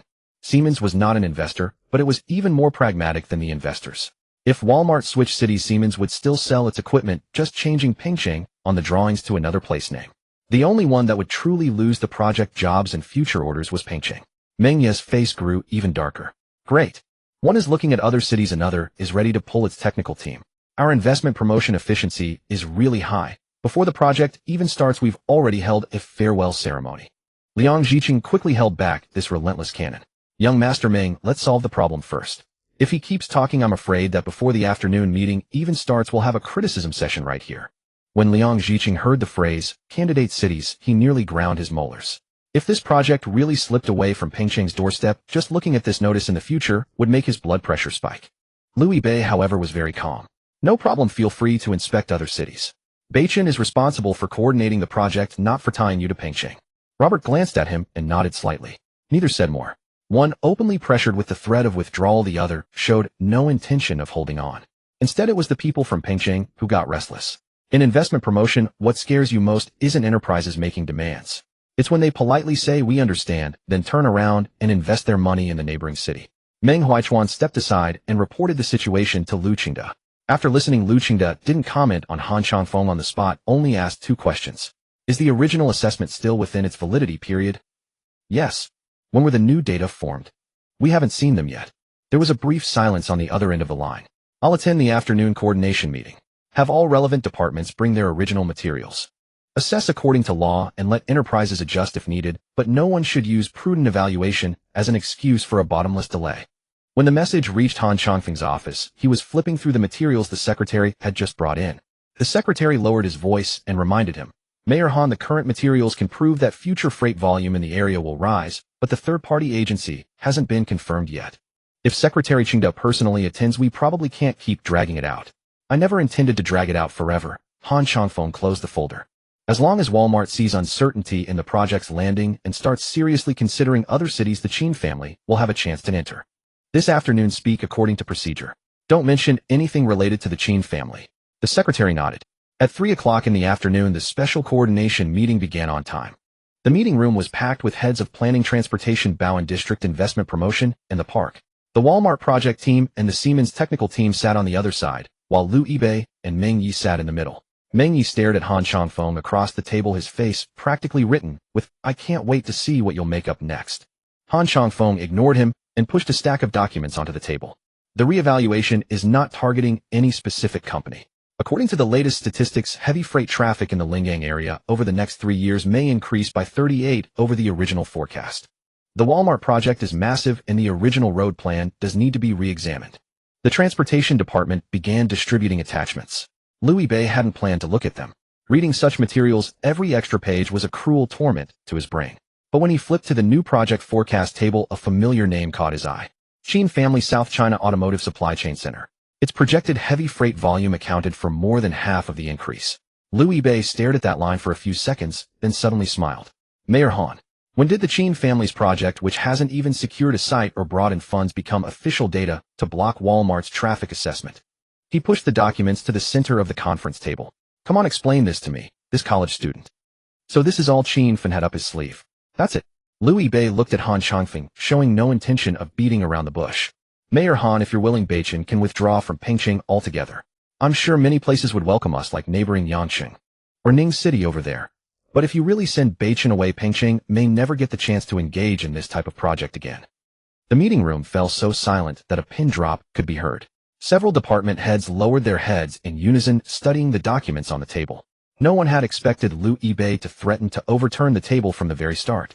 What was most outrageous was his earnest expression, his clear eyes radiating sincerity. It wasn't about slamming the table at the leadership nor deliberately issuing threats. He was genuinely asking, since you don't want us, should I just leave? A clear-eyed college student striking at the workplace with zero hesitation left a room full of seasoned veterans utterly baffled. Han Changfeng's face darkened. Mr. Liu, this is a project coordination meeting. Please mind the basis of your remarks. Don't casually label normal administrative procedures as commercial suppression. I have no basis. Liu Bei pointed at the forecast table on the table. The Qin Group's project is written into your materials, accounting for more than half of the projected increase in freight volume. Then you use this new data to block Walmart. When I mention Qin Fun's name, it's commercial suppression. But when you write the Qin Group's name into official materials, that's normal procedure. Han Changfeng said in a deep voice, the Qin Group has indeed expressed investment interest to Pengcheng. The government's long-term transportation planning must naturally consider potential projects. So expressing interest counts as official data now. Liu Bei seemed to have learned something new. Then let me express some interest now. Beichin plans to build a lunar logistics center in Pingcheng with an investment of 10 billion. Please factor in the traffic pressure from rocket launches too. Besides, it'd definitely be convenient for shipping mooncakes. Meng Yi couldn't help but burst out laughing. Liang Zhiqing quickly lowered his head, but his shoulders were shaking. Laughing at this occasion was inappropriate. Unless you really couldn't help it. Han Changfeng stared at Liu Bei. Are you joking at a government meeting? No, Mayor Han, I'm seeking your guidance. The smile on Liu Bei's face faded. Besides, the Qin Group's automobile project probably can't avoid Volkswagen, right? And can't avoid major foreign automotive groups either, right? Or does the Qin Group plan to rely on government subsidies and only do domestic business? Mayor Han, teach me. This time, even Meng Yi stopped laughing. Everyone understood the implication. Beichin hadn't yet touched the Qin Group's collaborations with other multinational corporations, only securing a project with Volkswagen that had not yet been awarded. But not touching didn't mean they couldn't. If the Qin Group could use government connections to block Beichin's projects, Liu Bei could use his own business connections to approach the Qin Group's clients. Who would crack first was anyone's guess. Han Changfeng pressed his fingers on the documents. You're using business relationships to threaten government decisions. I can't wear that hat. Liu Bei leaned back in his chair. I'm just asking whether the Qin Group's project can avoid foreign automakers. If you think that's a threat, do you know the Qin Group can't avoid them? Silence fell over the conference table again. This kid talked like someone tossing banana peels on the roadside. Seemingly harmless, but step on one, and you'd do the splits right then and there. Enough. Lu Qingde finally tapped the table. Today's issue is the traffic assessment. We're not discussing other conflicts between enterprises. He then looked at Liu Bei. Mr. Liu Beichin has the right to choose which city to invest in, but saying things like withdrawing from Pingcheng shouldn't be used casually to pressure the government. Secretary Liu, I'm not asking for special treatment. Liu Bei sat up a little straighter. If the real data proves this road can't handle the Walmart project, we'll modify the design, change the plot, or even give up on Pingcheng altogether. But if the Qin Group casually mentions wanting to invest in a project without even money or land, and that project gets into the official forecast and can suspend our already valid opinions, then I have to wonder whose Pingcheng this really is. I'm not asking you to approve me today and let me start construction tomorrow. I'm only asking for one set of standards, a clear deadline, and accountability from those making the decisions. Robert chimed in from the side. This is also Walmart's requirement. We accept rigorous reviews, but we cannot accept reviews that are unexplained without deadlines and subject to constant changes. Lu Qingde didn't say anything more, only gave a slight nod. The department heads present collectively breathed a sigh of relief. This college student talked tough enough to flip the table, yet none of the conditions he actually proposed crossed the bounds of normal procedure. He turned his gaze to the head of the city's transportation department.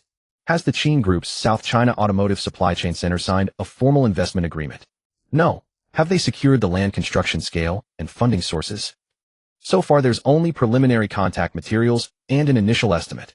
Then can this freight forecast serve as the basis for suspending the traffic opinion on the existing project? The transportation department head was already sweating, forced to speak truthfully. Reserve projects can be included in long-term extreme scenario projections, but they cannot serve alone as the core basis for suspending an existing opinion. Even if supplementary assessment is needed, a conditional preliminary opinion could first be issued for the Walmart project without affecting the simultaneous progress of planning power supply and park schemes. Lu Qingde nodded. Then follow the professional opinion. Withdraw the suspension notice without a completion deadline. Within 2 days, form the scope of supplementary assessment responsible units and a timeline. Other preliminary work should proceed in parallel. We can't halt everything just for one assessment. Han Changfeng immediately spoke up. Secretary Qingde, traffic safety cannot be lowered just because an enterprise has investment intentions. No one asked you to lower standards. Lu Qingde glanced at him. What I'm asking for is clear standards, transparent procedures, and well-defined timelines. Furthermore, have the Municipal Party Committee Supervision Office investigate the entire process of how the Qin Group's project data entered this material. Who provided it, who reviewed it, and why it went from long-term reference to the basis for suspension. All of it must be documented. Han Changfeng said nothing more. It was only then that Robert spoke. If Pingcheng can move forward according to the timeline just established, the bow and plot remains Walmart's first choice. Martin also expressed the same stance.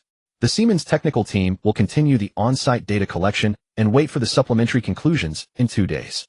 The tension in the meeting room finally eased somewhat. Meng Yi leaned in close to Liu Bei and whispered, Brother Bei, were you really going to move the company to Ning City? I don't know. Then why did you sound so serious? Because I had to throw those harsh words right back at him. When the time actually comes, we'll just switch if we have to. Meng Yi was silent for 2 seconds, then quietly gave a thumbs up. No wonder Brother Bei's eyes were so clear. Turns out there wasn't a single shred of geographical knowledge in there. After the meeting, the others filed out one by one. The moment Han Changfeng returned to his office, his secretary followed him in. Mayor Han, the Municipal Party Committee Supervision Office, has notified us. We're required to preserve all original documents, emails, and communication records from the initiation of this assessment. Also, the Qin Group's investment intent has neither a board resolution nor proof of funds. If we keep it in the official forecast, it's going to be very troublesome to explain. Han Changfeng's face darkened. He picked up his phone and dialed Qin Zhenghua. Chairman Qin Liu Yibei called out the Qin Group by name at the meeting. Secretary Qingda has already brought in the supervision office. Your South China Automotive Supply Chain Center can't just remain all talk. Within 48 hours, I need to see the Qin Group's board resolution, investment plan, and proof of funds. There was a brief silence on the other end of the line. Qin Jingyue's voice came through slowly. Fine. If he wants to see the Qin Group's real money, then let him see it. The special coordination meeting ultimately ended in discord. Liu Qingda had set the resolution. Walmart and Siemens were to remain for now. Yet Han Changfeng refused to acknowledge any flaw in the data from start to finish. As they left the conference room, neither side exchanged so much as a polite word. Han Changfeng gathered his documents and paused at the door. Mr. Liu, I hope Beichin will respect Pengcheng's standard administrative procedures from now on. Of course we will. Liu Yibei replied without hesitation. And I hope that when Mayor Han uses procedures to strangle a project, he'll remember to lay a more solid foundation for it first. Han Changfeng stared at him for a few seconds, then turned and walked away. Meng Yi watched his retreating figure and muttered, looks like he's still not convinced. Why would I need him to be? Liu Yibei shoved his own documents into Meng Yi's arms. As long as the project moves forward and the rules can be audited, that's enough. Should I ask him to bow and wish me prosperous business? Meng Yi gave it some serious thought. Wouldn't hurt. Liu Yibei returned to Pengcheng Bay. No. One eye kicked off his shoes and collapsed onto the sofa, his mind replaying the day's events. The Qin Group had been given 48 hours to present an automotive supply chain project with substantial weight. But as far as domestic projects went, the Qin Group would find it hard to break in. After years of development by major automakers in Huawei, the core supply chains had long been cornered by their own subsidiaries, regional industrial groups, and long-standing partners. Either they kept everything in-house or several companies banded together swapping orders. You give me batteries, I give you electronic controls, you enter my supply chain, and I'll get your parts into my models. Everyone paid lip service to fair competition, but behind the scenes their networks were tight enough to sing karaoke brotherhood songs together at private clubs. For the Qin Group to suddenly drop in, let alone grab a share of the meat, they'd be lucky to even find a pair of chopsticks. Unless what they brought wasn't purely a domestic project. Liu Yibei turned over, then suddenly sat up. If it's an overseas supply chain, that's a different story. What the Qin Group needed was a project big enough to convince Pengcheng and silence the inspection office.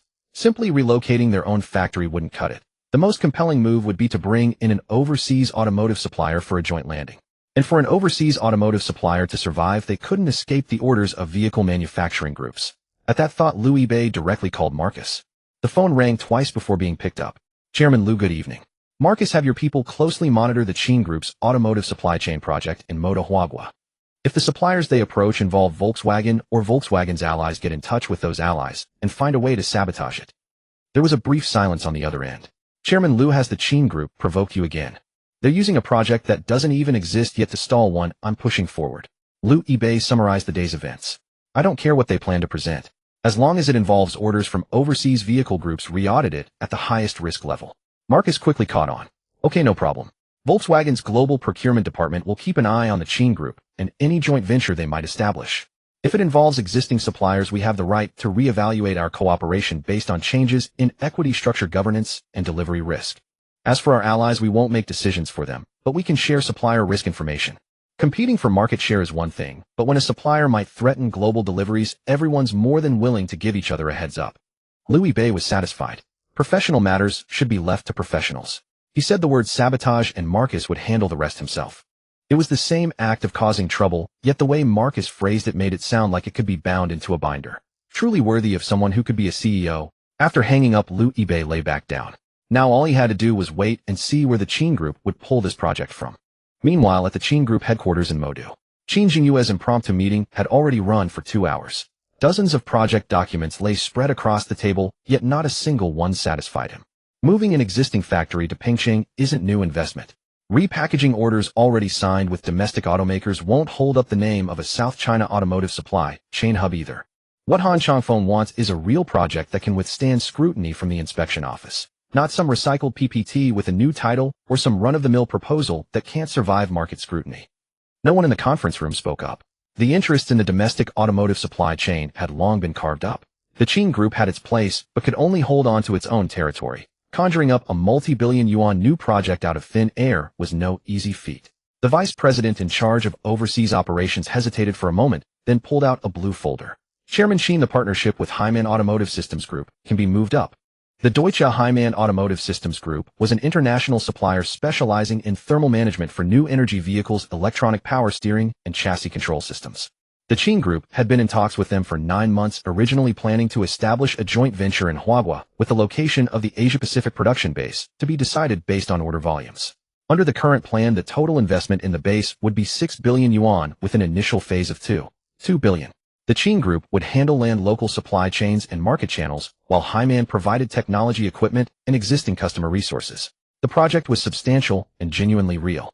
The problem was that both sides were still haggling over equity stakes and the scope of technology licensing, far from the point of formal implementation. Qin Fan flipped through the documents, his eyes lighting up. If we make a concession, we can have a joint investment letter of intent within 48 hours. Who is Hyman's biggest customer? Qin Jinghua asked. Volkswagen. The overseas operations VP answered with some hesitation. It accounts for about a quarter of Hyman's global revenue. Their other 2 major customers are also large vehicle groups from Europa. Qin Fan's expression shifted slightly. At the coordination meeting earlier that day, Liu Bei had just mentioned Volkswagen by name. Yet Qin Jinghua showed little hesitation. Liu Bei can influence one procurement project at Huaguo Volkswagen, but that doesn't mean he can interfere with Volkswagen's global supply chain. Besides, Hyman has worked with Volkswagen for over a decade. They won't throw away a quarter of their revenue because of a young man's words. Contact Hyman. We accept their proposed technology licensing terms. The board votes tonight and the proof of funds will be ready by tomorrow morning. This project goes to Pengcheng. A few hours later, the board resolution and proof of funds from Qin Holdings were delivered to Han Changfeng. At the same time, at the Volkswagen Group headquarters in Deutsche, a supplier file freshly pulled from the Global Procurement Department had also appeared on Marcus's desk. He flipped to the last page, and his expression turned somewhat peculiar. The new 5-year supply framework between Hyman Automotive Systems Group and Volkswagen was set for final review tomorrow morning. And the joint venture the Qin Group planned to establish was poised to take over most of Hyman's new production capacity in Huaguo and the Asia-Pacific region. Marcus picked up his phone and called Liu Bei again. Chairman Liu found it. The project the Qin Group is putting forward comes from Hyman Automotive Systems Group. They're not only our supplier, they're coming to my conference room tomorrow to discuss a new 5-year contract. Liu Bei was taken aback as well. What a coincidence. The automotive supply chain is a small circle. Marcus chuckled. They went all the way around only to walk straight into Volkswagen's conference room. The next morning, no sooner had Hyman Automotive Systems Group's negotiation team taken their seats than they received a new list of additional questions. Equity structure, joint venture arrangements, technology licensing, Qin Group-related risks, and the true background of the Huaguo project. The meeting host didn't hand over the framework contract that was originally set to be signed. Instead, he reached out and pressed down on the documents. Mr. Hyman, please hold on a moment. This contract won't be signed just yet. We've just received some new information and there are a few details that need further confirmation. Hyman's chief negotiator hesitated. They had already lifted the signing pen, yet suddenly asked to wait. May I ask which specific details require confirmation? The VW conference moderator slid the list of new questions across the table. Primarily the governance structure after Qin's equity participation, the scope of technology licensing, and the impact of the Asia-Pacific base on Hyman's existing production capacity and delivery capabilities. This is not a refusal to sign. We've only just received this relevant information and need to complete internal confirmation first. The Hyman's team exchanged glances and could only agree to a temporary recess. The moment the conference room door closed, Marcus returned to his office with the documents and called Liu Bei. Director Liu, Hyman's people are still waiting. What do you think we should do next? Liu Bei sat up from the sofa. Following your usual approach, if they're going to try to screw us over, what should we do? Marcus chuckled. If it were me, I'd let them invest smoothly. Give them a fleeting illusion of victory first. Let them think they've won. Once Qin and Hyman's have invested heavily in personnel, equipment, and capital, once the factory is built, then we cut off their main artery. Liu Bei's eyebrows rose. Elaborate. What Hyman's is preparing to sign is a 5-year supplier framework agreement, not a 5-year guaranteed purchase contract. Marcus flipped open the contract, his tone as casual as if discussing what to have for lunch. A framework only represents Hyman's qualification to enter VW's supply system. It doesn't mean VW is obligated to provide fixed orders every year. Actual procurement volumes still need to go through annual price quotes, technical reviews, quality certification, and supply risk assessment. Let them sign now. Once the Asia-Pacific base is operational, equipment is installed and personnel are hired, will reduce new orders based on actual risks or even not assign new projects to this joint venture. After Hyman's loses VW as a major client accounting for a quarter of their revenue, other orders will hardly cover the depreciation, labor, and financing costs of the new base. Their cash flow will then face only two choices. Either Qin keeps pouring in money or the project company continues to raise financing. Marcus paused. At that point, if Director Liu is still interested, Beichin Capital can acquire project equity or core assets at a low price. That's like buying a complete automotive supply chain system at half price. How exactly is half price calculated? Louis Bei asked. Not necessarily exactly half price, just a figure of speech. Marcus explained patiently. A significant portion of an auto parts base's valuation comes from future orders and stable cash flow. Once VW stops allocating new orders and other OEM clients simultaneously tighten, purchasing, the projected revenue will drop immediately. Banks will reassess credit lines, and the equipment is customized according to vehicle models and technical standards. Even if dismantled, it can't be sold at original prices. If Qin wants to continue, they'll have to add capital. If Hyman's refuses to follow up with investment, original shareholders' equity gets diluted. Beichin can enter through capital increase, acquire bank debt, or wait for them to proactively sell equity. The factory buildings, equipment, technical teams, and supplier systems all remain. What truly shrinks is only the original shareholders' bargaining power. Louis Bei understood. Simply put, wait until the other side tearfully finishes renovating the house and buying all the furniture and appliances, then ask if he can move in with just his suitcase. Being a capitalist and moving in with just a suitcase was way more exciting than when he bought Pengqing Bay 1. Of course, things might not go that smoothly. Qin might add more capital and Hyman's might find new customers. But there's no loss for us either way. If we can get it, we get it. If not, we don't. As long as VW and other OEM clients tighten their orders, they'll lose at least several billion yuan in this project. Louis Bei was silent for a long while. In the world of capitalists, there's truly no such thing as darkest, only darker. He had only been thinking about destroying the Qin project. Marcus was already considering participating in a half-price auction after the other side had everything. Factory buildings, equipment, and teams set up and ready. Planned through. Louis Bei exclaimed sincerely. You people in this line of work really are something. If it were me, I'd only know how to go head on. Marcus laughed happily. Getting a director to clearly recognize the value of professional management made this phone call worthwhile. Louis Bei remembered something else. Marcus, do you have any needs regarding Siemens and Walmart? I can help facilitate cooperation among our three parties. There was silence on the other end of the phone for a few seconds. I do have some ideas, but they're not yet mature. Marcus didn't casually make unreasonable requests. Let me organize VW's needs regarding smart factories, global logistics, and retail channels, then I'll report to you formally. If there's nothing else, I'll get back to work. Have a wonderful day, Director. The call ended. Louis Bei stared at his phone, feeling that Marcus's final director was said with particularly enthusiastic warmth. Perhaps this was mutual dedication in the workplace. He solved problems for the project. Marcus taught him how to be a qualified capitalist. Half an hour later, the meeting between VW and Hyman's resumed. The new questions didn't disappear. They were just written into the follow-up review checklist. VW required Hyman's to continuously disclose changes in equity management, financing, and production capacity after the joint venture completed registration. Beyond that, the contract was signed as planned. When Hyman's chief negotiator put pen to paper, he couldn't help but breathe a sigh of relief. In his view, VW's caution just now was entirely normal. When a long-term supplier suddenly brings in a Chinese capital partner, it's only fitting for a large corporation to ask a few more questions. As long as the 5-year framework could be renewed, Hyman's and Qin's Asia-Pacific base planning would have the most critical order foundation. News of the completed signing quickly reached Shanghai. Qin Fan looked at the contract photo and couldn't help but laugh. Didn't Louis Bei just scare people with VW at yesterday's meeting? Now VW has renewed Hyman's 5-year contract anyway. Does he really think he's the owner of VW just because he can influence one VW project in China? Qin Zhengyue wasn't as triumphant as Qin Fan, but he was clearly relieved. VW's smooth contract renewal meant Hyman's wouldn't withdraw at the last moment. The investment plan that Qin submitted to Pengqing was finally more than just a sheet of paper with numbers. Notify the project team to advance immediately. Since we've already brought out this project, we must deliver results. Over the next 2 days, things moved as if someone had pressed the fast-forward button. Qin and Hyman's officially signed the joint venture agreement, and the project company was named Qinghai Automotive Systems Pengqing Co., Ltd. Qin completed its first injection of 500 million yuan. Hyman sent technical and equipment teams to Pengqing, and both parties began selecting office locations and production bases. Having obtained all the materials, Han Changfeng could finally prove to the inspection office that the Qin project genuinely existed. Although he couldn't explain why it had been counted in official freight data earlier, at least this pie drawn on paper was finally starting to go into the pot. Qinfen specifically had people release news of the joint venture agreement and VW's 5-year framework.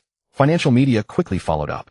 Qin Holdings joins with German Hyman's Automotive Systems Group, 6 billion yuan Asia-Pacific supply chain base settles in Pengcheng. Hyman successfully renews VW 5-year supply framework, new China production capacity to serve global OEM clients. After the news spread, Qin Holdings was buzzing with excitement internally. Many felt that Qinfen hadn't only withstood Beichen's pressure this time, but had also turned around and delivered an even larger automotive project to Pengcheng.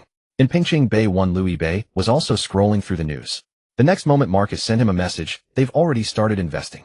Louis Bei replied, "Then let them enjoy their happiness for a while."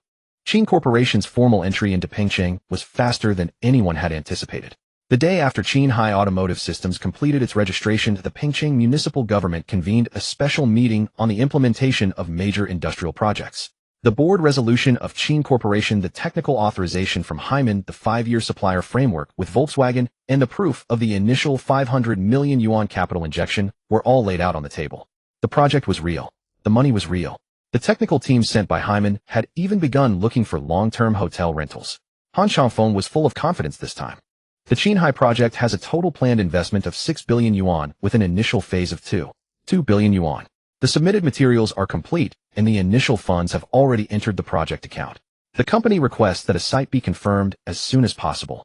The eastern plot in the second phase of the Baoan-Lingang comprehensive bonded area meets all requirements in terms of area transportation and industrial conditions. In the meeting room, many people involuntarily glanced at Meng Huichuan.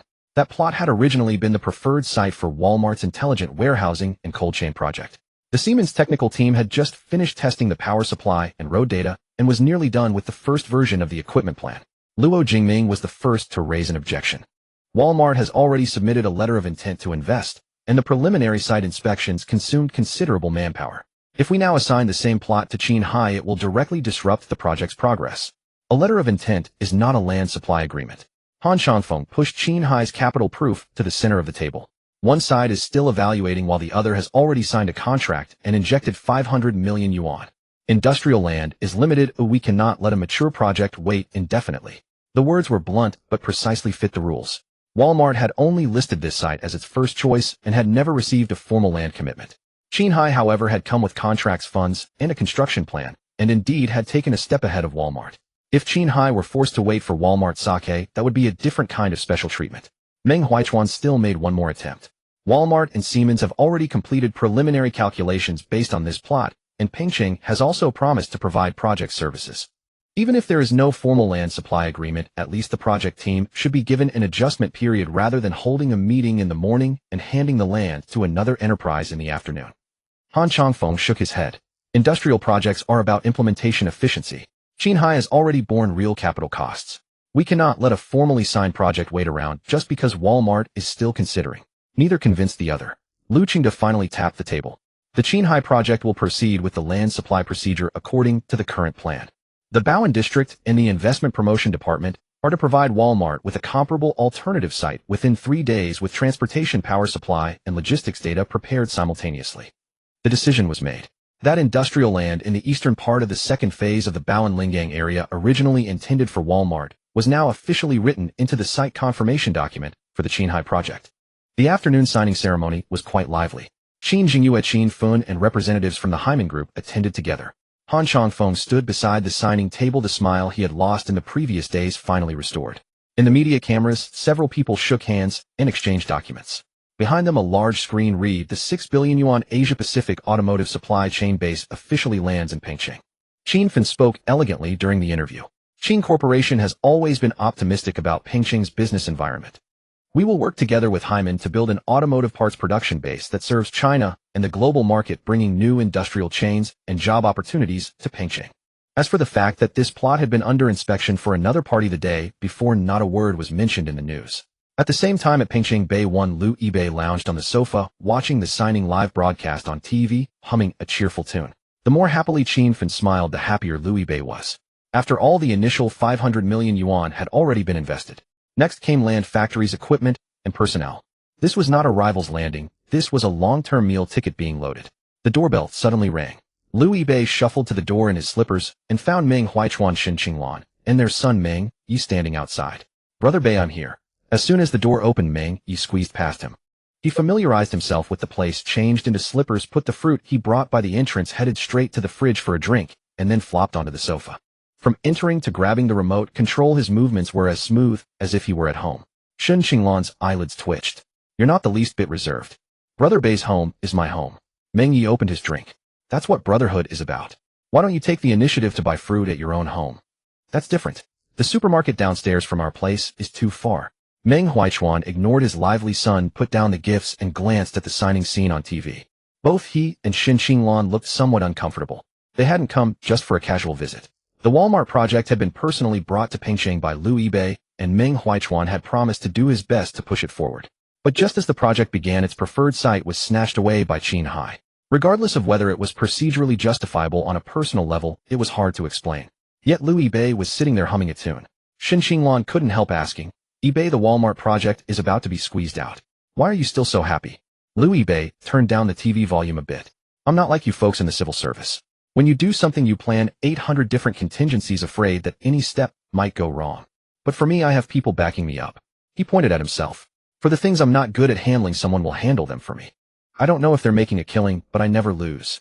Meng Yi put down his drink and immediately translated. Got it. Brother Bei means that he doesn't know how to solve the problems himself, but he has a group of top students to take the exams for him. If you use that analogy for college students, it's a bit illegal. Lu Yibei glanced at him, but Meng Huichuan heard something else. You knew all along that Qin Corporation would invest the money. I didn't know. Then why are you so sure you won't lose? Because if the Qinghai project succeeds, I have a way to profit from its success. Lu Yibei leaned back into the sofa. And if it fails, I have a way to profit from its failure. As for which path they'll actually take, I just wait and see. Meng Yi couldn't help asking, what kind of profit? Trade secret. The familiar 4 words blocked him again. This time it was Meng Yi who was locked out by the trade secret.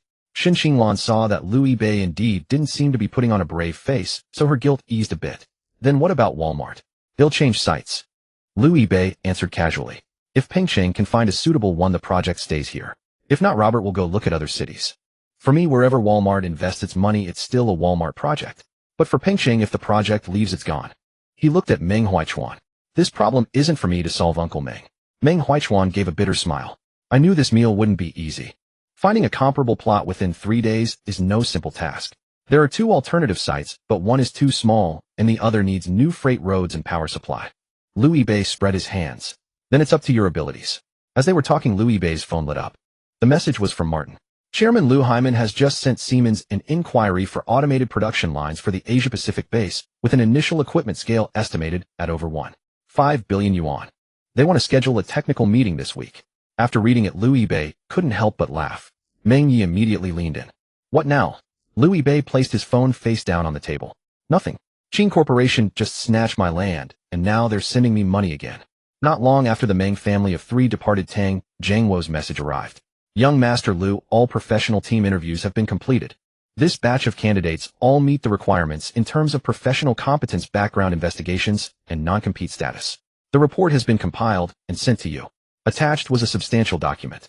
Lu Yibei opened the first page and saw dense resumes, scores, and professional assessments that made his eyelids immediately droop. He could understand every single word. But once these words were assembled into a report, they automatically became an impenetrable cipher. President Tang.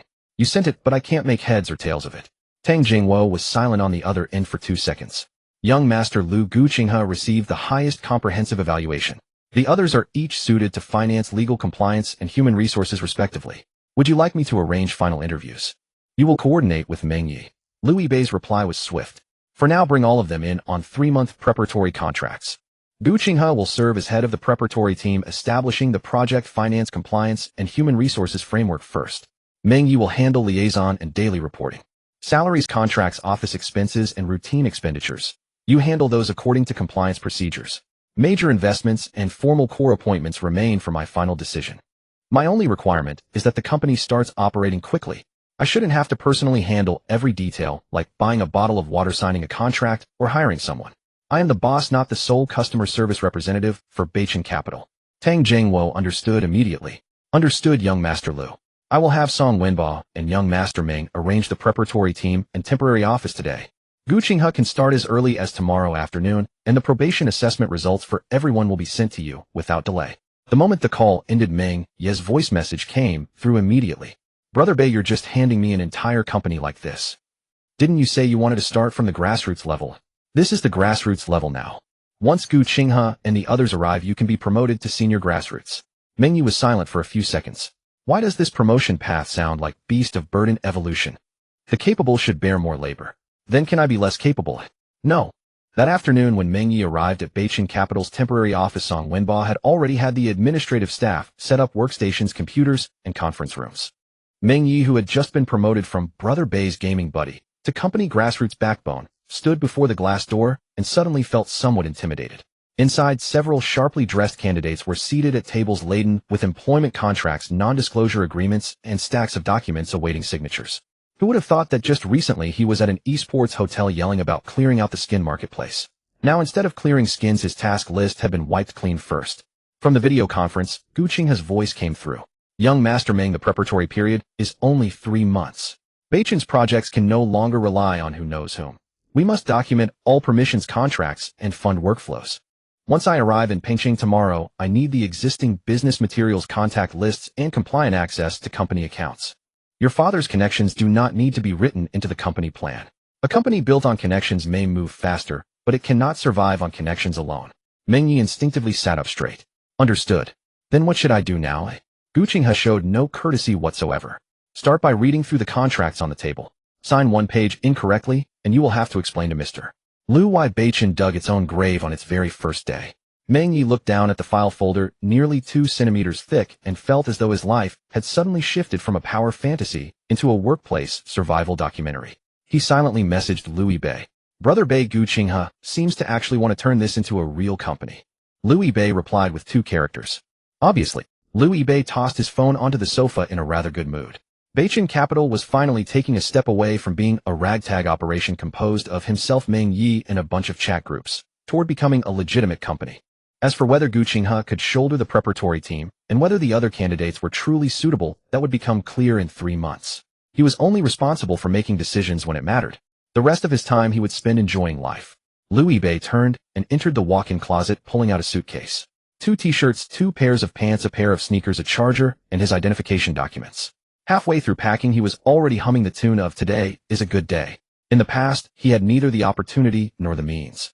Travel back then was nothing but 9-grid photos posted by others on social media, always captioned with "The world is so big, I want to see it."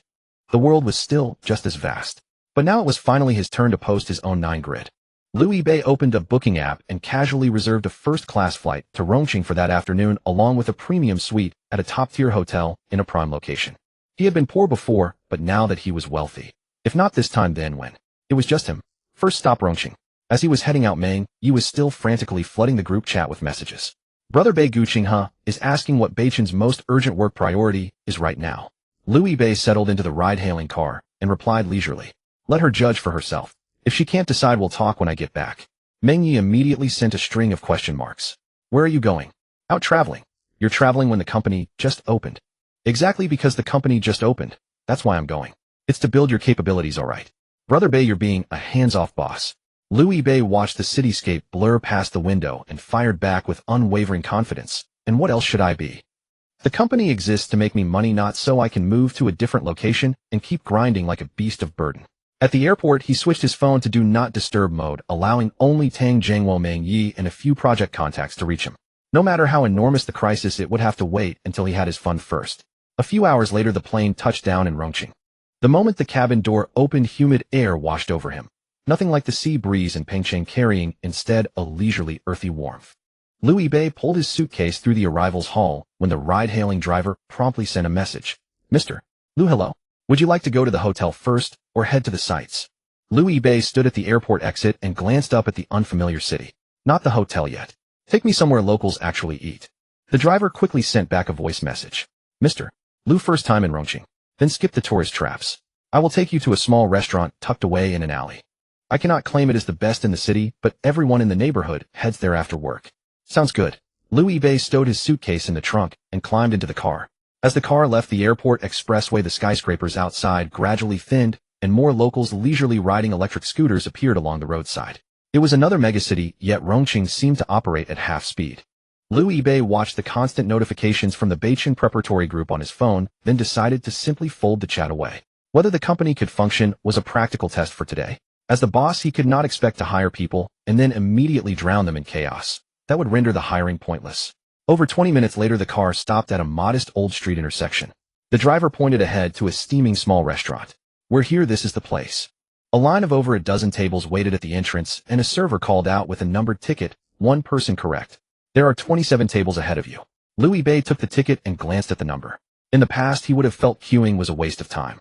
Now he suddenly felt that the one thing he had in abundance while traveling was time. "All right, I will wait." Liu Yibei clutched ticket number 27 and sat on a small wooden stool at the shop entrance, scrolling through his phone. The alley was narrow, flanked on both sides by old shops that had been operating for years. Someone hurried past carrying a bowl of noodles, while others pulled up small folding chairs to chat at their doorways. From the neighboring table, he could only catch half of the Sichuan-flavored mandarin. His phone, however, was buzzing with activity. The Beijing preparations group had quickly evolved from "Young Master Meng has joined the chat" into an ocean of file names, approval forms, and meeting reminders. Liu Yibei glanced at it once, then refolded the group chat. If he kept staring at the work group while traveling, what was the difference between this trip and simply changing locations to keep grinding? Soon after, the waitress called out from the doorway, "Number 27. Liu Yibei rose and stepped inside, finding a small table against the wall. The waitress handed him the menu. "Sir, take a look. What would you like to order?" Liu Yibei didn't flip it open. "Just bring me everything on your signature tourist menu." The waitress hesitated. "Sir, are you dining alone?" "Yes." "That's quite a lot then." "No problem. If I can't finish my phone, we'll eat the rest." When you're traveling, the priority is leaving no regrets for the local GDP. The waitress broke into a smile and carried the menu toward the kitchen. Not long after, the table filled with dishes: mapo tofu swimming in crimson oil, twice-cooked pork gleaming with gloss, sweet and spicy wide noodles, and a plate of fragrant baboji skewers. The moment the mapo tofu hit the table, the aroma of Sichuan peppercorns and broad bean paste drifted straight into his nose. A local man at the next table, seeing him staring blankly at the feast before him, kindly offered a heads up. "Out of towner, try the noodles first to settle your stomach. Otherwise the spice will have you completely lost." Liu Yibei nodded and picked up his chopsticks, going for the sweet noodles first. Sweet, spicy, numbing, and crushed peanuts all mingled together. Just as his tongue was pleased, the heat behind it erupted. He grabbed a sip of ice water and his eyes lit up. This flavor has no regard for martial ethics. The local man laughed heartily. Chengdu dining doesn't play by martial ethics. Good taste is all that matters. Rather than dig in immediately, Liu Yibei propped his phone upright on the table and adjusted the angle, snapping photo after photo. The rising steam, the crimson oil, the bamboo skewers, and the weathered wooden table of the old shop were all captured in his lens.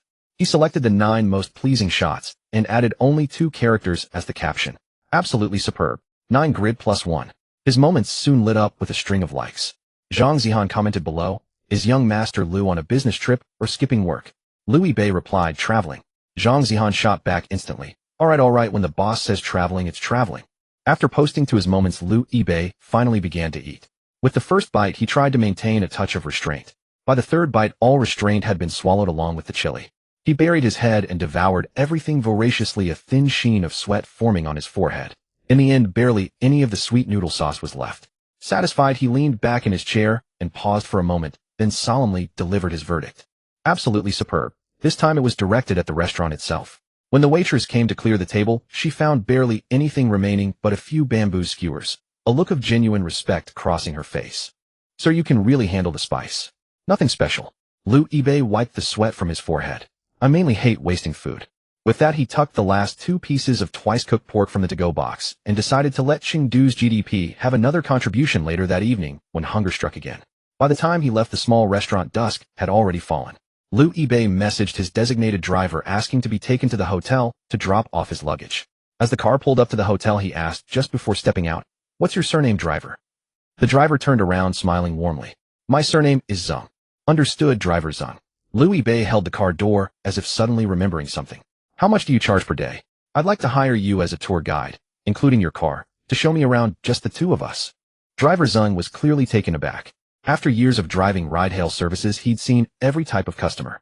But this was the first time someone had wanted to book him the moment they got out of the car. Most people couldn't bear not to haggle over fuel, parking, and labor costs. Still, he thought for a moment and named an honest price. 1,000 per day, fuel extra. I'll plan the route. Wherever you want to go, I'll take you. Deal. Liu Yibei transferred the full day's fee right away. Tomorrow at 8 meet me at the hotel entrance. Driver Zeng, seeing the notification, spoke with even more vigor. Will do, Mr. Liu. I'll be right on time tomorrow. Then, as an afterthought, he added, since it's your first time here, I suggest we head to Dujianjian tomorrow. If time allows, I'll take you across the Anlin Suspension Bridge, and then lunch at the mountain base. If you still want to see mountains, the day after Qingqing Mountain can be arranged as well. Liu Yibei had no objections. He hadn't prepared any itinerary for this trip anyway. The best plan was simply to find a reliable local and follow along. The suite at the top-tier hotel was comfortable, with a view of Chengdu's night lights beyond the window. But after a shower, Liu Yibei lay down on the bed and was asleep within minutes of scrolling through his phone. The most important thing about traveling isn't how expensive your lodging is. It's waking up the next day without an alarm and having no worries about being late. At 8 the following morning, Driver Zeng had already parked the car at the hotel entrance. Once Liu Yibei got in, Driver Zeng handed him a cup of hot soy milk. Mr. Liu, shall we head to Dujianjian today? Since we're already in Chengdu, we might as well see this 2,000-year-old project that's still going strong. Let's go. The car headed northwest. City skyscrapers gradually faded behind them, and the distant mountains slowly came into focus. Driver Zeng was a steady driver and didn't rush into historical lectures. He only shared local stories when Liu Yibei glanced out the window. The brilliance of Dujianjian isn't that it built a dam to block the water. It lets the Min River divide itself naturally. The Fishmouth Diversion, the Flying Sand Spillway, and then the water flows into the Chengdu Plain through the Bottleneck Pass. For over 2,000 years, people have still depended on it to survive. Standing by the riverbank listening to the water crash against the embankments, Liu Yibei suddenly felt this place was far more powerful than any photograph could capture. Those stones lay quietly in place, yet they had brought complete order to a river with a fierce temper. Driver Zeng stood beside him and murmured thoughtfully. When I was in school, the teacher always said Dujianjian was a water conservancy project. Back then I thought, what's the big deal? Just some rocks and a river. But after driving this car for so long and visiting many places, I finally realized that some things last 2,000 years not because of luck. Liu Yibei watched the river divide at the Fishmouth and nodded. So do people. Some people appear dazzling on the surface, but they've simply piled all their troubles into one place. Leave it blocked long enough, and it's only a matter of time before it explodes. The truly impressive ones are those who distribute the troubles, giving every path somewhere to go. Driver Zeng caught only fragments, assuming the young gentleman had suddenly been struck by some life philosophy. He never guessed that what Liu Yibei was really thinking about were the Qinghai project, the Walmart project, and the Beijing capital he had just built. He walked across the Anlin Suspension Bridge, the churning river flowing beneath his feet, the mountain wind sweeping through and making the corners of his clothes snap in the breeze. His phone vibrated. Gu Qinghe sent a message saying the Beijing preparations team had completed the first batch of labor contracts and confidentiality agreements and would send him the fund approval authority and project ledger that afternoon for confirmation. Liu Yibei read it and replied with 2 words. Thank you for your hard work. Then he slipped his phone back into his pocket. Driver Zeng was waiting for him at the bridge. Mr. Liu, would you like to head to Qingqing Mountain next or return to the city for lunch? Liu Yibei glanced at the layered mountains in the distance. Qingqing Mountain. Since we've already come this far, we shouldn't turn back halfway.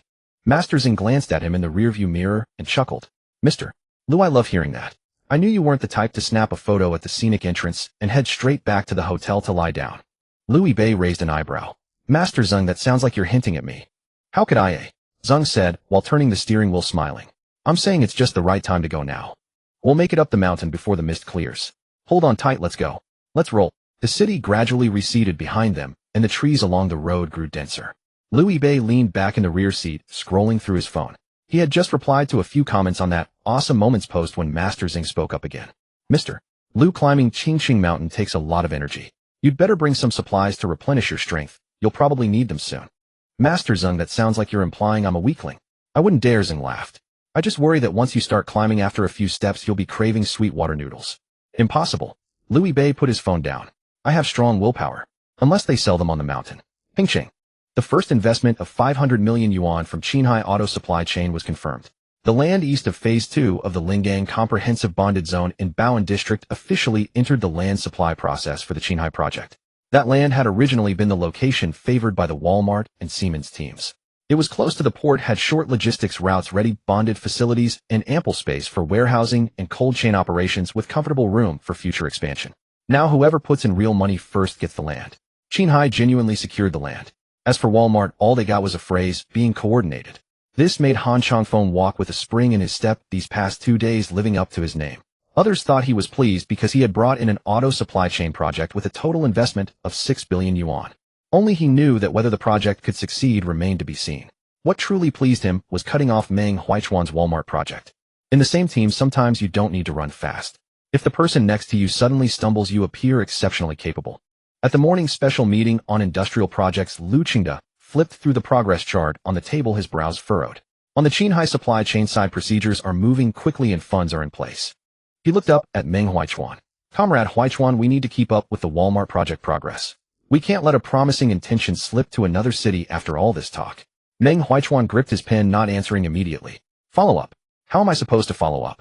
With what? The land they wanted went to Qinghai. The alternative sites are either insufficient in area or require building new freight roads and expanding power supply.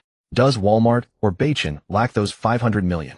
What they lack is a site that can be developed immediately with minimal hassle. To put it bluntly, the transnational resource lines behind Beichen would be eagerly welcomed with policies in Yangqing, Ningshi, or even farther places. Now they ask him to follow up. On what? Go talk ideals and future with them. Before he could speak, Liang Zhiqing closed the file in front of him. Secretary Lu, you don't know the cost of rice and oil when you're not in charge. The meeting room fell silent for a moment. Liang Zhiqing, seemingly oblivious, continued. Our working group has been begging left and right to bring the Walmart and Siemens teams to Pengcheng. They're not looking at an ordinary industrial plot. They want to see if smart warehousing, cold chain, cross-border settlement, and subsequent supply chain support can all operate together. Now we handed the land they liked to Qinghai. They just paid 500 million, that's real money. But do you think Walmart lacks that 500 million, or does Beichen, a company with chip channels, lack it? Han Chongfeng's expression cooled slightly. Mayor Meng's nephew has gone off traveling, leaving the project team in a mess that we're cleaning up. The new general manager Gu from Beichen is particularly difficult. She doesn't beat around the bush, only talks about conditions and responsibilities. We've deployed everyone we can these past 2 days, hoping to find a replacement site to win them back. In the end, they just said, please provide equivalent resource elements and delivery milestones. We gathered all our strength and punched cotton. Who can we complain to? Meng Huichuan picked up his teacup and suppressed a smile by taking a sip. Good for you, Liang Zhiqing. That was perfectly said. Lu Qingde didn't get angry. He simply put down his pen. Complaints are allowed, but the work must still be done. He glanced at Han Chongfeng. Qinghai's money is already in and the project procedures are fine. We can't just take the land back. Otherwise we hurt Qinghai today, and tomorrow who would trust Pengcheng's investment promises? Han Chongfeng immediately chimed in. Secretary Lu is right. Qinghai followed the procedures. We can't negate a compliant arrangement just because another project came later. But Walmart wasn't a later project either. Meng Huichuan finally spoke, his tone calm. The working group has records of site visits, assessments, and technical team coordination. We can follow procedures, but we should also honor our credibility. Han Chongfeng smiled. Mayor Meng, I never said I don't support Walmart. Bowen has other industrial land, we can choose from it. Liang Zhiqing looked up at him. Mayor Han, then please present a plot that meets the conditions. Don't make us ask them to settle for a site that needs road construction and power upgrades. At that, Han Chongfeng didn't respond. Lu Qingde was silent for a moment, then tapped the table. 3 days.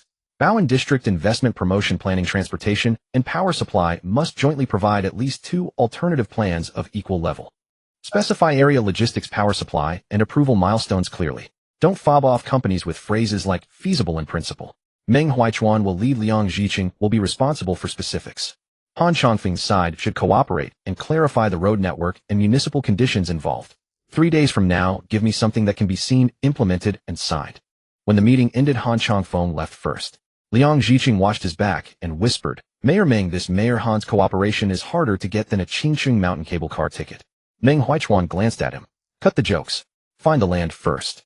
In the afternoon, the temporary working group delivered 2 alternative proposals to Beichen Capital's temporary office. Gu Qinghe sat at the conference table with only an untouched cup of coffee beside her. After reviewing the first proposal, she asked calmly, this plot is over 40 mu smaller. What scale was used to calculate the cold storage capacity? A staff member flipped through the materials. In the future, we can use surrounding plots. What time is in the future? That still needs coordination at the moment. Gu Qinghe turned to the second proposal. This one is large enough. When will the freight road be open? When will the dedicated power supply be completed? Who will be responsible for the bonded warehouse application and acceptance? No one answered immediately. She closed the file, still polite in tone. Beichen can cooperate with the assessment and is willing to continue communicating with various departments. But we cannot ask Walmart and Siemens to accept a site clearly inferior to the original one just to meet a deadline of 3 days after 3 days. Please provide formal written commitments on resource elements, responsible units, and delivery milestones. Without these, Beichin is not in a position to speak on behalf of its partners. Liang Ziqing sat nearby, feeling a headache coming on. The other party hadn't lost their temper, slammed the table, or even said a harsh word. But translated, it meant one thing: don't bring half-baked results to me for endorsement. He and the working group had struggled all day, and in the end they had indeed punched cotton again. In the evening, the mist from Qingqing Mountain drifted down along the mountain path. Liu Bei stood by a viewing platform. His phone vibrated. It were several long voice messages from Meng Yi in the group chat, followed by materials compiled by Gu Qinghe. After reading them, he replied to Gu Qinghe, "Handle it professionally. If it's feasible, negotiate. If not, don't speak well on anyone's behalf." After sending, he put his phone in his pocket and turned to ask Master Zeng. "Master Zeng, what's good to eat at the foot of the mountain?" Zeng thought for a moment. "Stewed chicken with ginkgo. One whole one." Liu Bei nodded. "Let's do it." At the same time, Han Changfeng's phone rang. The person on the other end only said one sentence: "Mayor Han Beichin hasn't signed. They want a formal resource commitment letter." Han Changfeng stood at the end of the corridor. The wind on his face suddenly seemed less strong.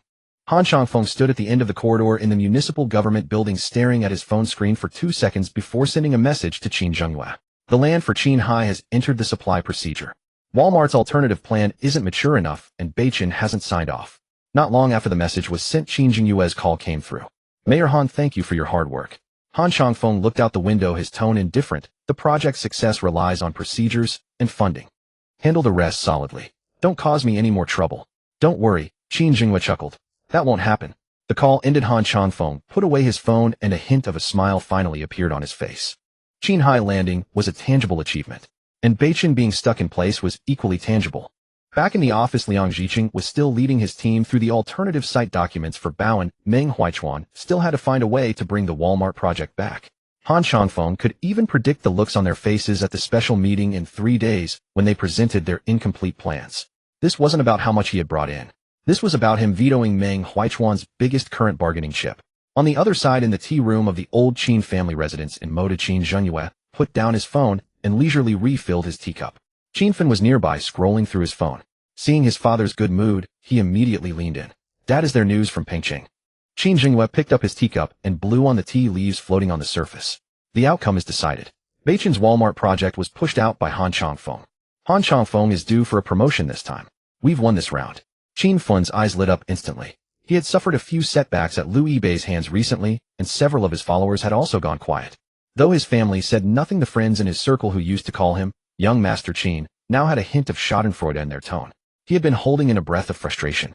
Now that frustration finally had an outlet. Qinfen picked up his phone, logged onto his verified Weibo account, and posted several status updates in a row.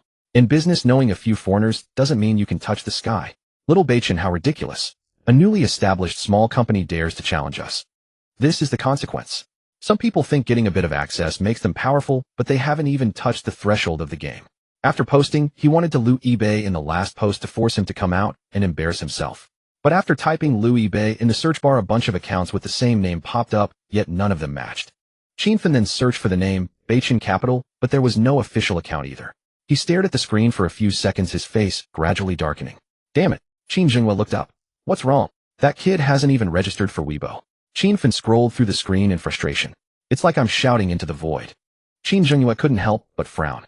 "Why did you post all that?" "We won, can't I say something?" Qinfen retorted stubbornly.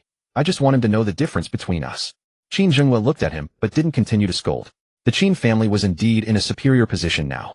Beichin didn't get the land, the Walmart project didn't materialize, while Qinghai's funding and procedures were moving forward. As long as Qinfen didn't turn a winning hand into a sideshow like last time, a few Weibo posts wouldn't cause much trouble. But he forgot that Qinfen's Weibo always attracted a crowd. Within half an hour, the comment section was buzzing like firecrackers had been thrown in. "Who's young Master Qin fighting with now? Which company is Beichin? I don't understand," but the phrase "Little Beichin" sets the right tone. The Crown Prince of Modu is personally joining the fray. Looks like the other side really pissed him off. Didn't he just fail at shorting Volkswagen the other day? He's back in action so soon. Don't troll. The Qin family's auto supply chain has already landed in Pengqing. Beichin is probably really suppressed.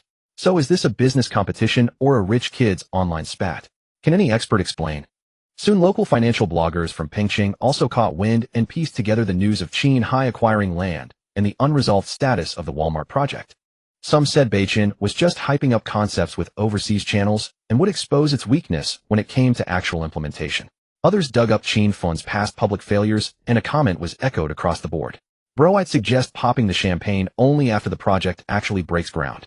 This comment quickly became the top comment. When Qin Fun saw it, he angrily slammed his phone onto the tea table. A bunch of broke losers, what do they know?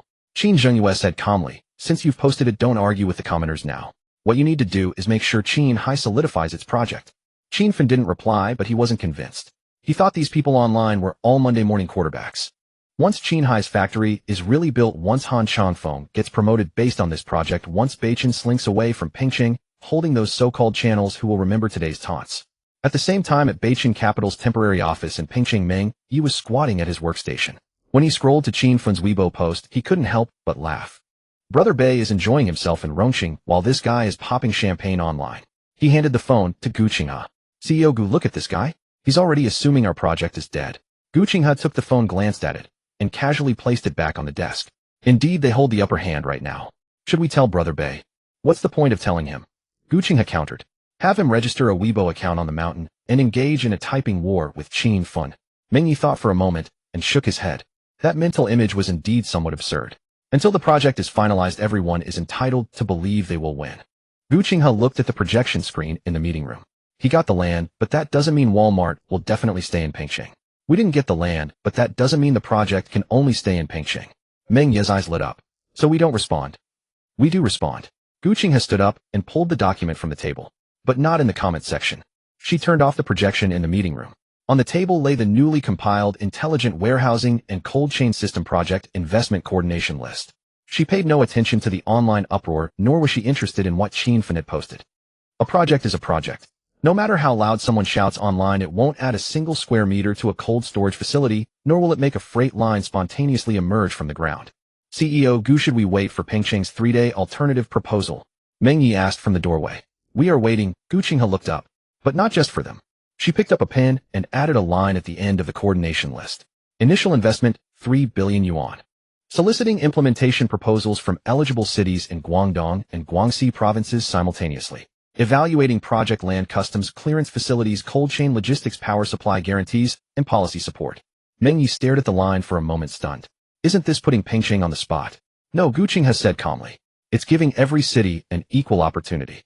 Whoever offers the best conditions, will negotiate with them for Beijing's Walmart project. Half an hour later, the coordination list was sent out from Beijing Capital's email. Investment promotion departments in Yangqing, Fuqing, Dongjiang, and even Ningshi in Guai province received the email almost simultaneously. Some were in meetings, some had just picked up their lunch, and some were still grappling with existing projects. But upon seeing the words, Walmart initial investment of 3 billion yuan, they all stopped in their tracks. The project in Pingqing had now caught the attention of the entire South China region. There's no rush to return the call from Pingqing. Gu Qinghe stood before the projection screen in the conference room, her fingertips pressing down on the Smart Warehousing and Cold Chain System Project Investment Attraction contact sheet that had already been sent out. Meng Yi glanced at the constant stream of message alerts, startled. Chief, Gu Yangqing, Fuqing, and Guisheng are all asking about the project conditions. That's normal. Gu Qinghe lifted her head. When a 3 billion yuan project is on the table, everyone wants to see if they can get a piece of it. This time Pingqing is going to be in an uproar. Then let's stir up some undercurrents in this stagnant water. Gu Qinghe set her phone down on the table, her tone as calm as if she were arranging an ordinary meeting. Doing a project isn't like hosting a dinner party. Just because someone schmoozes a mayor and squeezes us out doesn't mean they've won. Less than half an hour after the email was sent, her phone had barely stopped buzzing. The first call came from the Yangqing Investment Promotion Bureau. The caller was extremely polite, first welcoming the Beijing team to visit for an inspection, then asking about the specific requirements for the project regarding ports, bonded zones, and cold chain storage capacity. The moment the call ended, a contact from Fuqing added her work account and sent a string of questions detailed down to the cold storage temperature zones, power redundancy, and the entry and exit times for cargo vehicles. These were not just spectators, they were seasoned players ready for action. Walmart's initial investment of 3 billion was just the beginning, followed by Siemens Equipment Solutions, Beijing's local integration, and the potential for an expanding supply chain business. Whoever could get a bite of this prize, even just the first phase, would give their city's investment promotion department a significant boost. At 4 p.m., Gu Qinghe had just finished annotating the fourth consultation document when the secretary knocked and entered. Chief Gu, the Ning City Investment Office in Guisheng, says the deputy mayor would like to speak with you directly. Gu Qinghe picked up the phone, and a crisp male voice came through the speaker. Chief Gu, this is Du Qinglin in charge of investment promotion for Ning City. We've reviewed Beichen's contact sheet.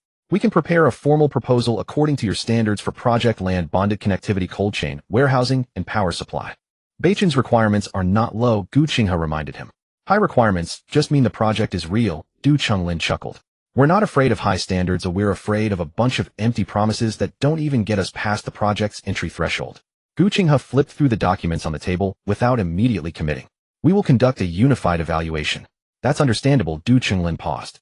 We don't need an answer from Beichen right now.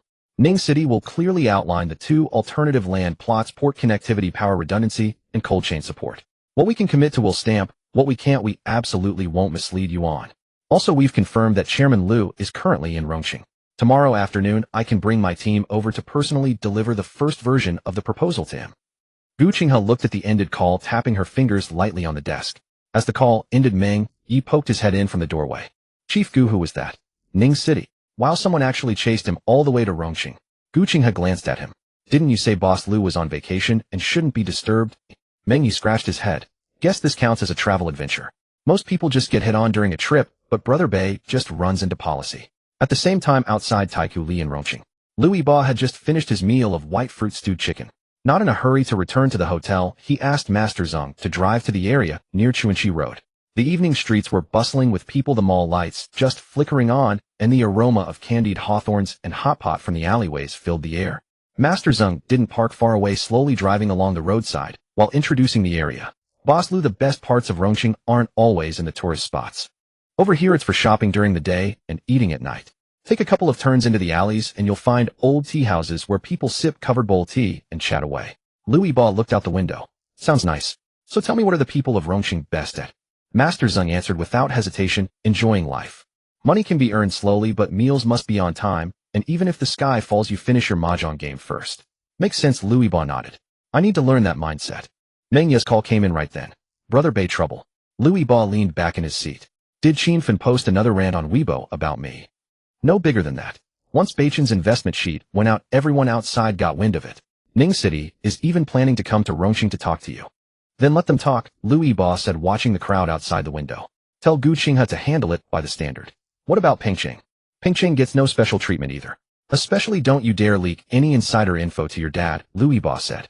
It's not like they're the only ones with land, if other places have it too. After hanging up, he put the phone back in his pocket. Master Zhang asked curiously, Boss Liu, business trouble? Small stuff. Liu Yiba pointed to a tea house by the roadside. Just realized it turns out everyone has a few plots of land somewhere. Back in Pengcheng, things were clearly not that simple. The news that Beichen had publicly invited proposals from Guangdong and Guangxi provinces quickly landed on Liu Qinghe's desk. That evening, the special working group that had already dispersed was hastily reassembled. Liu Qinghe sat at the head of the table, a printed copy of the investment contact sheet beside him. Can someone explain what's going on? Han Changfeng spoke first. Secretary Liu, companies normally reach out externally, and the government can't interfere. Qinhai's land acquisition was a compliant procedure. If Beichen finds Pengcheng's conditions unsuitable and looks at other cities, that's a normal business choice. There was no fault to find with that statement. But everyone in the room could tell Han Changfeng's implication: if they leave, it's not on him. Liang Zhiqing was about to speak when Min Huichuan raised his hand first. Mayor Han is right, companies certainly have the right to choose where they go. And we indeed can't stop them. He paused, his gaze sweeping over those around the table. But we also can't pretend we don't know why this project originally chose Pengcheng. The teams from Walmart, Siemens, and Beichen inspected for a long time, and the working group did their job. Everyone has the documents on their desks. Now that the preferred site has been given to Qinhai, Beichen is turning to other cities. Procedure-wise it's fine, but in terms of investment credibility the damage is significant. Han Changfeng frowned. Mayor Min, Qinhai is no small player. The Qin family business in Modu is massive, and the project funds have genuinely arrived. I know, Min Huichuan nodded. The Qin family in Modu indeed has a huge business empire, oh, no one denies that. His tone suddenly turned grave. But remember, global giants like Walmart aren't pushovers either. The meeting room fell silent. Min Huichuan pushed the investment contact sheet forward slightly. Today we can say whoever pays first gets the land, fully compliant.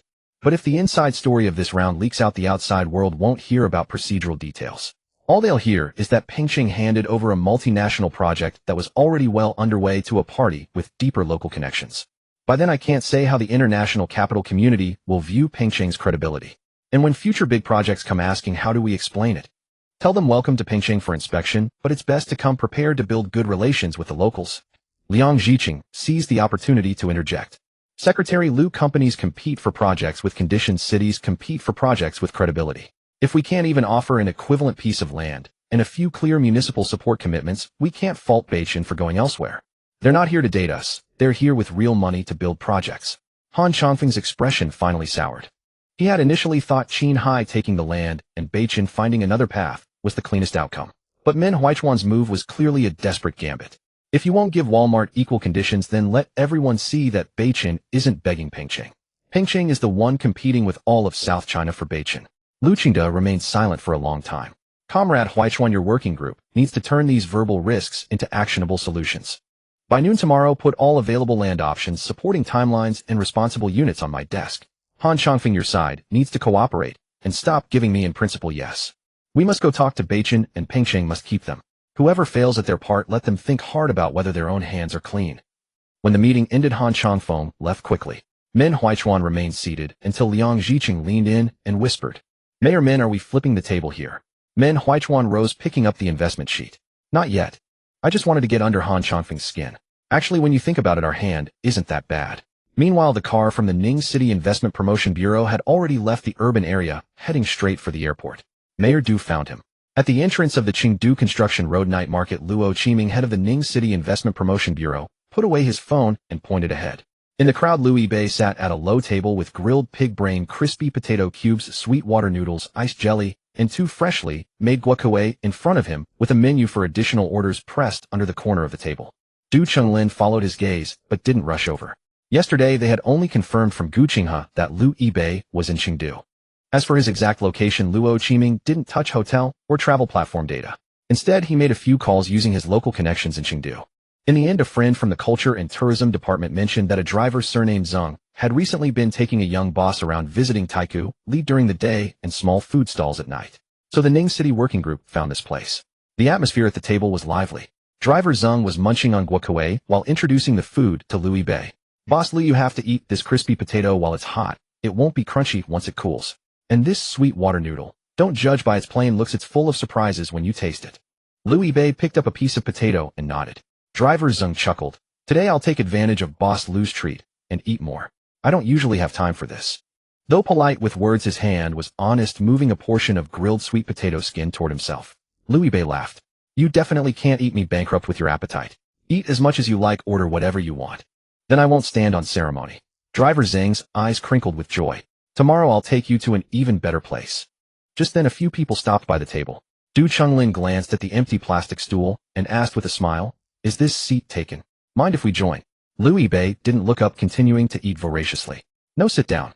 Du Chunglin pulled out a stool and sat while Luo Qiming and 2 working group members found seats nearby. The stall owner, seeing a new group of customers, quickly brought over 2 more plastic stools. Qingdu's food is indeed delicious, Du Chunglin said, smelling the aroma around the table.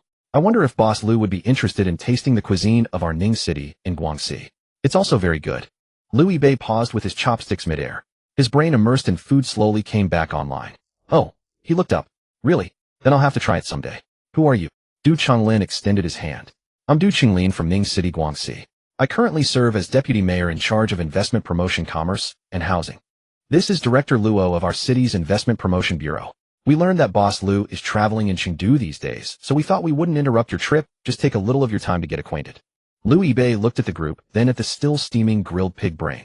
You're quite good at finding people. I've barely sat down, and you've already pinpointed my table in the night market. Luo Qiming explained with a smile, rest assured, Boss Lu. We didn't touch your hotel, flight, or travel information. We just asked some local friends in Qingdu and found out that Driver Zeng was taking a young boss around to find good food today. Hearing his name, Driver Zeng quickly waved his hand.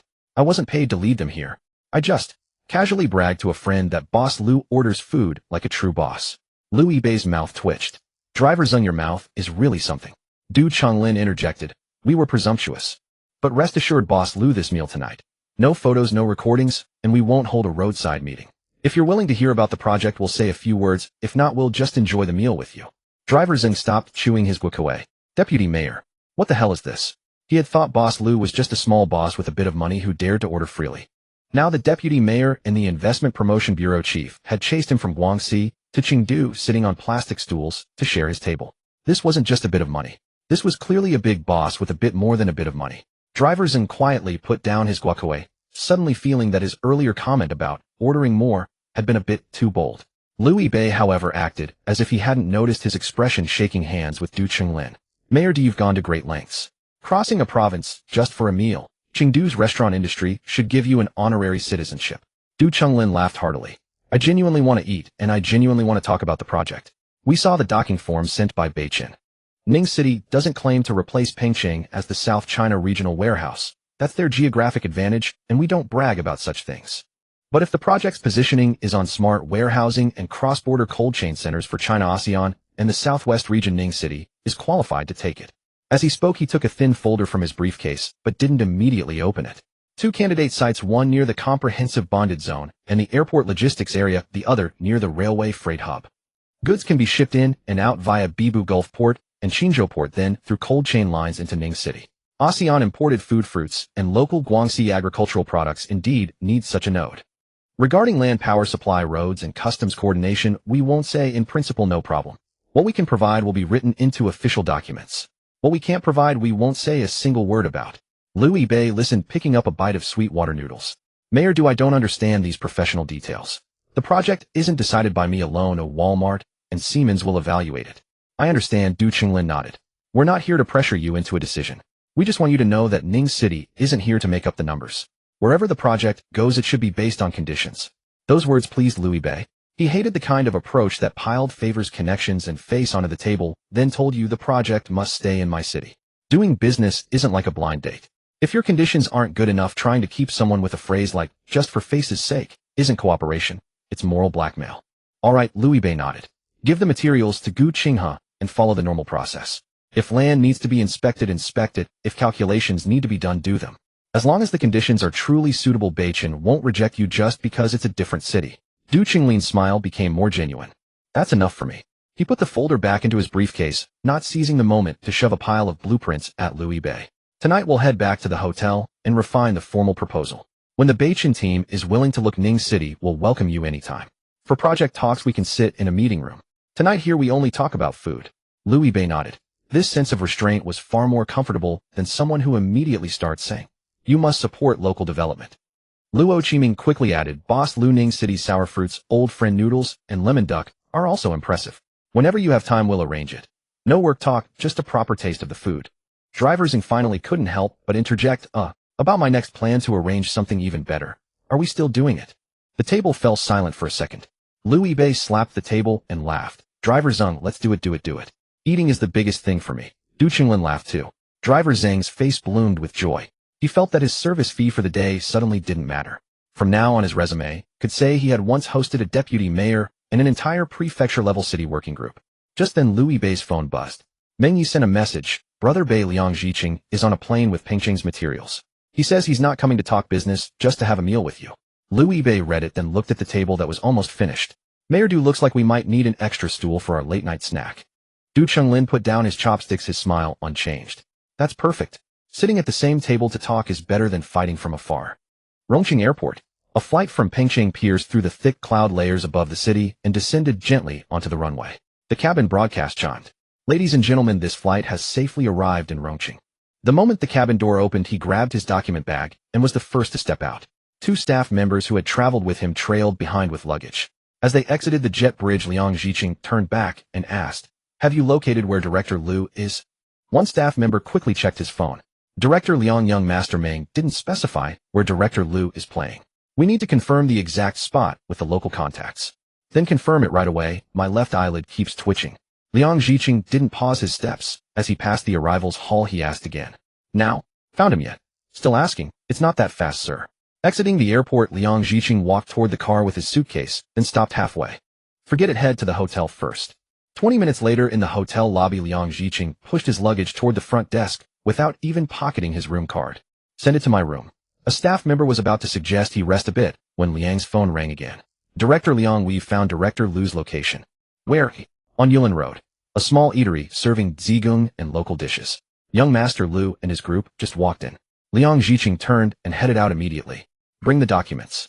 Hurry. Let's not let them finish their late-night meal while we're still studying back at the hotel. The car pulled back into the night. Liang Jiqing leaned against the back seat, clutching the documents compiled overnight in Pengcheng.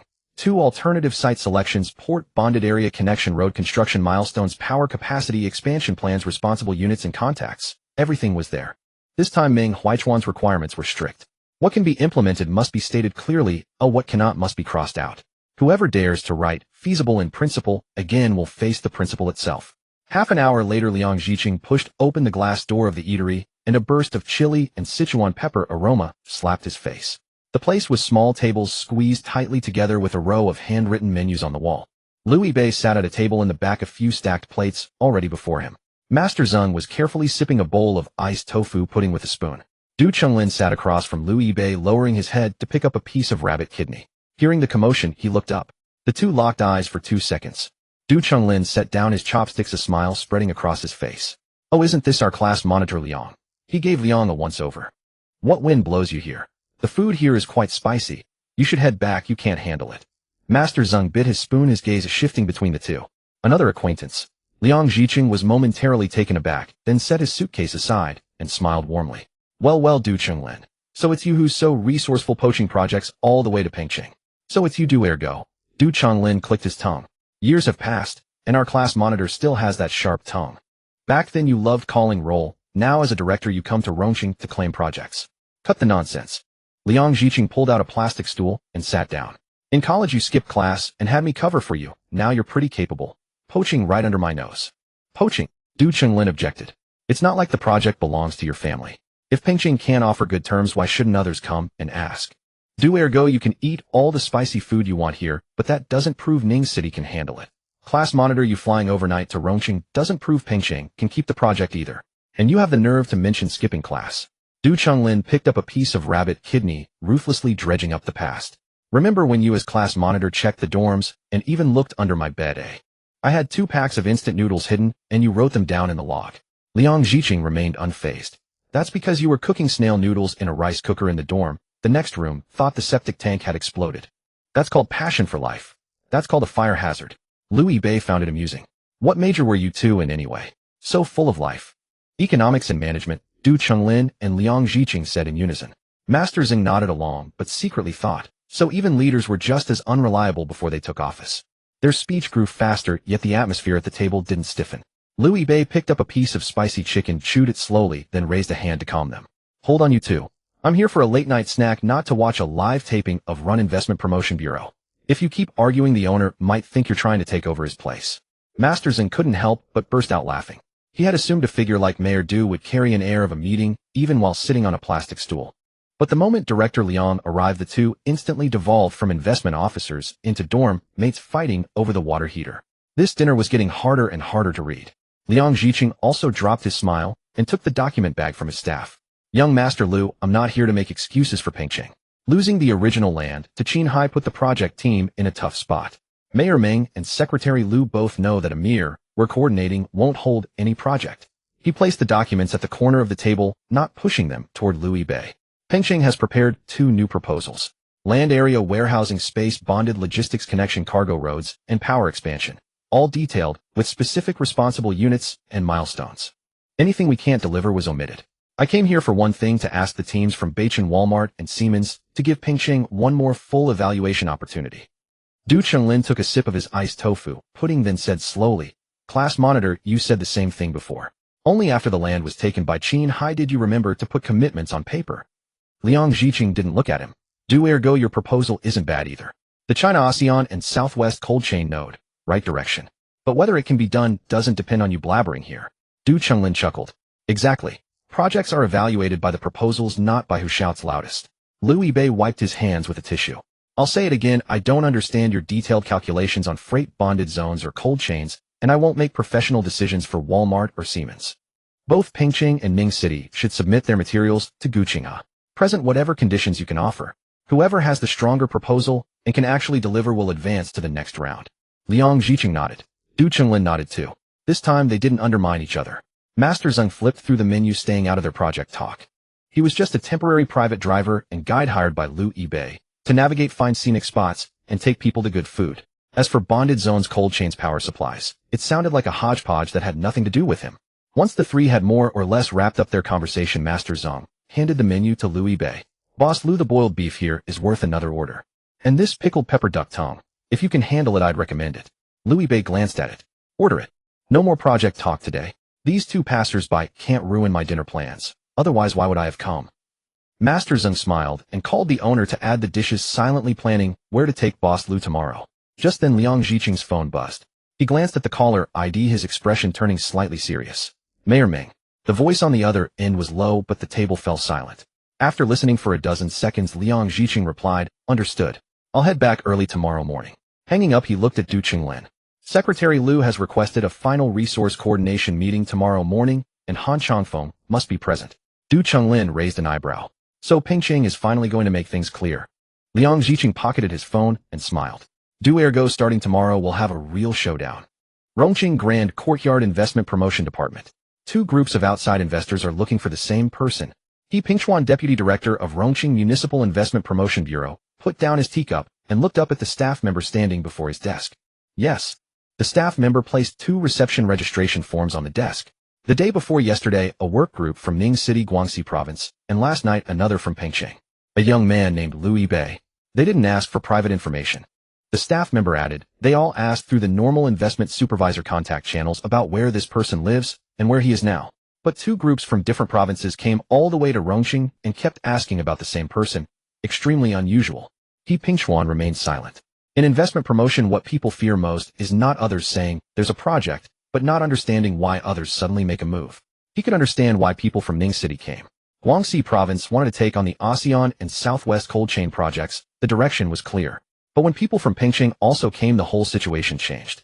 1 core coastal city and 1 southwestern gateway city, both rushing to Rongqing to find the same young man. If anyone believed it was just for a meal and making friends, they might as well treat investment promotion as a dating show. There must be something fishy. Investigate quickly. He Pingchuan snapped the lid back on his cup. Don't touch personal privacy. I checked public business registration, industry information, and recent project disclosures from these 2 cities. Half an hour later, the documents were placed on his desk. Liu Bei's Beichin Capital had just publicly solicited landing plans for a smart warehousing and cold chain system project with Walmart's initial investment of 3 billion yuan. Pengcheng had originally held the most favorable position, but because the Qinghai auto supply chain had taken the original site, the project began looking for land elsewhere. Ning City had already brought its plan to Rongqing, and Liang Jiqing from Pengcheng had also chased after it last night. He Pingchuan stared at the documents for a while, then suddenly smiled. So it's not 2 people coming to Rongqing for a midnight snack. It's 2 cities chasing the project right to our doorstep. The staff member tentatively asked, Director, what should we do? What to do? He Pingchuan stood up, grabbed his coat. Since they're already in Rongqing, we should at least show our face first. This is promising a solid potential stock. Even if we don't get it this time, I should at least add a contact. Also have the industry department pull out all the materials on Rongqing's comprehensive bonded zone, dual airport, cargo railway, port, and cold chain parks. Just a light participation. The next morning in Pengcheng. In the municipal party committee meeting room, the projection screen was lit, and 3 newly printed project documents lay on the table. Liu Qingda sat at the head, his expression less than pleasant. Has Liang Jiqing returned? He's on a video call, the secretary replied. As the words left his mouth, the screen on the wall lit up. Liang Jiqing sat on the high-speed rail back to Pengcheng with gray-white platforms flashing past behind him. Secretary Liu, I can't hear you. Liu Qingda nodded and turned to the other side of the conference table. Han Changfeng, you go first on the new alternative sites and supporting plans. Han Changfeng opened the file. Bowen offers 2 plots. One is larger, meeting warehousing and future expansion needs. The other is close to the airport, cargo and bonded logistics channels. Roads, power supply, and approval milestones have been assigned to responsible units. Are the conditions no worse than the original site? Liu Qingda asked. Han Changfeng paused. Each has pros and cons and location, but overall they can meet the project requirements. The person in charge of planning next to the table quietly added, the first plot requires a new freight branch road. The schedule and budget have been listed. The second plot's power expansion needs to be coordinated with the grid department, but both can be included in the delivery checklist. Liu Qingda raised his eyes. Being able to write them into the checklist, and when they'll be delivered, are those the same thing? The man immediately broke into a sweat. The relevant responsible units are already checking the schedule, and the final milestones will be provided by noon today. Liang Jiqing spoke from the screen. Mayor Han, that's still a bit vague. What does overall can meet mean? Walmart doesn't want to see roughly okay. They want to know if every item can be delivered on time. Han Changfeng's face darkened. Director Liang, you had a meal out of town, and now you're back to teach me how to run projects. I wouldn't dare. Liang Jiqing smiled. I'm just afraid that if we bring another in principle feasible plan, Beichin will directly block us. The room fell silent. Lu Qingde looked at Meng Huaichuan. Comrade Huaichuan, your thoughts? Meng Huaichuan had been acting nonchalant since entering and now simply put down his pen. I don't have much of a say in this. Han Changfeng frowned. Meng Huaichuan continued. I know Lu Yibei, and my son has a good relationship with him. But the project isn't my family's, nor does he have the final say alone. Each side has its own evaluation process. If you hope I'll call him and use personal connections to keep the project in Pengqing, I can't do that, and I shouldn't. The only thing I can do is this: strictly follow Pengqing's investment promotion system and properly showcase Pengqing's business charm. Whether the land is sufficient, when the roads will open, when the power will arrive, who is responsible, who signs. Spell it all out clearly. If our conditions are strong enough, they'll naturally stay. If not, and they choose another city, we can't stop them. Meng Huaichuan paused and added another sentence. Also, I suggest we make things clear. Regarding project evaluation, land resources, and policy implementation, I will directly recuse myself and submit to oversight procedures. I certainly won't use my position as deputy mayor to influence corporate decisions. I don't have that much influence, nor do I want to take the blame. These words were extremely official, almost to the point of indifference. But everyone could hear that he had pushed all expectations of Meng Huaichuan can use connections for Pengqing back into rules and documents. Han Changfeng said coldly. Then what's the point of this meeting today? Meng Huaichuan looked up at him. The point is to finish what can be done. Don't think that just because they have a project they must land in Pengqing. In the past, we chose enterprises because they lacked money and channels. Mayor Han should understand this better than I do. Now, with wealthy and well-connected enterprises like this, it's not us choosing them. It's them choosing us. Han Changfeng didn't respond. Lu Qingde tapped the table. Enough. Comrade Huaichuan is right. What the government can do is put the business environment and supporting conditions on the table, not force enterprises to choose us. Han Changfeng before noon today turned all vague items in the two plans into explicit commitments. After Liang Zhiqing returns, he will formally engage with Beiqin's President Gu. The plans must not remain stuck in internal documents. Also, no one should inquire about how far Beiqin has talked with other cities. Playing your own cards well is what matters most. Just before the meeting adjourned, Liang Zhiqing's phone suddenly vibrated. It was a message from Gu Qinghe. Rongqing Investment Promotion Bureau just applied for a meeting through official channels with the first version of a resource list attached. Below the message was an attachment of over a dozen pages with annotations for the comprehensive bonded zone airport, cargo railway, port, and cold chain parks, all present. Liang Zhiqing stared at the screen, speechless for a long time. In the Pengqing meeting room, Meng Huaichuan was the first to notice his expression. What's wrong? Liang Zhiqing looked up and gave a bitter smile. Mayor Meng Rongqing has entered the game too. Got it. Just watch. In the high-speed train carriage, Liang Zhiqing stared at Meng Huaichuan's reply, almost believing he had misread it. He immediately made a call. Boss, how can we just watch? Rongqing has already stepped in, and Du Chunglin from Ningshi is there too. If we're even half a step behind, the project will be snatched away. On the other end of the line, Meng Huaichuan was brewing tea in his office. Upon hearing this, he merely laughed. See, you're at it again. Can rushing solve problems? Liang Zhiqing opened his mouth, but found nothing to say. Meng Huaichuan continued unhurriedly. You come back looking delighted, put on a show for Han Changfeng. Pretend we've been squeezed into a corner, frantic with worry. But, let me be frank with you. Meng Huaichuan set down his teacup, lowering his voice slightly. My mischievous rascal at home is usually careless and irresponsible, but his state these past few days is quite off.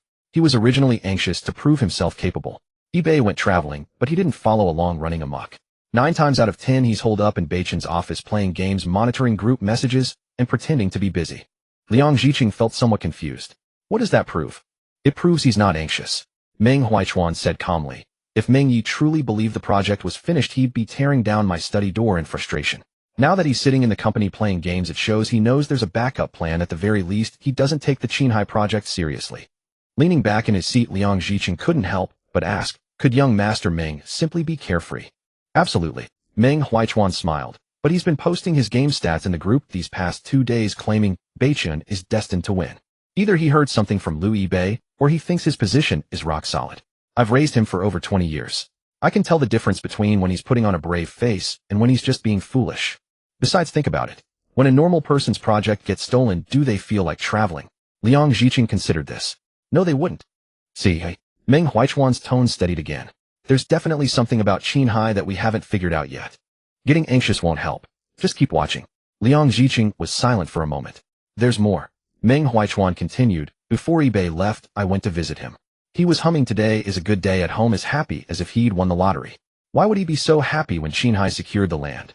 So I suspect Qinghai's project definitely has some major pitfalls. It's just a matter of when Beiqin strikes back. Rest easy. Beichen probably has some tricks up their sleeve waiting for them. After hearing this, Liang Ziqing finally felt more at ease. What about Rongqing and Ningshi? Negotiate as needed. Meng Huichuan said. We can't make decisions for the companies, nor can we forbid others from negotiating. But we should offer Pengcheng's terms and prepare the necessary materials. Victory or defeat isn't necessarily determined in this round. After hanging up, Liang Ziqing watched the night scenery flying past the window and let out a long breath. It suddenly struck him that all these days he'd been stumbling blindly through a chess game with no visible pieces. A leader is a leader. They think about things far more comprehensively than I do. And Meng Huichuan, sitting outside the chessboard, simply told him to watch. The next morning, Rongqing's Quanzhai Alley. The alley with blue bricks and gray tiles was packed with tourists. Low stools were placed outside the tea house, and visitors in Hanfu held up their phones searching for the perfect angle everywhere. Master Zeng walked ahead, guiding the way while explaining which covered bowl tea was most authentic and which 3 cannonball stalls, despite their long lines, could be visited later. Just as Liu Yibei finished taking a photo, he turned around to see Du Qinglin and Luo Qiming with 2 staff members following at a distance that was neither too close nor too far. After struggling to hold back, he finally spoke. Mayor Du, there's really no need for this. Du Qinglin looked utterly confused. What do you mean? Your entire working group is accompanying me through the scenic area. Anyone watching might think I'm some elementary school student on a field trip with a few chaperones following behind. Luo Qiming barely contained himself. Du Qinglin waved his hand. It's been ages since any of us had a real holiday or proper fun. I'm here as a tourist, happened to meet Manager Liu, so let's be friends and enjoy ourselves. Look, is Quanzhai Alley your private property? Am I not allowed to be here? A twitch appeared at the corner of Liu Yibei's mouth. Fine, if you say it's okay, then it's okay. Du Qinglin pretended not to hear, turning to Master Zeng instead. Master Zeng, where's the next stop? Gripping his guidebook, Master Zeng answered seriously, Wuhou Shrine. Go there, then have lunch. The route flows best. Mayor Du, if you're going the same way, feel free to join. If you have your own plans, we can part ways. The words were polite, but in his heart Master Zeng was screaming. Is this how the high rollers circle works? What a convenient coincidence. Why doesn't anyone happen to run into me? He'd love for someone to chase after him from another province and invite him to discuss life and dreams. But despite the grumbling, he faithfully kept Liu Yibei's itinerary perfectly organized. After all, his current main job was to ensure Boss Liu had a comfortable and enjoyable time. At the entrance of Wuhou Shrine, Du Qinglin genuinely bought a ticket along with them. Luo Qiming had planned to chat about the project during the queue. The moment he opened his phone, Du Qinglin silenced him with a look. No talking business today. Du Qinglin murmured. We're on vacation and team building. What kind of impression would it make to discuss work? Luo Qiming had no choice but to put his phone away. Standing before the red walls and bamboo shadows, Liu Yibei snapped a couple of photos. When he turned around, he caught sight of the scene. Mayor Du, this time you're really planning to do some sightseeing. What else? Du Qinglin spread his hands. The project materials have already been submitted to Manager Gu. Chasing after you for more talks would make Ningshi look weak and desperate. Let's be friends, visit attractions, share meals. If a deal happens, wonderful. If not, at least you won't feel like everyone in Rongqing is nothing but people carrying briefcases. Liu Yibei smiled. True enough. If I have to handle work while traveling, I might as well go back to Pengcheng and just lie in bed. I'm not even this busy in Pengcheng. Du Qinglin pointed to the explanation board ahead. Then let's drop the work talk. Manager Liu, you know Zhuge Liang, right? Let me tell you about what he did here. Mayor Du. Liu Yibei quickly raised his hand. Perhaps Master Zeng should handle this. I trust your investment pitches, but when it comes to the 3 kingdoms, I'm afraid it'll turn into another Longzhong-linked memorial speech. Master Zeng beside him almost burst out laughing, quickly taking over to explain the origins of Wuhou Shrine and the old Jinli Street to everyone. Just as the group reached the alley's exit, someone suddenly blocked their path ahead. He Pingchuan stood under an old tree with 2 staff members from the Rongqing Investment Promotion Bureau, as if they'd been waiting for a while. Without rushing to hand over any materials, he smiled and spoke first. Oh, you must be Manager Liu.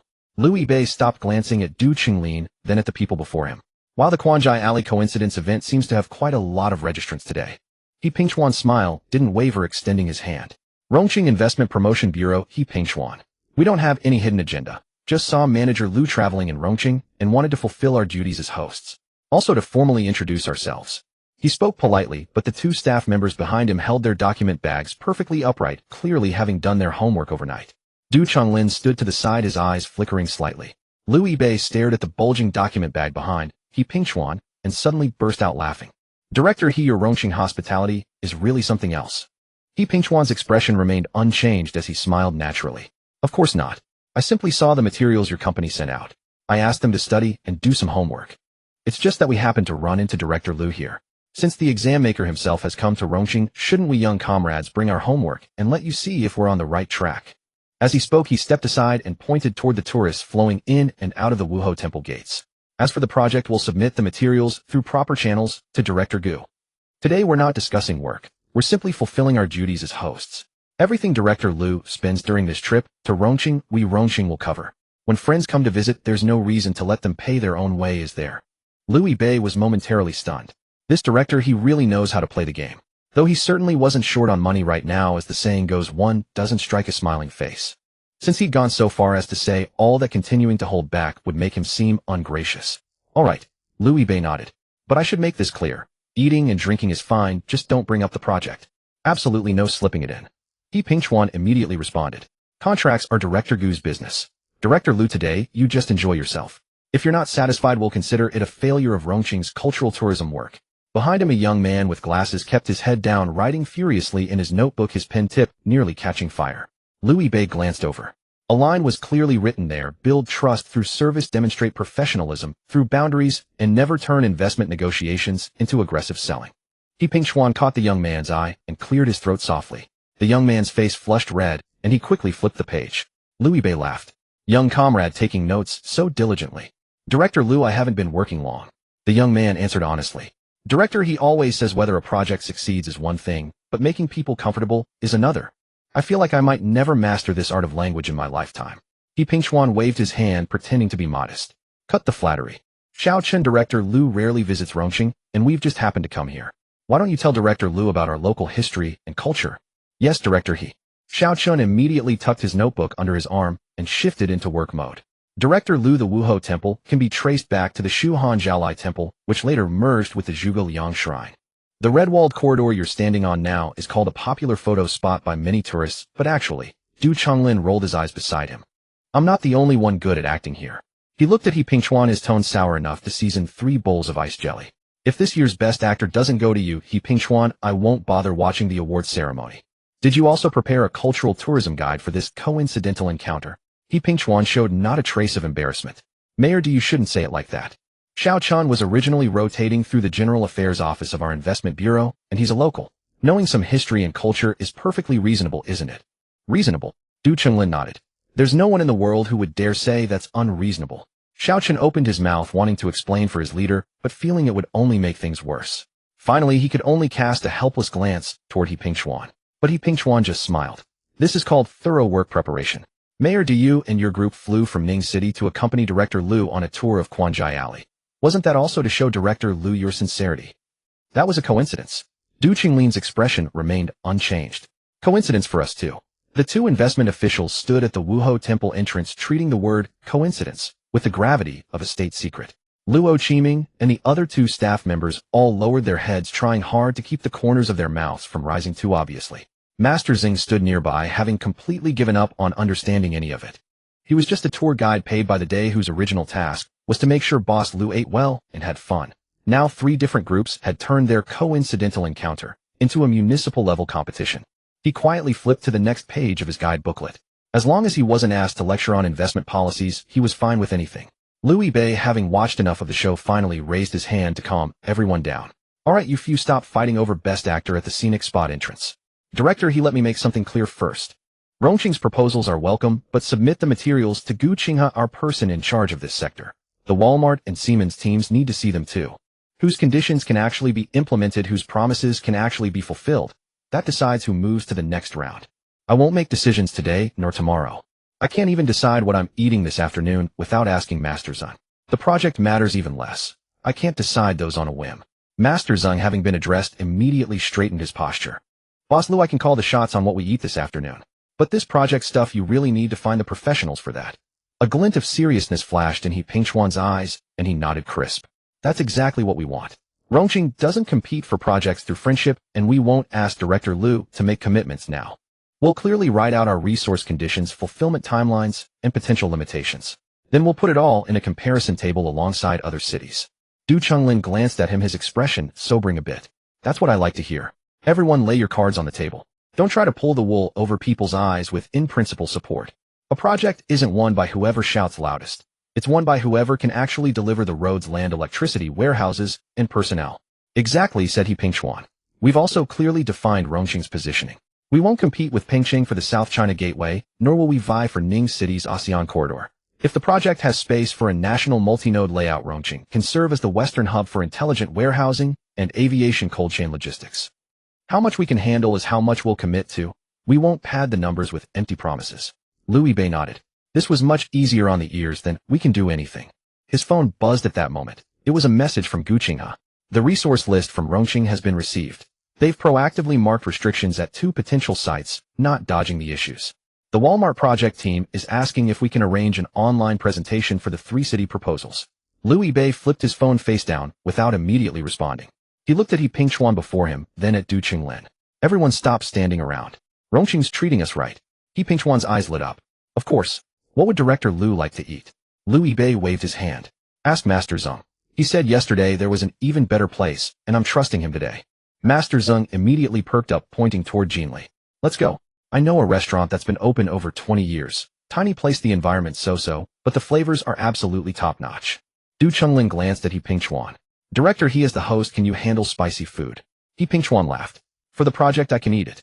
For good food I can eat it too, Liu Bei added. But if anyone pulls out alcohol at the table, I'm walking out on the spot. Everyone laughed as they walked ahead. He Pingchuan lingered behind, typing a message to his office.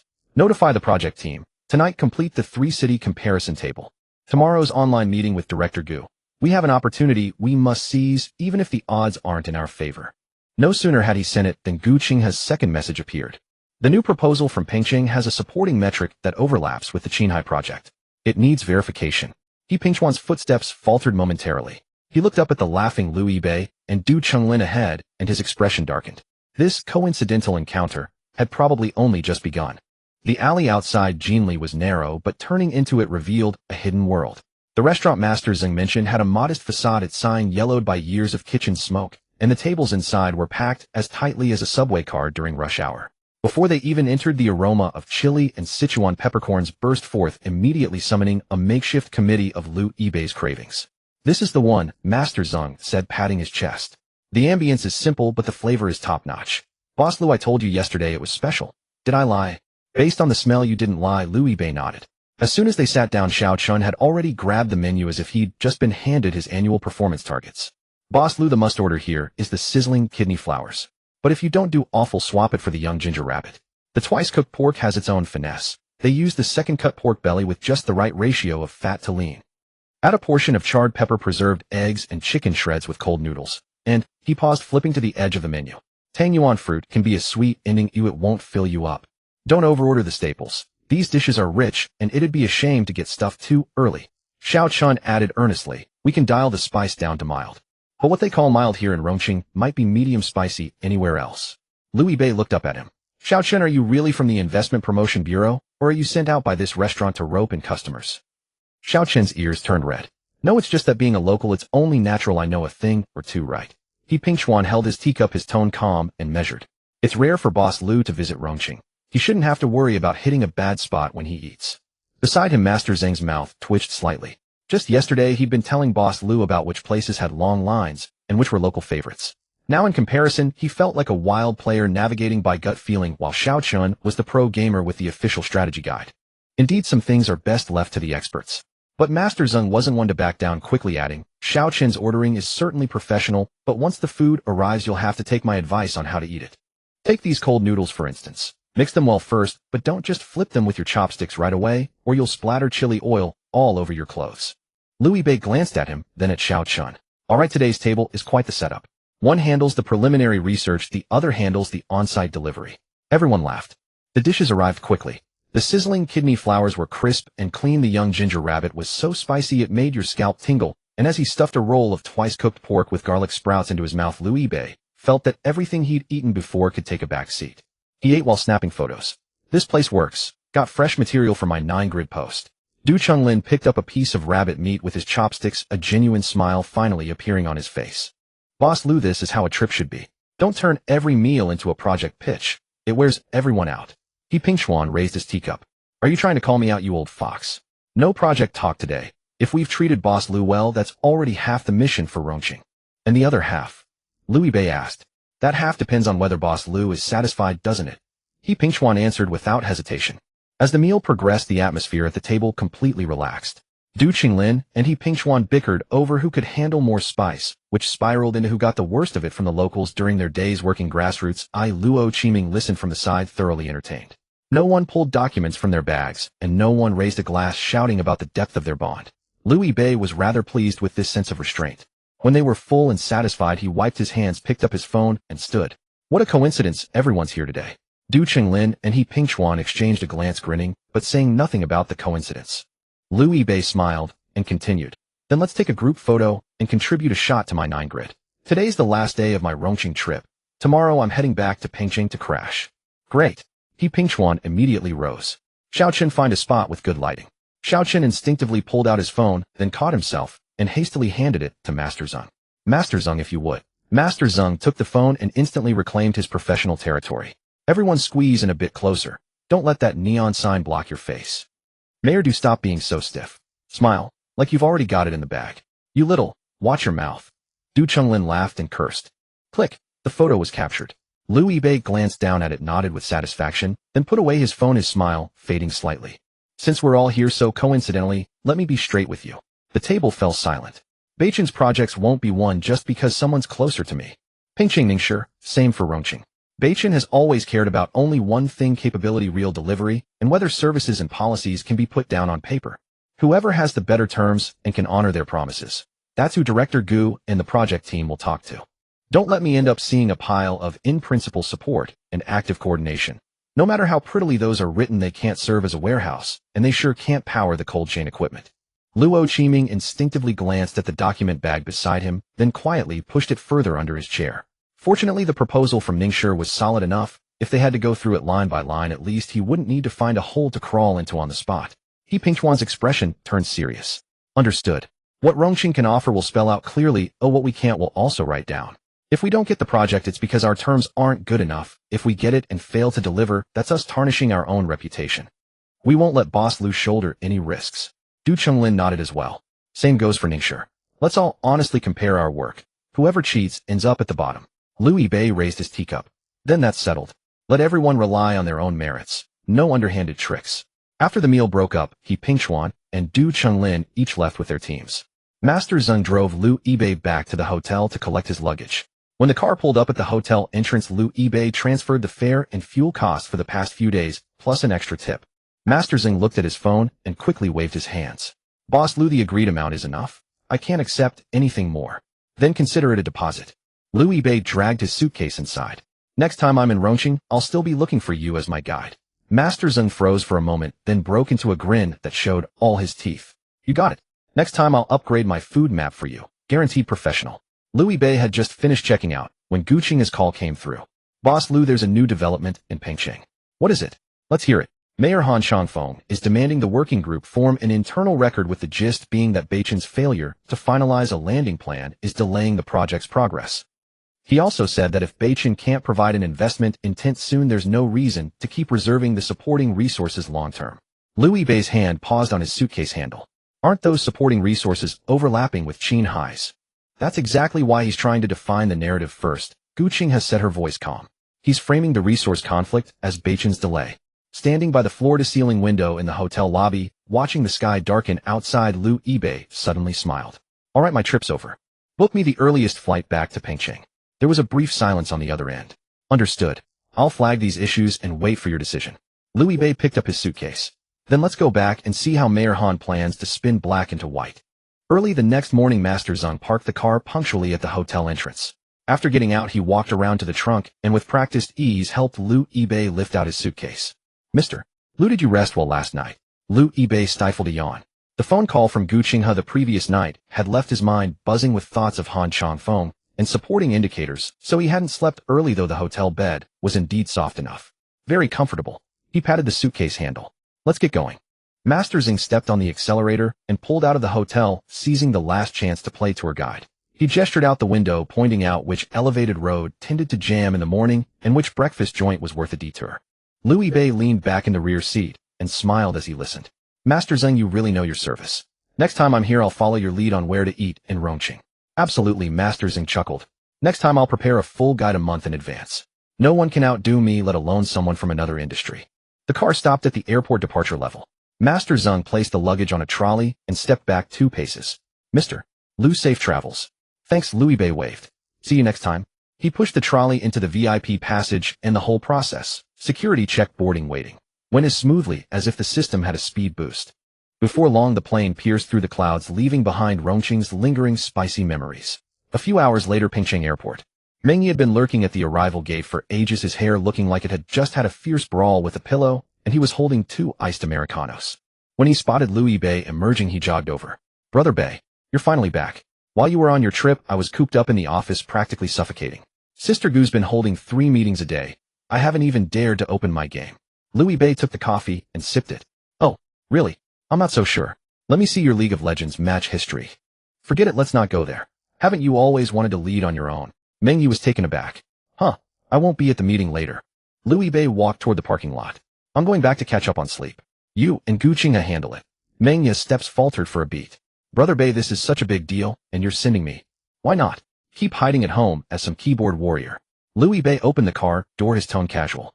First, highlight that line from that old dog Han Changfeng last night. If Beichen can't give an investment intent promptly, there's no reason to reserve supporting resources long-term. At the meeting, throw that line right back in his face. Second, stand firm against them. Don't be afraid. We hold the money, and we hold the project. Beichen's initial investment exceeds 3 billion. Wherever we go, it's a landmark project. Wherever we go, they'll find ways to provide resource support. It's not like the world stops turning if we leave Pingcheng. Meng Yi's blood was starting to boil, right? We could go to Ningxing if we have to. They're all fighting over us. Third, Liu Bei looked up at him. Be magnanimous and throw all the blame on that old dog Han. Since he insists on putting the Qin Group's project first and trying to squeeze us out, let him have his way. Meng Yi gripped the steering wheel, silent for a moment. Brother Bei, don't worry. Today I'm not playing the young master, I'll be the boss. Liu Bei closed his eyes. Also listen to Gu Qinghe fully before you speak. She'll tell you who to cut down, and you do it. Got it, Meng Yi nodded solemnly. Sister Gu brings the evidence, and I bring the pressure. The car stopped at the entrance of Pingcheng Bay 1. Before getting out, Liu Bei added, sync with Gu Qinghe. Tell her to be tough. No need to spare anyone's feelings. Roger. Meng Yi floored the accelerator, heading toward the company. Liu Bei returned home, tossed his jacket onto the sofa, didn't even bother scrolling through his social feed, and crashed into bed. At 2 p.m., in the Pingcheng Project Coordination meeting room. On one side of the long table sat Han Changfeng and several department heads. On the other sat Gu Qinghe, Song Wenbo, and Meng Yi, attending his first formal coordination meeting as Beichen's representative. Meng Yi had actually put on a proper shirt today, with the collar button fastened meticulously. But as he sat down, his knees were trembling rapidly under the table. Still the same low-key, flashy guy.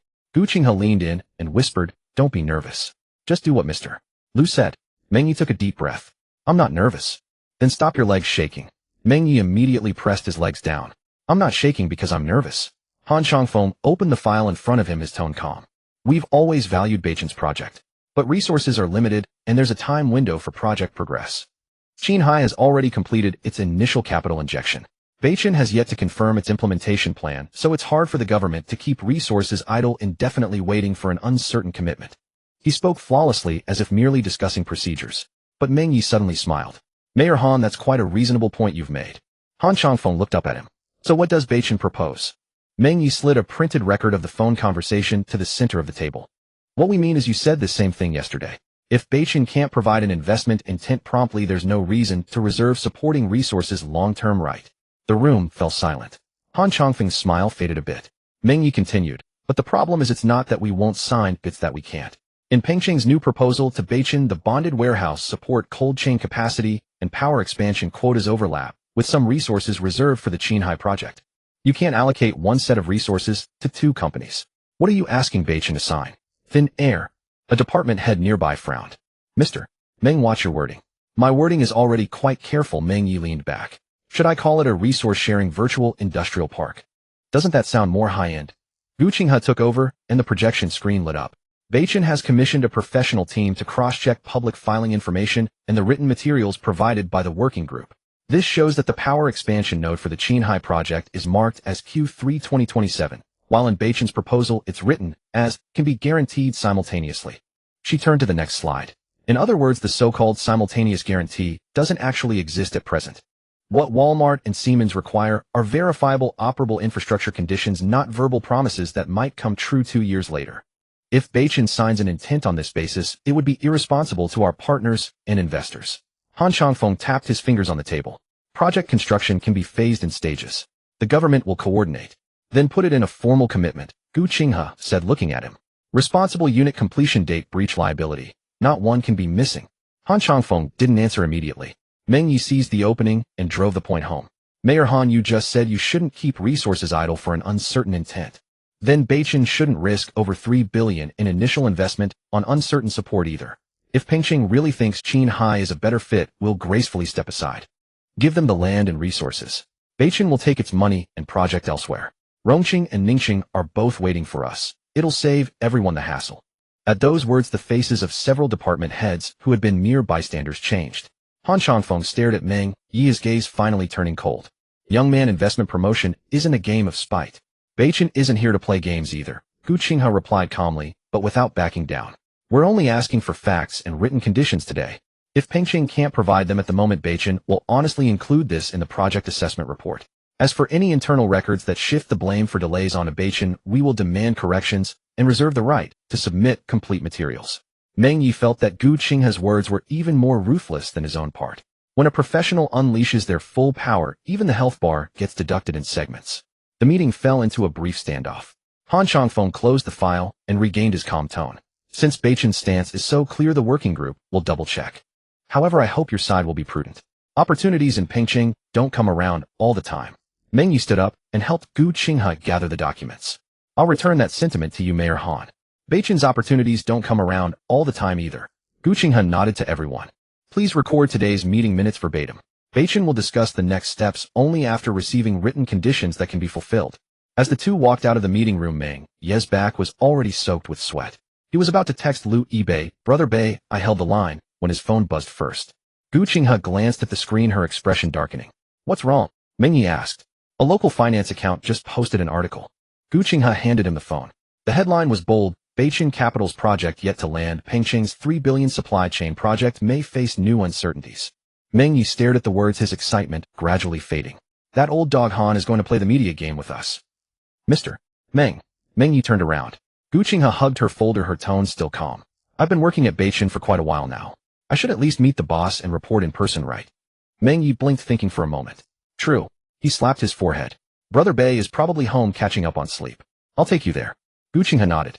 He continued staring at the content on his phone. Then she took a screenshot of the financial article along with the first-round repost records and resource verification materials and tucked them all into her folder. Watching her, Meng Yi couldn't help but ask, Director Gu, have you been wanting to meet Brother Bei for a while now? I wanted to see the company's decision-maker. Gu Qinghe glanced at him. As for whether Mr. Lu is that legendary college student whom even the mayor must respect, that has no direct bearing on my work. Makes sense. Meng Yi clicked his tongue. But once you meet him, you'll find he's not quite what the legend says. Half an hour later, the doorbell at No. 1 Pengqing Bei rang. Lu Yibei had just woken up not long ago, wearing a loose loungewear set, lounging on the living room sofa, scrolling through his phone. The financial article had already been reposted by several local big accounts, and the comment section was as chaotic as a market crowd scrambling for discounted eggs. On the screen was a financial account named Pengqing Business Observer. The headline was long and clearly designed to stir the pot. Beichen Capital's project delayed again. Shenzhen's 3 billion supply chain project may face new uncertainties. The article didn't directly attack Beichen, only stating, a source close to the project revealed that the company has yet to give a clear commitment on the implementation plan, and some supporting resources may consequently remain idle for an extended period. The comments below had already stacked hundreds of layers. Shenzhen worker Xiang knew companies got some nerve getting land and resources from the government and still being picky. Strong backing really makes a difference. Business enthusiast boss Chen, the first phase of 3 billion, just saying it won't land. This isn't investment attraction, it's treating Shenzhen like a backup plan. Industry chain observer suggests investigating whether Beichen actually has any real industry.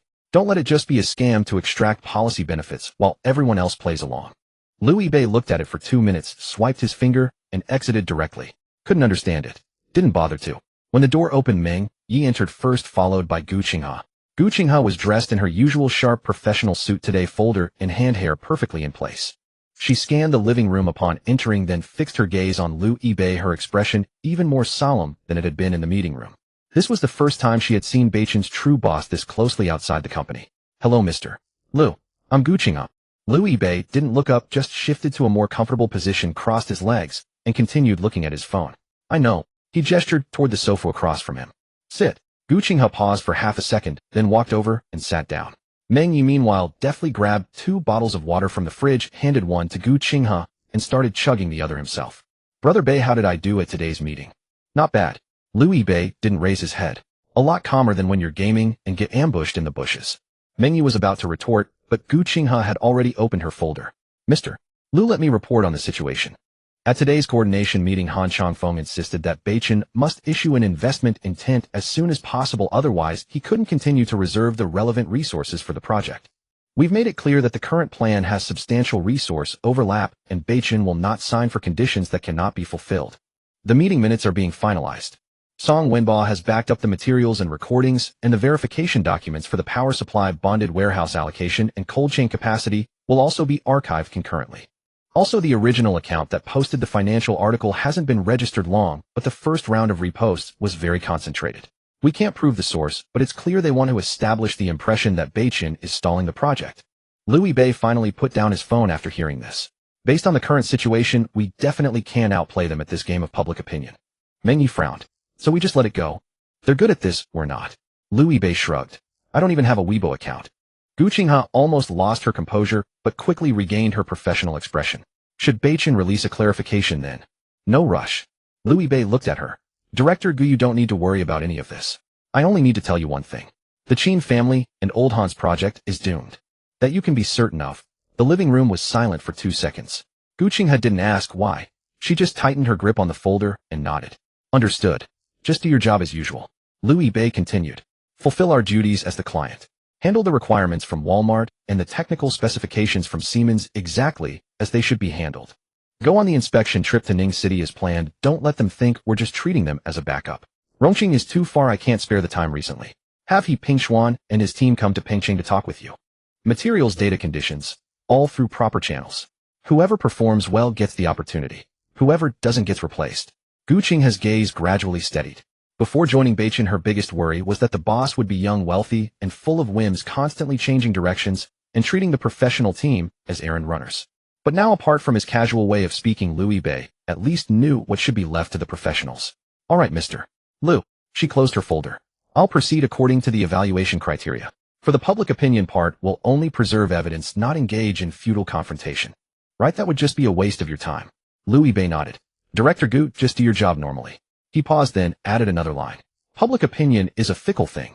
Today it can paint black as white, and tomorrow it can paint white as black. We don't need to argue with it. Once the project truly lands and goods actually start moving, people will naturally dig up what's being said today and see for themselves. But if anyone dares to touch the client's materials, maliciously spread rumors, or hinder the project's progress, keep the evidence. When the time comes to strike, we'll strike.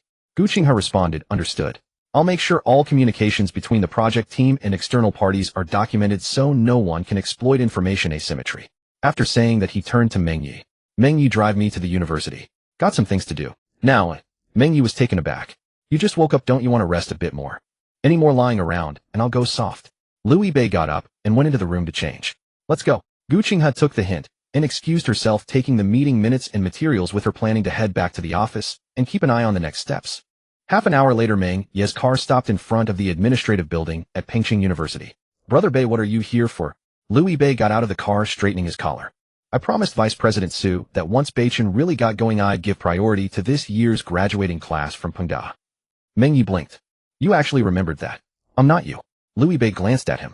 If I say I'll do something, I do it when I can. What Beichen needs in the future are people who can get things done, not people who just shout Brother Bei is awesome in their social circles. Meng Yi grinned wryly. Well, I count as someone who gets things done right. Read today's meeting minutes first, then we'll talk. Vice President Su had already received word and was waiting at his office door. Seeing Liu Bei, he hurried forward with a warmly enthusiastic smile. Student Liu, rare to see you on campus. Heard you've been busy with the company lately. Just busy. Liu Bei walked into the office. President Su, what I said before still stands. Beichen will release a batch of internship and campus recruitment positions during its preparation phase. For the specific requirements, let Director Gu coordinate with the Career Center. Vice President Su's eyes brightened slightly.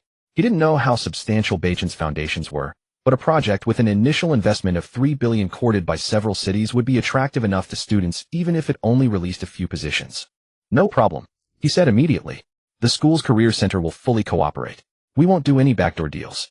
We'll screen according to your requirements and recommend the right people. The requirements for the positions can't be lowered. Liu Yibei reminded him.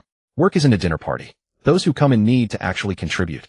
If the school finds suitable students, they can be prioritized. If they're not suitable, that's fine too. We'll follow the process. Vice President Su nodded repeatedly.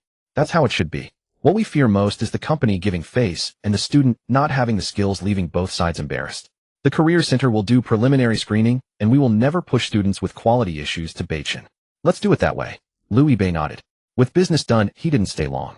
He turned and walked out. Just as he descended the steps of the administrative building, his phone screen lit up. It was a message from Marcus across the ocean. Marcus, Chairman Liu, the Qin family is preparing to sign the Overseas Automotive Supply Chain Project through a third party. They're entering the final signing process tomorrow. Should we proceed with the original plan? Then another long message followed. Marcus, I learned that you were traveling some time ago, so I didn't have anyone disturb you.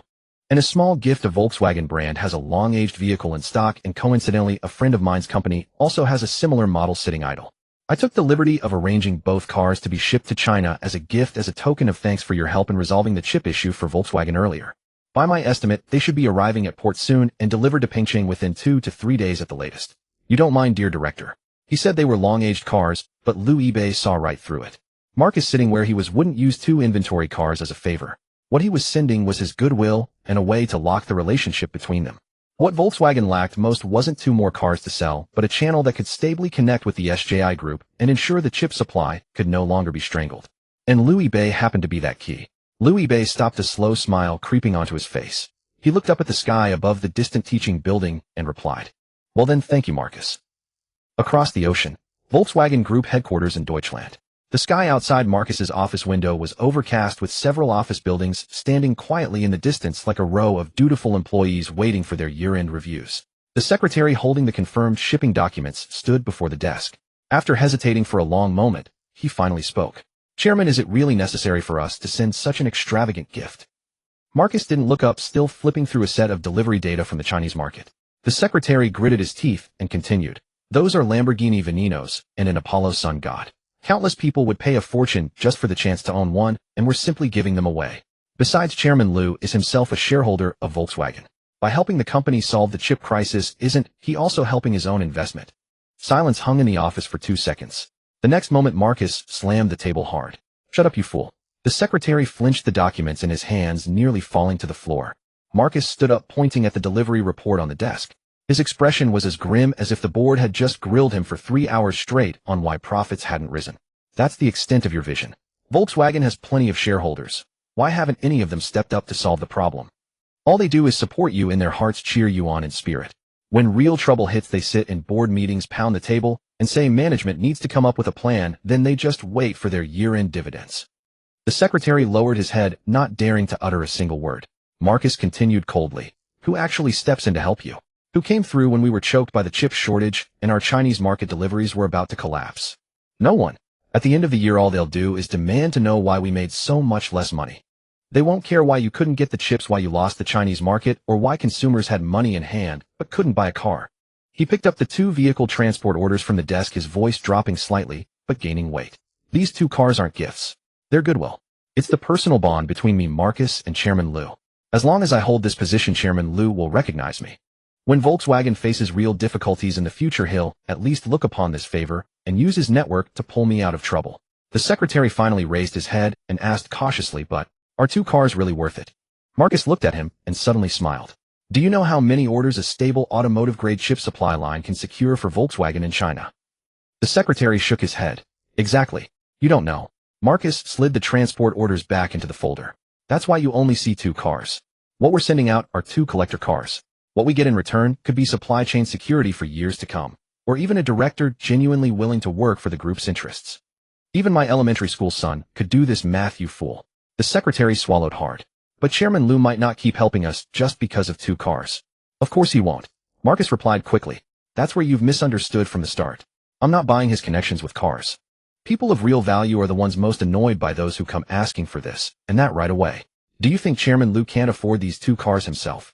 After he resolved our troubles and opened up the SMIC channels for the group, I simply want him to know that Volkswagen remembers this debt of gratitude and is willing to show sincerity when he needs it. Marcus tapped the desk with his finger. A relationship isn't a lock that keeps everything safe once you close it. It's more like a road. Today you pave a stretch for me, tomorrow I pave a stretch for you. Walk it enough times, and when the critical moment comes, each person will pull the other up. The secretary seemed lost in thought. Marcus added, also all the gifting procedures must go through proper compliance channels. The taxes that need to be filed, the paperwork that needs to be done, not a single thing can be missed. We're building goodwill, not creating problems for others. Understood, Chairman. The secretary's face flushed with embarrassment, and he finally said in a low voice, I understand now, Chairman. Then go get it done. Marcus sat back down. Transport, insurance, customs, clearance, delivery. Don't let a single link go wrong. When the cars arrive in Pengcheng, they must be handed over to Chairman Liu in flawless condition. Also keep a close watch on the Qin family project. Yes, sir. The secretary clutched the documents and hurried out of the office. The room fell silent once more. Marcus stared at the Chinese market figures on his screen, tapping the desk lightly with his fingers. He wasn't afraid of spending money. What he feared was spending money and still not finding someone worth spending it on. And Liu Bei was clearly worth it. More precisely, what Marcus valued was never the 1% stake Liu Bei held. That tiny stake could secure Liu Bei a seat on the board, but it wouldn't necessarily earn everyone's respect. What truly made Marcus take the young man seriously was his ability to secure chips from SMIC and to get Walmart, Volkswagen China, and the Pengcheng government all sitting at the same table for a single project. In business, money was never the scarcest resource. What was scarce was the person who could make money, goods, connections, and opportunities all flow in the same direction at once. Meanwhile, at Pengcheng University, the setting sun cast a brilliant glow across the main campus road. Liu Bei walked out of the administration building, strolling leisurely toward the dormitory. He had sent Meng Yi back to the company with a curt, "You head back and keep an eye on things," and had left the car behind as well, opting instead to walk. Halfway along the path, he remembered the photos he'd taken in Rongqing still sitting in his gallery. Before the trip, he'd thought the most he'd get out of it was a change of scenery to lie around doing nothing. But along the way, he'd ended up eating countless meals and meeting countless people who just happened to cross his path. Now, scrolling through his gallery, he realized that apart from a few useless project group photos, the rest actually looked like a genuine trip, at least on the surface. The Min River at Dujianjian, the clouds beside the stone steps of Mount Qingqing, the gray-tiled rooftops of Quanzhai Alley, the red walls of Wuhou Shrine, the lanterns at the entrance of Jinli, the sizzling stir-fried pork kidneys, the twice-cooked pork, the candied fruit dumplings, and that shot of Master Zheng in the driver's seat, flashing a thumbs-up over his shoulder. Liu Bei stood in the shade of a tree, carefully sorting through his gallery. Master Zheng's back view was a bit blurry, but he kept it anyway. That group photo from the final dinner was there too. In the photo, Du Qinglin was reaching for a piece of ginger garlic rabbit. Ping Chuan held a teacup. Little Chun was huddled in the corner, studying a candied fruit dumpling, and behind them lay a table of plates picked clean. At first glance, it looked like some kind of investment promotion photo, but zooming in revealed no document folders, no banners, and no one standing at center stage. Liu Bei thought for a moment and decided to keep it. Rare to meet two groups of travel companions that conveniently. The candied fruit dumplings looked good in color. Keep it. The Dujianjian shot of the Min River was well taken, but he happened to appear in frame mid-sip from a water bottle. Delete it. The stone steps of Mount Qingcheng with clouds and trees in the frame. Atmosphere was perfect. Keep it. The red walls of Wuhou Shrine almost caught half of Ping Chuan's face. Liu Bei zoomed and stared at it for a long while and decisively cropped it. A moment's post was a travel archive, not investment promotion material for anyone. He moved a photo of the stir-fried pork kidneys to the front, then reconsidered and swapped it for the lanterns of Jinli at night. Food was important, but if all 9 photos were dishes, it would make him look like he'd gone to Rongqing for a chef certification exam rather than a trip. In the end, he carefully selected 9 photos. From river waters to mountain gates, from old streets to red walls to a table of glistening spicy dishes. At a glance, anyone would think he'd spent the past few days living a perfectly simple life. As for how many people had coincidentally run into him holding documents, or how many cities were competing for the same project behind the scenes, that was a matter for another chapter. A trip was a trip, a work was work. Liu Bei kept that boundary very clear. His caption was equally simple: Rongqing level cleared. Spice level exceeded the limit, but I made it out intact. Requesting permission to return to Pengcheng and do absolutely nothing. Posted successfully. They soon reached the dormitory door. As the door swung open, a heated battle was already underway inside. Zhao Liyuan, wearing his headphones, was nearly glued to the screen, spewing a relentless stream of trash talk. Where's the jungler? I'm getting camp top lane so hard the enemy treats me like an 8 EM, and you're still sightseeing in the river. Zhou Shuheng calmly last hit minions as he spoke. Don't shift the blame.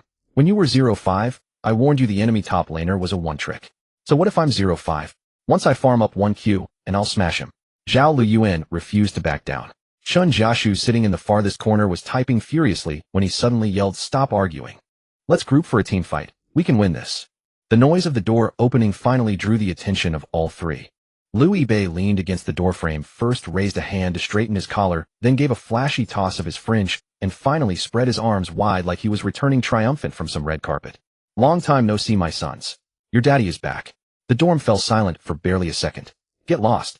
Three voices chimed in perfect unison, making Liu Bei's ears ring.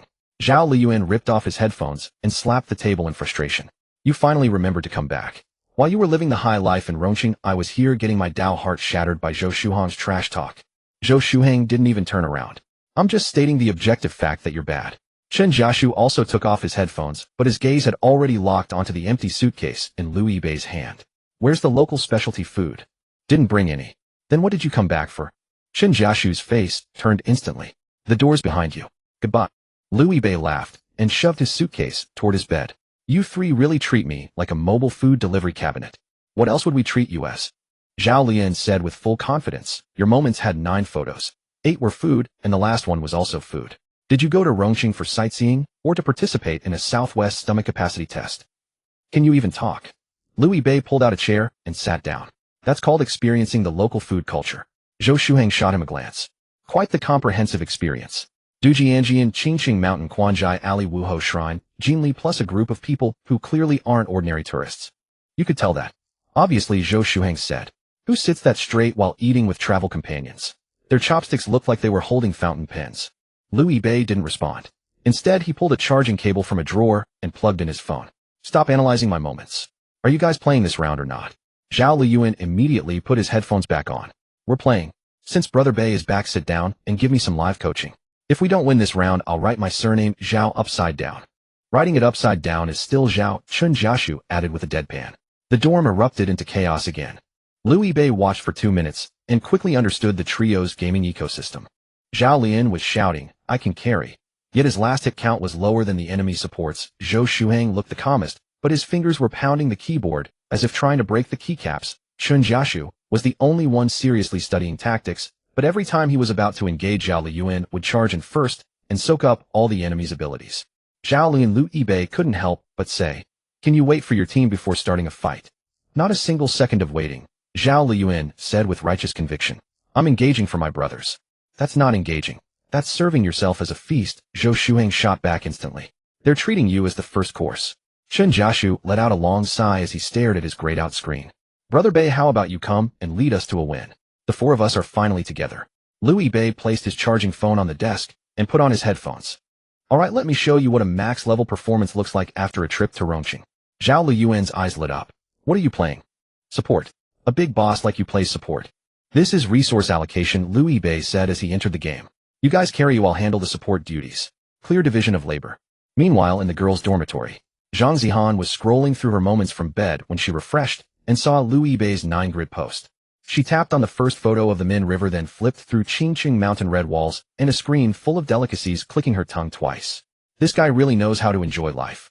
She casually typed a line in the comments. I'm tired of saying I'm envious, but I'll say it again. I envy not Mandarin ducks nor immortals. I only envy young Master Lu's every day. After posting, Zhang Zihan was about to exit, but she stopped on the last photo, a dinner group shot. In the photo, Liu Bei sat casually with a plate of rabbit meat and a teacup in front of him. But the 2 middle-aged men on either side of him, their sitting postures were anything but ordinary tourists. One smiled with composure, the other even picked up food with the aura of someone presiding over a meeting. The more Zhang Zihan looked, the more something felt off. Chen Shishir, come over and take a look. Chen Shishir poked her head down from the top bunk. What's up? Liu Bei goes on a trip, and who does he eat with? Don't go analyzing him again, Chen Shishir said, but she still leaned in to look.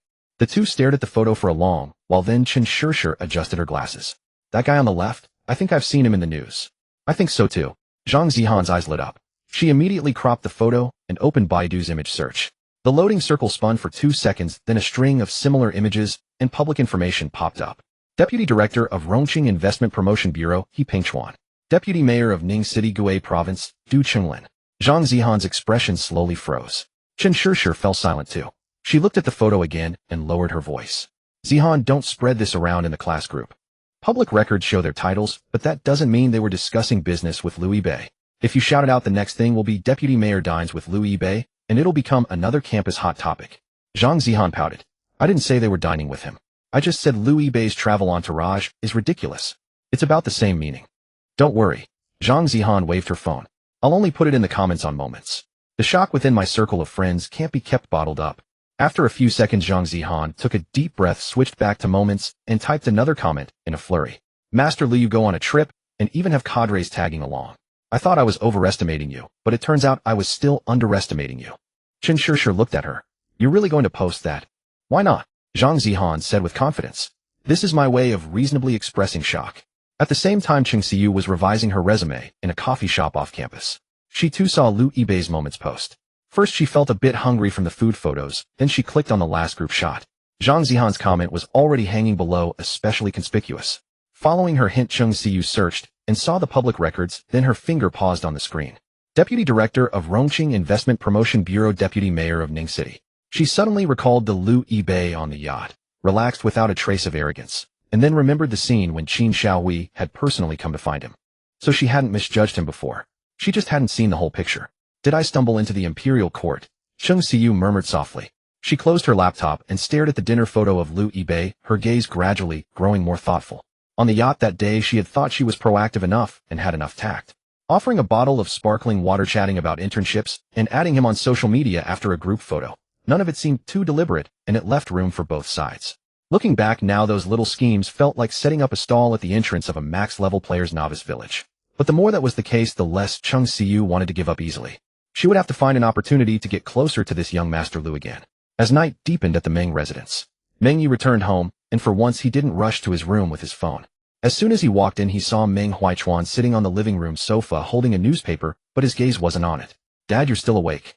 Meng Huaichuan set down the newspaper and looked at his son. Shall Yi come to the study? Meng Yi paused mid-step. There are some things your father and I need to discuss tonight. The door of the study gently closed behind Meng Yi. The study door closed softly, muffling the sound of the television in the living room. Meng Huaichuan did not speak immediately. Instead, he walked to the desk, poured himself a glass of hot water, and poured another for Meng Yi. Meng Yi sat on the sofa, unusually not reaching for his phone, but instead feeling a little uneasy. Ever since he was a child, whenever his father called him into the study, there were basically two situations. Either his report card was out, or he had gotten into trouble again. Today it seemed to be a third kind. Dad, don't look at me like that. Meng Yi spoke first, unable to hold back. I haven't had any problems recently, right? Brother Bei said I can handle things on my own now. Meng Huaichuan smiled. You've done well. Just as Meng Yi was about to gloat, Meng Huaichuan added, slightly better than I expected. What do you mean slightly better? Meng Yi was displeased. I verbally sparred with old dog Han in the meeting room and nearly gave him a stroke. All right, verbal sparring. Meng Huaichuan did not argue with him, but after a moment of silence he spoke slowly. Xiao Yi, I know you have a backup plan. Meng Yi's expression turned serious. I don't know what your backup plan is exactly. Can you tell me in advance? That way I can be mentally prepared. Meng Yi tilted his head. I really don't know. Brother Bei didn't tell me. Meng Huaichuan looked at his son as if trying to judge the truth of those words. Meng Yi spread his hands. Don't look at me like that. There's nothing. He only told me one thing, that the Qin family and old dog Han are doomed. As for how they'll die when they'll die and how ugly it will be, I want to know even more than you do. Meng Huaichuan picked up his cup and did not press further. This actually surprised Meng Yi. After hesitating for a while, for the first time he did not joke around, but asked seriously, Dad, does this matter a lot to you? Meng Huaichuan looked up. His son rarely spoke to him in such a serious tone. He leaned back in his chair and let out a long breath. It matters. People see me as a glamorous deputy mayor, thinking life should be smooth sailing for me. But at my level, every step must be calculated. Han Chanfeng and I have never gotten along. He wants to move up to the ministry, and so do I. Meng Yi did not interrupt, listening quietly. Meng Huaichuan continued, Secretary Liu will maintain the overall situation, and he will also hope we get things done. But he will also look at results. Whoever can attract projects, whoever can build industries, whoever can solve employment, tax, revenue, and development issues, that person earns more qualification to move forward. The old mayor will retire eventually, and the position won't remain vacant. By then what will be on the table is who has actually achieved something impressive. Your father has never been inferior to others. From a small mountain village, I've led you all this way, charging ahead with success. Meng Huaichuan's voice was not loud, but it was steady. Of course I want to enter the ministry. Not for the extra round of toasts at the dinner table, but because the higher the position, the more things I can do, and the more I can protect. Meng Yi frowned. But isn't this Brother Bei's company's project? How does it count on you whether it succeeds or not? The project is certainly not mine. Meng Huaichuan shook his head. But in my position, I'm in charge of investment attraction. If companies come and you can't handle them, if they leave and you can't keep them, people won't ask if it was the company's own decision. They only look at results. If a project like Walmart leaves Pengcheng because conditions aren't met, what will people say? They'll say Pengcheng isn't sincere or that the person in charge is incompetent. At that time, that old bastard Han Changfeng would be so happy he'd want to throw 2 banquets, and others wouldn't be happy either. On the flip side, if the project actually lands, the warehouse gets built, orders start flowing, young people get jobs, surrounding businesses get trade, I get political achievements, then Han Changfeng is in danger. Meng Huichuan took a sip of water. So I'm anxious, but I can't panic. Especially at times like this, I can't leave any handle for people to accuse me of abusing power or forcing companies to make choices. Meng Yi looked down at the cup in his hand, then spoke after a long while. What about Brother Bei's side? He has deep resources behind him. Meng Huichuan did not avoid the question. Walmart, SMAC, Volkswagen. None of these are contacts an ordinary person can reach. I want to use your relationship with him to secure more projects that can actually land, to leave a mark for Pengcheng and for myself. He paused, then added, of course it can't be forced, and I can't trade on your friendship. Whether a project can come in depends first on what Pengcheng can offer and whether Beichen is willing. We only do what we should to serve, not decide for him, and we can't force him to stay. After hearing this, Meng Yi suddenly smiled. Dad, why didn't you say all this earlier? I thought you were going to tell me to go cry to Brother Bei about how poor we are, saying the Meng family needs this one chance to turn things around. Meng Huichuan shot him a glare. Your dad isn't that desperate yet. Good. Meng Yi stood up. I don't know Brother Bei's backup plan, but I know he never betrays his own people. You do things by the rules, don't cause him trouble, and I'll help you find out what I can.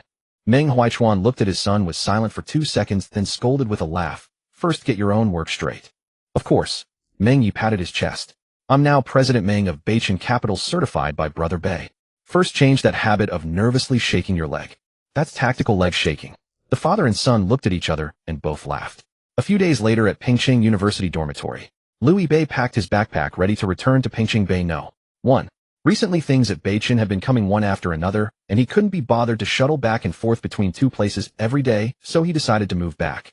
Zhao Liuan was still at the computer arguing with Zhou Shuhang about who had fed more in the last game, while Chun Jiashu wore headphones watching a public lecture with a notebook beside him. Louis Bei stood at the door watching for a while, then suddenly spoke. I'm leaving. Zhao Liuan didn't even turn his head. Go on, go on. Remember to bring food for your godfathers. Stop being cheeky. Louis Bei laughed and scolded, but his tone became more serious. Don't try to handle everything on your own in the future. Call or text your daddy here. I'll help whenever I can. The dorm room went quiet for a moment. Those words coming from Louis Bei sounded a bit like his usual cocky catchphrase, but Zhao Liuan and the others knew this wasn't just a joke. Back when there was a fight, Louis Bei could call them over and also protect them after things escalated. Now they didn't lack the word brother, but what they lacked was someone who truly took that word seriously. Zhou Shuhang raised his head first. Got it. Chen Jiashu also nodded. Brother Bei, rest assured. Zhao Liuan was silent for 2 seconds, then waved his hand. Enough. Why so sentimental? Go on now. If I actually get moved, you'll say I'm being soft. Louis Bei laughed and pulled the door open. Just as he reached the downstairs, his phone rang. The caller ID was an unfamiliar local number. Hello, is this Mr. Louis Bei? A very polite female voice came through. This is Pengcheng's super luxury car service center. The customs clearance and paperwork for 2 vehicles under your name have been completed. May I ask where you'd like them delivered? Louis Bei paused mid-step. 2 cars. Yes, a Lamborghini Veneno and an Apollo Sun God. All documents are ready. You can inspect them at any time. Louis Bei looked up at the dormitory building, recalled Marcus's "Dear Director," and the corner of his mouth slowly curled up. Send them to Pengcheng Bei No. 1. Certainly, Mr. Liu. We'll arrange it right away. At the entrance of Pengcheng Bei 1, Louis Bei leaned against a stone pillar by the roadside, holding an iced coffee in his hand, his gaze occasionally drifting toward the entrance of the complex. He had already been waiting for nearly 20 minutes. His phone suddenly rang. Bei, you home? I need to talk to you about something. On the other end was Meng Yi, his voice carrying a hint of mystery. I'm here, Louis Bei said, taking a sip of his coffee. Just come over. I'm waiting for my car at the entrance. Meng Yi paused. Waiting for a car? You finally decided to buy one. Let's talk. All right, be right there. In the Meng family living room, Meng Yi hung up, shoved his phone into his pocket, and dashed out the door. Xin Qinglan, who was picking out fruit on the sofa, immediately frowned when she saw him rushing out without even properly putting on his shoes. Meng Yi, can you not be so reckless? You're a grown man. Running around like a dog is chasing you. Mom, I'm leaving. Meng Yi grabbed his car keys without looking back. I need to go find out what old Meng is up to. Find out what? Bei is waiting for a car. I gotta see what new thing he's got. Xin Qinglan wanted to say more, but Meng Yi had already bolted out the door. On the other side, after hanging up, Louis Bei sent a message to Li Minghua. Arriving at Pingxing Bay 1 shortly. I have something to assign to you. Li Mingwei replied almost instantly. Got it, Mr. Lu. I'll be there in 20 minutes. Not long after Meng Yi arrived first. He parked his car by the roadside and stepped out scanning the area. Aside from a few residents walking their dogs and the security guards, there was nothing particularly unusual. Bei, what car are you waiting for? Louis Bei glanced at him. You'll see in a moment. Meng Yi hated riddles and was about to press further when a low rumble of a diesel engine echoed from the entrance. At the security booth of Pingxing Bay 1, the guard on duty froze for a moment before instinctively straightening his posture. Two white, fully enclosed container trucks rolled into the complex one after another, their bodies so pristine they looked fresh out of a showroom, with the logo of an overseas vehicle transport company emblazoned on the sides. The front truck sat low on its suspension, while the rear truck's container door bore a striking red seal. The spectacle was enough to make even the luxury cars entering and exiting slow down involuntarily. Meng Yi's mouth slowly fell open. Damn, Bei, you need 2 containers for 1 car. Louis Bei shrugged. They were a gift. Listen to yourself. Is that even human? Li Mingwei arrived just in time to hear the last remark. She walked over quickly in high heels, dressed in a light gray professional skirt suit today. She had been wondering what Louis Bei had called her over for, but the moment she reached the entrance, she saw 2 massive trucks blocking the main road. Mr. Lu, this is... You'll help me sort out the insurance registration and follow-up asset services in a bit, Louis Bei said casually. The cars just arrived. Li Mingwen nodded, but her mind was reeling. Vehicles transported in containers like this were never cheap. Yet when 2 delivery personnel in matching uniforms confirmed Louis Bei's identity and presented a thick stack of customs clearance, transport insurance, and delivery documents, she realized she had underestimated the situation. Mr. Lu, hello, the lead delivery manager said, handing over a tablet with both hands. Both vehicles have completed customs clearance transport and all relevant procedures. Please inspect the vehicle exteriors and serial numbers before signing. Louis Bei gave it a quick glance. Open them up. The delivery manager signaled the drivers to kill the engines, and the rear doors of both trucks slowly lowered. The hydraulic mechanisms hummed deeply as interior lighting strips flickered on. When the second container's door swung open, the crowd gathered around fell into a brief, stunned silence. Apollo Intensa Emotion. A deep blue body, extensive exposed carbon fiber, and an aggressive aerodynamic kit that resembled a crouching beast. It sat there silently, unmoving without a sound, yet it exuded more presence than any roaring engine. The 2 cars stood one behind the other in the half-open containers like exhibit pieces temporarily displayed at the complex entrance. Sunlight slanted down between the towering buildings, casting the carbon fiber patterns and metallic paintwork into sharp relief. Someone recognized the Lamborghini Veneno and let out a low gasp to another person who had merely come downstairs to pick up a package, stood rooted in place for a long time before quietly tucking the parcel under his arm and whipping out his phone to snap a flurry of photos. The property manager hurried over, first confirming the vehicles weren't blocking the fire lane, then signaling the security guards to cordon off a small perimeter. Everyone can look, but keep your distance and don't capture the owner's face or address. A perfectly professional approach. Meng Yi stared at the 2 cars, speechless for a long moment. Bei, moi, I used to think supercars were just rich people's toys. And now I realize all those supercars I've seen before. They're barely toy cars. Louis Bei smiled. That's actually a pretty accurate analogy. The delivery team carefully guided both vehicles down from the containers using specially designed metal ramps that settled smoothly onto the ground. More residents had gathered, some holding up phones to record videos, but the property staff politely reminded them not to film the owner or any personal information. Li Mingwei stood beside Louis Bei, gazing at the 2 cars, her breathing growing lighter. She had dealt with many of the bank's high-net-worth clients and reviewed files on luxury mansions, yachts, and private jets, but witnessing 2 globally rare collector cars arriving together at a residential entrance was a first. Mr. Lu, she whispered, these 2 cars were both gifted to you. Li Mingwei's mind was already racing through the logistical checklist: high-value property insurance, professional storage, transport records, overseas gift documentation, asset ledgers. Every item was on a scale far beyond the routine fund subscriptions she handled for ordinary clients. Yet she quickly suppressed her surprise and pulled out her phone to note down the delivery manager's name and the team's contact details. Louis Bei had entrusted her with this task, not so she could stand around in amazement. Mr.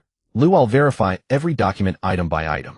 Li Mingwei said softly. Once the insurance plan and storage services are confirmed, I'll compile a full report for you. Good, Louis Bei nodded. It's in your hands. Who gave them to you? Meng Yi blurted out. Louis Bei looked at him. Take a guess. Meng Yi immediately shut his mouth.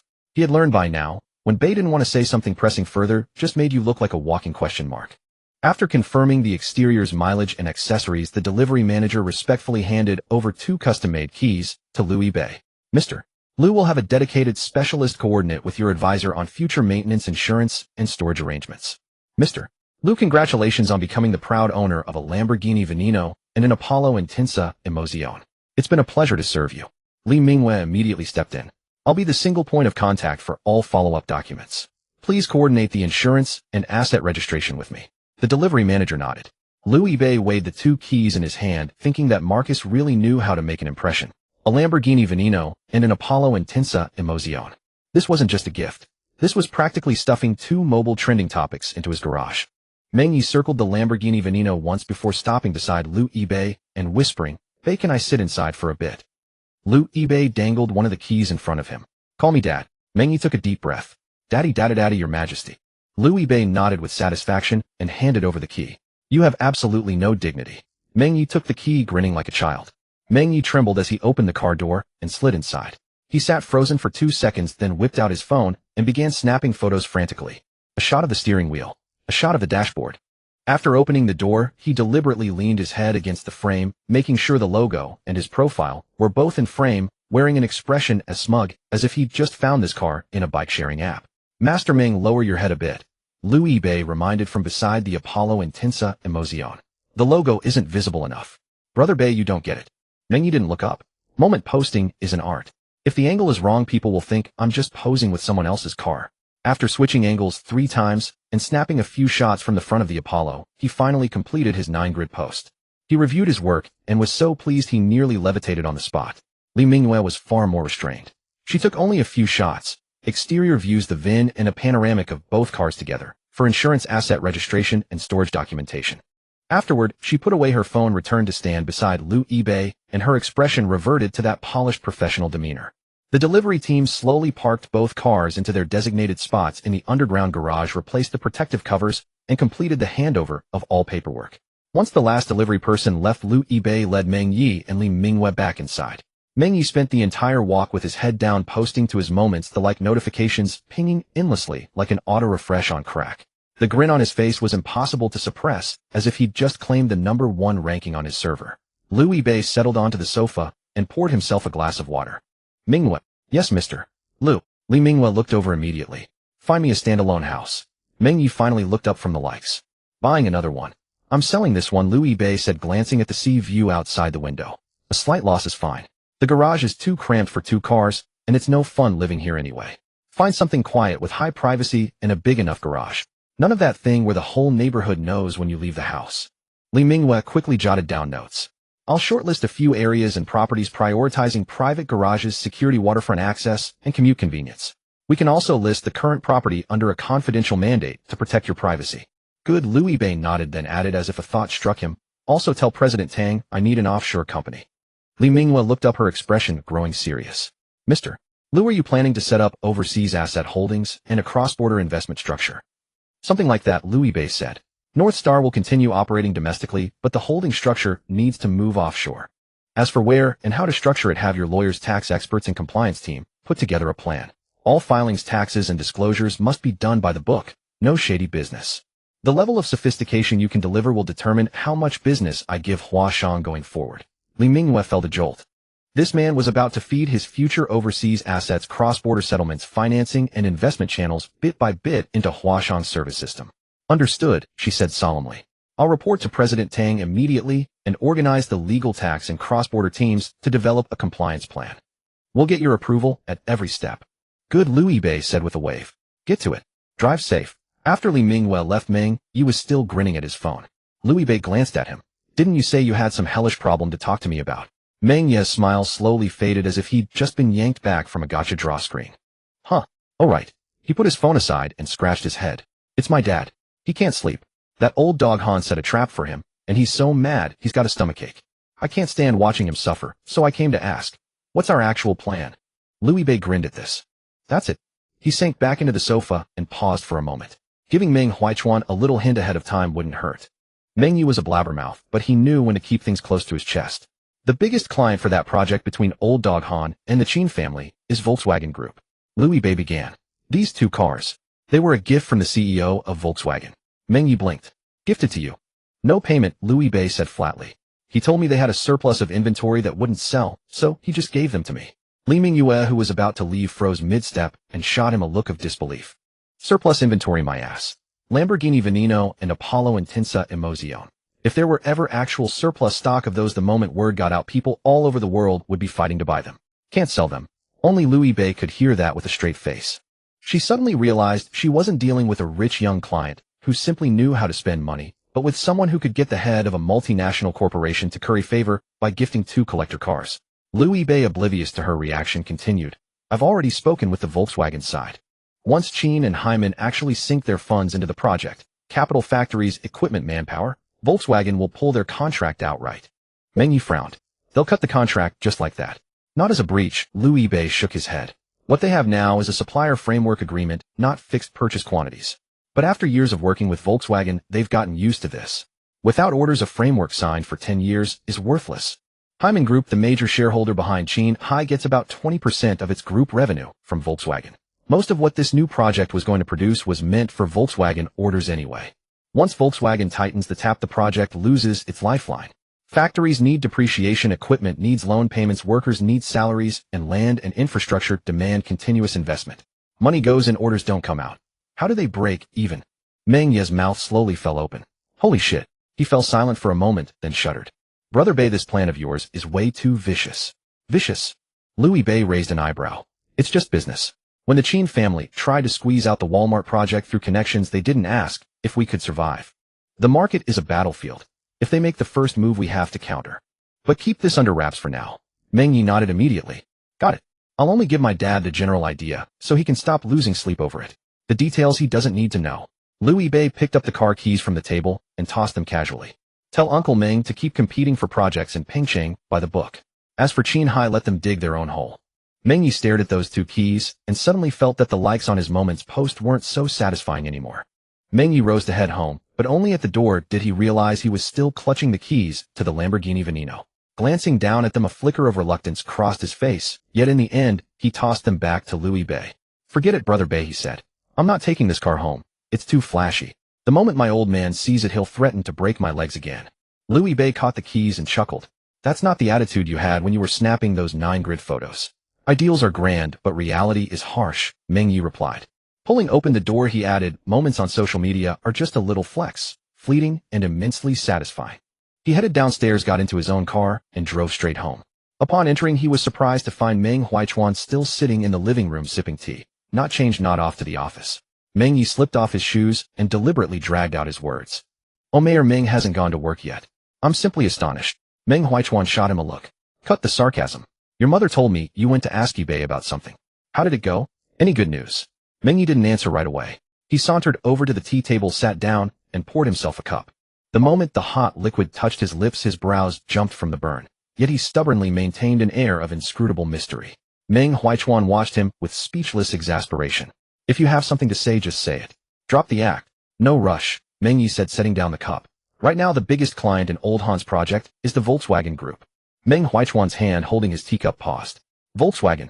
Exactly, Meng Yi lowered his voice. Our company has already coordinated with Volkswagen. Once the Qin Corporation and Hyman have sunk substantial manpower, resources, and capital into the project, Volkswagen will cut off the contracts and orders for their new base. By then, the Qin-Hyman project will be nothing but a hollow shell.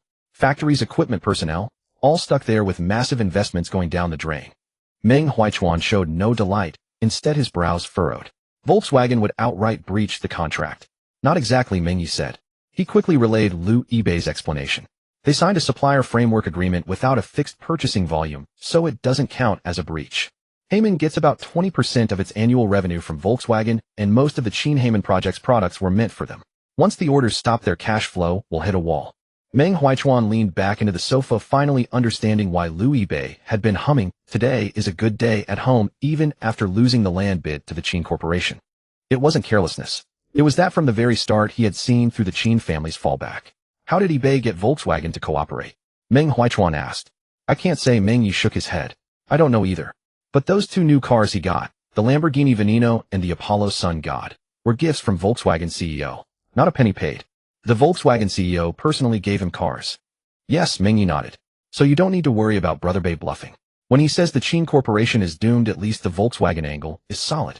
Meng Huichuan remained silent for a long time. He didn't relax just because a trump card existed. If anything, he grew more cautious. Don't breathe a word of this to anyone. I know, not even your mother. From the kitchen, where she was cutting fruit, Shin Qingluan poked her head out. What can I know? Father and son turned at the same time. Meng Yi reacted instantly. Dad's hiding secret money. Meng Yi. Chaos erupted in the living room. Once Shin Qingluan returned to the kitchen, Meng Huichuan lowered his voice to warn him. Also, that phrase, cutting contracts, you used. Don't say that outside. One wrong word, and the meaning changes entirely. Meng Yi nodded. Understood. As for Pengqing, we still compete for the Walmart project by the book. Meng Huichuan turned to look out the window. Just because we know the Qin Corporation will face trouble, we can't trip it up ahead of time. Service where service is due, supervision where supervision is due. If it ultimately collapses, it must fall by business logic, not because we pushed it. At the same moment in Ning City, Gu Qinghe, wearing a safety helmet, stood before a stretch of industrial land just outside the Ning City Comprehensive Bonded Zone. The sunlight was strong, and in the distance, several logistics warehouses already in operation could be seen, with trucks continuously rolling out of the park's roads. Du Qinglin and Luo Qiming accompanied her with staff from planning, power supply, customs services, and park operations following behind. No welcome banners. No media. That was Gu Qinghe's explicit request. She wasn't here for an investment commendation ceremony. She was here to inspect. I need formal documents on the land's redline, scope, supply status, and delivery timeline, she said. Gu Qinghe flipped through the materials in her hand. I can't just rely on the site visit. Luo Qiming responded immediately. The first draft has been sent to the Beichin project team.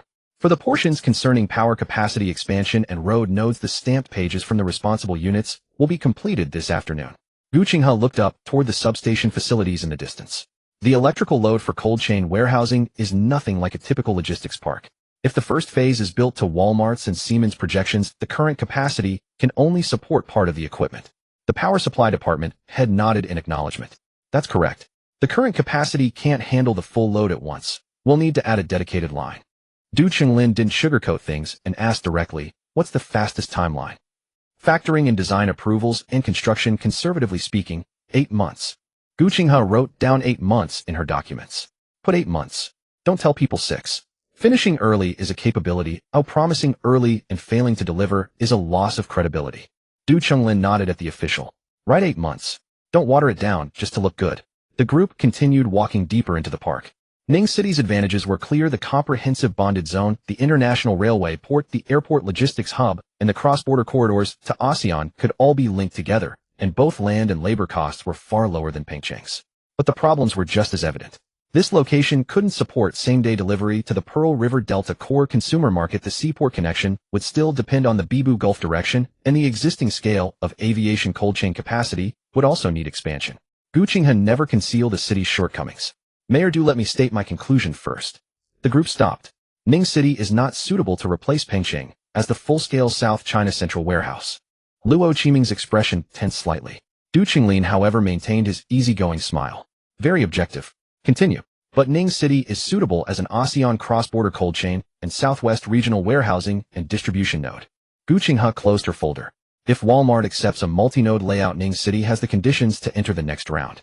Provided that power supply, railway, port connections, bonded processing, and project land all become binding written commitments. Du Qinglin's smile grew even wider. That's enough. We wouldn't dare claim to be a second Pengqing. We just want to do what we can do well and solve employment problems for the people. If it's ASEAN and the Southwest we can handle, then we'll make that part the best it can be. Just as Gu Qinghe was about to respond, her phone vibrated. It was a message from Robert, the Walmart project lead. Ms. Gu, the project team has reviewed Ning City's preliminary materials. If Beichin's on-site assessment passes, we'd like to conduct the first joint inspection in Ning City within 3 days. After reading it, Gu Qinghe handed her screen to Du Qinglin. A single glance was all it took. He immediately turned to Luo Qiming. Notify every department all of today's issues, get written responses by tonight. In 3 days, Walmart's people are coming. Upon returning to the hotel, Gu Qinghe's first priority was to send a message to Liu Bei. Mr. Liu, the Walmart inspection team is expected to arrive in Ning City in 3 days. I will need to remain here for 4 more days to complete the on-site inspection, issue review, and preliminary report. After the message was sent, a reply was slow to arrive. Gu Qinghe was long accustomed to this. If Liu Bei were to reply diligently to every work message, she would find it rather unusual. At that very moment, Liu Bei was lounging on the sofa at Pengqing Bay 1, munching on potato chips while surfing the internet. A message from Gu Qinghe popped up at the top of his screen. He glanced at it, didn't even open the chat window, and continued scrolling. Professionals handle their own domain. As a boss whose sole job was to stay out of the way, there was no need for an amateur to dictate to the experts. That said, the internet was undeniably fascinating. The finance platform's homepage was featuring an interview video about the Qinghai Automotive Systems project. Its headline boldly proclaimed, 6 billion yuan automotive supply chain project officially lands in Pingqing. Qinghai Automotive Systems propels the Bay Area's high-end manufacturing to new heights. In the video, Qin Fan, clad in a dark suit with his hair slicked back, stood before the recently leveled project site, a massive Qinghai Automotive Systems billboard looming behind him. A reporter extended a microphone. Mr. Qin, there's immense outside interest in what changes the Qinghai project will bring to Pingqing. Qin Fan offered a faint smile. Qinghai is not a simple factory, it's an automotive supply chain system geared towards the Asia-Pacific market. Upon completion, the project will foster a comprehensive industrial cluster centered around intelligent cockpits, thermal management, and core components. We anticipate directly creating a significant number of high-paying technical roles, and through upstream and downstream partners, stimulate broader employment opportunities.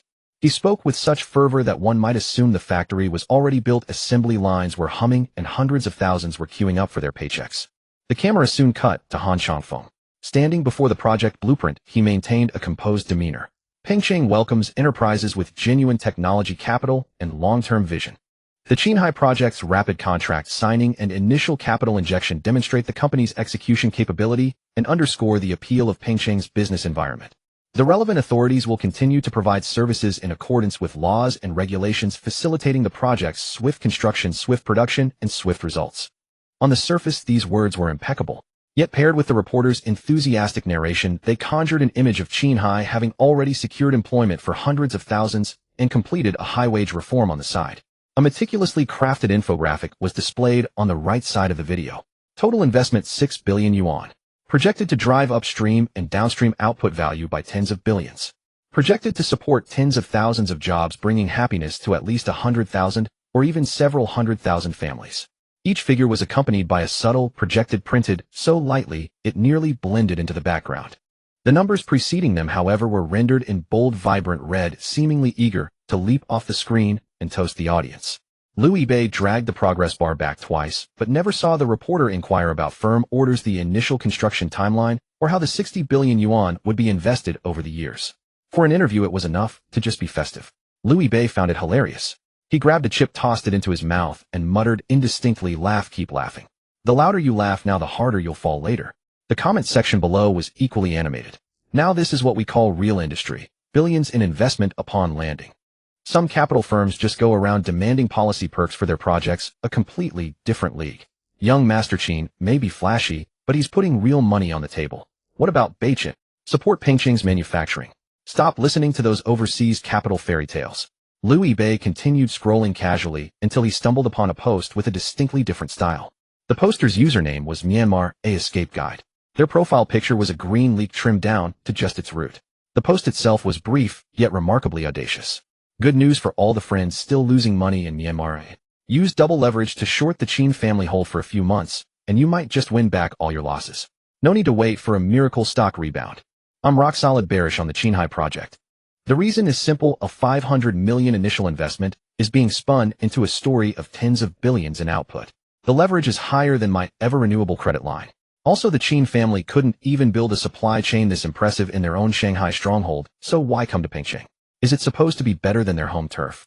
The above is not investment advice. If you lose money, don't come crying to me, "Ooh, I don't have any to give." Liu Yibei sat up a little straighter as he read this. This guy's got a point. This so-called oracle was clearly unaware of the public's future plans, yet solely based on available information, he had pinpointed the danger lurking within Qinghai. However, the online commenters were unimpressed. Being proud of shorting local manufacturing. Textbook worshipping of foreign things. The lapdogs start wagging their tails at the scent of foreign companies. Volkswagen has signed a 5-year framework. Do you think you know better than Volkswagen's management? Qin's building a factory and creating jobs. You're teaching people to short online. We should probably check your background. Double leverage for a few months. The project won't collapse. You'll get a margin call first. Another finance blogger bad-mouthing domestic companies for clicks. Block. Some people even drag Beijing Capital into the fray. Is this an account funded by Beijing Capital? They lose the project to Qin's, so they start spreading negative news online. Isn't Beijing supposed to be loaded? Let them inject 500 million into the project account and show us. Capital always does this. doesn't build factories itself, just nitpicks at real businesses. Of course, a few netizens tried to offer reasonable points. Real investment deserves support, but building a factory doesn't mean the products will sell. Asking about the source of orders isn't being negative, is it? This comment had barely been posted before a reply appeared. Can't you see the Volkswagen 5-year framework? Did Bachin pay you too? The original commenter clearly hadn't expected a casual question to result in being paid by an international conglomerate from afar and took a while to respond. Where do I get the money? Please send the address. I could use $200 for my phone bill. The Myanmar escape guide was no pushover replying to each comment. You call me a foreign worshipper, but isn't Qinghai's biggest client still Germany's Volkswagen? The agreement is public, but its contents haven't been disclosed. Please learn to read before attacking me. Double leverage is for show. If you're brave enough to go all in, just send your money directly to me. As for whether Bachin paid me, I don't know. All I know is that Qinghai is telling a 60 billion yuan story with 500 million. That's far bolder than my account balance. The comment section grew increasingly heated and the post's popularity skyrocketed. Louis Bay was thoroughly entertained. That was the internet for you. Truth was ignored while slick marketing hype was met with thunderous applause. Occasionally someone would stumble upon the right answer only to be vilified as a lapdog, a spokesperson for foreign capital, or a bear market stooge. In a few months, if Qinghai's issues came to light, this post would likely be dug up and the blogger would transform overnight from a trader into the modern-day Warren Buffett. Louis Bay had no intention of joining the fray. He didn't even have an account on that platform. The more chaos, the better. The higher Qin Fun and Han Changfeng inflated the project's prospects, the louder the crash would be when it inevitably fell. Just then the doorbell rang. Louis Bay tossed his phone onto the sofa and shuffled to the door in his slippers. Through the video intercom, Li Mingwei stood quietly outside, clutching a document bag. As the door opened, she offered Louis Bay a smile. Young Master Liu, the preliminary plans for the standalone property and the offshore company are ready. Li Mingwei set the document folder on the coffee table and withdrew the first property file. Young Master Liu, this property best meets your requirements so far. The aerial footage on the tablet immediately began playing. A standalone seaside villa with 3 main floors featuring light gray stone cladding and expansive glass facades. The courtyard lacked ostentatious European-style fountains. Instead, there was a manicured lawn, a swimming pool, and a driveway leading to an independent garage presenting a clean and efficient aesthetic. The actual usable area is approximately 4,500 square meters with a large viewing terrace on the 3rd floor. Li Mingwei scrolled through the images. You can enjoy the sea view and sea breeze directly in the evening, which should align well with your lifestyle. Louis Bay glanced at her. My, what lifestyle? Lying down, Li Mingwei replied with complete seriousness. Louis Bay's lip twitched. You understand your boss better with each passing day. Li Mingwei suppressed a smile and continued her report. The drawback is that the registered area on the property certificate is only 3,000 square meters. The remainder consists mainly of underground auxiliary spaces, open terraces, and supporting areas not included in property rights calculations. These spaces are excluded from property valuation and cannot be mortgaged or traded independently as formal building area. Legal has verified the original planning and acceptance documents with no unauthorized construction discovered. However, the rights boundaries for this portion of the area must be clearly specified in the contract. Selling price 125 million yuan. Fully furnished with premium finishes, furniture, and smart home systems included. Move right in. The owner is under urgent financial pressure, so selling at the original purchase price is already favorable. Once you confirm, all procedures can be completed today. Louis Bay dragged the video back to the 3rd floor terrace. The platform faced the sea directly with a covered rest area nearby that could easily accommodate several lounge chairs. It truly suited him. The only downside to an expensive property was its price. Go ahead and handle it. He handed the tablet back to Li Mingwei. Sell this one if you can, or if not, let it go. Whatever happens, happens. Understood. Li Mingwei collected the property documents. I will arrange the transfer and delivery of the new property first. The existing properties will be listed under confidential commission without any rush to reduce the price. After finishing with the properties, she drew out a second document. The cover bore a single line of text. Preliminary proposal for Bachin International Capital Holding Structure. The offshore holding framework was personally orchestrated by President Tang. He has already conducted 2 rounds of internal meetings, bringing in cross-border lawyers and tax specialists. The topmost level retains the Bachin name, tentatively designated as Bachin International Capital. Domestic operations continue to be handled by the onshore operating company, while the offshore entity will manage future overseas asset holdings, international investments, and cross-border financing. Louis Bay flipped through 2 pages. The dense legal terminology gave him a headache. Speak human. Li Mingwei was prepared. You will not serve as the legal representative of the offshore company. A professional manager meeting local requirements will be arranged instead. You will declare normally as the capital shareholder and ultimate beneficial owner without assuming any direct executive role. Provided no personal guarantees are given and the company operates in full compliance, ordinary business risks are borne by the company in principle. Your maximum financial loss would be limited to the capital you have invested. Louis Bay understood. If normal operations encountered problems, he would simply lose money. Fine. He placed the document back on the coffee table. Have President Tang proceed. Do not sow hidden dangers to save a few coins. Very well. Li Mingwei rose from her seat. I will go handle the property procedures first and report back once the holding structure plan is refined. Thank you for your trouble. Li Mingwei left with her files. Inside the Beichin Capital temporary office, Meng Yi was seething. The computer screen still displayed an interview video with Qin Fen alongside a news screenshot of Han Chongfeng's remark about corporate execution capability. The more Meng Yi watched, the angrier he became. No. He leaned back in his chair, gritting his teeth. I have to come up with something to piss them off, or I won't be able to swallow this. But Louis Bay had made it clear no pointless public opinion battles, and the matter of Dazhong tightening orders must not be leaked in advance. Meng Yi stared at the screen for a long time, then suddenly spotted an itinerary update sent by Gu Qinghe in the work chat group. The Walmart team would visit Ningshi in 3 days. His eyes lit up instantly. Rumors were off the table, inside information couldn't be shared, but facts could be released.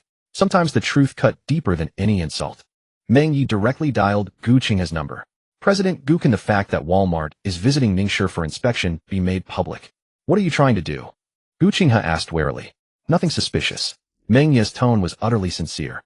Just a normal display of our project progress. Isn't it being said outside that Beichin lacks investment intent and the project has stalled? Let everyone see whether the project is actually moving or not. Gu Qinghe was silent for a few seconds. We can inquire with Walmart and the Ningshi side, but only confirmed facts may be published.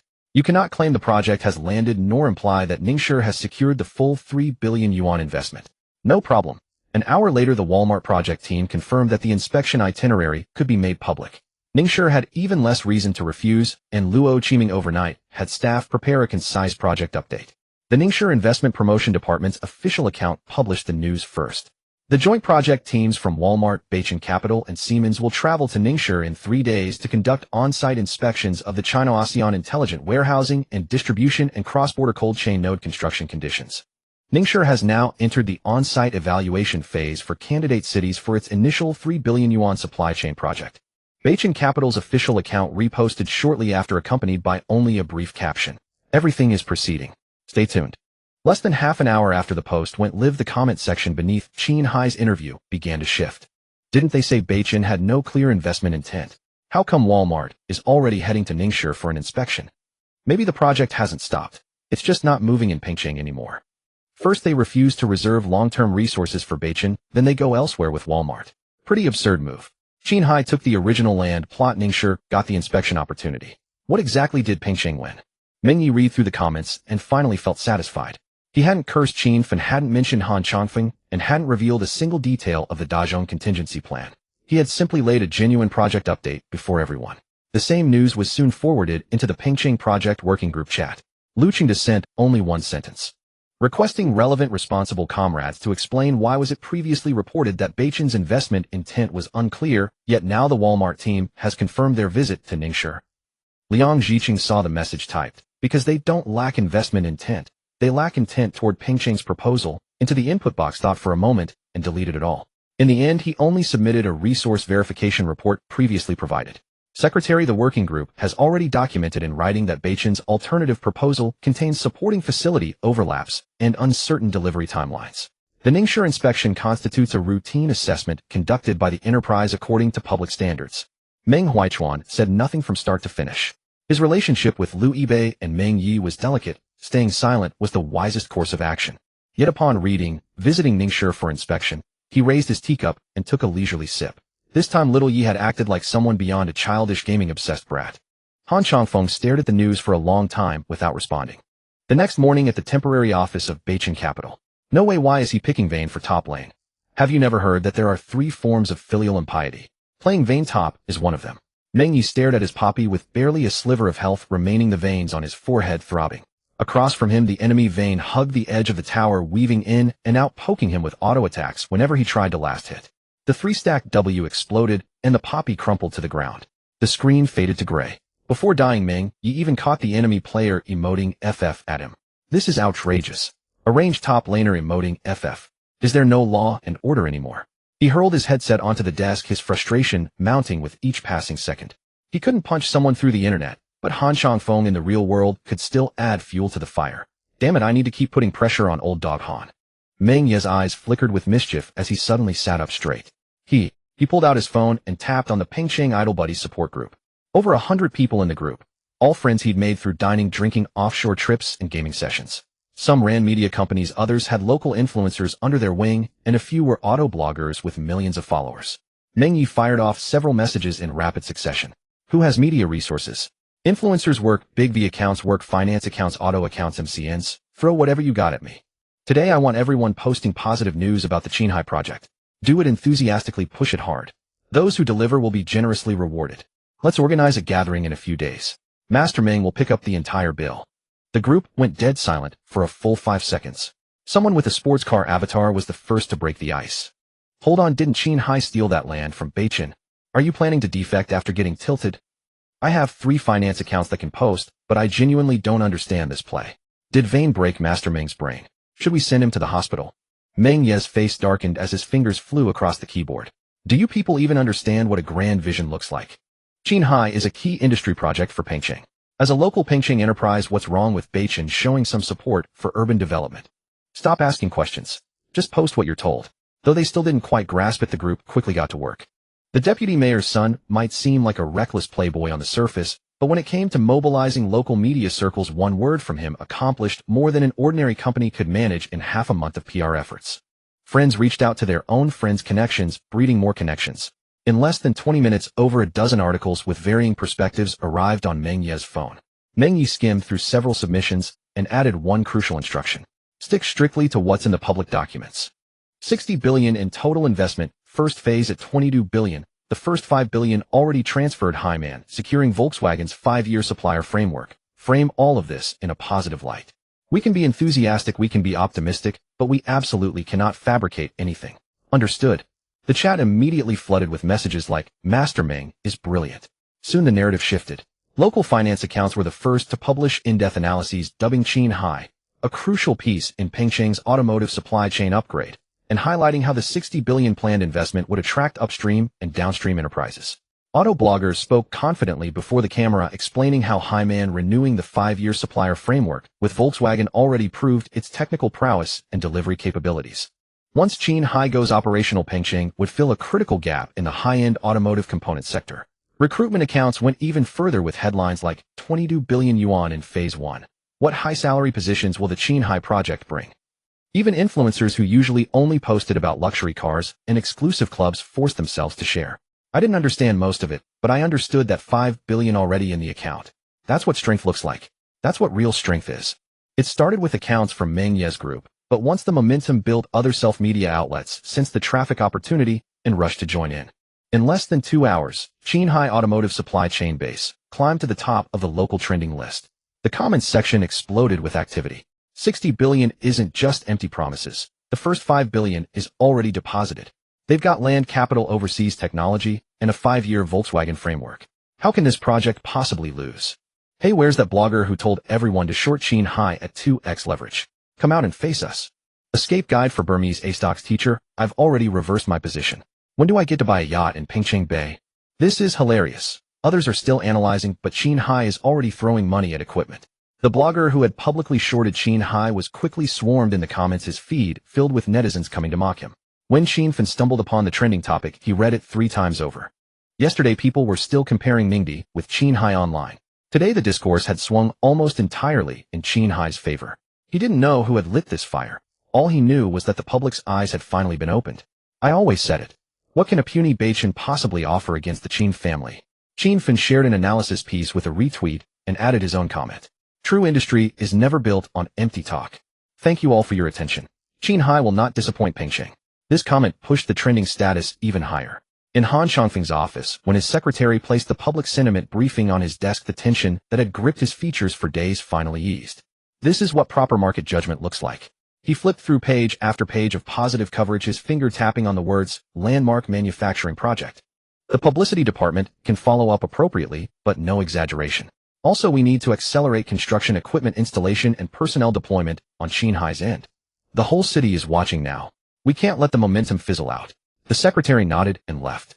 At the same time, the Qin family in Shanghai also received a complete public sentiment report. Qin Zhengyue did not share Qin Fen's excitement. Instead, he stared at the sudden flood of positive coverage for a long moment in silence. Have you found out who's pulling the strings behind the scenes? It started with some local Pingcheng accounts, and then the media picked it up on their own, the assistant replied. The content is all based on publicly available information. Nothing appears irregular. The Pingcheng side is also hoping Qinghai will release more concrete progress soon. Qin Fen was dismissive. Dad, when a project is genuinely good, people naturally want to speak well of it. Don't tell me Beichin is actually paying to help us with publicity. Qin Jingyue gave him a long look, but said nothing. On the surface, his son had a point. But the higher Qinghai rose, the less room the Qin family had to stumble. If they delayed the second capital injection, now the outside world would question their financial stability. If they paused equipment procurement, the media's narrative of full-scale launch would instantly become a laughingstock. Hyman was also pressing them, and quotes from Siemens and other equipment suppliers were approaching their expiration dates. The 22 billion yuan first phase had already been set in motion. They couldn't afford to slam the brakes now based on some vague, inexplicable sense of unease. Qin Zhengyue closed his eyes, weighing his options carefully. Finally, he reached for the documents on his desk. Notify the project company to inject the second 5 billion ahead of schedule. The first batch of equipment procurement contracts will complete their final review today and be signed tomorrow morning. Pingcheng wants concrete progress, right? Then we'll give them concrete progress. Qin Fen broke into a grin. I told you, we've got this round locked in. The pen met the paper as Qin Zhengyue signed his name. The assistant gathered the documents and hurried out. And the moment that second 5 billion entered Qinghai, the project would take another solid step into the deep waters of heavy asset investment. 3 days later, the buzz around the Qinghai project showed no signs of cooling. If anything, it grew hotter by the day. During those 3 days, Meng Yi had practically turned the Pingcheng Idle Persons Mutual Aid Group into his temporary propaganda department. One day, he'd have financial analysts dissect how much upstream and downstream activity a 6 billion yuan investment would spur. The next, he'd have auto bloggers sing the praises of Heyman's technological prowess. The day after that, he'd set recruitment accounts loose to hype up Qinghai's future job creation. The only rule remained no outright fabrication. Yet given the same public information, a pessimist could spot risks, while an optimist could spin it into a blooming flower. Young Master Meng Qinghai just announced the second tranche of 500 million has arrived. Then what are we waiting for? Meng Yi said without looking up from his desk. Headline: Capital arrival speed hits new high. Qinghai enters full construction phase. But they only signed the first batch of equipment contracts. They haven't started full construction yet, have they? That's why we had a question mark at the end. Understood. Brilliant, as always, young Master Meng. Meng Yi gazed at the parade of flattery in the group, chat his smile, disarmingly innocent. The more people focused on Qinghai now, the less room Qin Corporation and Han Changfeng had to slow down. Equipment construction and staffing plans that would normally take half a year to finalize were being squeezed tighter and tighter under the thunderous applause declaring Pingcheng's new manufacturing landmark. The moment Qinghai released one progress update, the media demanded the next. The moment Qin Fen vowed the project wouldn't disappoint, Pingcheng questions about the groundbreaking ceremony followed. If Qin Corporation paused to pinch pennies, outsiders would suspect funding or order problems. If they kept the momentum going, they'd have to pour in real money. All Meng Yi wanted was to deny them the luxury of careful deliberation. In just 3 days, Qinghai had not only paid the initial equipment deposit ahead of schedule, but had also accelerated the geological survey, site leveling, and the deployment of technical personnel, steps originally planned for phased rollout. Heyman's technical team had barely landed in Pingcheng before the general contractor was pushed to submit its final plans. Every progress update released invited greater expectations, and every expectation forced Qinghai to pull out more cash. Others created hype to lift the sedan share. Meng Yi aimed to weld the sedan share's door shut after the passenger climbed in. Raised the pedestal even higher. He sent a voice message to the group. Qinghai is our precious project in Pingcheng. The whole nation needs to know about it. As for how far it would eventually fall, that was Qin Fen's problem.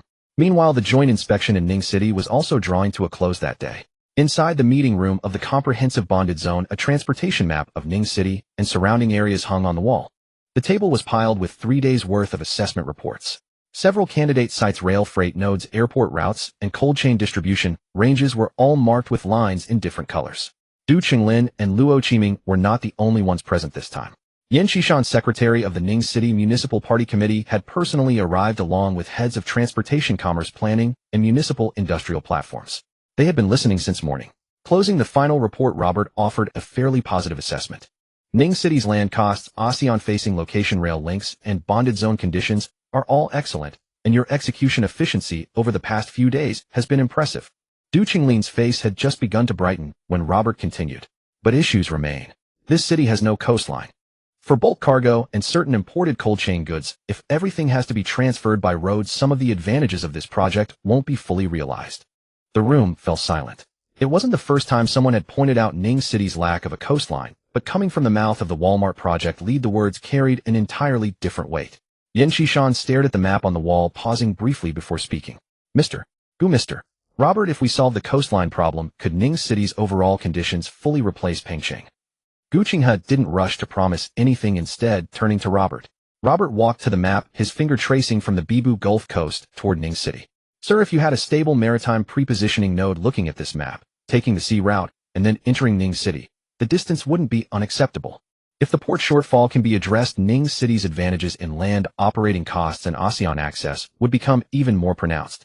But whether it can fully replace Pengcheng ultimately depends on transport costs, cold chain timeliness, and headquarters assessment. Yan Shishan's hand came to rest on Beihai's position on the map. Perhaps goods could come ashore at Beihai. We'll build a prepositioned warehouse and cold chain transshipment center in Beihai. The port handles unloading, inspection, and short-term storage, then goods are moved to Ning City via dedicated cold chain trunk routes. He looked toward Robert. The warehouse construction and transshipment in Beihai will be invested in separately by Ning City's municipal platforms and logistics enterprises. It won't draw from your originally planned 3 billion yuan investment. As for the coordination between Ning City and Beihai, we'll handle that ourselves. Walmart won't have to lift a finger. Du Qinglin immediately grasped the secretary's strategy. A port prepositioned warehouse in one city, a regional central warehouse in Ning City. Stringing together the resources of both cities neatly filled Ning City's biggest gap. Robert studied the map once more. A distance of around 200 kilometers. With a stable cold chain fleet and clear timeliness guarantees, it's not unacceptable. If you're willing to build the prepositioned warehouse and can resolve the port customs and cold chain transport issues, Walmart has no objections. Of course, we won't participate in the interest or resource negotiations between Ning City and Beihai. If you can pull it off, I'll report it accurately to President Kane and headquarters. This proposal stands a far better chance of being approved. Yan Shishan didn't celebrate on the spot. Instead, he turned to Gu Qinghe. Mr. Gu, does Beichin have any further requirements? Gu Qinghe opened her notebook.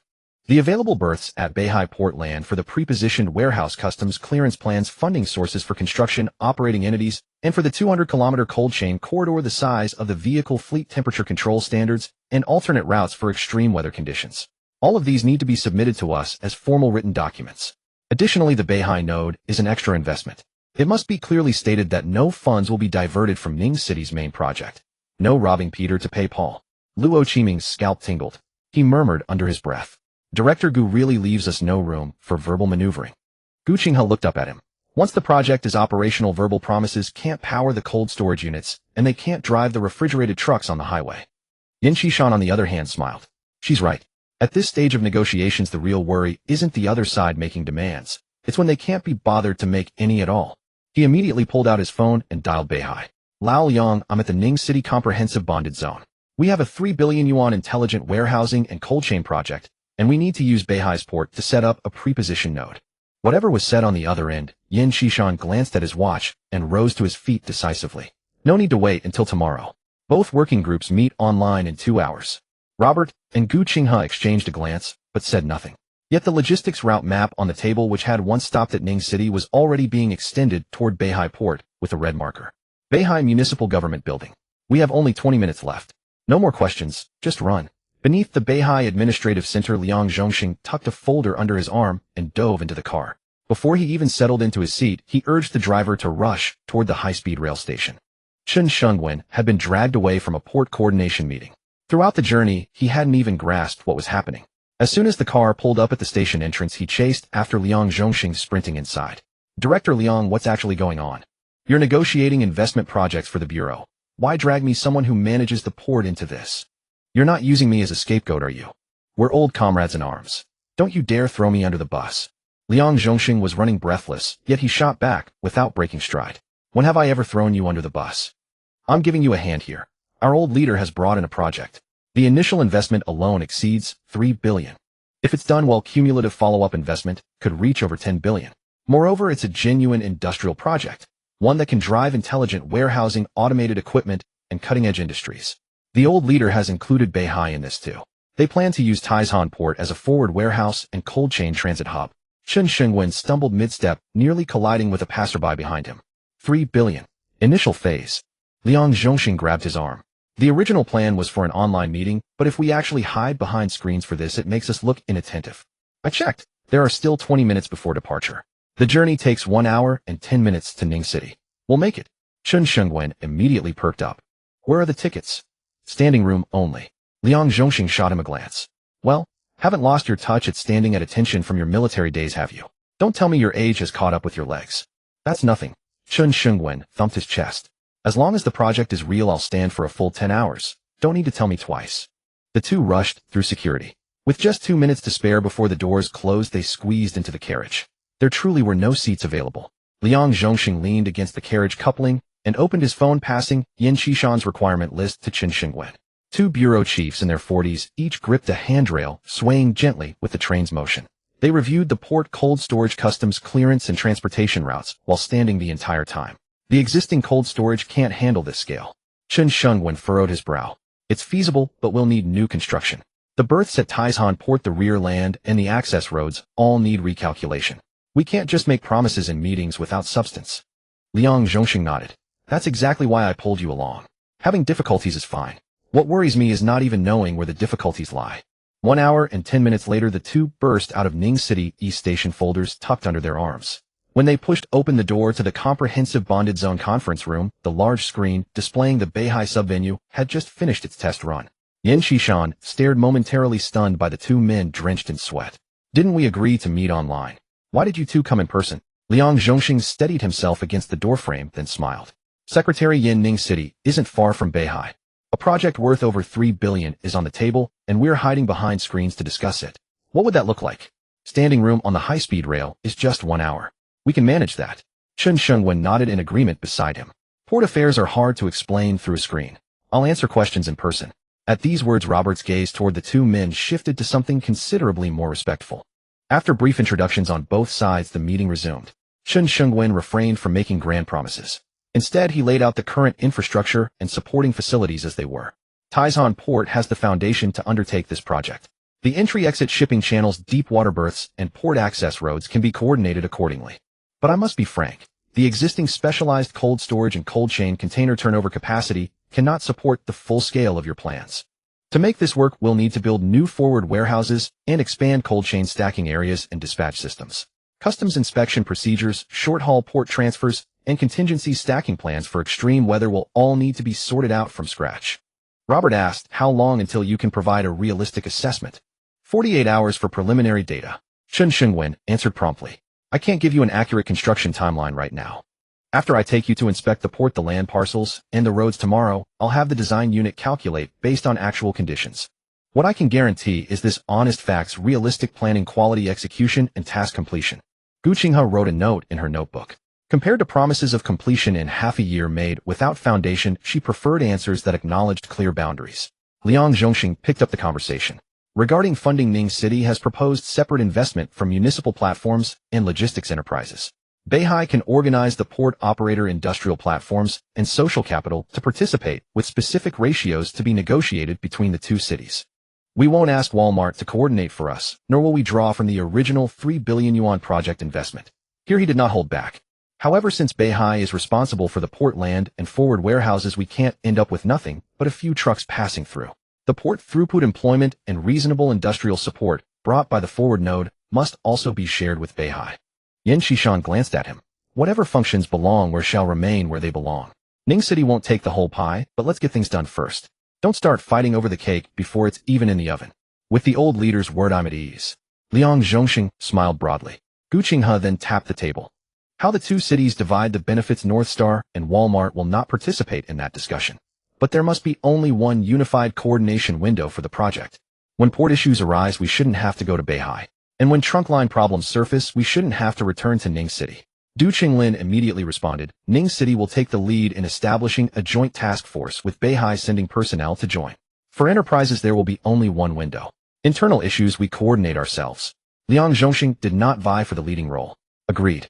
Beihai takes responsibility for the port node with all obligations and timelines written into the joint agreement. Robert asked a series of questions about customs clearance timelines, temperature-controlled tracking, and the 200-kilometer cold chain trunk line. Chen Shengwen answered directly where he could and noted down anything that required confirmation.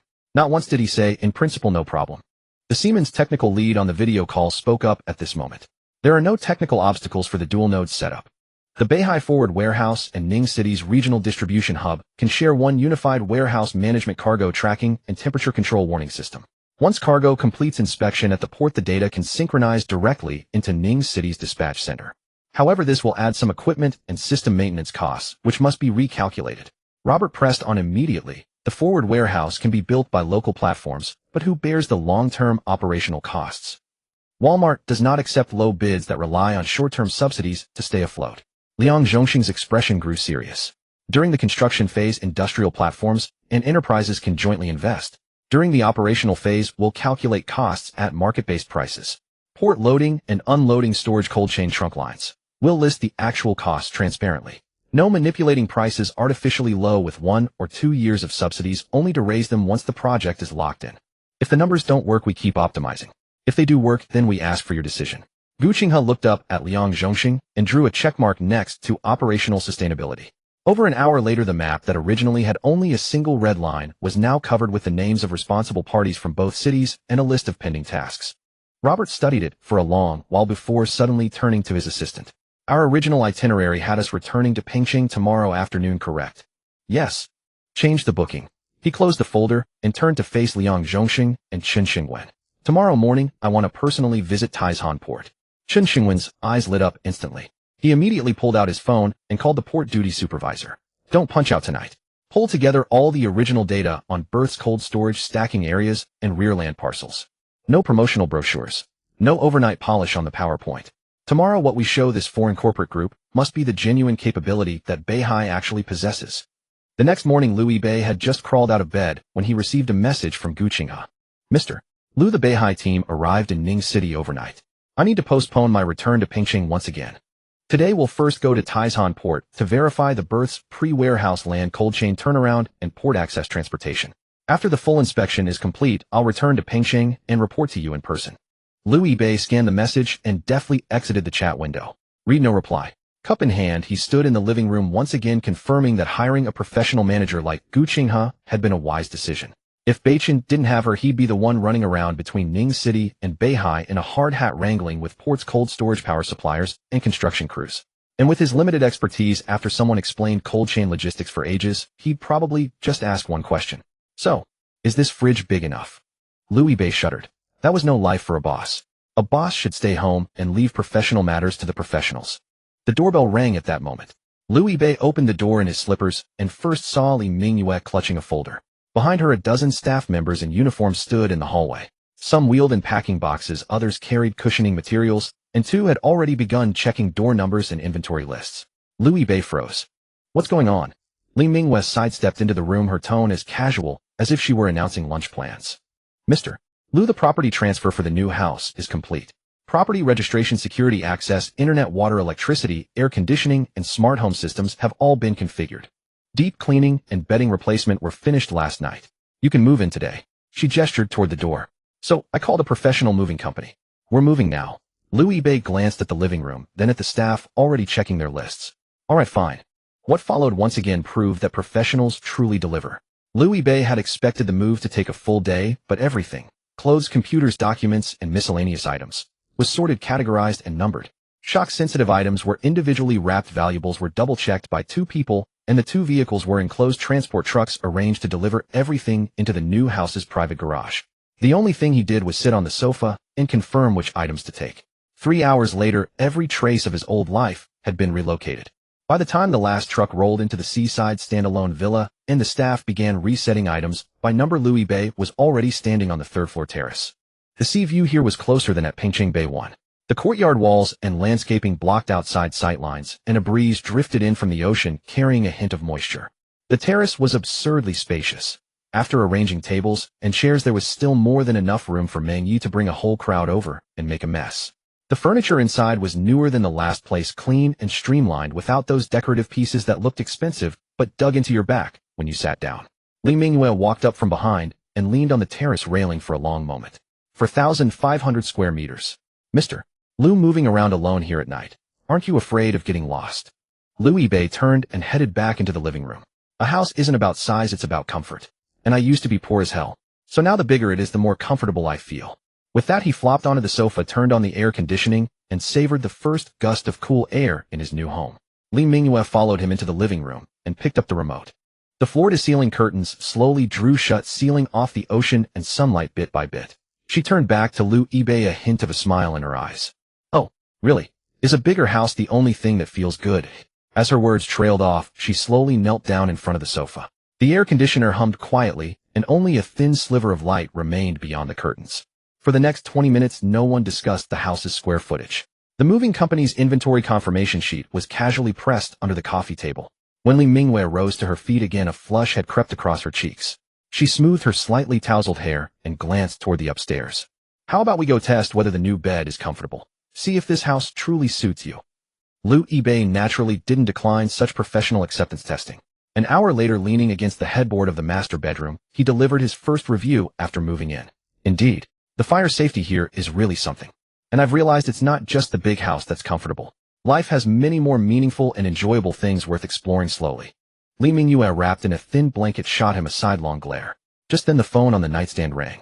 Liu Yibei glanced at the caller ID and answered casually. Kane. An excited, slightly accented Mandarin came through the line. Chairman Liu Robert just finished his on-site inspection at Taishan Port. The plan of Ning City as the regional central warehouse and Beihai as the port front-end node. It works. The port land and cold chain trunk lines are all solvable, and headquarters projections have passed the initial review. I don't think we need to waste any more time. Let's lock it in. Liu Yibei sat up slightly. If you're certain, that's enough for me. I don't know warehousing. Kane chuckled. Chairman Liu, you don't need to know. Leave it to Robert. He'll handle it. I've already instructed finance to initiate the first tranche of project funding, approximately 5 billion RMB.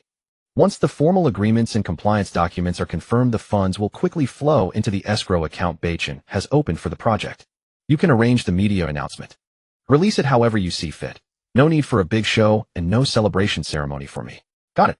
Liu Yibei replied briskly. Formal documents go through Gu Qinghe for review and funds go through the project's dedicated account. Don't mix them with Beichin's own capital. After hanging up, he handed the phone to Li Mingyue. Notify Tang Zhengwo that Walmart is bringing in a 5 billion yuan project fund. Have Huashang prepare cross-border settlement, a dedicated escrow account, and compliance materials. The flush on Li Mingyue's face hadn't fully faded, but her expression had already snapped back to her professional banker mode. I'll contact President Tang right away. Liu Yibei also took the rare initiative to open Gu Qinghe's chat window. Kane just communicated with me. The Ning City plus Beihai plan is being finalized per procedure. You're in charge of the legal, financial, and project documents. No need for a big announcement. Just state the facts clearly. Gu Qinghe replied almost instantly. Understood. Half an hour later, Beichin Capital's official account. Usually so quiet it seemed the password had been forgotten, finally logged in and published a new message. The Walmart Smart Warehousing and Cross-Border Cold Chain project has passed joint evaluation. The project will adopt the coordinated plan featuring Ning City as the regional central warehouse and Beihai Port as the front-end node.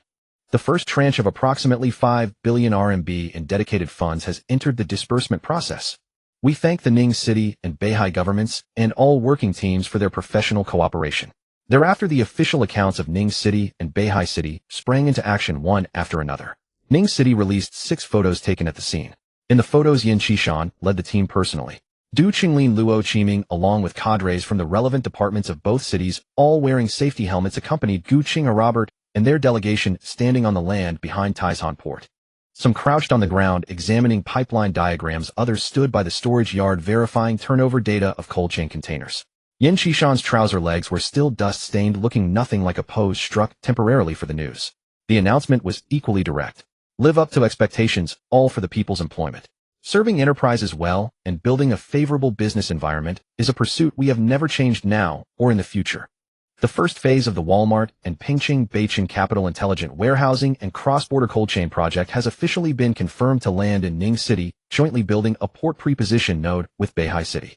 We thank the enterprises for their trust and look forward to all parties through joint cooperation promoting the development of a new generation of intelligent logistics, intelligent warehousing, and new retail systems.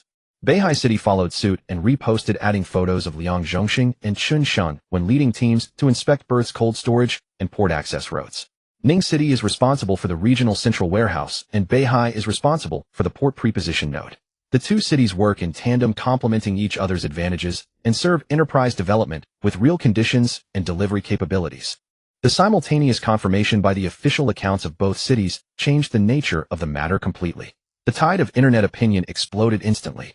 The first batch of funds amounting to 5 billion yuan. This is what real implementation looks like, right? Who was it that said a few days ago that Beichin had no money and was just trying to get policy support with empty hands? Beichin is the project integrator, the one actually paying is Walmart. Checking whether Beichin has 3 billion in its account is like checking whether a construction company has the money for an entire shopping mall. Ning City doesn't have a C, so they directly brought Beihai in to do it together. Pengcheng has a port and a bonded zone, yet in the end they sent the project away. The most heart-wrenching part is that Beichin is still called Pengcheng Beichin Capital. This comment was quickly pinned to the top. That same afternoon in the meeting room of the Pengcheng Municipal Party Committee, Lu Qingda slammed printed copies of the announcements from Ning and Beihai onto the table, his face green with rage. The conference table was lined with heads of project-related departments on both sides, no one daring to speak first. Take a look at this. Ning City plus Beihai. Two cities in order to make up for a port node, the municipal party secretary personally, wearing a safety helmet at the scene. What do we have? We have everything. Port, comprehensive bonded zone, roads, consumer market. All right at our doorstep. Yet the project ran away, and the first batch of 5 billion yuan ran away with it. The more Lu Qingda spoke, the angrier he became. This was no longer a case of picking up sesame seeds and losing the watermelon. It was that the watermelon had been placed on the table, and they, dissatisfied that it wasn't cut, yet handed it over to someone else. Han Changfeng remained silent for a moment, then finally spoke to explain. Secretary Lu, at that time Beichin delayed in signing the investment intention. Pengcheng could not indefinitely reserve core industrial resources for a company with insufficient funds on its books. Qinghai had already completed its initial capital injection, and the total project scale was also 6 billion yuan. Judging from the information available at the time, giving priority to a mature project did not violate procedure. Are you still telling me about Beichin's book funds? Lu Qingda's voice suddenly rose. Who is the one wiring the money now? It's Walmart. Beichin has been the resource integrator and project executor from start to finish. Who told you that the 3 billion yuan must first sit in Beichin's own account? Han Changfeng opened his mouth, but made no reply. Lu Qingda reached up and rubbed his brow, forcing down his anger. I also bear responsibility in this matter. At that time, I had people verify Beichin's financial capability according to the project due diligence procedures. The credit materials provided by Huashang, based on the enterprise's authorization, showed that Beichin's corporate account did not have sufficient own funds to independently cover the 3 billion yuan investment. Lu Yiba has strong personal credit and considerable personal funds, but he did not inject his personal assets into Beichin. Seeing this result, I assumed preconceively that Walmart might just be making a feint and Beichin was using the project to gain policy support. He paused, then looked up and swept his gaze across the entire conference table. But I forgot to ask the most basic question. Why must Lu Yiba fund this project with his own money? Walmart is the party A, and investor Siemens handles technology, and Beichin handles resource integration. The materials state it clearly, yet we stared at Beichin's corporate account for a long time. Lu Qingda reached into the pile of documents and pulled out the earliest investment attraction form, flipping directly to the first page. Investment entity Walmart Group. Core technology and automation systems Siemens. Domestic project integration and execution services Beichin Capital. As he read each line, Han Changfeng's face grew more grim by 1 degree. This material has never been changed. Why then in the subsequent capital risk reports was it repeatedly emphasized that Beichin's books lacked 3 billion yuan? The department head responsible for compiling the materials broke into a sweat on his forehead and said cautiously, the coordination group under Mayor Han believed that Walmart had not yet issued an irrevocable investment commitment, so they required verification of Beichin's capacity to undertake the project first. Verification is fine. Lu Qingda looked at Han Changfeng coldly. But to directly deduce from the integrator's lack of independent funding capability that the entire project has no money, whose professional judgment was that? No one answered. Meng Huichuan finally put down his pen. Secretary Comrade Liang Zhiqing and I both reminded about this at the previous meetings. However, because I have a sensitive relationship with Lu Yiba, I applied for recusal. Some comrades interpreted the risk opinions submitted by the working group as my trying to fight for resources for Beichin. Liang Zhiqing had been holding in anger for a long time, and now he didn't mince words. Let me be more direct. Ning City didn't fully meet the conditions either, but when they realized they didn't have a seat, they went to Beihai. When Beihai received the call, 2 bureau directors rushed to Ning City with standing room tickets. What about us? After the original land was given to Qin Hai, the working group submitted 2 alternative plans in succession, none of which could resolve the overlap of power supply, bonded warehouse, and cold chain supporting facilities. They are finding ways to make up for their shortcomings while we have been arguing about whether Beichin has money or not. The meeting room fell so silent that only the sound of air conditioning vents could be heard. Han Chongfeng's face darkened. Liang Zhiqing, Qin Hai is also a major industrial project of Pingqing, not the sesame seed you speak of. I didn't say Qin Hai is a sesame seed. Liang Zhiqing met his gaze. What I meant is, in order to seize a short-term achievement that could quickly be recorded, we pushed away Walmart, Siemens, Beichin, and the subsequent intelligent logistics and new retail industry chain that they might bring. Was this decision worth it? Lu Qingde tapped the table, halting their argument. Qin Hai should continue to be served. We cannot take out our anger on the enterprise just because the Walmart project was lost. But this decision-making process must be reviewed. The Municipal Party Committee Supervision Office will lead an investigation into why the risk report for the Beichin project did not enter the final decision basis, and why the overlapping supporting issues were not resolved in a timely manner. Comrade Han Chongfeng, you will submit a written explanation regarding your project, judgment, resource adjustments, and subsequent coordination. Han Chongfeng's fingers quietly clenched. At that moment, the meeting room door was pushed open. Lu Qingde's secretary walked in quickly and placed a phone in front of him. Beichin Capital had just updated its announcement. Confirmed by all parties of the project, the first batch of special funds equivalent to 5 billion yuan has completed cross-border settlement and entered Beichin's project supervision account. Attached below was a compliance arrival certificate issued by Huashang Bank with the amount clearly stated. Lu Qingde stared at the certificate for a few seconds, then slowly raised his head and looked at Han Chongfeng. This is what you called a feint. Shanghai, the Qin family estate. Qin Jingyue sat in the main seat, his tablet displaying the joint news release from Ning City and Beihai City. 5 billion yuan in special funds had arrived. Ning City's regional hub and Beihai Port's forward deployment point. These keywords alone constituted a major project wherever they appeared. Qin Jingyue stared at the screen for a long while before tapping his fingers twice against the desk. It seems the game in Pingqing was indeed our victory. Qin Fan, seated below him, smiled. Beichin didn't even secure the land. They could only slink off to Ning City with Walmart in tow. Qin Hai stayed in Pingqing. Now even with 5 billion flowing in, it has nothing to do with that city anymore. Qin Jingyue glanced up at him. Don't treat them as losers. They were merely temporarily pushed back to other cities. Neither the projects nor the money were lost. Ning City and Beihai fought so hard to attract his projects that even the municipal party secretary personally went to the port. Beichin managed to create a port solution for landlocked Ning City. That's not losing. That's capability. The smile on Qin Fan's face faded slightly. Qin Jingyue lifted his teacup and took a leisurely sip. But for the Qin group, this is indeed good news. Beichin has left Pingqing, and Qin Hai secured the original land parcels supporting facilities and policy windows. At least on this small patch of ground called Pingqing, we have won. Having said this, he leaned back in his chair. Han Chongfeng must be suffering right now. The first 5 billion from Walmart has arrived. Lu Qingde will certainly demand accountability. It might not stop with Lu Qingde. Perhaps the entire province will start asking why a genuine project was pushed to Ning City and Beihai. Qin Fan frowned. Could Han Chongfeng not be able to handle the pressure and drag the Qin group into this? No, Qin Jingyue answered with certainty. He knew from the beginning that the Beichin project was most likely genuine.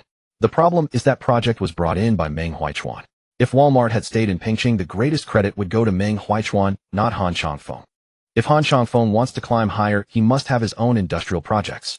Qin Hai is his necessary path to suppressing Meng Huichuan and building personal achievements.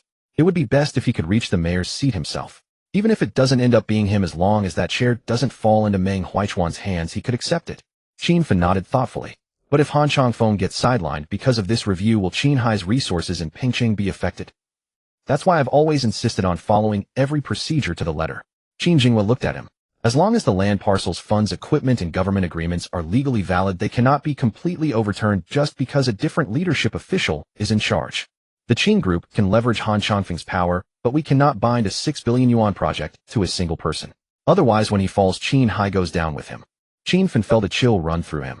Only now did he understand why his father repeatedly emphasized documentation and procedures. Yet Qin Jingyue did not relax because of this. Now we wait to see if Han Chongfeng's actions are clean enough. If all decision-making procedures, project evaluations, and resource adjustments have complete documentation, Lu Qingde can be as angry as he wants. He can only say it was a misjudgment. But if someone discovers the materials were tampered with or finds direct evidence of exchange between the Qin group and him, that won't just be about losing one project. He turned to the assistant standing nearby. During this period, do not proactively contact Han Chongfeng. and do not ask about the review meeting results. The more things are like this, the less we can show others we have something to hide. The assistant immediately nodded. Understood. How is Qinghai's progress? The second payment of 500 million yuan has entered the project account, and the first batch of equipment deposits have been made. Heyman's technical team has already arrived in Pengcheng, and geological surveys and site preparation have started ahead of schedule. Good. Qin Zhengyue set down his teacup. Continue advancing the project according to the public plan. Every procedure that needs to be followed must be followed, and not a single document that should be kept can be missing. The higher the media elevates Qinghai, the more we must demonstrate genuine progress. He had no idea that his words about demonstrating genuine progress aligned precisely with what Meng Yi most wanted to see. The assistant was about to leave when he remembered one more thing. Chairman Pengcheng University is holding its anniversary celebration next week. They've invited the Qin Group to attend as a key industry cooperation partner. The school hopes to sign an internship and employment-based agreement with Qinghai, and they're also interested in discussing joint training programs in automotive supply chains, automation, and materials science. Qin Zhengyue considered briefly. Qinghai would need to recruit large numbers of technical and operational staff, and Pengcheng University was a local institution. There was no reason to refuse such cooperation. Tell them I'll attend. Meanwhile, in a seaside villa in Pengcheng, Liu Yibei grabbed a bottle of ice water and circled the second floor twice before finally finding the stairs to the living room. Yesterday, he had proudly told Li Mingyue that the bigger the house, the more comfortable it was. Now it seemed comfort was indeed real, but so was getting lost. His phone rang just as he reached the living room. Hello, President Su. Vice President Su's cheerful voice came through the phone. Liu Yibei, the university's anniversary celebration is next week. You're not going anywhere, right? Liu Yibei unscrewed the bottle cap. Not at the moment. Why? The school wants to invite you to the anniversary activities. Invite me? Liu Yibei was puzzled. President Su, I haven't even graduated yet. Am I already an alumnus? Who says current students can't attend anniversary celebrations? Vice President Su laughed and cursed good-naturedly. Right now you're both a Pengcheng University student and a business owner. The school has arranged an industry cooperation roundtable, alumni business exchange, and graduate recruitment fair. Beichen already coordinated with the Career Center about internship positions last month. You should show up in person. When Liu Yibei heard he needed to show up, he immediately became wary. First, I'm not giving a speech on stage. Someone like me who barely attended classes lecturing others on entrepreneurship. It would be disrespectful to knowledge. There was silence on the other end for a moment, followed by Vice President Su's barely contained laughter. I won't ask you to teach success stories. Just attend the industry roundtable and meet some alumni and business representatives. Beichen needs to recruit, and the school needs to find internships and jobs for students. It's a win-win for both sides. Liu Yibei thought about it and decided it was worth going.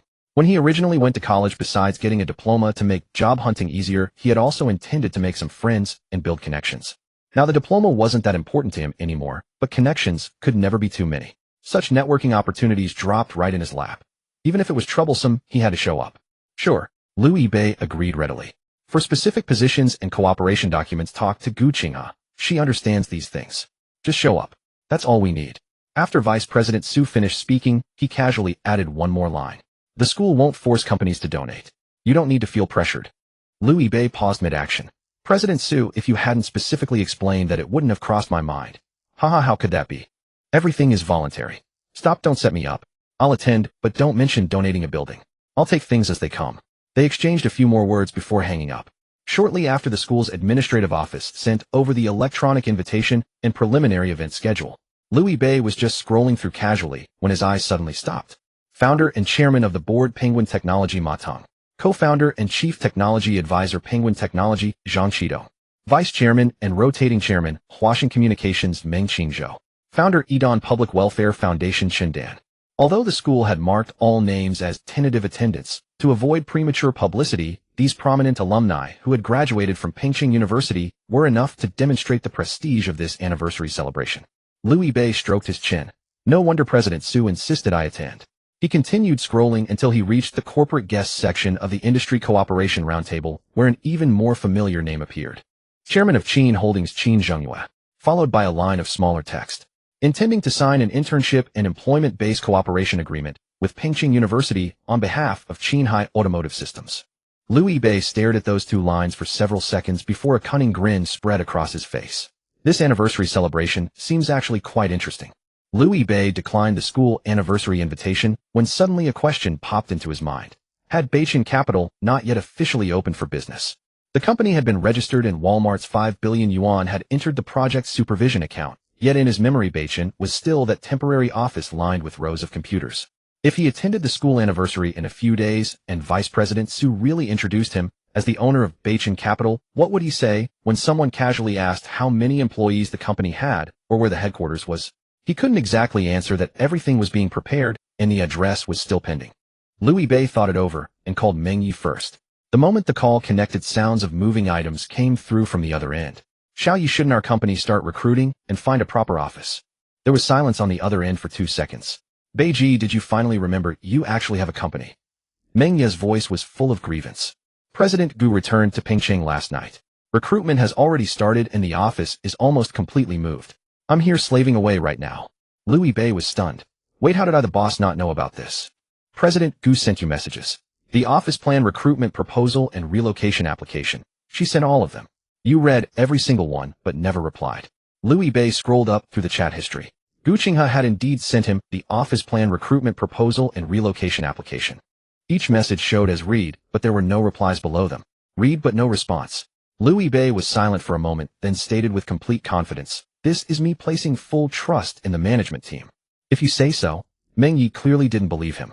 And about the office, bank president Tang Jingwo mentioned one of his clients who bought several floors in the Pingcheng Bay business district. Now the client can't repay the loan and the property has been mortgaged to Huashan Bank. It's been sitting empty. Bank president Tang was prepared to let us use it for free first. President Gu is arranging the move as we speak. But I didn't quite understand the specifics of how it's free. You should come ask President Gu. She has several capital documents that require your personal decision. Send me the location. Half an hour later, Liu Bei arrived at the Pingcheng Bay business district. The new office was located in the upper floors of a financial office building. The moment the elevator doors opened, he could see staff members coming and going, transporting computers and filing cabinets. Gu Qinghe had secured 3 consecutive floors for Beichin with a total area of over 5,000 square meters. The reception area, conference rooms, and workstations had all been finished. They only needed to replace the company's signage access control system and some office furniture before they could officially move in. Liu Bei walked around, growing more satisfied with each glance. Meng Yi said, a place like this is free for us to use. 2 years rent-free, not permanent. Gu Qinghe corrected him. Bank President Tang said these 3 floors were originally purchased by a corporate client of Huashan. Later, the client faced capital chain issues and mortgaged the property to Huashan, entrusting the bank to help revitalize the asset. The property has remained vacant, generating no rental income while still incurring monthly maintenance costs. Huashan coordinated a 3-party agreement between the owner, asset manager, and Beichin. Within 2 years, Beichin pays no rent, but assumes responsibility for property taxes, utilities, basic renovations, and daily maintenance. After 2 years, we can renew at market rates with priority purchase rights under equal conditions. Liu Bei understood. The owner reduced vacancy costs, Huashan revitalized mortgaged assets, and Beichin saved a significant sum on rent. As for Tang Jingwo, he secured Beichin's financial business. Nobody lost out. Old Tang is a solid guy. Liu Bei commented. He knows what we actually need and puts in the effort to provide it. Let me emphasize it once more, it's only rent-free. Gu Qinghe was somewhat resigned. As they spoke, Meng Yi walked out of the elevator carrying a cardboard box. The box was filled with folders with 2 potted plants stacked on top that he must have procured from somewhere. Seeing Liu Bei standing there empty-handed, his face immediately darkened. Beiji, doesn't your conscience hurt? Feel for yourself. I'm here breaking my back doing hard labor, and you come to inspect without even bringing a bottle of water. Liu Bei patted his shoulder. Heaven places a great responsibility upon one who is chosen. Such a person must first suffer the mind and exhaust the muscles. Why do they get to direct while I'm the one moving everything? Because you started from the grassroots. Gu Qinghe said flatly nearby. Meng Yi looked down at the box, then at Gu Qinghe. President Gu, what I understood by grassroots was a project specialist, not a moving man. After you're done moving, you'll still be a project specialist. Meng Yi opened his mouth, then eventually had no choice but to continue walking inside with the box. Black-hearted boss paired with cold-blooded CEO. This company's destined to grow big and strong. Gu Qinghe ignored him and led Liu Bei into the conference room that had been temporarily arranged. On the table were the Walmart project report, organizational structure draft, and recruitment plan. Currently, the preparatory team has 17 full-time employees responsible for finance, legal, compliance, HR, and project support respectively. But to undertake projects in Ningzhou and Beihai, the current staff is far from sufficient. The first batch plans to recruit 96 people, focusing on strengthening teams in finance, legal, project, delivery, intelligent warehousing, cold chain operations, supply chain, and information systems. Pingching University graduates receive priority under equal conditions, but we won't lower our hiring standards. Liu Yibei flipped through a few pages. Unable to understand the differences between the various positions, he simply put down the documents. Hire whoever you think we need. There's one more issue. Gu Qinghe opened the capital page. Walmart's 5 billion yuan is special supervised funds only to be used for project expenditures as specified in the contract. Beichin cannot use it to pay headquarters salaries, office expenses, or daily operating costs. The company's truly available discretionary funds are still just the operating capital from the preparatory stage. This was also why the Pingching verification discovered that Beichin's own capital wasn't substantial. Liu Yibei nodded. Then I'll transfer 1 billion yuan to Beichin's corporate account as the company's own operating capital. Gu Qinghe had already witnessed the 5 billion arriving. She didn't lose her composure over this figure, only confirming, in one lump sum. One lump sum. Have Li Mingyue and Tang Jingwo handle the fund transfer and registration. Get it done today. With this 1 billion yuan, Beichin at least wouldn't have to count every penny on recruitment, office expenses, and early project investments. Liu Yibei picked up the organizational structure draft and tapped on Gu Qinghe's name. Your 3-month preparatory evaluation period ends early. Starting today, you officially serve as president of Beichin Capital. You handle daily operations, equity matters, major investments, and items beyond your authority get reported to me.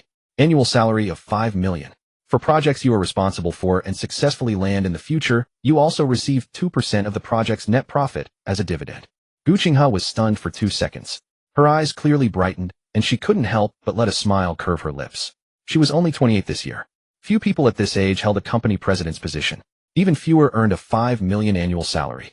If anyone said she wasn't the least bit happy, that would be a complete lie. Not to mention the 2% of project net profit dividend afterwards.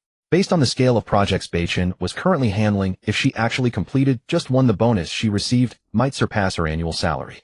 She had completed the Walmart project evaluation for Beichin and traveled between Pingching, Ningzhou, and Beihai for so long, all for this formal appointment. Have legal prepare the documents. I'll sign them. All right. Gu Qinghe didn't say more, only responding solemnly. A head poked in through the doorway. Meng Yi had clearly overheard their conversation. Beiji President Gu got promoted to president on a permanent basis. What about me? Project operations specialist, also serving as chairman's assistant. How does that sound like your secretary? Chairman assistant is so much more distinguished. Can anyone just become a secretary? Meng Yi stared at him for a long while, certain this person was simply taking him for a ride. Fine, I'll hold back for now. When I achieve results, if you don't promote me, I'm putting poison in your bottled water. The conference room was rare with laughter. The official opening date was finally set for 3 days before the Pingching University anniversary. Office signage, access control systems, and the first batch of workstations would all be completed before then. Recruitment would continue without waiting for the opening. When the discussions were nearly finished, Gu Qinghe pulled out 2 lists from the folder. There's one more situation.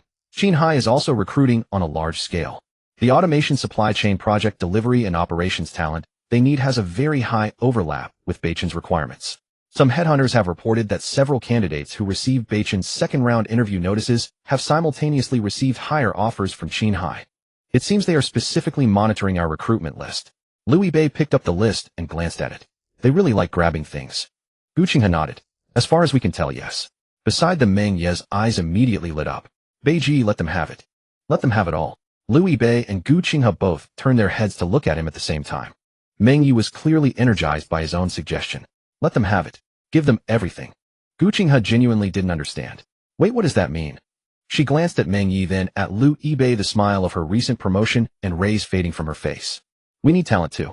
Out of the first batch of 96 positions, we haven't even filled half yet. Why give them all to you? Meng Yi slapped his forehead. Damn it, he had let it slip. The plan for Dazhong to cancel orders after Qinghai's heavy asset investment landed in Qinghai had only been shared with him and Li Mingyue by Liu Yibei. Gu Qinghe had been shuttling between Ningshi and Beihai these past few months, and upon returning, she had been swamped with moving offices and building the company structure. No one had shown her this trump card. Meng Yi forced a nervous laugh. President Gu, would you believe me if I said I was just joking? Guess whether I believe you or not. Meng Yi immediately turned to Liu Yibei for rescue. Brother Bei, save me. Liu Yibei had no intention of continuing to hide the truth. Gu Qinghe had previously only been the head of the preparatory committee. There was no need to share every connection with her. But now she had been formally confirmed to stay on as Beichin's president. If she remained unaware of the company's key strategic cards, she would inevitably be hamstrung in the future. Close the door. Meng Yi quickly sprinted over and shut it. Seeing their sudden seriousness, Gu Qinghe also set aside the recruitment list on the table. Liu Yibei shifted into a more comfortable posture. The biggest client in the current Qinghai project plan is Dazhong. Behind Qinghai, the Haiman Group derives nearly 20% of its annual revenue from the Dazhong system. Most of the capacity on this new production line was also prepared according to Dazhong's follow-up orders. Guqinghe's brows furrowed slightly. She already knew these figures. She had previously served as vice president at Qinshe Automotive Technology and had even reviewed some materials from the early stages of Qinshe's engagement with Haiman. So what's your point? So, I am a member of Dazhong Group's board of directors. Liu Yibei spoke casually as though he were discussing a supermarket loyalty card. My shareholding rank is also relatively high, so my opinion carries some weight. The conference room fell silent for a full 5 seconds. Guqinghe stared at Liu Yibei as though she were meeting him for the first time. You're on the Dazhong board. Yes. Does Qinshe know? They only know that I can influence Dazhong, not why. So those 2 cars Meng Yi showed off on social media? A gift from Dazhong President Marcus. Guqinghe finally understood where those so-called unsellable inventory cars in the garage downstairs had come from. Inventory cars from Marcus. They were clearly favors being extended by Marcus to Dazhong's board members. Liu Yibei continued, I've already spoken with Marcus. Qinghai has not yet been fully drawn in. If they terminate follow-up cooperation immediately, the worst that will happen is Dazhong withdraws their capital to cut losses. Once the factory's equipment, personnel, and supporting facilities are all sunk into place, Dazhong will terminate Qinghai's orders in accordance with supplier management and procurement regulations. Whether the supplier list is renewed is entirely up to Dazhong. Meng Yi nodded vigorously beside him. The more people they hire now, the larger their fixed monthly expenses become.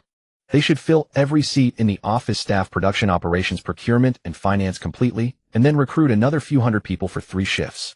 Once the orders dry up, haha. He didn't continue, instead, making an explosion gesture with both hands. Guqinghe understood completely. Then she immediately burst into curses. Wait, are you 2 messing with me? I've held 4 meetings with HR over the past few days, revised the salary bands 3 times, and reapproved the headhunter fees. All to prevent core talent from being poached by Qinghai. And you 2 had already dug the pit, and were just watching me try to compete with them for people. Liu Yibei scratched his nose. You never asked. Guqinghe was nearly laughter-choked with anger. Who asks about this kind of thing on a normal job? As a wage earner, everything I see with my eyes and think with my brain is all there is. I'll keep that in mind next time. Guqinghe took a deep breath, reminding herself that the person in front of her was not only her boss, but had also just offered her a 5 million yuan annual salary. She picked up the recruitment list again, pulled out a red pen, and began crossing names off with swift strokes. We can't give all the people away. The chief engineer for intelligent warehousing, the head of cold chain operations, the information systems architect, and the project delivery lead. These are the core positions Beichin will need going forward. We have to fight for them. But for the remaining positions, there's no need to engage in a price war with Qinghai. If someone is willing to leave us for a 30% salary bump elsewhere, we won't stop them, and we won't match it last minute. Meng Yi leaned over and asked, should we have headhunters quietly submit more candidates to Qinghai? The higher the expected salary, the better. No. Guqinghe shot him a sharp look. Candidate profiles are recruitment information. We cannot share them without the individual's consent.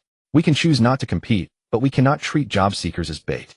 Besides, if Beichin actually did this, what kind of reputation would the company have going forward? Meng Yi obediently sat back down.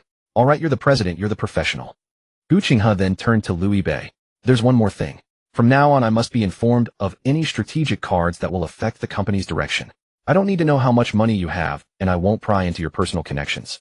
But if you're setting a trap for someone, at least give me a heads up in advance. Otherwise, with you digging pits ahead, and me behind you filling them with a shovel, this company is destined to be ruined by our own people.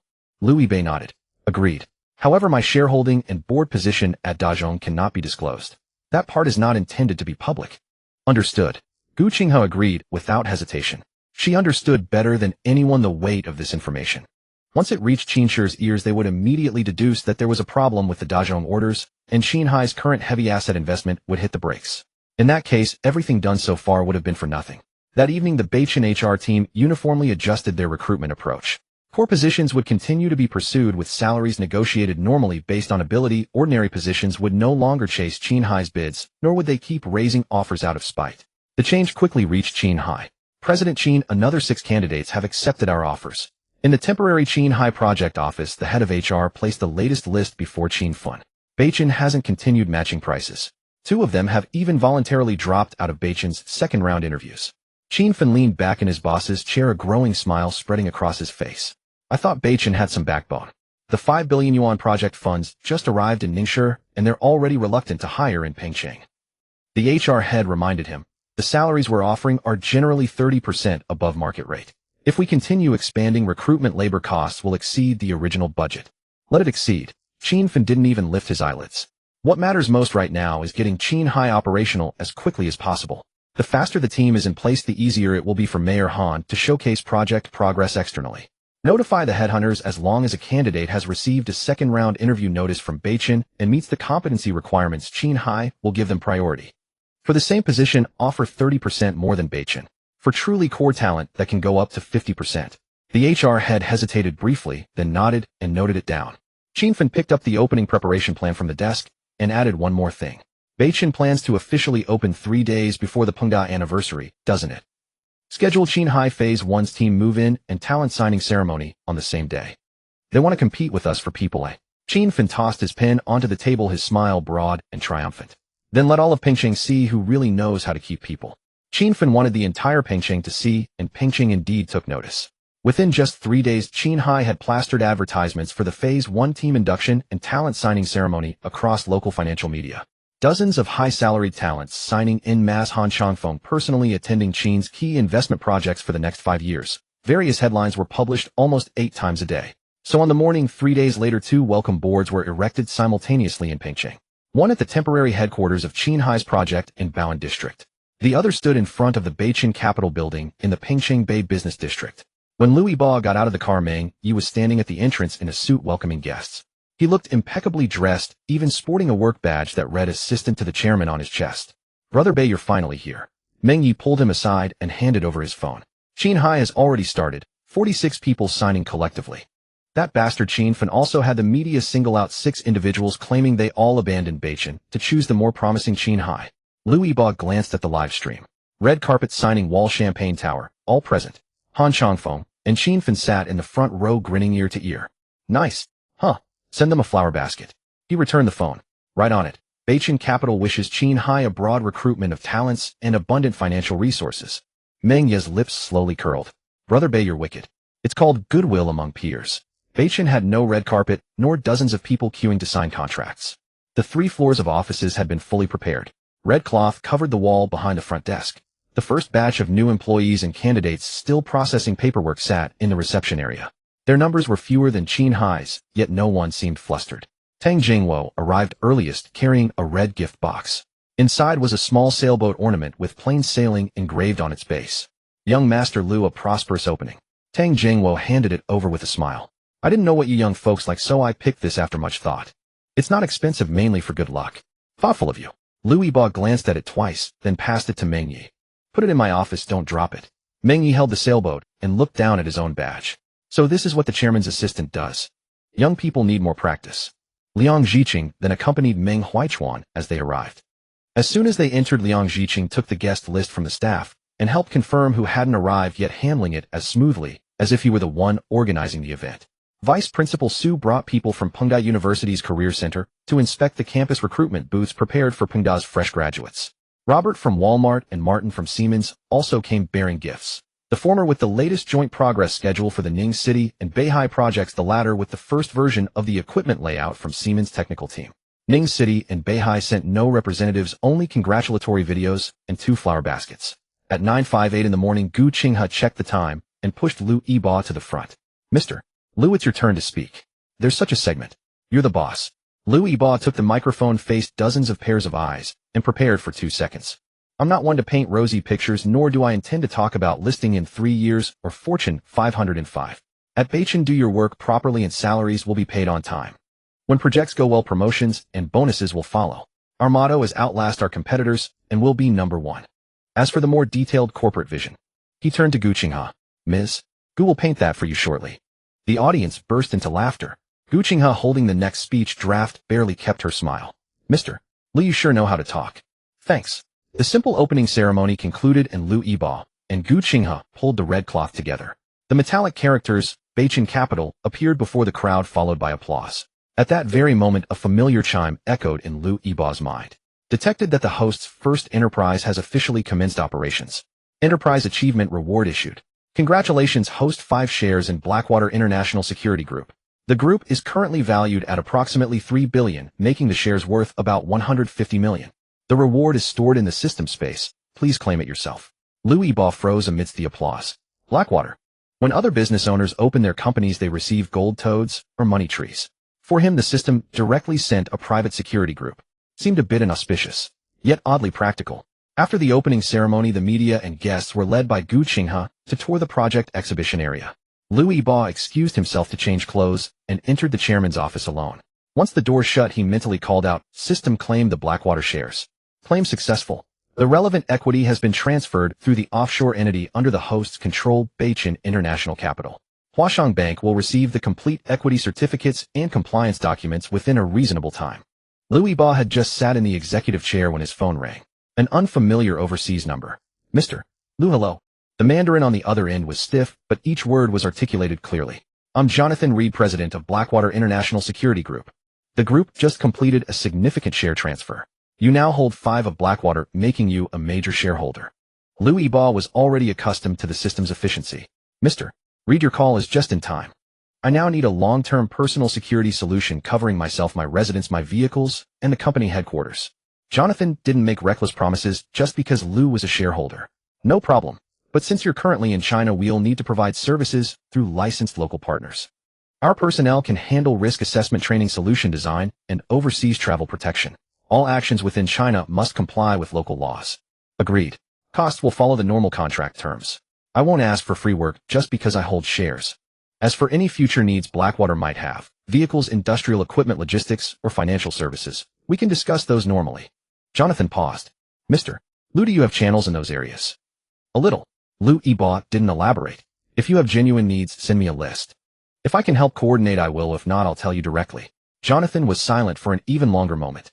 He had only called to verify the identity of the new shareholder, but unexpectedly the other party was not only willing to purchase security services at standard prices, but also proactively offered a cooperation channel to Blackwater. "Mr. Liu, I like your approach to cooperation. The group will dispatch our Asia-Pacific security director to Pengcheng within 48 hours. For the first phase, we suggest forming a 6 to 8 person executive protection team while completing security assessments of your residence company and frequently used vehicles. For overseas operations, we'll assign personnel separately based on your specific itinerary. Fine, do it that way." As the call was about to end, Jonathan asked one more thing. "Mr. Liu, between your residence company and yourself, which would you like us to start with?"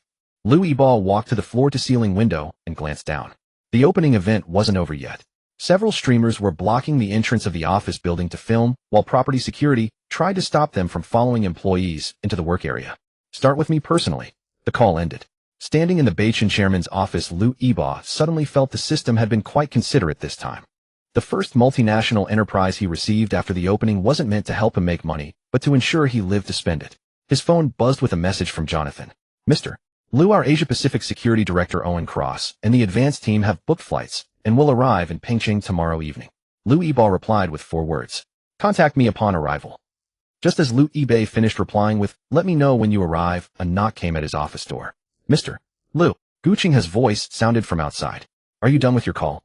Everyone is waiting for you to take the group photo. Coming." Liu Yiba slipped his phone into his pocket and returned to the front desk.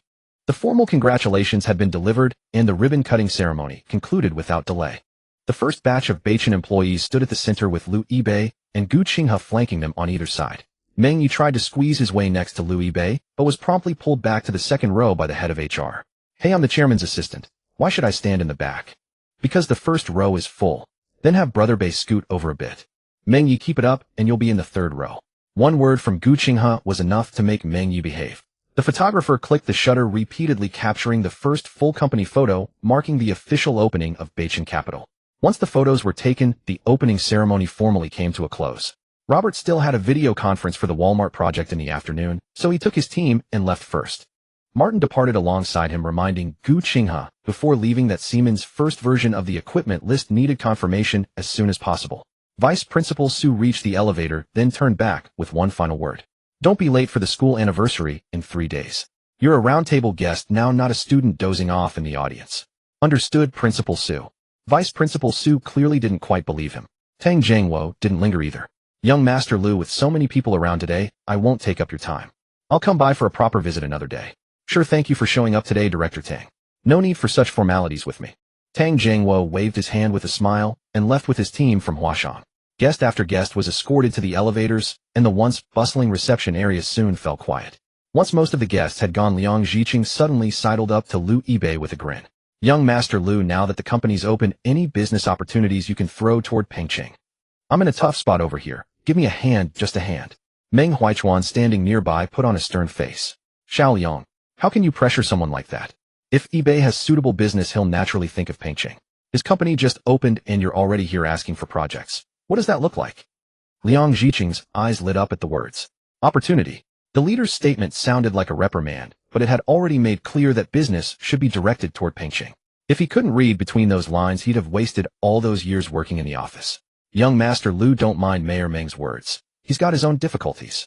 Liang Zhiqing threw all pretense aside and spoke even more bluntly. There are things he can't say himself, so I'll shamelessly say them for him. Take a look. Is there any business we can set up in Pengqing? If the project can come here, I'll go through fire and water for it. Meng Huichuan's brow furrowed even deeper. Xiao Liang, that's enough. The words were a rebuke, yet he remained rooted to the spot, without moving an inch. Lu Yibei glanced at the visibly embarrassed Meng Huichuan, then at Liang Zhiqing, who looked ready to sign a pledge on the spot. How could he not see through the act the two were putting on? One guarded his dignity. The other threw away all shame. They complemented each other rather well. Lu Yibei thought back to the locally licensed partner Jonathan had mentioned and the vehicles, equipment, and office space that Blackwater would likely need down the line. Opportunities did exist, albeit in various sizes. But the specifics would have to wait until Owen Cross arrived with a proposal. All right, Director Liang, there may be some business coming soon. Just hang tight for now. Once things are confirmed, I'll reach out. Liang Zhiqing's face lit up with a brilliant smile. That's all I needed to hear from you, young Master Lu. Meng Huichuan cleared his throat. Nothing's set in stone. Don't go spreading rumors. Don't worry, Chief. My lips are sealed. Meng Huichuan couldn't be bothered to deal with him further and headed for the elevator with his staff. Liang Zhiqing followed a few steps, then turned back with lingering unease. Young Master Lu threw fire and water. Just as the elevator doors were closing, he stuck his head out to shout once more. Through fire and water. Only when the doors had fully shut did Lu Yibei look away. With that kind of drive, it's no wonder Director Liang isn't a top official. He just knows exactly what he wants. Gu Qinghe walked over carrying a stack of files. But you said business would be coming soon. What exactly is it? An overseas security group is planning to send people to Pengqing, and they'll need local services and some supporting infrastructure. It's still just a possibility for now. Wait until they arrive before you discuss details. Gu Qinghe nodded to show she understood. I'll go handle the post-opening matters. You have the university anniversary in 3 days. The invitation and schedule are on your desk. Got it. Back in the chairman's office, Lu Yibei found the printed anniversary itinerary exactly where she'd said. The morning schedule featured the anniversary assembly and an alumni enterprise exhibition. The afternoon held an industry collaboration roundtable and a university enterprise recruitment matchmaking session. Qinhai was set to sign a letter of intent for an internship and employment base at the roundtable, and Beichin had also been allocated time for recruitment discussions. Lu Yibei had originally planned only to make an appearance and leave after a meal. But now that the company was genuinely up and running with dozens of employees waiting for projects, treating the anniversary as a casual gathering would be a wasted opportunity. He reopened the alumni guest list and read it carefully from the beginning. Ma Teng and Zhang Qidong of Penguin Technologies. For Beichin's upcoming smart warehousing and cross-border cold chain operations, order coordination, enterprise communications, cloud data, and access management were all unavoidable. Penguin Technologies' established enterprise service system was worth at least one sit-down conversation. Meng Qingzhou of Huaxin Communications brought to mind the industrial network needs between the Ning City Central Warehouse and the Beihai Port Node. Siemens was handling the equipment and automation solutions, but connecting the equipment, transmitting cold chain data in real time, and maintaining stable communication between the port and the central warehouse would require a separate technical framework. As for Chun Dan of the Edan Public Welfare Foundation, while unrelated to Beichin's commercial projects, she could be approached through campus recruitment, internships, and talent development. The company's first intake alone required 96 people, and once the Ning City and Beihai projects truly broke ground, the demand for talent would only grow. Lu Yibei picked up a pen and wrote a few lines of notes behind each of the three names. Cloud services and enterprise collaboration. Industrial networks and cold chain data. University enterprise talent development. After writing, he snapped a photo and sent it to Gu Qinghe. Have someone prepare materials on these 3 topics. Keep it concise, I won't read anything too long. Gu Qinghe replied quickly. Mr. Lu, are you finally taking an active interest in the company's business? With a salary of 5 million a year, you can't expect me to do everything myself, can you? You've only been researching for 20 minutes. Lu Yibei chose to ignore that. He then found Vice Principal Su's number and sent a message. Principal Su, at the roundtable during the anniversary, could you kindly introduce me to those senior alumni? I'd like to discuss potential collaboration with them. Vice Principal Su replied half a minute later. All right, but Qin Jingyue will be there too. Don't turn the school anniversary into a battleground between the two of you. Liu Yibei glanced at Qin Jingyue's name at the end of the list and replied casually, don't worry, I'm a civilized man. Vice Principal Su replied almost instantly. The more you say that, the more uneasy I feel. Liu Yibei looked at the line and couldn't help but chuckle. What kind of image does he have in Vice Principal Su's eyes? To be fair, he had always been law-abiding since starting university. Except for almost bankrupting a family and a company, he hadn't done anything bad, and wasn't that justified by circumstances. Why couldn't he be considered a civilized person? Liu Yibei didn't continue to explain, lowered his head to open the anniversary process sent by Vice Principal Su. This was the first time he carefully studied Pengcheng University's anniversary. In the morning was the celebration conference attended by school leaders, invited guests, and returning alumni.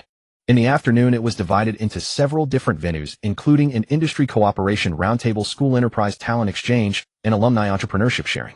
Ma Teng and Zhang Qidong from Penguin Technology, Meng Qingzhou from Huaxin Communications, and Chun Dan from the Yidan Charity Foundation were all on the industry cooperation roundtable list. Liu Yibei had already seen these names yesterday. What made him pause for 2 extra seconds was another name, surnamed Qin, on the list. Qin Fun, not Qin Jingyue. Liu Yibei flipped back a few pages and finally found Qin Jingyue on the guest list for the main celebration event.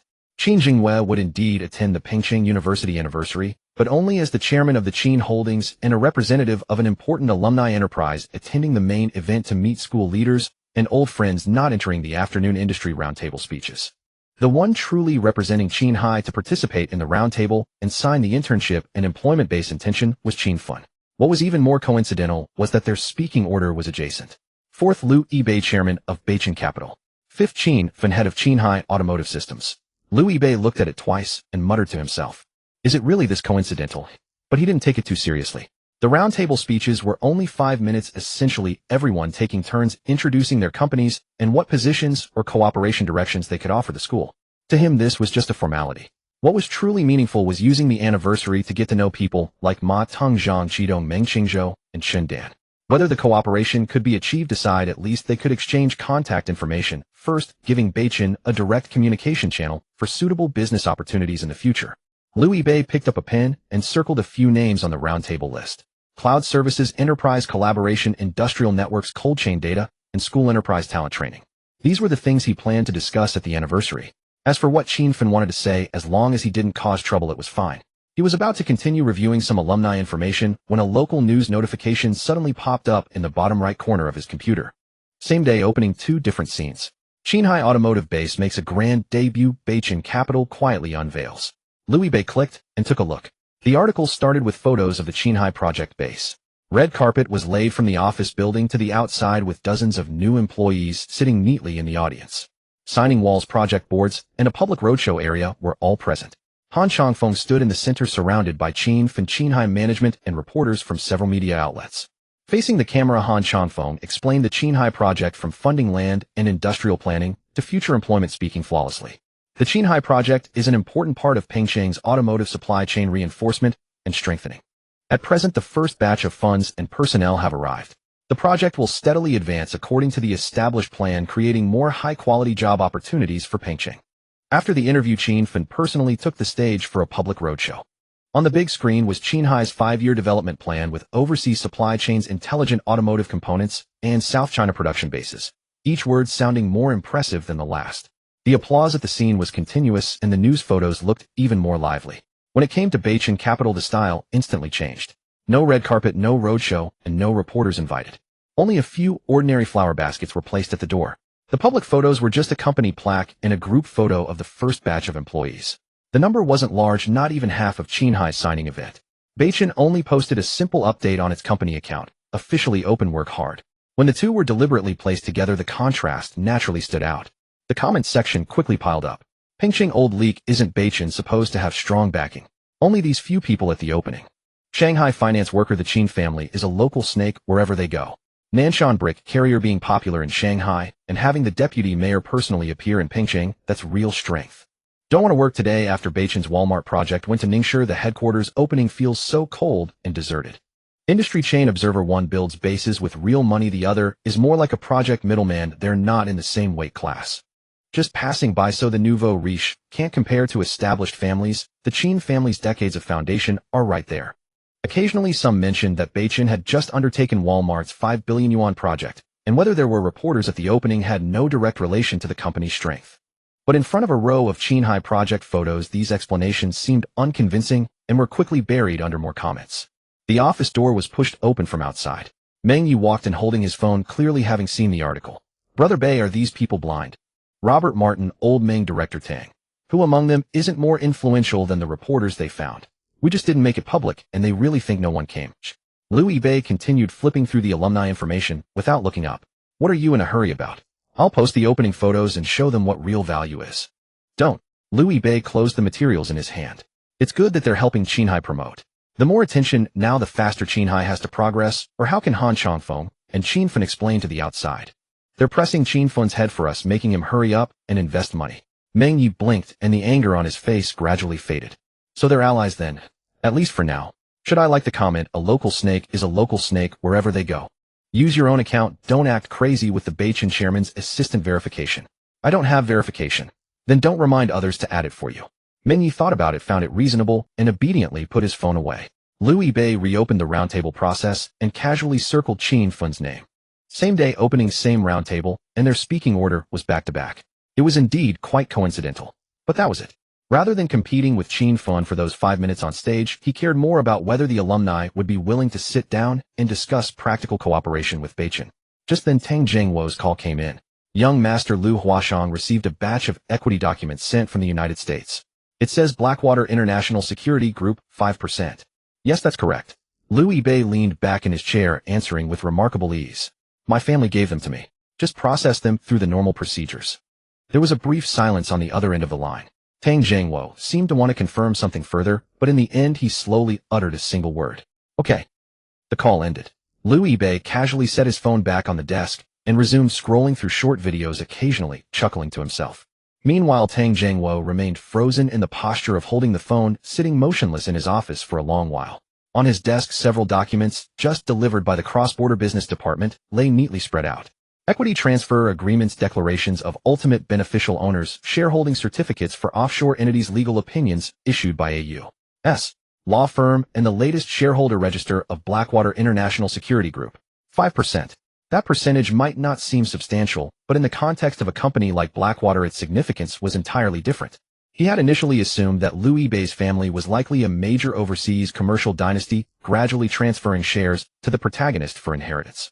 And this time what was inherited was 5% of a private security group. Other families' elders would ask their children if they had enough money to spend abroad. Liu Bei's elders might ask, son, do you have enough firepower out there? At that thought, Tang Zhengwo felt his eyelid twitch involuntarily. He lowered his head and reopened the file on Blackwater. The company's stated main businesses were security consulting, risk assessment, overseas facility protection, and personnel escort in high-risk areas. In reality, however, it possessed a full-spectrum military contracting capability. To put it politely, it was an international security group. To put it bluntly, this was a private company capable of executing armed operations in certain overseas regions. And now Liu Bei had suddenly acquired 5% of Blackwater's shares, gifted by his family. Did that mean Liu Bei's never-seen overseas family, besides possessing wealth and multinational corporate resources, might also be involved in armed forces? The moment this thought crossed his mind, Tang Zhengwo broke into a cold sweat. Should he escalate this matter through additional reporting channels? His hand had already moved to the keyboard, and he had even created a new document titled Special Clients Overseas Asset Situation Report. After typing the title, he found himself stumped by the first sentence of the body text. According to our bank's investigation, client Liu Bei investigated what exactly? That he had lawfully acquired shares in an overseas company, or that Blackwater's official website openly stated its ability to provide security services in high-risk overseas regions. All of this information was already in the possession of the compliance department, and normal regulatory channels would leave records as well. There was absolutely no need for him to write a separate essay, filled with personal speculation. Moreover, once such a document was submitted, the first question anyone would ask was, what evidence do you have that Liu Bei's family is involved with armed forces? He couldn't very well answer, I have no evidence, but I just think that a family that gives such a gift probably has a lot of guns and artillery. Tang Zhengwo stared at the blank document for a long time, then silently pressed the delete key. If he were to report it, what would he write? Suspecting that a key client's overseas relatives hold a private army. Based on what evidence? The evidence being that the family gave their child a legally registered, clearly titled equity stake. Tang Jiangwo went through the materials from beginning to end once more. Huashan's cross-border compliance department had already completed verification of the fund source, equity source, ultimate beneficial owner, and transaction chain. The documents from the U.S. law firm were valid. Blackwater was not on the current prohibited transaction list, and Beichin International Capital's filing materials were complete with no omissions. Everything that needed to be filed was filed. Everything that required review was reviewed. Every page that needed to be kept on record was accounted for. From a banking business perspective, this was an overseas equity transfer with documentation as complete as it could possibly be. As for what Liu Yibei's family actually did for a living, that belonged entirely to Tang Jiangwo's own imagination. Since when did banks have to worry about what relatives a client had, or whether those relatives knew how to fire a gun? Just then a gentle knock came at the office door. The head of the cross-border business department walked in clutching a folder. President Tang, the first round of verification on the Blackwater documents has been completed. What do legal and compliance say? Ownership is clear, and the transaction path can be closed. Based on the current materials, we can proceed with the normal custody registration and regulatory filing. The other person hesitated for a moment, then lowered their voice to ask. It's just that this company's business is rather unique. Do we need to add a special note in the internal risk remarks? Tang Jiangwo didn't answer immediately. He looked up at the window, but in his mind he was reviewing everything that had happened since Liu Yibei first walked into Huashan. From that very first cross-border fund transfer of Walmart dividends to SMIC Group, Volkswagen Group, and then Walmart's 5 billion yuan special purpose fund. Business that most people wouldn't encounter even once in their lifetime came to Liu Yibei one after another, like people queuing up to get in. And every single deal ultimately landed safely with Huashan. With a client like this, why would he not find ways to provide the best service instead of running around spreading baseless speculation and driving the client straight into the arms of other banks? Besides, normal regulatory filings would be done as usual and objective risks would be documented as they were. As for unfounded speculation about the family background, what purpose would that serve other than proving he had a vivid imagination? The more Tang Jiangwo thought, the clearer his mind became. A few seconds later, he suddenly felt enlightened and sank back into his chair. Note it based on the objective nature of the business and follow the standard process. Don't add a single word of content that isn't supported by documentation. The department had nodded. Understood. Should the originals go into the bank's important certificate vault with electronic copies archived simultaneously? Yes. Also assign a dedicated person to liaise with Beichin International Capital. Don't delay things just because the documents came from the U.S. Very well, President Tang. When the office door closed again, Tang Jiangwo looked at the black logo of the Blackwater Group on his desk, and the more he looked at it, the more pleasing it seemed. He gritted his teeth and muttered to himself, "What armed forces? I don't know anything about that. The client has asset management needs, and I'm simply performing my duties accordingly. They're not armed terrorists. They're my red carpet to success." After saying this, he himself felt the statement was utterly reasonable. Tang Jiangwo picked up the landline, his tone noticeably lighter than before. Notify the cross-border business department that this batch of documents gets priority processing. Compliance standards must not be relaxed, but processing speed must not be slow either. Over the next 2 days, nothing happened at all. Beichin continued its recruitment efforts as usual, with Gu Qinghe leading the management team in building out the company's systems. Meanwhile, Qin Hai kept up his aggressive publicity of project progress, practically publishing construction site photos 3 times a day. Liu Yibei stayed home preparing for the school anniversary. His preparation consisted of having Gu Qinghe compress the materials to 10 pages, then, after reading 3 pages and deciding there were too many words, he had them compressed further to just 3 pages. On the evening of the second day, he deliberately checked his phone several times. No one contacted him. At noon on the third day, still no one. Liu Yibei sat on the living room sofa and pulled up the message Jonathan had sent earlier to read it again. It clearly stated that Owen Cross and the advance team would arrive in Pingcheng the following evening. By now they should have been here long ago. Liu Yibei put down his phone and couldn't help murmuring to himself, "Is this Blackwater even reliable, eh? They said they'd be here the next evening, but it's already been days." Just as he finished speaking, his phone suddenly rang. Another unfamiliar overseas number. Liu Yibei stared at the screen, hesitating for 2 seconds before pressing the answer button. "Hello." A deep male voice came through the receiver. "Boss, this is Akshay from Blackwater International. The company sent us to China to connect with you. Come to my place." After hearing the self-introduction on the other end of the phone, Liu Yibei didn't even ask where the caller had arrived, immediately giving the address of the seaside house. "See you in an hour." Akshay agreed without hesitation. After hanging up, Liu Yibei glanced at the messy living room and casually pushed the anniversary celebration materials on the table aside. He wasn't worried about the Blackwater team not being able to find the place. If they didn't have that much competence, they might as well quit international security and go into the lemonade tea business instead. An hour later, the doorbell rang precisely on time. Louis Bay opened the door to find 6 people standing outside. The man at the front was tall with a crew cut, wearing an unmarked dark jacket. Seeing Louis Bay, he immediately stopped, raised his hand, and delivered a textbook military salute. Boss, good afternoon. I'm anxious. Owen had an urgent matter come up, so the company sent our squad ahead to handle your long-term security in China. The 5 men behind him also stood at attention, their movements crisp and synchronized, clearly professionals. Louis Bay watched their tense shoulders, glanced at their constantly scanning eyes, and couldn't help raising a hand. All right, come in. Louis Bay felt somewhat speechless. I said come and not set up defensive positions at the entrance. Only then did the group follow him into the living room. Before sitting down, Ashes first checked the windows, staircase, kitchen, and door to the backyard. Confirming nothing was amiss, he took a seat beside the sofa. The others spread out to different positions, their gazes never leaving the entrances and exits. Since you're in China, you won't face assassination attempts regularly, nor hear the sounds of gunfire every day. Louis Bay sat across from them. You can relax a bit. No need to maintain combat zone alertness. This is my home. No one's about to climb down the chimney anytime soon. Aksh's mouth twitched. Boss, professional habit. I know. Louis Bay pointed at their positions and postures. Right now you look like you're about to rob a bank or carry out some kidnapping. This finally loosened the atmosphere in the room.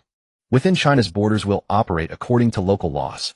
Aksh's pulled a thin mission confirmation document from his file bag. We don't carry weapons, nor will we deploy any non-compliant equipment. The first phase primarily covers assessment of your residence, company vehicles, and daily routes, coordinating support through licensed local partners when necessary. Arrange those details yourselves. Louis Bay didn't bother opening the document. When the time comes, even cold weapons can finish someone off. You know what I mean. Aksh's, rest assured. If that day ever comes and I can't get you out, I'll make sure you're set for life. Understood. Aksh's nodded. For a long-term mission, we'll also need a safe house and basic training facilities. The team needs to live together for easy rotation and communication and emergency drills. I have another apartment not far from here. Louis Bay thought of the Pingqing Bay No. 1 flat that had been on the market at a leisurely pace. The place is empty, but the property management and cleaning staff have been maintaining it. The space is enough for all of you to live in and do daily physical training and equipment testing. Use it as your dorm and training point for now. For specialized training, you can arrange venues according to regulations. Aksh's visibly relaxed. That's excellent. Now let's get down to business. Louis Bay pointed at the ground beneath them. Inspect this house thoroughly. List any areas that need reinforcement. Don't write any vague nonsense like comprehensively upgrade security level. Be specific about doors, windows, surveillance, and power supply. Copy that. Aksh's immediately stood up. The 6 men switched into professional mode instantly. Seconds ago they were sitting and chatting, now they split into 2 groups. One person checked the deadbolt and door frame of the main entrance, another circled to the backyard to observe the fence distance and neighbor proximity. Someone crouched in front of the floor-to-ceiling window with measuring tools, verifying the glass specifications. After watching for a few minutes, Louis Bay suddenly felt the money was well spent. These people didn't need him to point out where the problems were. They took one look and knew exactly what was wrong. Half an hour later, a floor plan was spread across the dining table. Aksh's circled several positions with a black marker. The main entrance needs a multi-point lock and anti-pry door frame. The backyard fence needs hidden lighting added. We recommend installing built-in magnetic alarm contacts on the west floor-to-ceiling window and a closable partition at the top of the staircase. The garage roll-up door and backup power supply also need to be upgraded. And here, he tapped the corner of the floor plan. The route from the master bedroom to the backyard is too direct, leaving no buffer zone in an emergency. We recommend converting the adjacent storage room into a temporary shelter, ensuring communication and power supply at minimum. Louis Bay studied the diagram. How much will this cost? Aksh's quoted a price range. Louis Bay nodded and pulled out his phone to call Meng Yi. The call connected, keyboard clicks and game sound effects audible on the other end. North brother, I'm really busy right now. Busy with what? Guzong had me reviewing supplier quotes. I've been staring at them for half a day, more blood pressure raising than my gaming. Let me give you something more meaningful. Louis Bay forwarded the list Aksh's had marked. Find a reliable construction and security team to renovate my place according to this diagram. Don't improvise. Have them coordinate directly with Aksh's. Meng Ye's voice immediately perked up. Security upgrade. North brother, are you building a safe house? Like apocalypse-style safe house? That's thing exciting. I just don't want to come home one day and find my door lock broken. Got it, everyone says that. Less chatter. Get the team assembled today. Copy that. I'll make sure they make the doors look more like bank vault doors than doors. After hanging up, Louis Bay put away the floor plan and turned to Aksh's. You oversee the reinforcement work. Meng Yi handles hiring the people. I'll pick you up tonight. Yes, boss. The property concierge soon arrived by car. Louis Bay had given advance notice. The concierge led Akshay and his team to Pingqing Bay No. 1. Before leaving, Akshay glanced back at the house as if to assess exactly how much value the target he'd be guarding every day was worth.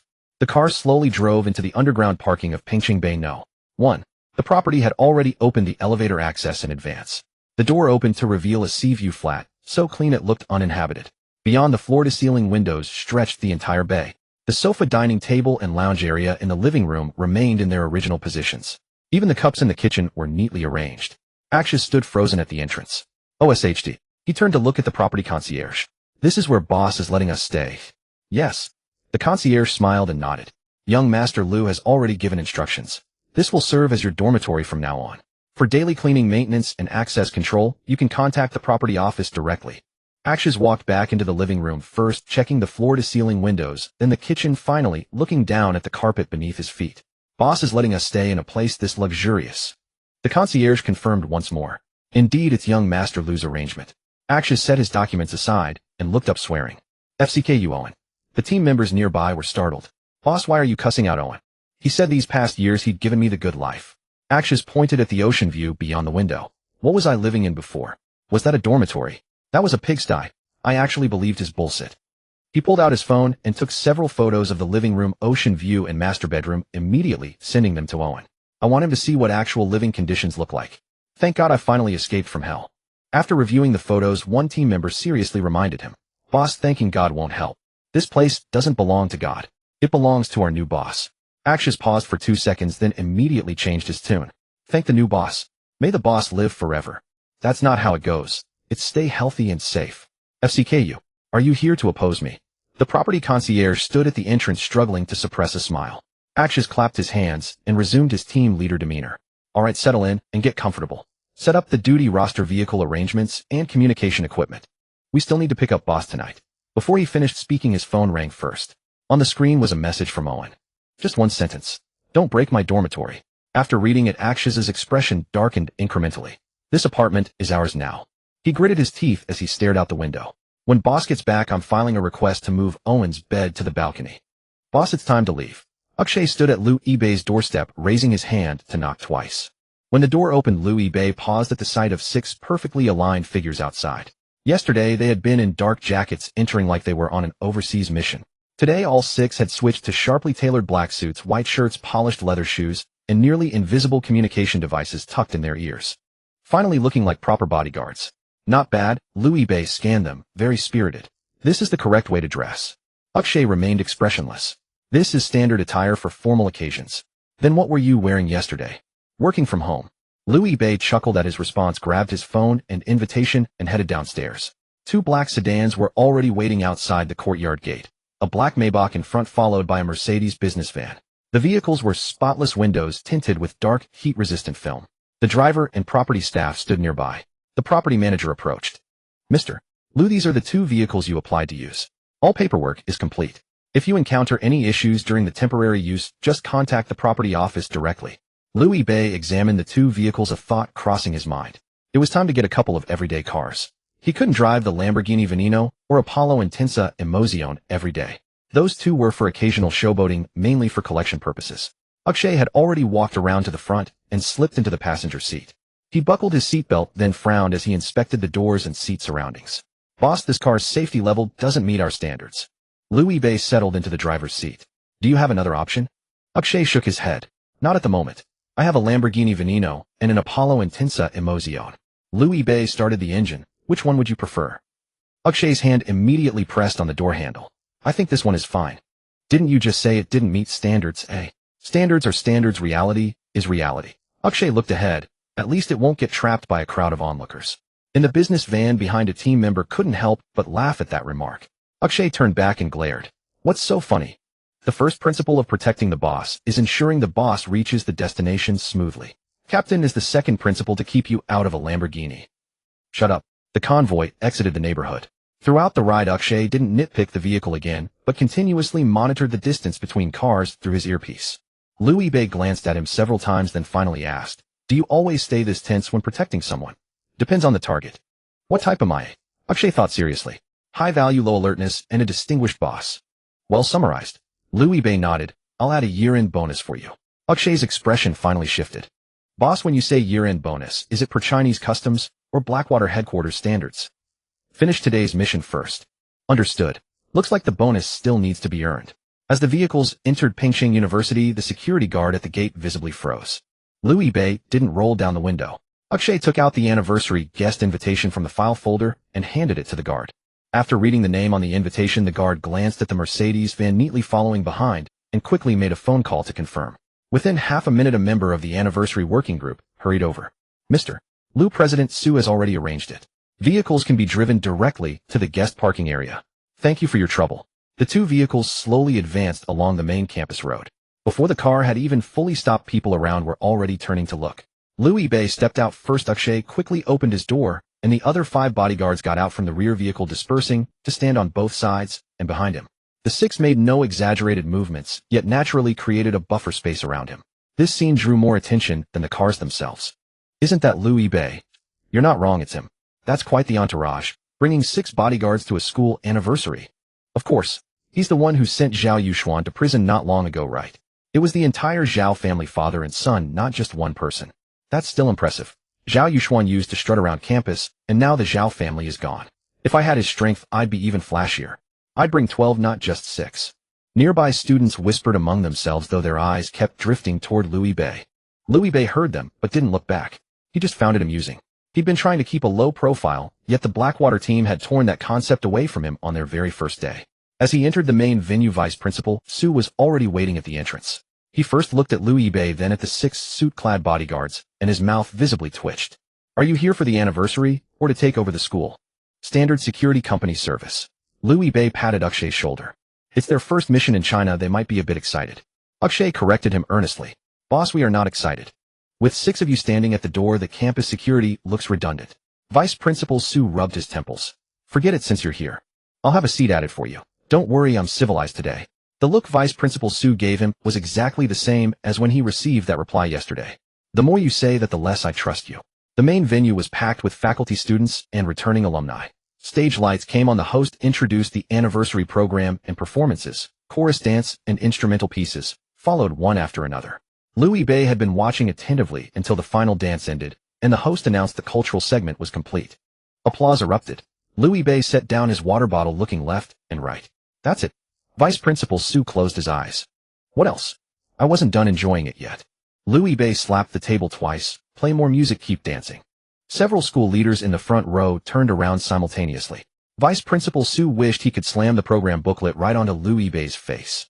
Sit still and behave. Young people should be versatile. The stage lights shifted, and the host invited Li Weiman, president of Pingqing University, to deliver a speech. Li Weiman, in a dark suit, walked to the front and bowed to the audience. Distinguished guests, teachers, and students, welcome back to Pingqing University. Applause rose from both sides of the hall. Pingqing University has come this far thanks to the foundation of fostering virtue and nurturing talent, thanks to generations of teachers and students writing their theses on the motherland and truly delivering laboratory achievements into industries, cities, and countless households. Li Weiman's voice was not loud, but it was steady. Looking ahead, the university will continue to prioritize talent cultivation, drive the integration of industry, academia, and research as an engine, and foster closer connections between disciplines, enterprises, and the city. We hope our students don't just leave with a diploma, but with the ability to solve real problems. At this point, his gaze lingered over the alumni and corporate representatives in the audience. This new era presents new challenges for Pengda. We will continue to take root in the special economic zone, face the world, learn through openness, and grow through practice, polishing the Pingqing University name even brighter. When Li Weiman finished, the applause was louder than before. Liu Yibei clapped along twice. That speech was at least more credible than those corporate declarations about going public in 3 years or ranking first globally in 5. Next, Liu Qingda, secretary of the Pingqing Municipal Party Committee, took the stage. He didn't hold a thick script, just scanned the room briefly before speaking. Pingqing is a city built through reform, and one that is willing to give young people opportunities. As long as Pengda dares to forge ahead, the municipal committee will back you. As long as students are willing to work hard, this city will lift you up. Applause rippled through the audience. Liu Qingda raised his hand, waited for the applause to settle, and continued. We will carry forward the torch while breaking new ground, polishing the name of this special economic zone university until it shines brighter than the sunrise over Pingqing Bay. When he finished, applause rose again. Liu Yibei turned his head, glancing at Qin Zhengwen not far away. The chairman of Qin Holdings was also applauding, a perfectly measured smile on his face. As for Qin Fun, he sat on the other side among the corporate representatives, his gaze already sweeping toward Liu Bei. The two made eye contact across several rows of seats. Qin Fun looked away first. Liu Bei raised an eyebrow and didn't continue watching him. After the speeches, the host prepared to move into the alumni roundtable segment as scheduled. However, Vice Principal Su approached from the side and handed a microphone to Liu Bei. "Didn't you want to see the roundtable? Go up now and take over the segment." Liu Bei looked down at the microphone. "I have to go on stage. You're a corporate representative and a student. It's most fitting for you to lead the alumni roundtable." Vice Principal Su, this is adding an impromptu role. "I'll need extra pay. Cut the chatter, get up there." Under the gaze of the entire audience, Liu Bei stood and walked toward the stage. The 6 bodyguards simultaneously shifted half a step, following him to designated spots near the stage. Many in the audience discreetly raised their phones at the sight. Standing on stage, taking the host position, Liu Bei first surveyed the dense crowd below, then looked back at the large screen behind him. "Thank you for the leaders' speeches." He paused, a slight smile curling at the corner of his mouth. "Now it's time for the alumni roundtable we've all been waiting for." The list of guests on the large screen slowly lit up. "Let's welcome them." "Good evening, fellow juniors, seniors, and everyone." Liu Bei waved to the audience from the stage. "And of course the leaders present." He paused, nodded toward the rostrum, and added, "You all deserve a good evening too." The crowd was silent for a moment, then laughter rippled from the front rows to the back. Vice Principal Su sat below, covering his forehead with a hand. This was the result of his hastily pushing someone onto the stage. Principal Li Weimin, however, smiled and clapped twice, and the corporate representatives beside him also broke into smiles. The formal venue finally relaxed. Holding the microphone, Liu Bei continued, "Let me introduce myself first. My name is Liu Bei. I could be your junior or your senior. Since I haven't graduated yet, the school system decides which year I officially belong to." Another wave of laughter came from the audience. He glanced at the cue card in his hand, then folded it in half.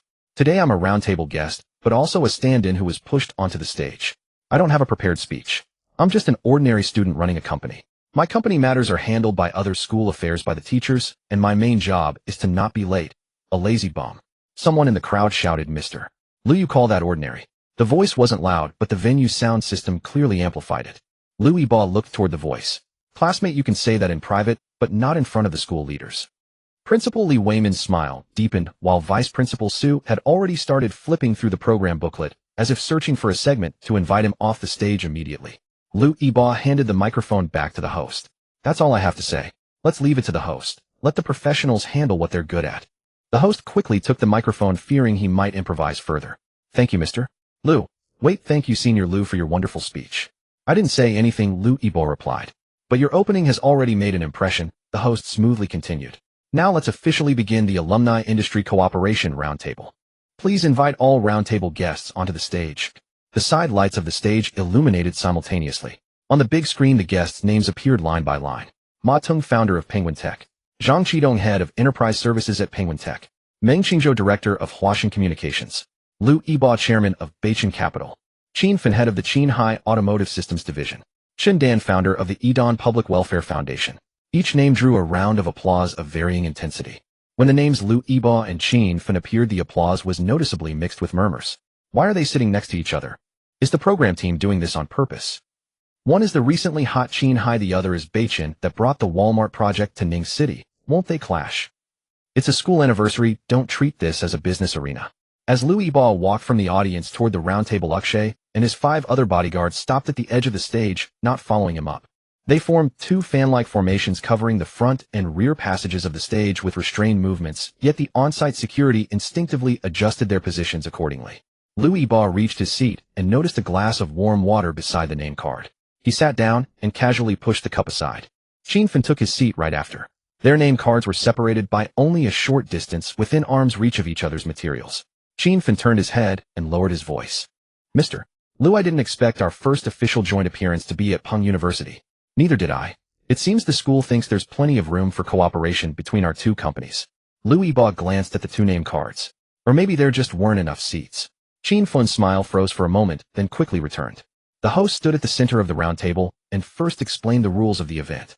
Each guest had 3 minutes for a keynote speech, followed by questions from the host, and finally 10 minutes for questions from teachers and students.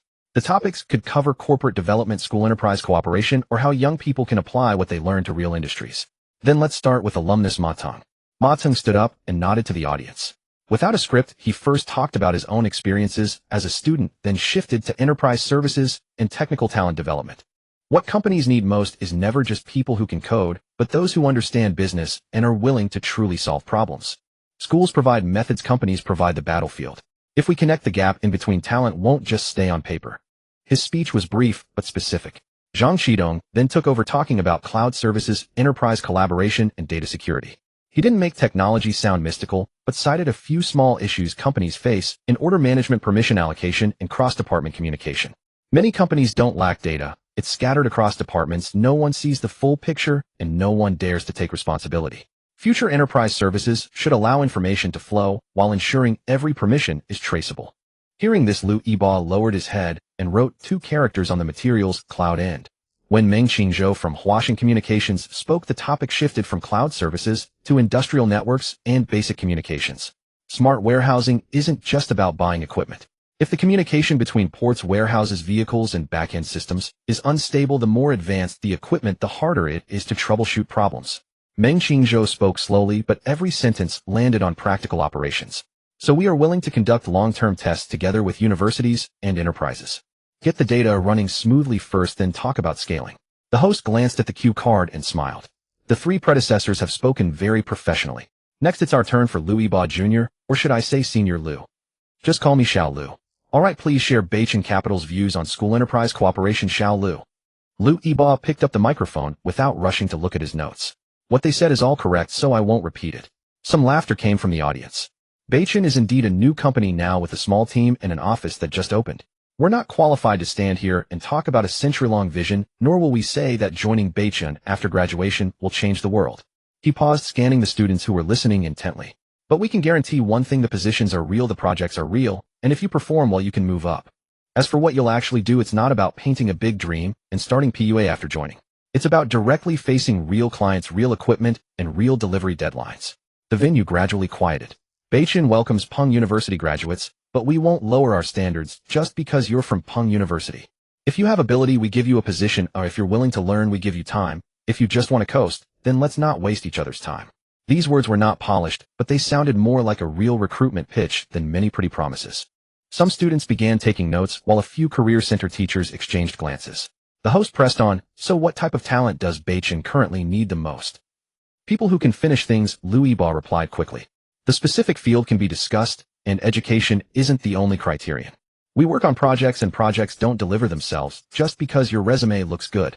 Beside him, Qin Fan lightly tapped the table. The host looked at him. Mr. Qin, do you have anything to add?